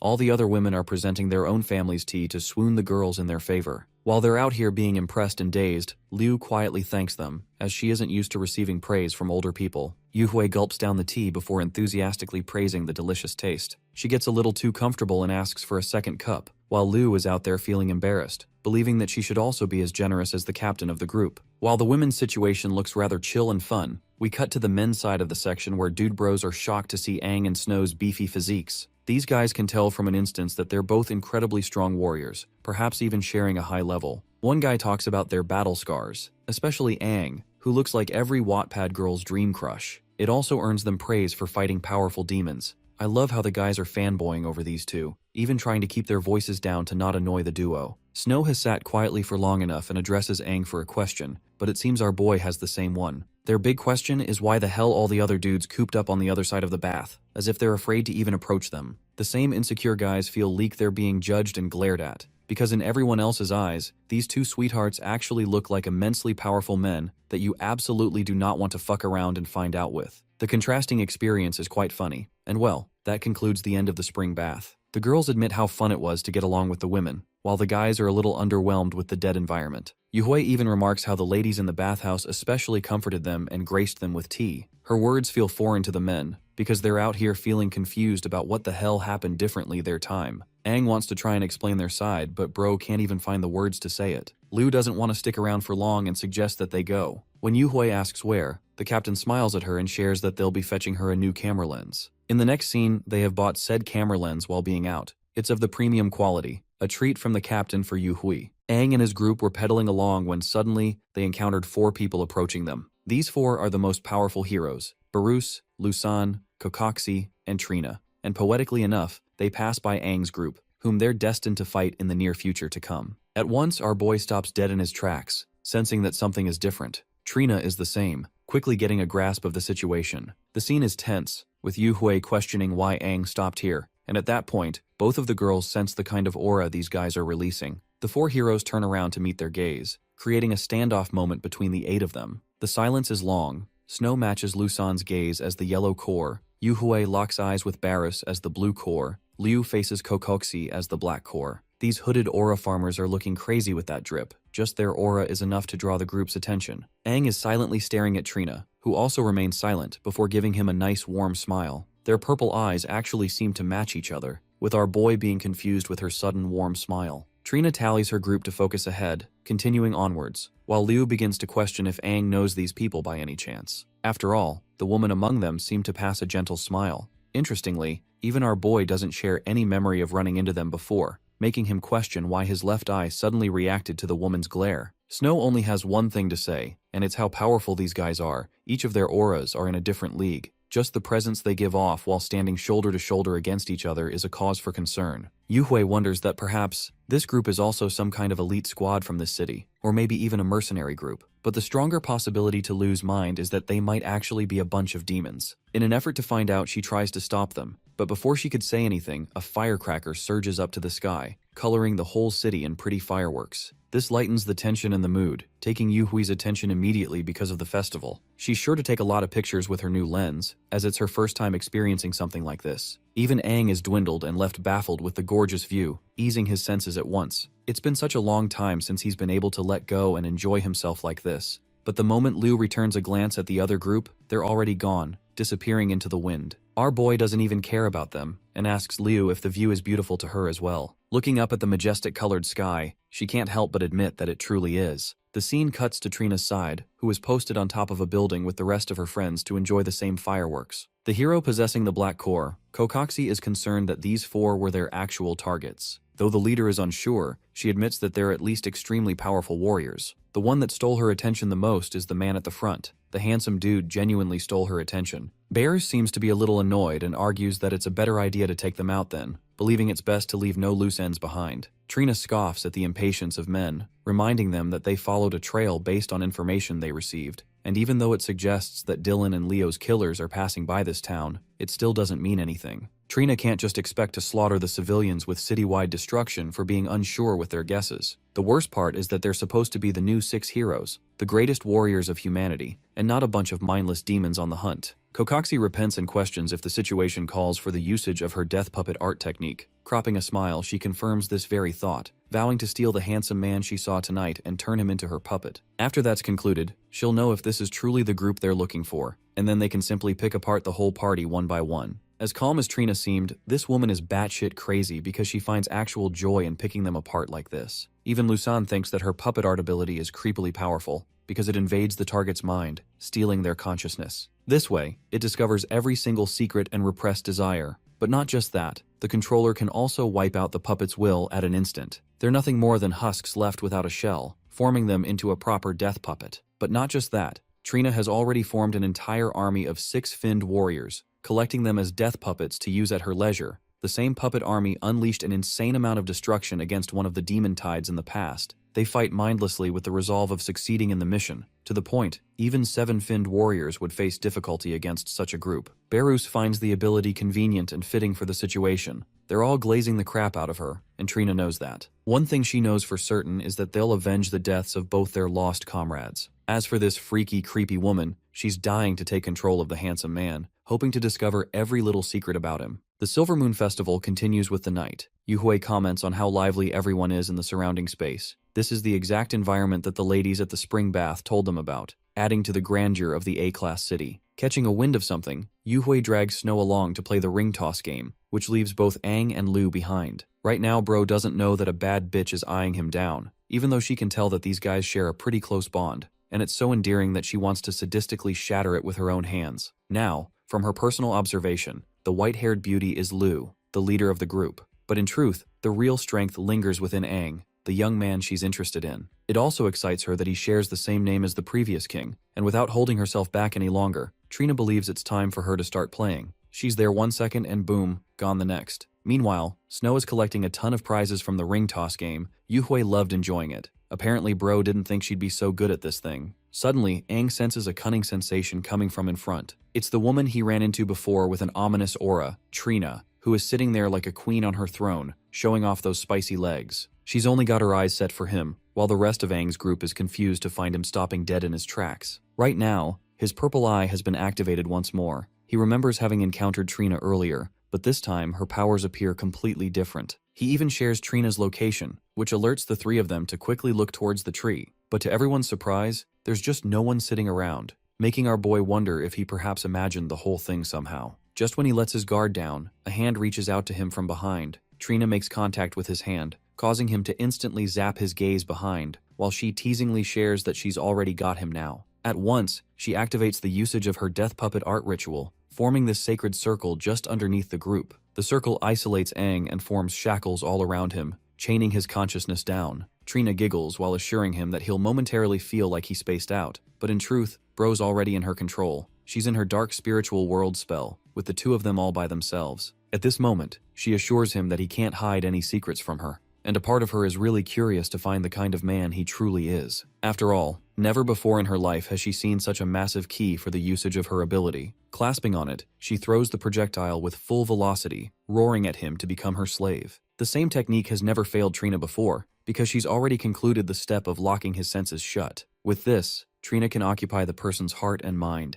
having complete psychological control over their body. Her expectations are a little thwarted because right as the key is inches away from the lock, the Crimson King's demonic hand pulses out of our boy's body, catching it just in time. This is an event that leaves Trina dazed. She can't even fathom what the hell she's currently looking at. Popping out of Aang's body is this huge, monstrous devil, and something tells her that it's not happy at all. The Crimson King hisses at her for picking a fight against the wrong opponent, even mocking her for being a mere insect in comparison. This chick is terrified right now, quivering in her every step, questioning if this is supposed to be some kind of counteracting defense mechanism. But not even someone as powerful as her has ever heard of such a technique. Her body refuses to believe that something like this can be conjured by the likes of a human. At first she underestimated him, but now Trina is fully invested in knowing who Aang really is. While she's dazed, the Crimson King laughs at her for even thinking that she could try to gaze into Aang's heart. The so-called death puppet technique that she got glazed for is dubbed as a pathetic little trick from the king's eyes. With a single swipe of his hand, Bro annihilates her dark spiritual world, shattering it to ripples and allowing Aang to return to the proper dimension once more. The rest of his friends are confused why Bro is standing still like that, while our boy glares at Trina, who seems to have already disappeared. It seems that not even he can tell what the hell happened, because he was confident that he met her gaze just now. Bro wonders if his senses are truly playing tricks on him at this point, but without wasting more time, he suggests his group to continue their journey. The thing is, he knows that it wasn't just an illusion just now thanks to his own illusion energy, so whatever happened was real, putting him on a cautious edge to be wary. While they're leaving, Trina is quivering like a puppy on the other side. She doesn't even look like an established confident hero, but instead an intimidated little creature who had just shared an encounter with death. With just a flick of his finger, the Crimson King shattered her most advanced and strongest illusion technique. Trina knows that the only reason she managed to survive this lethal encounter is by retreating fast, because otherwise, she would have lost her head in the process too. The stall owner comes around to ask the young lady what she's doing sitting inside his stall. Pissed off, Trina knows that her aura is already unstable, so she casts an illusion spell on the man to ignore her presence and sends him away fast. With him gone, she gathers herself. The girl's passive ability called Presence Erasure also got swept up because of that one little jump scare experience. She can't even play stealth anymore, all thanks to the annoying entity she encountered within Aang's consciousness, something that nullified her godly death puppet technique like it was nothing. This girl thinks that it was some kind of fluke and intends to go for round 2, declaring her intentions of taking control, this time ripping our boy apart piece by piece. Instead of targeting Aang, she fixates her attention on the white-haired captain. And something tells me this is going to be hilarious because of Liu's own 8-fin connection. Anyway, back to the goofiness of the group. We have Yuhui wearing a clown mask, enjoying the situation like usual. Liu seems to be laughing among the company of the group, while Trina catches sight of her and actually uses one of her abilities, this time playing it safe at a distance. She doesn't dare intend to interact with our boy again, which is why she's sniping Liu's consciousness from a distance, which will come at the cost of consuming a ton of her energy. The spell is cast and immediately, the captain is shackled in the dark spiritual world no differently than Aang. Trina has full confidence that she can still use the captain to know about the rest of the group and rip it to shreds, and though the key on her is much smaller than Aang, it's still unusually big. With the projectile in hand, she slams the key to create a connection with her new puppet, refusing to fail this time. Interestingly, it successfully goes in, matching the lock and interacting with the lock. Trina expresses her joy because her technique finally worked. The girl is already glazing her ranks as one of the 6 heroes who is supposed to be this powerful. Except, her celebration is pretty short-lived, because Liu's body suddenly casts a domain expansion, engulfing the dark spiritual world. Casually making her entrance, the black 8-fin calamity makes her presence known, mocking the young lady for having the gall to use a mental trick against her innocent girl's body. The Black King Finn casually moves up to her gorgeous little possession, the one who is always causing her trouble. Grabbing the key, the Black King Finn shatters it within seconds, ushering the little one to move closer to her. After all, she shared her powers with the young woman, offering her more potential than any average human, just so that she could help protect the vessel of the Crimson King. That's why she doesn't want to be disappointed at this moment, and though she doesn't get what Trina over here, the insect, was doing, she knows for a fact that it wasn't anything good. Pointing her finger towards the measly insect, the Black King Finn openly states that she does not like it not even one bit. Then this gal fires off her freeze death ray beam, literally piercing Trina's mind and leaving a hole in her senses. With this, the Black King Finn has settled the score for Liu. She grabs hold of the precious girl's face and kisses her forehead, instructing her calmly to take care of the vessel of the Crimson King. Grazing her fingers, she knows that her vessel will do well, but devotion won't be enough, especially since Aang is a critical part of their plan. With the matter concluded, the Queen of Black decides to fade away once more, urging Liu not to let her mind drift off so easily next time around. With her fading, the black spiritual world shatters once more, annihilating the spell and freeing Liu from the control of Trina. With her senses returning to her, Aang questions what's up, but all she can say in return is how weird it all feels. Snow counters that they shouldn't just stop now, urging the whole group to hurry up. Even Yuhui asserts that they're missing out on the fun. Aang invites the captain to carry on with him. Liu continues enjoying the night like nothing even happened. While their world seems to be alright, Trina is literally freaking stuck in her spot. It's thanks to her stealth ability that no one seems to notice her. But in truth, the chick's mind is completely shattered. The stealth ability wears off, so the lingering crowd gathers around her, questioning what happened to this woman. They all think that perhaps she's some kind of posing specialist, but then the jarring effects start to collapse on her. Trina's ears bleed, she coughs blood, and loses all the physical strength to stand. With her bleeding like that, the people are all terrified and drifting away. They're panicking while this woman is bleeding from every orifice, questioning what the hell just happened inside her own illusion, causing her to receive physical damage even in a mental reality. To escape swiftly, a portal covers her and she pops out of the blue, disappearing from where she sat. The ordinary folk have no idea where this woman even went and probably think they saw a ghost or something. By the way, the spell was caused by one of her allies. The Black Core hero used his spatial transfer ability to help transport her atop the building. The rest of them quickly surround their leader, questioning what even happened. Right now, the same confident woman is dazed in fear, relenting how she was targeted by some kind of mental attack that intensely damaged her mental core in the process. It's as if her skull is splitting apart, and if she doesn't restore her mind, she'll lose herself completely. One thing is for certain, Trina has learned the hard way that Aang or Liu cannot be controlled, as they seem to have some god-level creatures guarding them inside their bodies. She's so fatigued that she can't even begin to analyze the current situation, and this introduces a new level of intimidation for the new heroes, who begin to wonder the kind of monsters they're dealing with here. The group had a lot of fun and snapped a ton of photos. Suiju is the most grateful for the lens that her captain bought her, so now she's treating her like a literal goddess. Liu calms her down for exaggerating her specialty.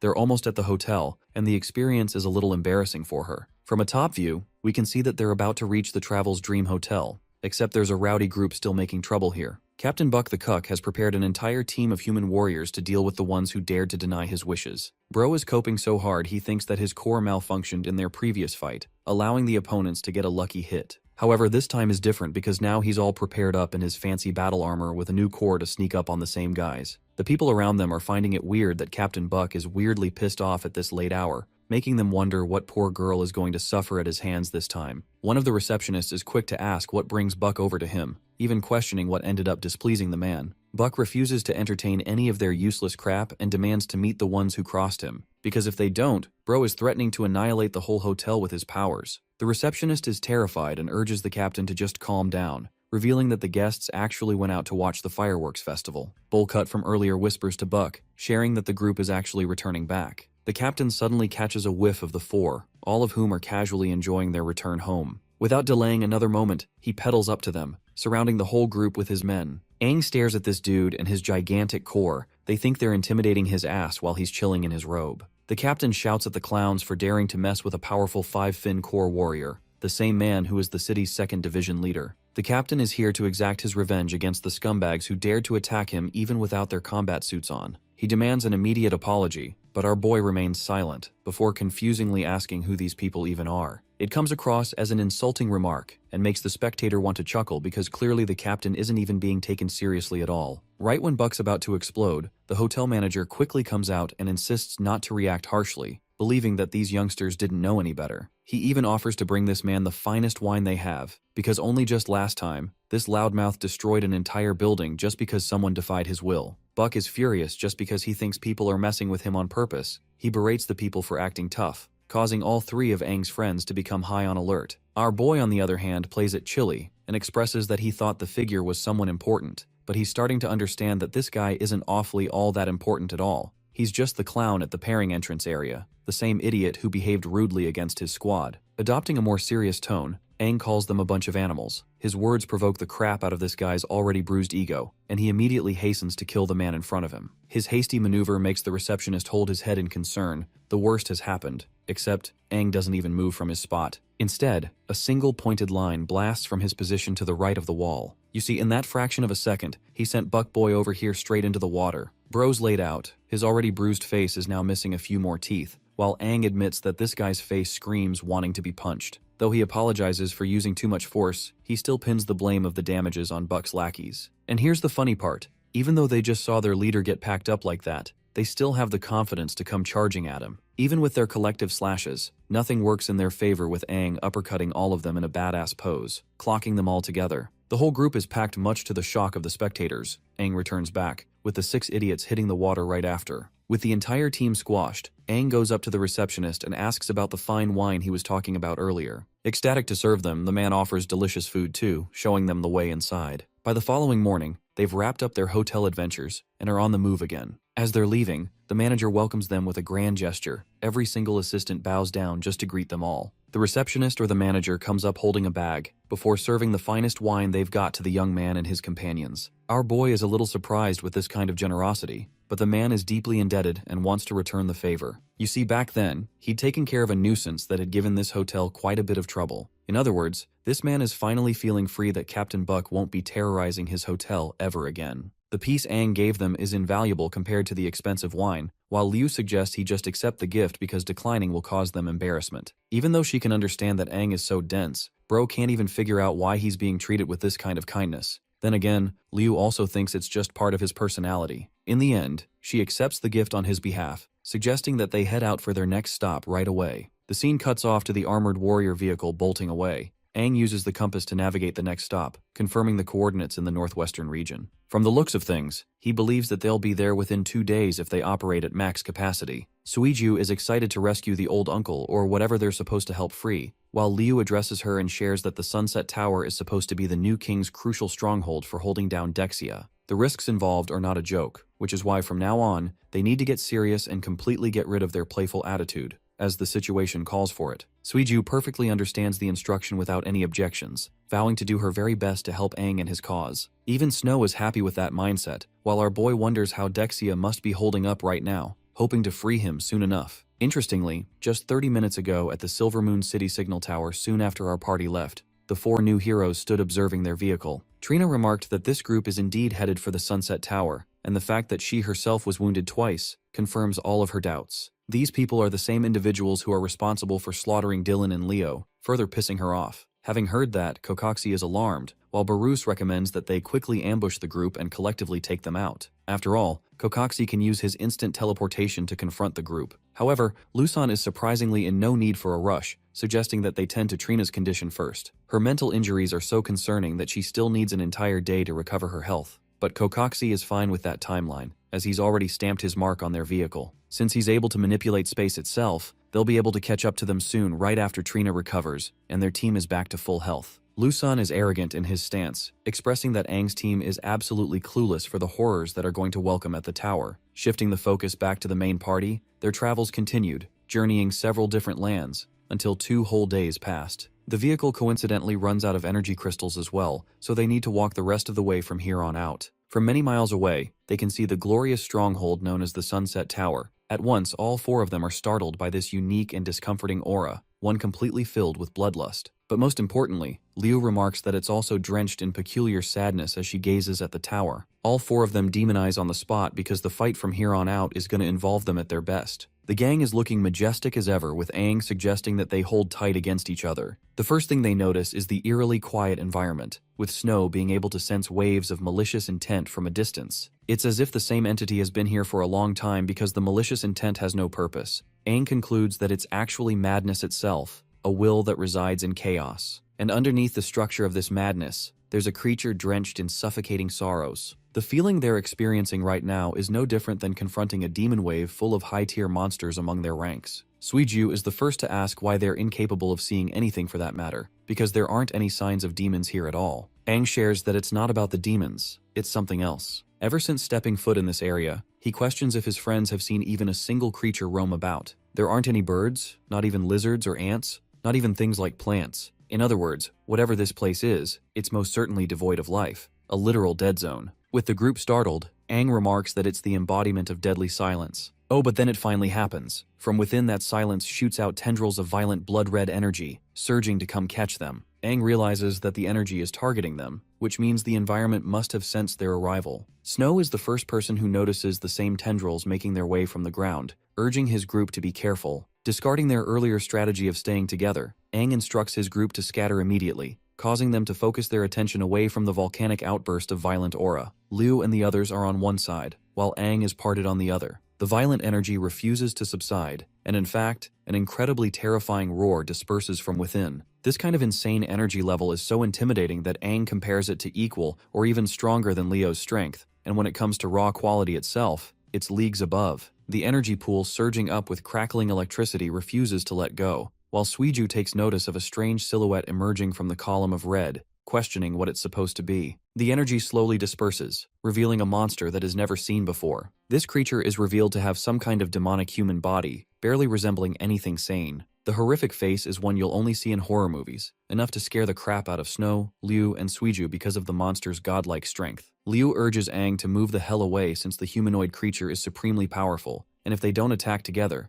they'll be in trouble. But something's keeping our boy paralyzed. It's not fear, but confusion and shock. He's completely speechless while his teammates question what the hell he's dazing out for. This allows the humanoid demon to charge up a powerful roar, sending ripples so massive that they push back even the likes of Liu and the others despite their recent evolution. When she focuses her attention towards Aang, our boy is standing at the front, completely unmoved from his position while withstanding the full might. Instead of turning around, our boy walks up to the heinous creature, and finally having the will to muster a few words, hesitantly mutters Dexia's name in pure agony. Yes, the friend that he came to free from the Sunset Tower just so happens to be the entity that haunts it. Watching his friend in such a condition has him gagging in sadness, while the others are shocked that this has become the remains of Dexia, one of the esteemed former 6 heroes. Unfortunately, Bro got a little too close and ended up getting smacked from the side, sent thrashing straight into the ground. It's a pretty serious blow, laying our boy flat from the impact. Snow is worried about his friend, while the humongous humanoid pounces on him to finish him off. Luckily, homeboy Snow is faster and protects Aang using his durability, but the sheer force of the attack is enough to leave a crater from the shockwaves. The creature's piercing attack cracked a bit of Snow's demonic armor, and even he's having trouble defending against the hit. Going on the offensive, Liu and Suiju zap the monster back, hoping to buy some time for Snow and Aang.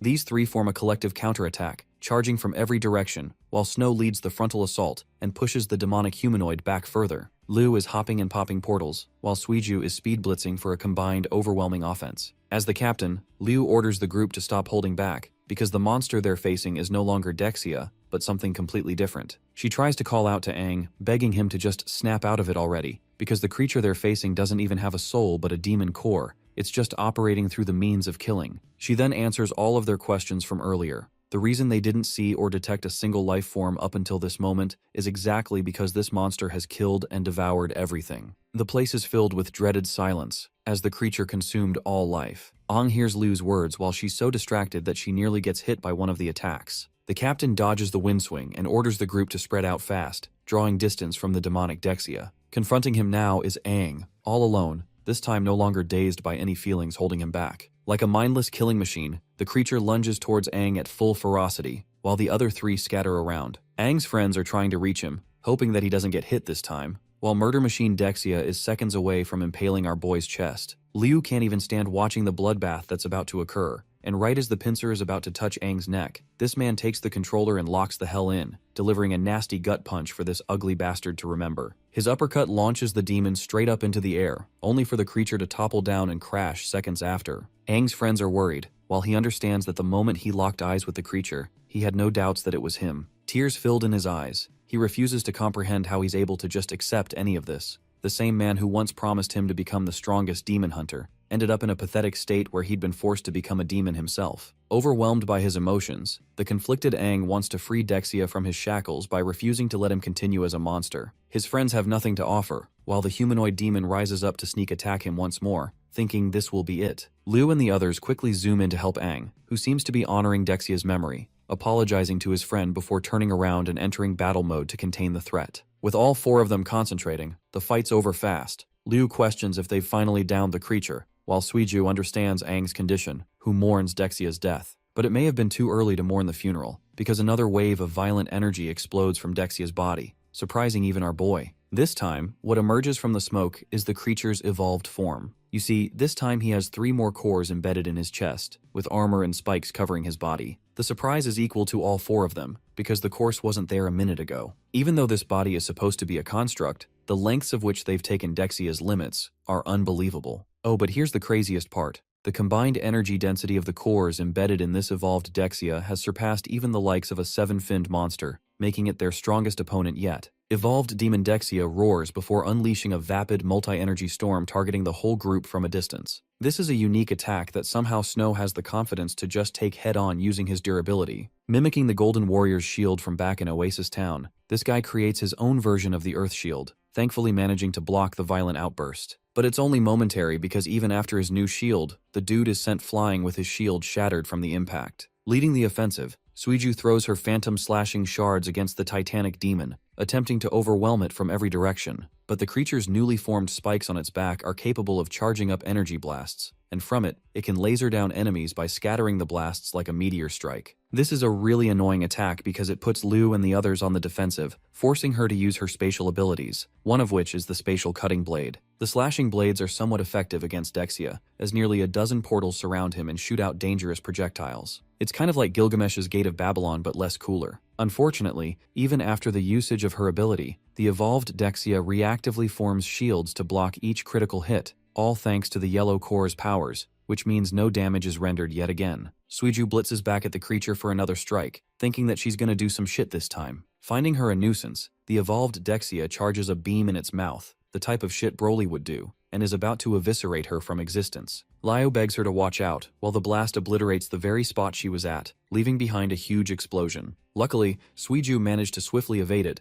but this thing is out here trying to be Homelander lasering down the entire planet in its wake. By the end of that massacre, clouds of smoke erupt with blazing fury. Liu roars Suiju's name, fearing that she might have been caught in one of the blasts. Luckily for her, she escaped and pounced back, sustaining minimal injuries. What's for certain is that this demon is far stronger than they could ever imagine. Not only are its attacks powerful, they're also fast while leaving behind no weaknesses. Even Snow thinks the enhanced monster must have some kind of constant boost that keeps it from ever exhausting itself. Speaking of which, the boogeyman is about to crush Lu next, who is only narrowly saved with Aang's decisive entrance, thwarting the hit with his sword. Aang leads the charge at last, doing the heavy lifting as he always does and tackling the monster. They share an immense exchange of clashes, with every hit making the warrior realize how his dear friend Dexia suffered a fate even worse than death. Aang can understand that the poor guy must have suffered pure torture to have become this Frankenstein of a monster, until the day arrived where Dexia's consciousness broke and he became a killing machine. That's why, as the old king and his old friend,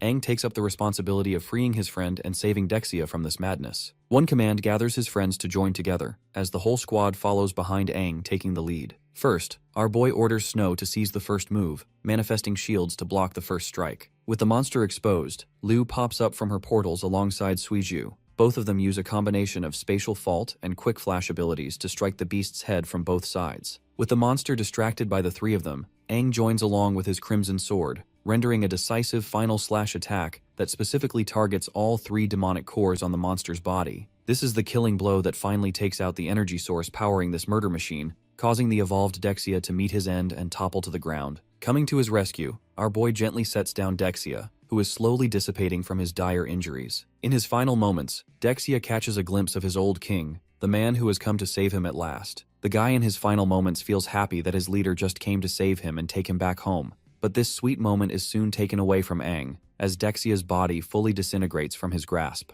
Aang is visibly shaken from the loss, his body drips out blood, and it's not even because of the injuries he sustained. His friends quickly rush to check on his condition, while he urges them not to come over to his side. Currently, his tears are blood red. Bro's seriously devastated, and just wants to be left alone for once. Watching him in such a broken state, Liu and the others can't help but sulk and stay by his side for a while. They stand helpless before the Sunset Tower, hoping that he recovers soon. Aside from them, some hundreds of kilometers away from this distance, space itself warps around and creates a huge portal of black, indicating that it's Kokoxi's spell. From within the portal, 4 trails of figures shoot out, descending down with roaring speeds, Barus being the fastest of them. Right after reaching below, they take a sharp cut and laser ahead in the direction of the Sunset Tower. Of course, the 4 heroes are flying now, since they've got nothing to lose and are hot on pursuit. Barris asks the Black Core warrior if he's certain about the team's location in this direction, to which he takes major offense to. Kokoxi assures them that they're not too far off, and it appears that their auras are already scattered in a fight against the entity. Trina understands that the fight against the modified 3-core demons couldn't be so easy, but senses that they have defeated the threat, which means these guys are far stronger than they assumed. Lusan isn't afraid but ecstatic. He thinks that they're fitting to be his opponents if they manage to take down a threat like that, and he's been meaning to have a fight like this in a long while. Trina urges this clown to put aside his battle thirst, because right now, they need to make sure the situation is resolved before the new king has the chance to come out of seclusion. Because the moment that man discovers that Dylan and Leo's murderer are out on the loose, he's going to wreak havoc upon all of them. So it's not out of duty but fear these cowardly heroes are operating against. But anyway, they're laser sharp in the direction to hopefully slaughter the team of 4 and satisfy the rage of their king. By the way, Aang and his friends decide to build a mini tomb for their fallen comrade Dexia before continuing their journey. Now that he's composed himself, he's fine with confronting the tower, which is strange because the whole reason they even came here was for Dexia and not anything else. Our boy shares his interest in investigating, because ever since he picked up on a peculiar scent, he noticed that even after the defeat of Dexia, the trail of aura did not disappear. This means it's stranger than anything they've confronted before, unique in its properties. His friends are alarmed, until suddenly Aang recalls how Lena mentioned the new king entering his secluded state. All the puzzle pieces are finally falling into place, because you see, the trails of violent aura lingering in the air are actually because of the new king's presence, who is likely seated at the top of the tower. Before they could enter, new enemies arrive to challenge them, those being the 4 Power Rangers. Aang senses their crashing descent from behind, and when the dust settles, Trina stands ahead in charge of them. Lusan is the most enraged out of all, pissed off that these intruders are here to disrupt their king's secluded peace. But that's not all. He's also fully intent on avenging his fallen teammates, while Liu and the others take notice of the dual 7-fin yellow core on his suit, therefore confirming that these guys are the 4 heroes. Their immense aura engulfs the entirety of the dead zone, while Aang shares his own frustration. After all, he's been dying to vent his anger on these people. Before he could mindlessly charge in, Liu holds him off, expressing that these guys shouldn't even be Aang's opponents. Suiju seconds this, suggesting that he go and take care of the new king by himself while they deal with these watchdogs. Even Snow is ready to rumble, which means it's actually a 3 against 4 situation. Entering his demonized state, the vessel of the Crimson King shoots his wings out and rockets up ahead to directly attack the top of the tower. Lusan doesn't want his king to be attacked and tries to bring our boy down using a powerful meteor cannon. The attack doesn't even reach Aang as it's dispersed by one of the portals Liu uses to redirect it, an ability called spatial refraction. She's out here on some queen energy, directing their attention towards her and the others as their opponents. Suiju smashes the ground, entering a new transformation. She blitzes with incredible speeds, sending a projectile that's about to pierce her head. Pissed off, Trina uses some kind of magical speech blast to kill Suiju, only for her to evade in seconds and escape from behind. The redirection didn't deal any of them any damage, with Suiju still remaining fast on her feet, which have been replaced by these functional pincers to launch her even faster. One thing is for certain, Trina is starting to realize that these guys didn't just level up, but they also changed their very physical structure. For example, you have Snow out here looking like the Hulk, an evolution that happened after the earlier fight. As their leader, Liu taunts them, assuring the new heroes that the only way for them to get through is to deal with them first. They surround the group of 4, with Lusan getting even more excited to fight these guys head on, charging up with so much strength because all this time, he didn't even take them seriously at all. Beerus and Kokoxi also stop holding back. All of them go for a head-on clash, facing off against the other in a team-against-team format. Next we have Aang, who is methodically trying to smash open a point inside, but even with his strength, he just can't get through because of the special alloys. In other words, the top can't be destroyed from the outside, so his only option left is to charge directly through the main gate, which he does by blasting his way inside for a grand entrance. Except that fails too. Bro's heaviest punch doesn't even dent the thing, a power far beyond his own caliber. The Crimson Sword chats up the human, sharing that this is the power of law, a concept that goes beyond any other power. It governs the state of the tower, and the door is actually reinforced thanks to its influence, closing it shut. Upon the mention of these laws, Aang refuses to acknowledge the existence of anything in this world that is unbreakable. With his godlike resolve to smash anything open, he charges the demon sword, who cackles loudly, entertained by the human's attempts. The blade invites him to split the door open, which Aang is about to do as he unleashes an all-powerful slash, colliding with the heavy door. The impacted aura reaches all the way here. Trina mocks the very idea of breaching the sealed gate, as it's a foolish attempt. The gate has been personally reinforced and sealed by the new king himself after all. Oh, and by the way, when the smoke clears, it actually seems like the door came out unscathed again. But apparently, parts of the Crimson Sword interact strangely against it. spreading its lightning energy all across and over. A kind of demonic determination comes over to Aang, who roars the damn thing to be cut down, and what do you know, this man actually freaking succeeds. Bro is actually built differently, stunning the likes of all 4 of the new heroes, who can't seem to fathom how this man capably tore apart the door. Liu is feeling proud of her boy and taunts the new king for being nothing special. She directs everyone's attention to focus sharp, because the gate's already open, which means they need to make sure these guys don't disturb Aang. The 3 of them bolt ahead to fight the 4 heroes. Barris is frustrated yet understands that they're dangerous, so he wants his friends to kill them first. Trina feels a personal betrayal and declares that she won't allow anyone to disturb her king's peace. With the door put down, our boy sets a foot inside, and the first thing he notices is a bunch of red magic circles all around. Our boy is startled by what he sees, because just up top, there are countless scribes of magic. Judging by the dome's height of a few hundred meters, he quickly deduces that some kind of spatial folding tech must be used to make the interior several times larger than the outside. It's a place so threatening that even the Crimson Sword exclusively warns him to be careful about this place. Even a weapon like him can sense unease, as if a being managed to collide all types of chaotic powers into one. Up ahead in the dark, a few creatures arrive to confront the new guest. Of course, all of them happen to be high-level demons surrounding the threat. Scanning the environment, Aang senses that there are a minimum of 40 demons. Some are 6 fin among them too. But the surprise doesn't catch him at all. Instead, he scoffs at the audacity of the new king, who dares to hide behind high-level demons instead of protecting humanity from them. The same man in his own stronghold hides such a huge number of demons just to guard his secluded state. Furious from this discovery, Aang goes ballistic on these bozos and releases a pillar of aura that terrifies even the higher-level monsters. Taking his stance in his slaughter black armor form, he prepares to face them all. The 6 Finns command their trembling army to attack the intruder regardless, causing them to all just swoop in and gain on the threat. Fear doesn't even cross his mind. Aang is supremely ecstatic, because every floor of this tower is going to have a similar welcome ceremony waiting for him, and that means he gets to enjoy all of them by taking every single one down by his own hands. Bro goes 1 versus 100 and the fight is off-screen too.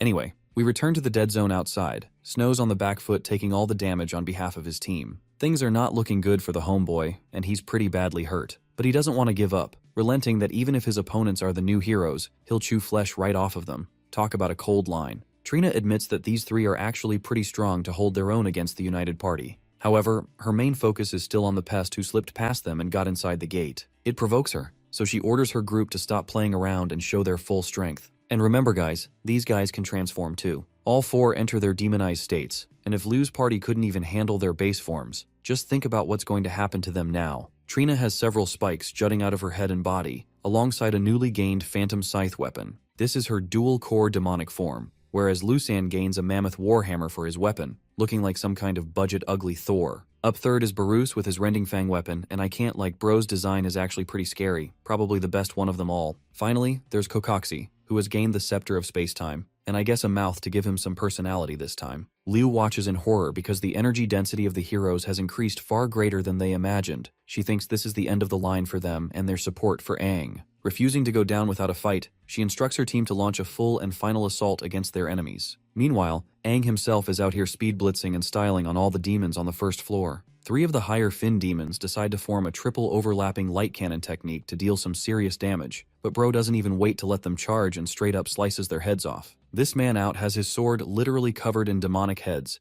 and if I saw him approaching me as a demon, I would pray to every god on the planet to save my life. Still, the rate of extermination is far too slow for him. Aang is thrilled to receive their welcome ceremony upon entering the tower, which is why he's so much happier to help exterminate their lives for a more entertaining experience. He zaps from wall to wall, bouncing off of every demon until only a pool of blood remains behind. Plunging his crimson sword into the ground, the vessel of the Crimson King releases crackling electricity in every direction, killing any remaining surrounding demons all at once. By the time he's wiped out the first level horde, Aang is the only predator standing in the arena. Without even feeling a hint of exhaustion, he approaches the next floor. Back outside, we have the fight continuing between Aang's squad and the 4 new heroes. Snow is getting dogpiled on by the opposing yellow core warrior in his demonized state, launching him straight into the crater. While his friends are out here fighting for their lives, Aang is having a much easier time wiping out the second level horde, finishing up the extermination on level 2 as well. Liu worriedly shouts to check on Snow's condition, but forgets the fact that she's got her own enemies to deal with. For example, Kokoxi just opens a portal from behind and nearly catches her off guard, only for her to defend at the last moment. Our boy ravages the 3rd floor demons, vanquishing them by the time Liu is holding her own. As the fight goes on,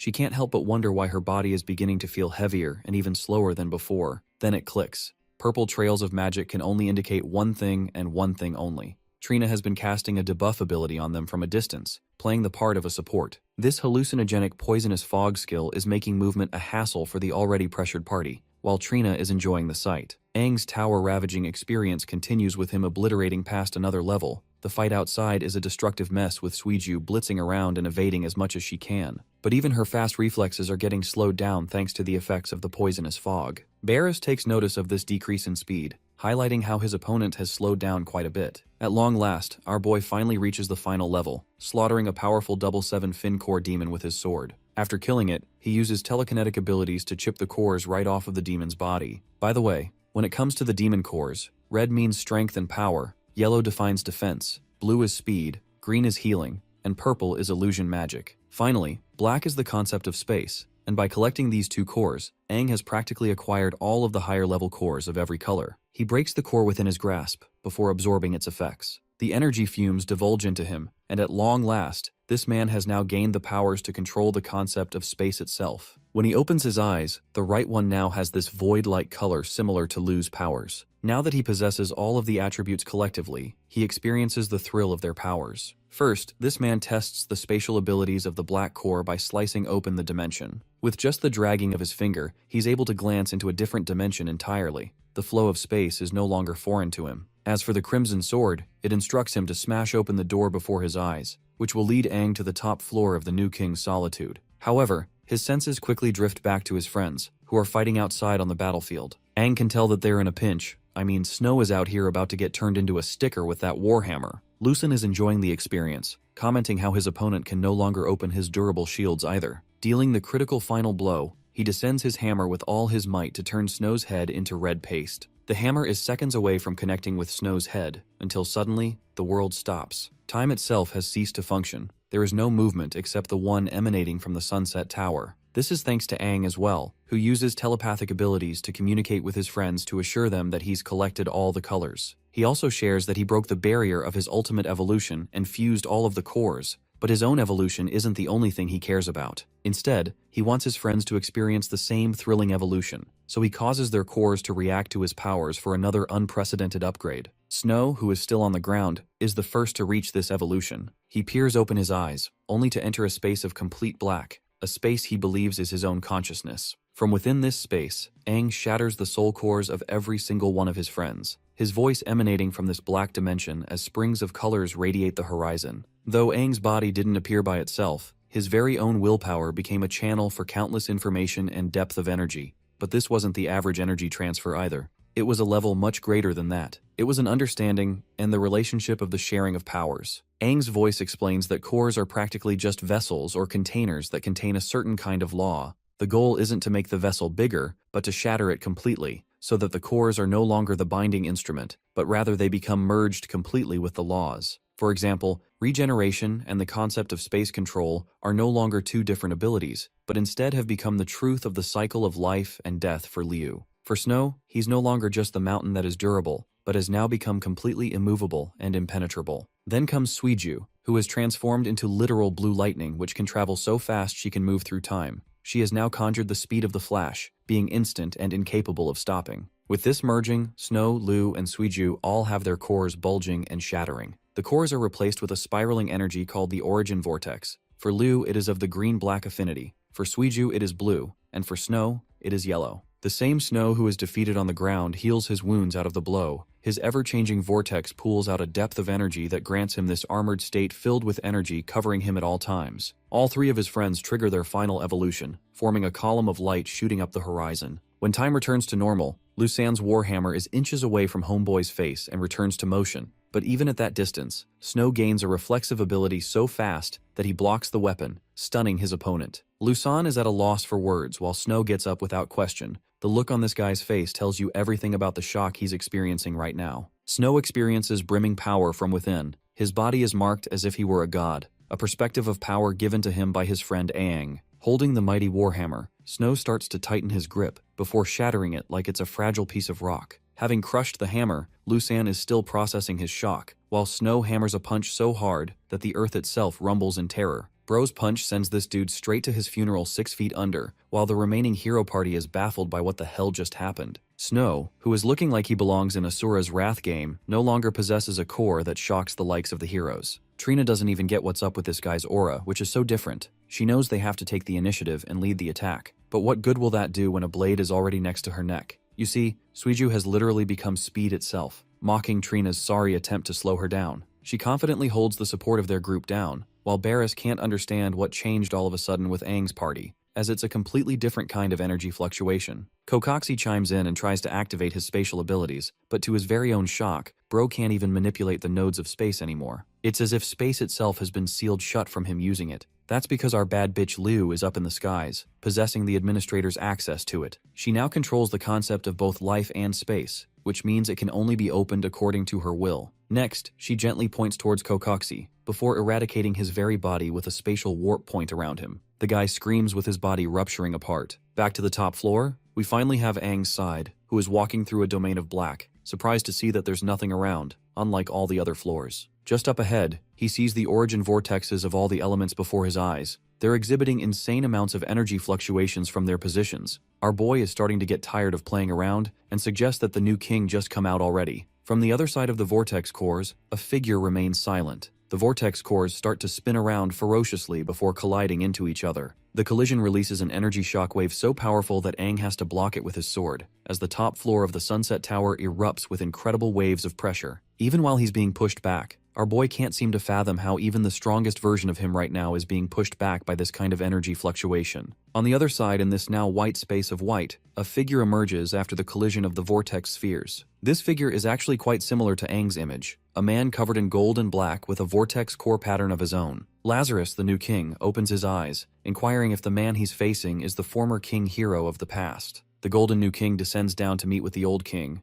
Aang embraces the new king, but then a sudden shock comes over him. He can't even speak his words because, you see, he knows this person. Back when he was a king, Aang always used to meet a kid called Gale, who snuck in his throne room at times. That's the same Gale now, but it seems that the new king isn't pleased with that memory. Lazarus confirms that it's truly Aang with this memory callback, and questions why the old king is here at all. After all, half a decade ago, Aang as the old king made the decision to enter the ancient king's monument and was eradicated alongside it. From the looks of things, Lazarus can sense a different change. He can see that the only reason the old king survived is because he now harbors a being that is completely different. It's through power fusion between two beings that he's now standing before him. Regardless of that, Aang is overwhelmed by his emotions and roars at Gale for turning Dexia into such a pathetic state, or why he's even siding with the demon race to begin with. It just doesn't make any sense, but Lazarus fires back, questioning if Aang has any right to even judge him in the first place. The name Gale doesn't even hold value to him, as Gale was just a boy who stood behind the old king and always worshipped him like a god.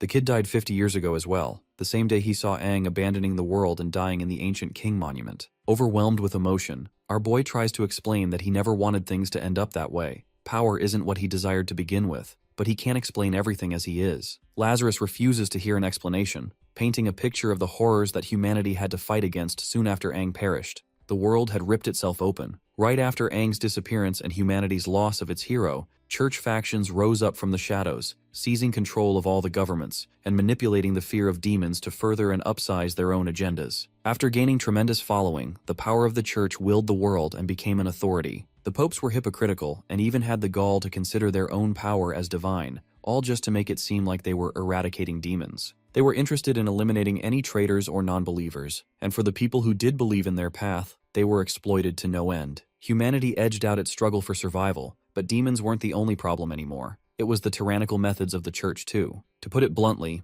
that's the kind of horrific reality that Aang left for humanity to deal with. His words stifle our boy's determination, who expresses that he'd been searching for a method to kill the demons once and for all. He desired to strengthen the monument so that he could help the world. So this outcome was just never his intention. But Lazarus is far overwhelmed by his own pain, and roars at Aang for being reckless in his approach. Back then, countless people warned him and begged him not to go. They pleaded the king to not abandon humanity. But Aang, the strongest and unquestionable strongest warrior of the world, still ventured forward without listening to a single voice. The righteousness resulted in his own slaughter. Lazarus declares that it was a fault that ruined everyone else's lives too. Just after his death, the old 6 heroes were either wiped out or slowly scattered apart. Among them were Dexia, who wanted to protect the old king's legacy, but he actually went crazy and became a murderous machine. For any of the followers that respected Aang to such a level, those same followers came to hate the old king for his actions. The final footnote? The same king that defined his era also became the person who ended his own era. Those words of Lazarus are merciless and overwhelming, letting out an exhale. This time Aang speaks with calmness and patience. He agrees with Lazarus for calling him arrogant, for not seeing through the consequences of what would happen in his absence, for believing that he could solve everything. As a result, his choices lead to his own death, and the world plunged into pain because of it. However, that is also the saving grace, because you see Aang declares that he has finally returned, and if he's the one who sowed the seeds of chaos, then he'll be the person to end the harvest as well. Pulsing with energy, Aang declares that he'll rectify his mistakes, that he will rescue humanity for good, that he will annihilate the demons for sure, even save them from pretend god figures like the new King Lazarus himself. Hearing those words, Lazarus finds them a mockery. Sure, memories of the past quickly lighten his senses, how the boy always revered and trained under Aang. Lazarus just doesn't agree with the idea that a king can leave whenever he wants and then return at a later point. His own pain is so overwhelming that he just can't forgive Aang for the suffering he made him endure. In fact, the new king ushers that the current world doesn't even require Aang's help anymore, which means the talking session is over now. An energy beam sprouts from his back, forming a ring of 6 cores. Lazarus summits his position as the new king, the one who will bury the old king dead in the past. Aang frankly says that he doesn't give a damn if there's a new king or the old. All he cares about is how this man is siding with the demons to further his own goals. With that confrontational mindset, he lunges full speed ahead to cut Lazarus down, who doesn't seem to move at all. The sword descends down to his head, and right before making contact, something happens. One of the orbs reacts, turning purple, and actually redirects the attack, missing Lazarus. The new king calls it a primitive and reckless approach, before using his black sphere to point and release a lethal piercing beam, cutting straight through demonized Aang's shoulder. The attack clearly causes him a hefty bit of damage, but instead of drawing back, our boy uses the same momentum and recalibrates himself for a kick. This kick smashes Lazarus's head, or at least makes contact, an ability called the Thunder Slash. But strangely enough, the image of him fades, and there's truly nothing there. Bro is out here placing Aang in a genjutsu at this point, while he himself hovers up top like a literal god. Lazarus looks down at the old king, calling his methods nothing more than savage and primitive means to fight. He degrades him for using such combat methodologies, as Aang charges just as recklessly as he used to. Now, our boy on the other hand is analyzing his opponent's strengths. Lazarus seems to be manipulating the concept of space, while at the same time moving at high speeds to make every hit go unchecked. But even for something like that, Aang believes that he can simply follow the energy trajectory of his opponent's movements. Going all out, this man raises his sword and commands every single attribute to combine into one. The powers collectively seize inside the Crimson Sword, and upon chanting, "Activate," he releases this multicolored infinite pulse ability. If regular combat isn't working, then this man declares that he's just gonna annihilate this whole tower to pieces. Lazarus watches an attack reaching him, and it's alarming enough that he has to dodge it, as tiny explosions of spherical magic obliterate the arena, cracking apart the door, sealing it from outside. By the end of that infinite pulse charge, Aang is left panting with a shit-eating grin on his face. That earlier attack actually managed to work, you see, because Lazarus, the same untouchable new king, is actually wounded from his face and chest. But no matter to him, he just pops the use of a green sphere and recovers all his wounds, though it surprises him already that Aang managed to significantly wound him in the first place. Our boy is shocked that this guy can even manipulate the regenerative powers of the green element, even though people said that he was supposed to be just a triple-core warrior. Lazarus goes on the offense, intrigued by the power of all the attributes, but he too has a different power, a response that shows his way of omnipotence. The energy spherical ring propels in a magnificent size. Aang is baffled how a 7-fin core is capable of manipulating all 6 attributes at once. Things are not looking great for him, and even he knows this next attack is going to be difficult to block. Oh, and by the way, Lazarus's next attack is literally called Godhood, just to paint the picture of how strong it is. It creates these ripples of golden energy. They reach their way over to Aang, who doesn't know how to react, and in the end gets caught up by the full crushing weight of the attack. It does a number on him so bad that bro is flinging across the arena like a Looney Tunes character. Lazarus is covered in this seismic, untouchable aura of energy waves, while the old king is put on the ground with a hole in his chest, completely gassed out from his wounds.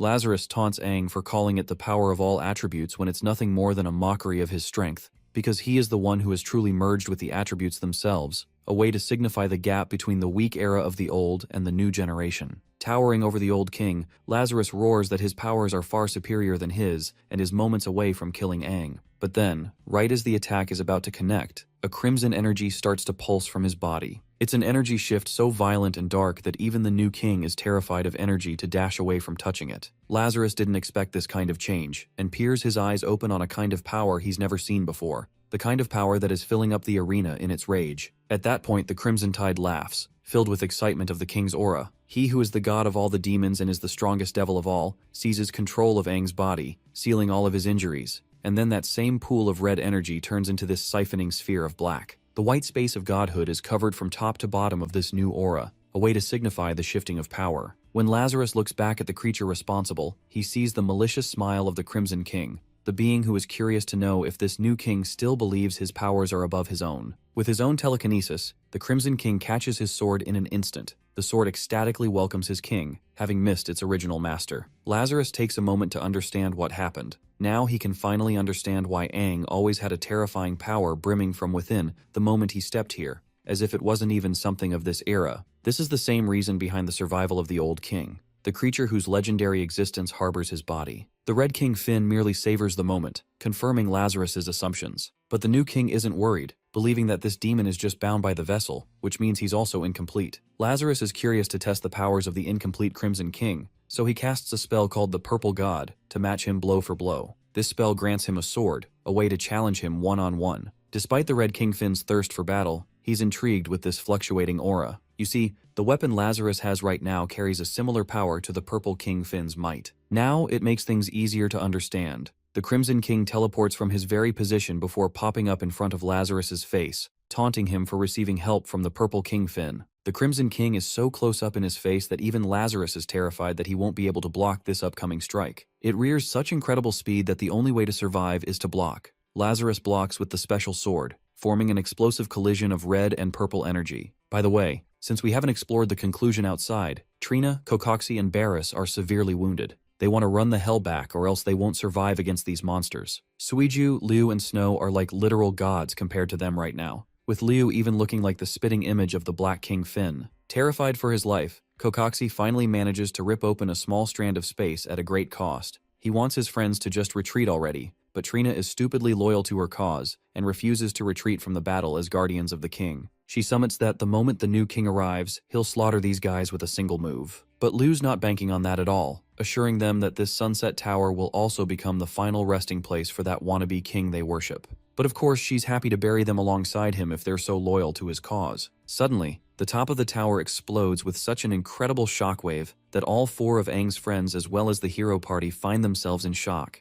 The Sunset Tower begins to disintegrate from top to bottom. Every floor is vanquished and sliced open, causing Aang's friends to escape from the demolition. By the time the impact reaches the ground, the tower is fully leveled and annihilated, leaving behind clouds of smoke. No one knows what became of the battle. Aang's friends are worried, questioning if the figure emerging from the smoke is Aang or someone else. When the smoke settles aside, a crater the size of a meteor is left behind with a red energy pulsing from the smoke. The aftermath of the fight is a convincing curb stomp. The Crimson King still isn't at full strength, only using 5% of his powers, but even at his current level, it's easy for him to toy with Lazarus. Bro's got him laid out and spitting blood from every direction. Lazarus is starting to realize that he can't fuck with the big leagues at all. Humans of even his level can't contest against beings that are literal gods. Ever since he formed a contract with the Purple King Finn, he gained immense power, but that's nothing to a godlike being like the Crimson King. From this current position, the Crimson King spots this guy's chest, understanding what's going on. He can tell that the Purple King Finn clearly used a demonic offering contract with the human, which means it must have cost Lazarus something far too precious. In a way, it excites the Crimson King, because resting within Lazarus's body is the final piece of the puzzle, the part that the Red King Finn needs to force Aang's evolution as a vessel that he can fully control. Trina watches in horror and shouts in concern for her king, questioning why his aura has become so faint. And then she shares the Crimson Devil standing atop of him. Suiju clocks it immediately that it's 8 Fin Aang, or in other words, one of the King Fins. The Crimson King stands up and scans the surroundings, realizing that his presence has already been noticed. Oh, but you see, it's not Aang's friends he's worried about. Several different limbs start to cut through the dimensional space, ripping it out to expose the eyes of the remaining King Fins. They're all so powerful that their very presence leaves the evolved friend group of Aang shuddering. They're about the same level as the Crimson King too. Their eyes peer directly towards their companion, who seems to be enjoying himself on the battlefield. The Crimson King smiles at them, voicing that he's going to be with them soon. It's only going to take a while. As for Lazarus, who is laid out T-posing on the ground, Bro just wants an easy death at this point and wants to be killed. But for some strange reason, the Crimson King conveniently states that he won't be offering the insect any further attention. Suddenly, white lightning exposes out from the inside, surprising the King Fin, because this energy source implies that Aang is actually fighting for his life to take back control. The Crimson King is okay with that, and decides to return the boy to his body firsthand. In mere moments, the armored demonic transformation fades as if it were blood, spilling away from Aang. He is now de-transformed, while Lazarus is shocked that Aang has only just taken control, berating him as a coward for hiding in the shadows from their fight. He doesn't want this guy anywhere near him and orders Aang to go, but our boy is out here mogging straight up with that majestic hair and jawline. Lazarus tries to use the same Frieza Death Ray beam technique that he likes to spam so much. The beam doesn't even reach our boy and instead gets deflected from his base form, annihilating the ground nearby. Our boy's hand appears to maintain some kind of demonic claws mixed with white lightning. Charging it, Aang fully slams the arm directly into Lazarus's chest, causing him to scream in agony. The pillar of energy spills out, torturing the compromised new king and symbolizing his fall from might. Aang's friends are worried, while Trina is crashing the fudge out and tries to go and rescue her king. The rest of the King Fins watch this conclusion with peak interest, as white lightning crackles everywhere around. Now that he has defeated Lazarus, he intends to seize the power of the cores that surpasses even the might of the seven fins. Lazarus continues to suffer in agony as the core is ripped from his body, until eventually Aang shatters it and rips his very heart out.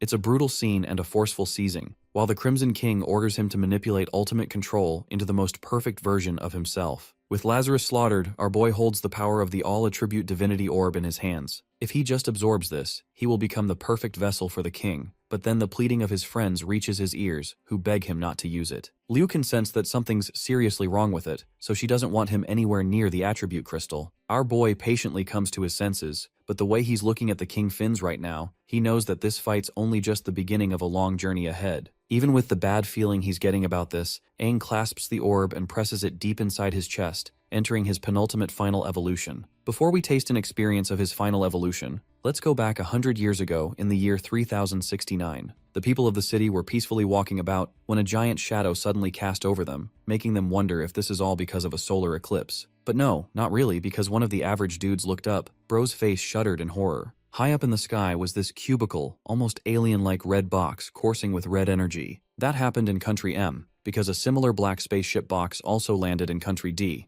A green one landed in Country B, a blue one in Country R, yellow one hovered over Country N, until finally, the purple one hovered over Country Z. That same day, humanity was exposed to a world-ending disaster. The creatures that they would later formally call as the demons, but those same demons already gushed out from each tube in unending numbers. Just look at the size of them flooding out like a waterfall. Humans were not ready for this descent, and that day is still mourned as the day of the destruction of humanity, as the demons slaughtered and massacred the cities. The same peaceful and calm cities now only knew havoc, explosions wreaking out at every moment. Hovering on top of his red core ship stood the Crimson King watching it all. He didn't seem to have any interest in partaking, and merely glanced at the destruction of the country with visible non-interest. His ever-so ecstatic lover, the Black King Fin, reached for him and stuck out her arms, explaining how 4 of them already had made an alliance before the attack. The Black King Fin also expressed that it appears the other King Fins have no idea about her special relationship with him. This girl is a simp pro max for this Gigachad demon. She told him how they wanted to string her over to their side, explaining how the moment they would settle on Earth, they would collaborate together to find a way to get rid of the Crimson King. With clearly all odds stacked against him, she cooed and wondered if her king was terrified at this news. Instead of being afraid, the Crimson King taunted that the only way for any of the other King Fins to defeat is if they all managed to work together. This is actually the most clever strategy for taking out an unmatched being like him. The Black King Fin was curious, and really wanted to know what he would do from here on out, because it's going to be really tough to safely defeat 4 King Fins at the same time. Oh, and by the way, it's here that we learn that there's some kind of being that surpasses even the King Fins, because they're the ones who sent them to Earth for this mission.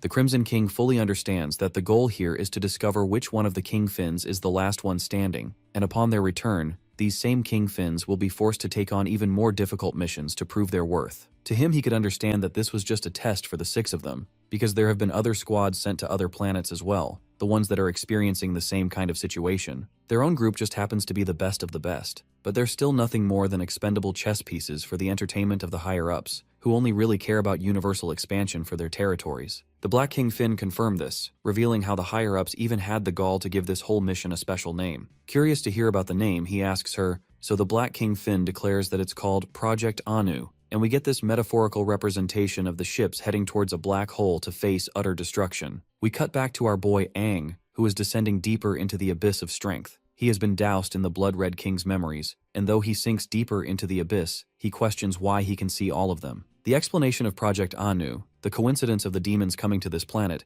everything that seems like it's going to end Earth, is nothing more than just a plan for expansion spanning across the universe. It truly makes our boy wonder what kind of extraterrestrial godlike beings they're dealing with, and this revelation only makes the future of humanity even more uncertain and grim. For him personally, he wonders if the path he chose to undertake was correct in the end, because now there's no telling. Aang's body withers and descends into an enormous mouth of what is supposed to signify the Crimson King's soul. The mouth snaps shut, devouring him, while he's left internalizing that this may be the only chance humanity has left. We get a top-down view of this creepy but also badass demonic skeleton too. In the outside world, Aang enters his 7-finned demonic form, with spikes jutting out of his body, before his armor is stripped away, exposing marks underneath and crackling energy. In the center of his chest is the 8-finned red core, Aang's most powerful transformation yet, giving him a completely different look. The demonic warrior lifts off the ground, leaving his friends to wonder what's going on with their old friend. They watch him hovering close to the blood-red sky, while Liu remarks that ever since he absorbed the new King Lazarus's core, she fails to sense any of his aura. This confirms it for her.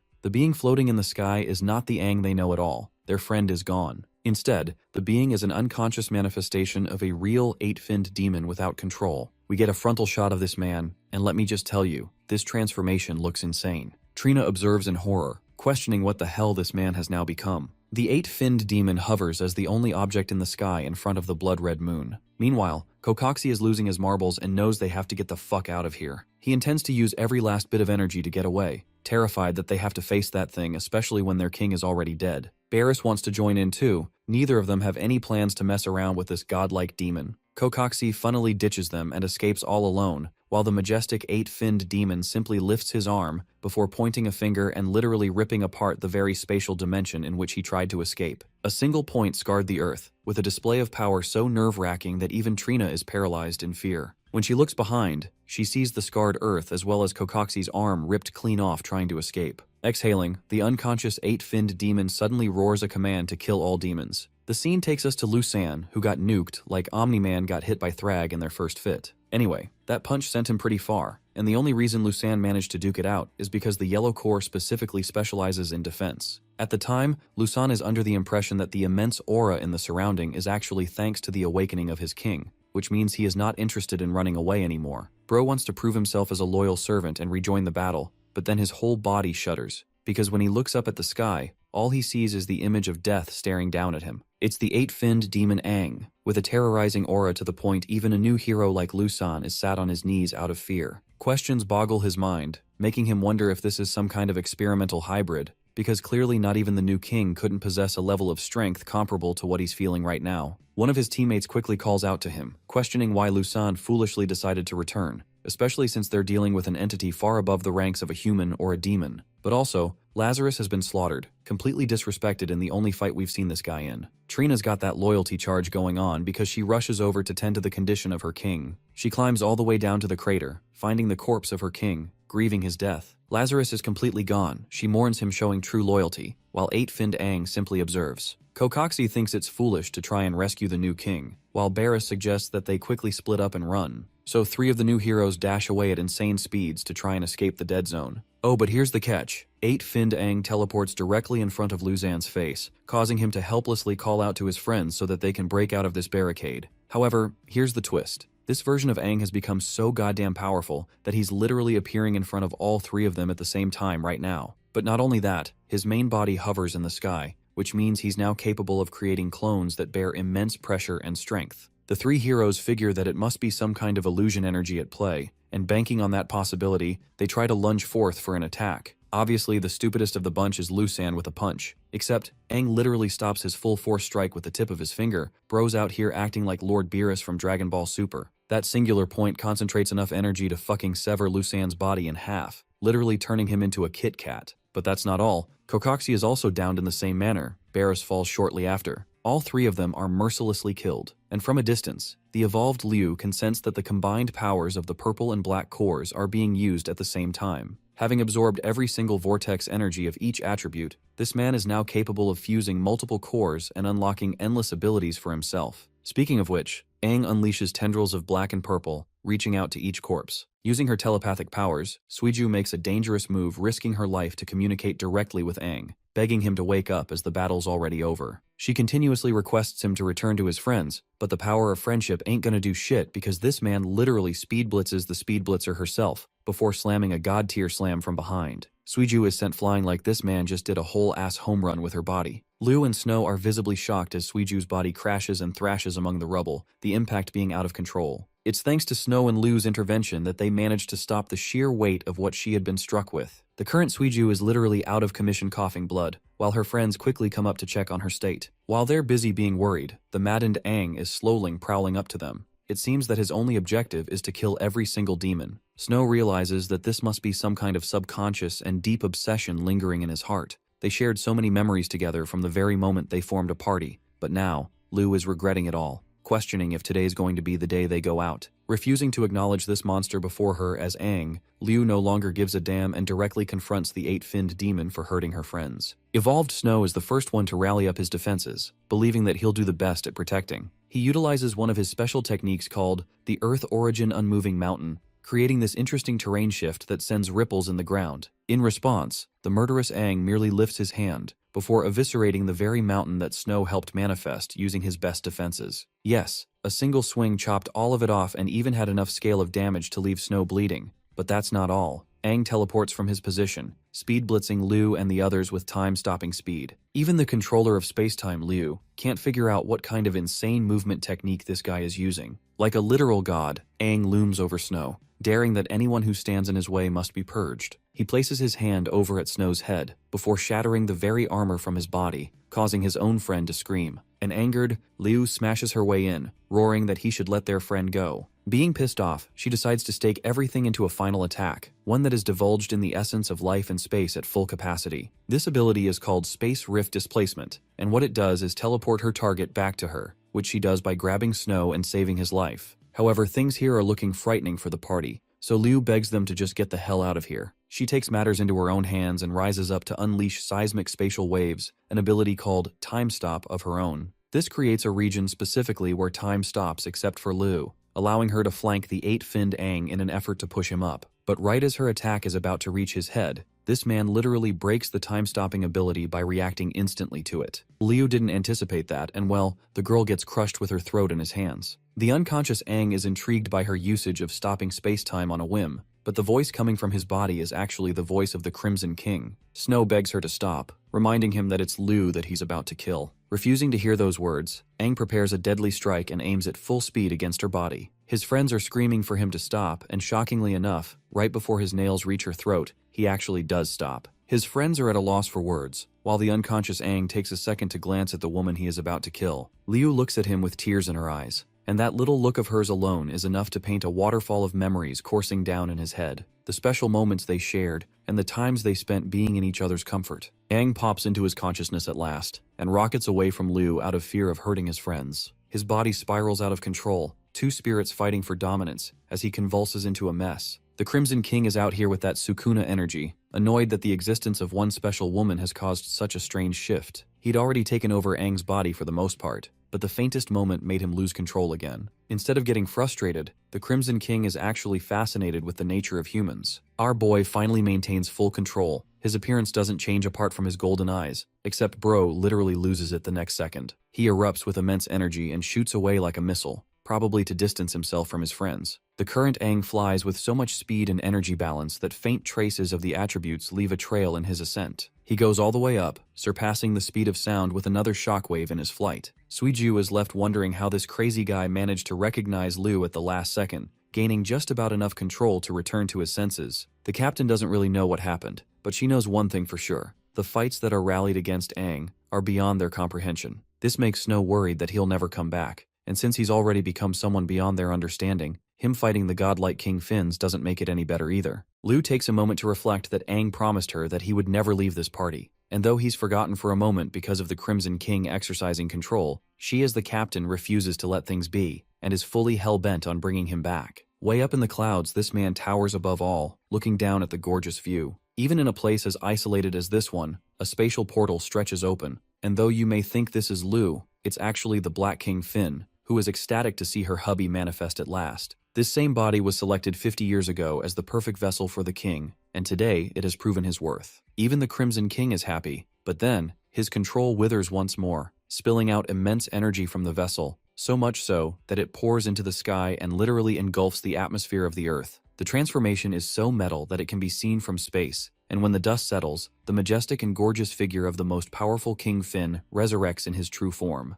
The Crimson King cackles. He, as the ultimate Red King Finn, has been revived at last. The Black King Finn quickly embraces his body, expressing her love for him. It had been such a long time since she saw him fully manifested like this, and she'd waited a very long time for this day to come. The Crimson King is impressed, and shares how his vessel exceeded his own expectation. The human king known as Aang possesses a unique level of power far beyond his own comprehension, the power to refuse to yield, and undying resilience. It's the same reason that Aang managed to evolve himself several stages faster than what even the Red King Finn anticipated, dubbing him as the perfect vessel. The perfected vessel is one thing, but Aang's consciousness is now also fully surpassed in his heart, becoming a bystander who won't even have control in his own body anymore, and fully succumb to eternal sleep. Now let's discuss the counter-strategy that the Red King developed 50 years ago when the four King Finns colluded together to eliminate the strongest. At the time, these guys decided to stage the Crimson King's death to deceive the rest of the King Finns, and thanks to the 50 years that crossed, the four ended up fighting each other out of sheer suspicion, making an enemy out of their own alliance. At the current stage, all of them believe that they're capable of conquering this planet by themselves, but the Crimson King fully intends to rip them to pieces before they can even understand what's going on. That was the idea they had back then, but interestingly enough, another portal cuts open coated with purple illusion energy. A voice calls out to the Red King Finn, as a humongous eye peers open to locate the Crimson King. The Purple King Finn is shocked, utterly baffled that both the Red King Finn is alive, and that the Black King Finn proved traitorous, and betrayed them from the start. The Queen of Black greets their long-lost friend, assuring the clown that she never betrayed them because she never even swore alliance to their plans. Not even back then, or not now or ever for that matter. She's loyal to this man. That's a keeper for life. The Purple King Finn is happy that the Red King Finn has exposed himself at last because they think that they can simply take him down together by targeting him in a team. Before this ugly eyeball could finish its sentence, the Crimson King pierces it with a beam, vaporizing the crimson clouds. He finds it laughable that these delusional folk actually think that they have an iota of a chance to fight against him. It's insulting for him to see that they can call themselves powerful like that. Instead, the Crimson King declares that he's going to slowly take them off the board one by one. Holding each other's hands, both of the King Finns begin to release their own energy, spreading it into the atmosphere. The scene cuts to the ancient King Monument, the same place where Aang disappeared originally. The Black King Finn roars for her ship to answer her call and awaken at last, and from within the ground emerges the same black tube that arrived here many years ago. The ancient King's monument for the Crimson King is located in the volcanic outbursts, unleashing literal hell where the red space shape resurrects from the lava. It's time for both their armies to stand tall. Both King Finns summon each ship lasering back to their position. They come from different parts of the world and join together, reaching all the way to the location of both kings. At long last, the revenge of the Crimson King can finally begin. The two ships hover in space, both standing next to each other. The people of the cities experience true horror, realizing that the ancient king's monuments are starting to soar into the skies once more. This signals the demise, the apocalypse, and the end of humanity. People have no king to lead them into salvation either. The instructors of Helios City watch in horror all the same, making them question the state of Aang or what even happened to him. Several other warriors, characters that we've seen up until the story, they all watch, even Li Tong from the arena fight. The monuments pass over from Oasis Town, where Lena and Ran An are astonished at the surging speeds of the ancient King Monument. Eventually, both monuments reach a certain point and descend onto the ground. Here their energies synergize, while the Crimson King debuts once more for his return. The Black King Finn assures him that this blue planet is now officially his hunting ground, and she's ready to follow any orders necessary. He's happy to hear those words, so he tasks the Black King Finn to unleash her true form,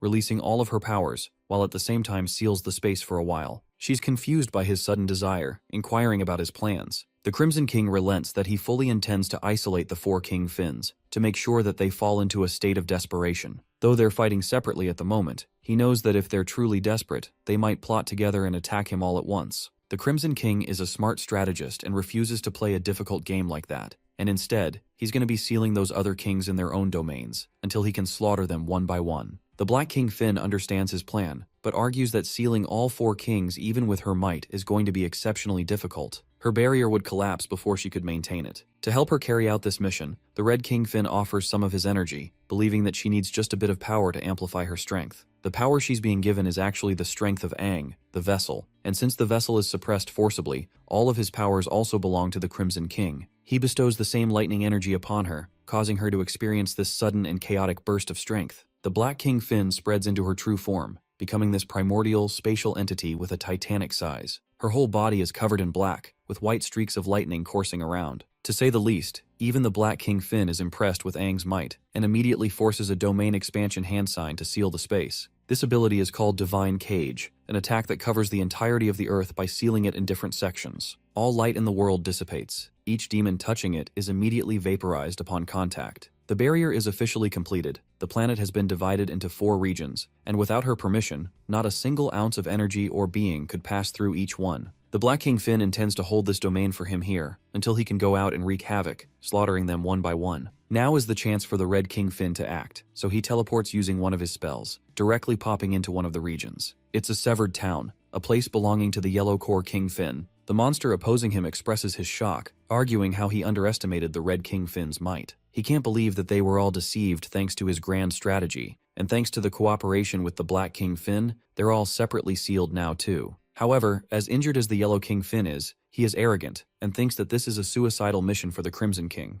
The Red Demon assures him that he'll take his time slaughtering each and every single one, then he'll absorb their cores and further enhance his evolution into divine ranks. The first to fall is the colossal being the size of a mountain, an enormous figure with impenetrable defense like a god staring down at him. Imagine your first opponent is literally a god and a mountain merged into one. That's what's happening here right now. As for Liu, Snow, and Suiju, they're massively injured and barely holding it together. The origin powers have exhausted them, and because all their fights back-to-back from the Sunset Tower, they don't even have the physical strength to cast simple recovery abilities. Luckily, they're almost there, and I'm fucking amazed these guys managed to walk their way to Oasis Town even though it took them 2 days just to travel on a car. In the distance, the Golden War and Lena both see Aang's group barely managing their way. Liu is doing the heavy lifting and helping them back. Both of the old heroes quickly come up to check on their state, passing the burning question of asking about Aang's state. Before Liu could answer, she faints instantly on the ground, causing all 3 to get knocked out. In the next scene, they're nurtured in the Golden Hero's house. Lena heals them simultaneously, thanks to her incredibly strong healing core. But the thing is, what these guys suffered aren't just external wounds, but all kinds of internal injuries too, making her shed tears wondering the kind of traumatic opponents they had to go up against. Outside, people are causing a huge commotion. Ranan's protecting them from practically breaking into the place, but the citizens are not happy. They feel threatened that the existence of Aang's party nearly destroyed their town last time too. However, the Golden Warrior shouts at them in return, expressing that these are the heroes who fought tooth and nail to protect them. Except some of these idiots genuinely don't care about the contributions Aang's group gave to them. They just think that they're the reasons all the bad things happened to Oasis Town. A collective chant demands the heroes to toss these people straight out of the city, putting the Golden Hero under pressure and at a loss for words. Understanding the needs of the people, Ranan agrees, expressing that they need to heal first. And soon after they're up, he'll politely ask them to leave the town immediately. Overhearing that little speech, Lena weeps in agony. She's like a little girl worried about the things that might have happened to Aang. Above all, Lena shrinks with the fear that nothing happens to Aang. Back to the scene of the battle between 2 King Finns. The Yellow King Finn applauds his enemy for being a smart strategist. The Crimson King, on the other hand, is confused by his words. But you see, the Yellow King Finn states that there's truly no reason for the 2 of them to actually fight the other to the death. After all, since the Red King Finn has awakened, he should at least have some heart to cooperate with his friends. The Yellow King Finn even shares how he's got the best defense properties on the planet, while the Red King Finn represents offensive power and destruction. Offense and defense merged together into one would become unstoppable. He's the only person in this world that could synergize his might with the Crimson King with excellence. Bro's offer isn't that bad, except he makes the mistake of calling the Black King Finn a coward, stating how her strength is only visible in hiding around. That's why the Yellow King Finn wants the Crimson King to just abandon her and make a new pact with him. The offer is so ridiculous that the Crimson King answers by erupting a pillar of energy, intimidating his opponent. He increases his size several folds thanks to enlarging of the 8-finned demons, and now dons a colossal form of his own, matching the mountain in equal might. He's still not as big, but the Crimson King knows only one thing, that he's the representation of destruction.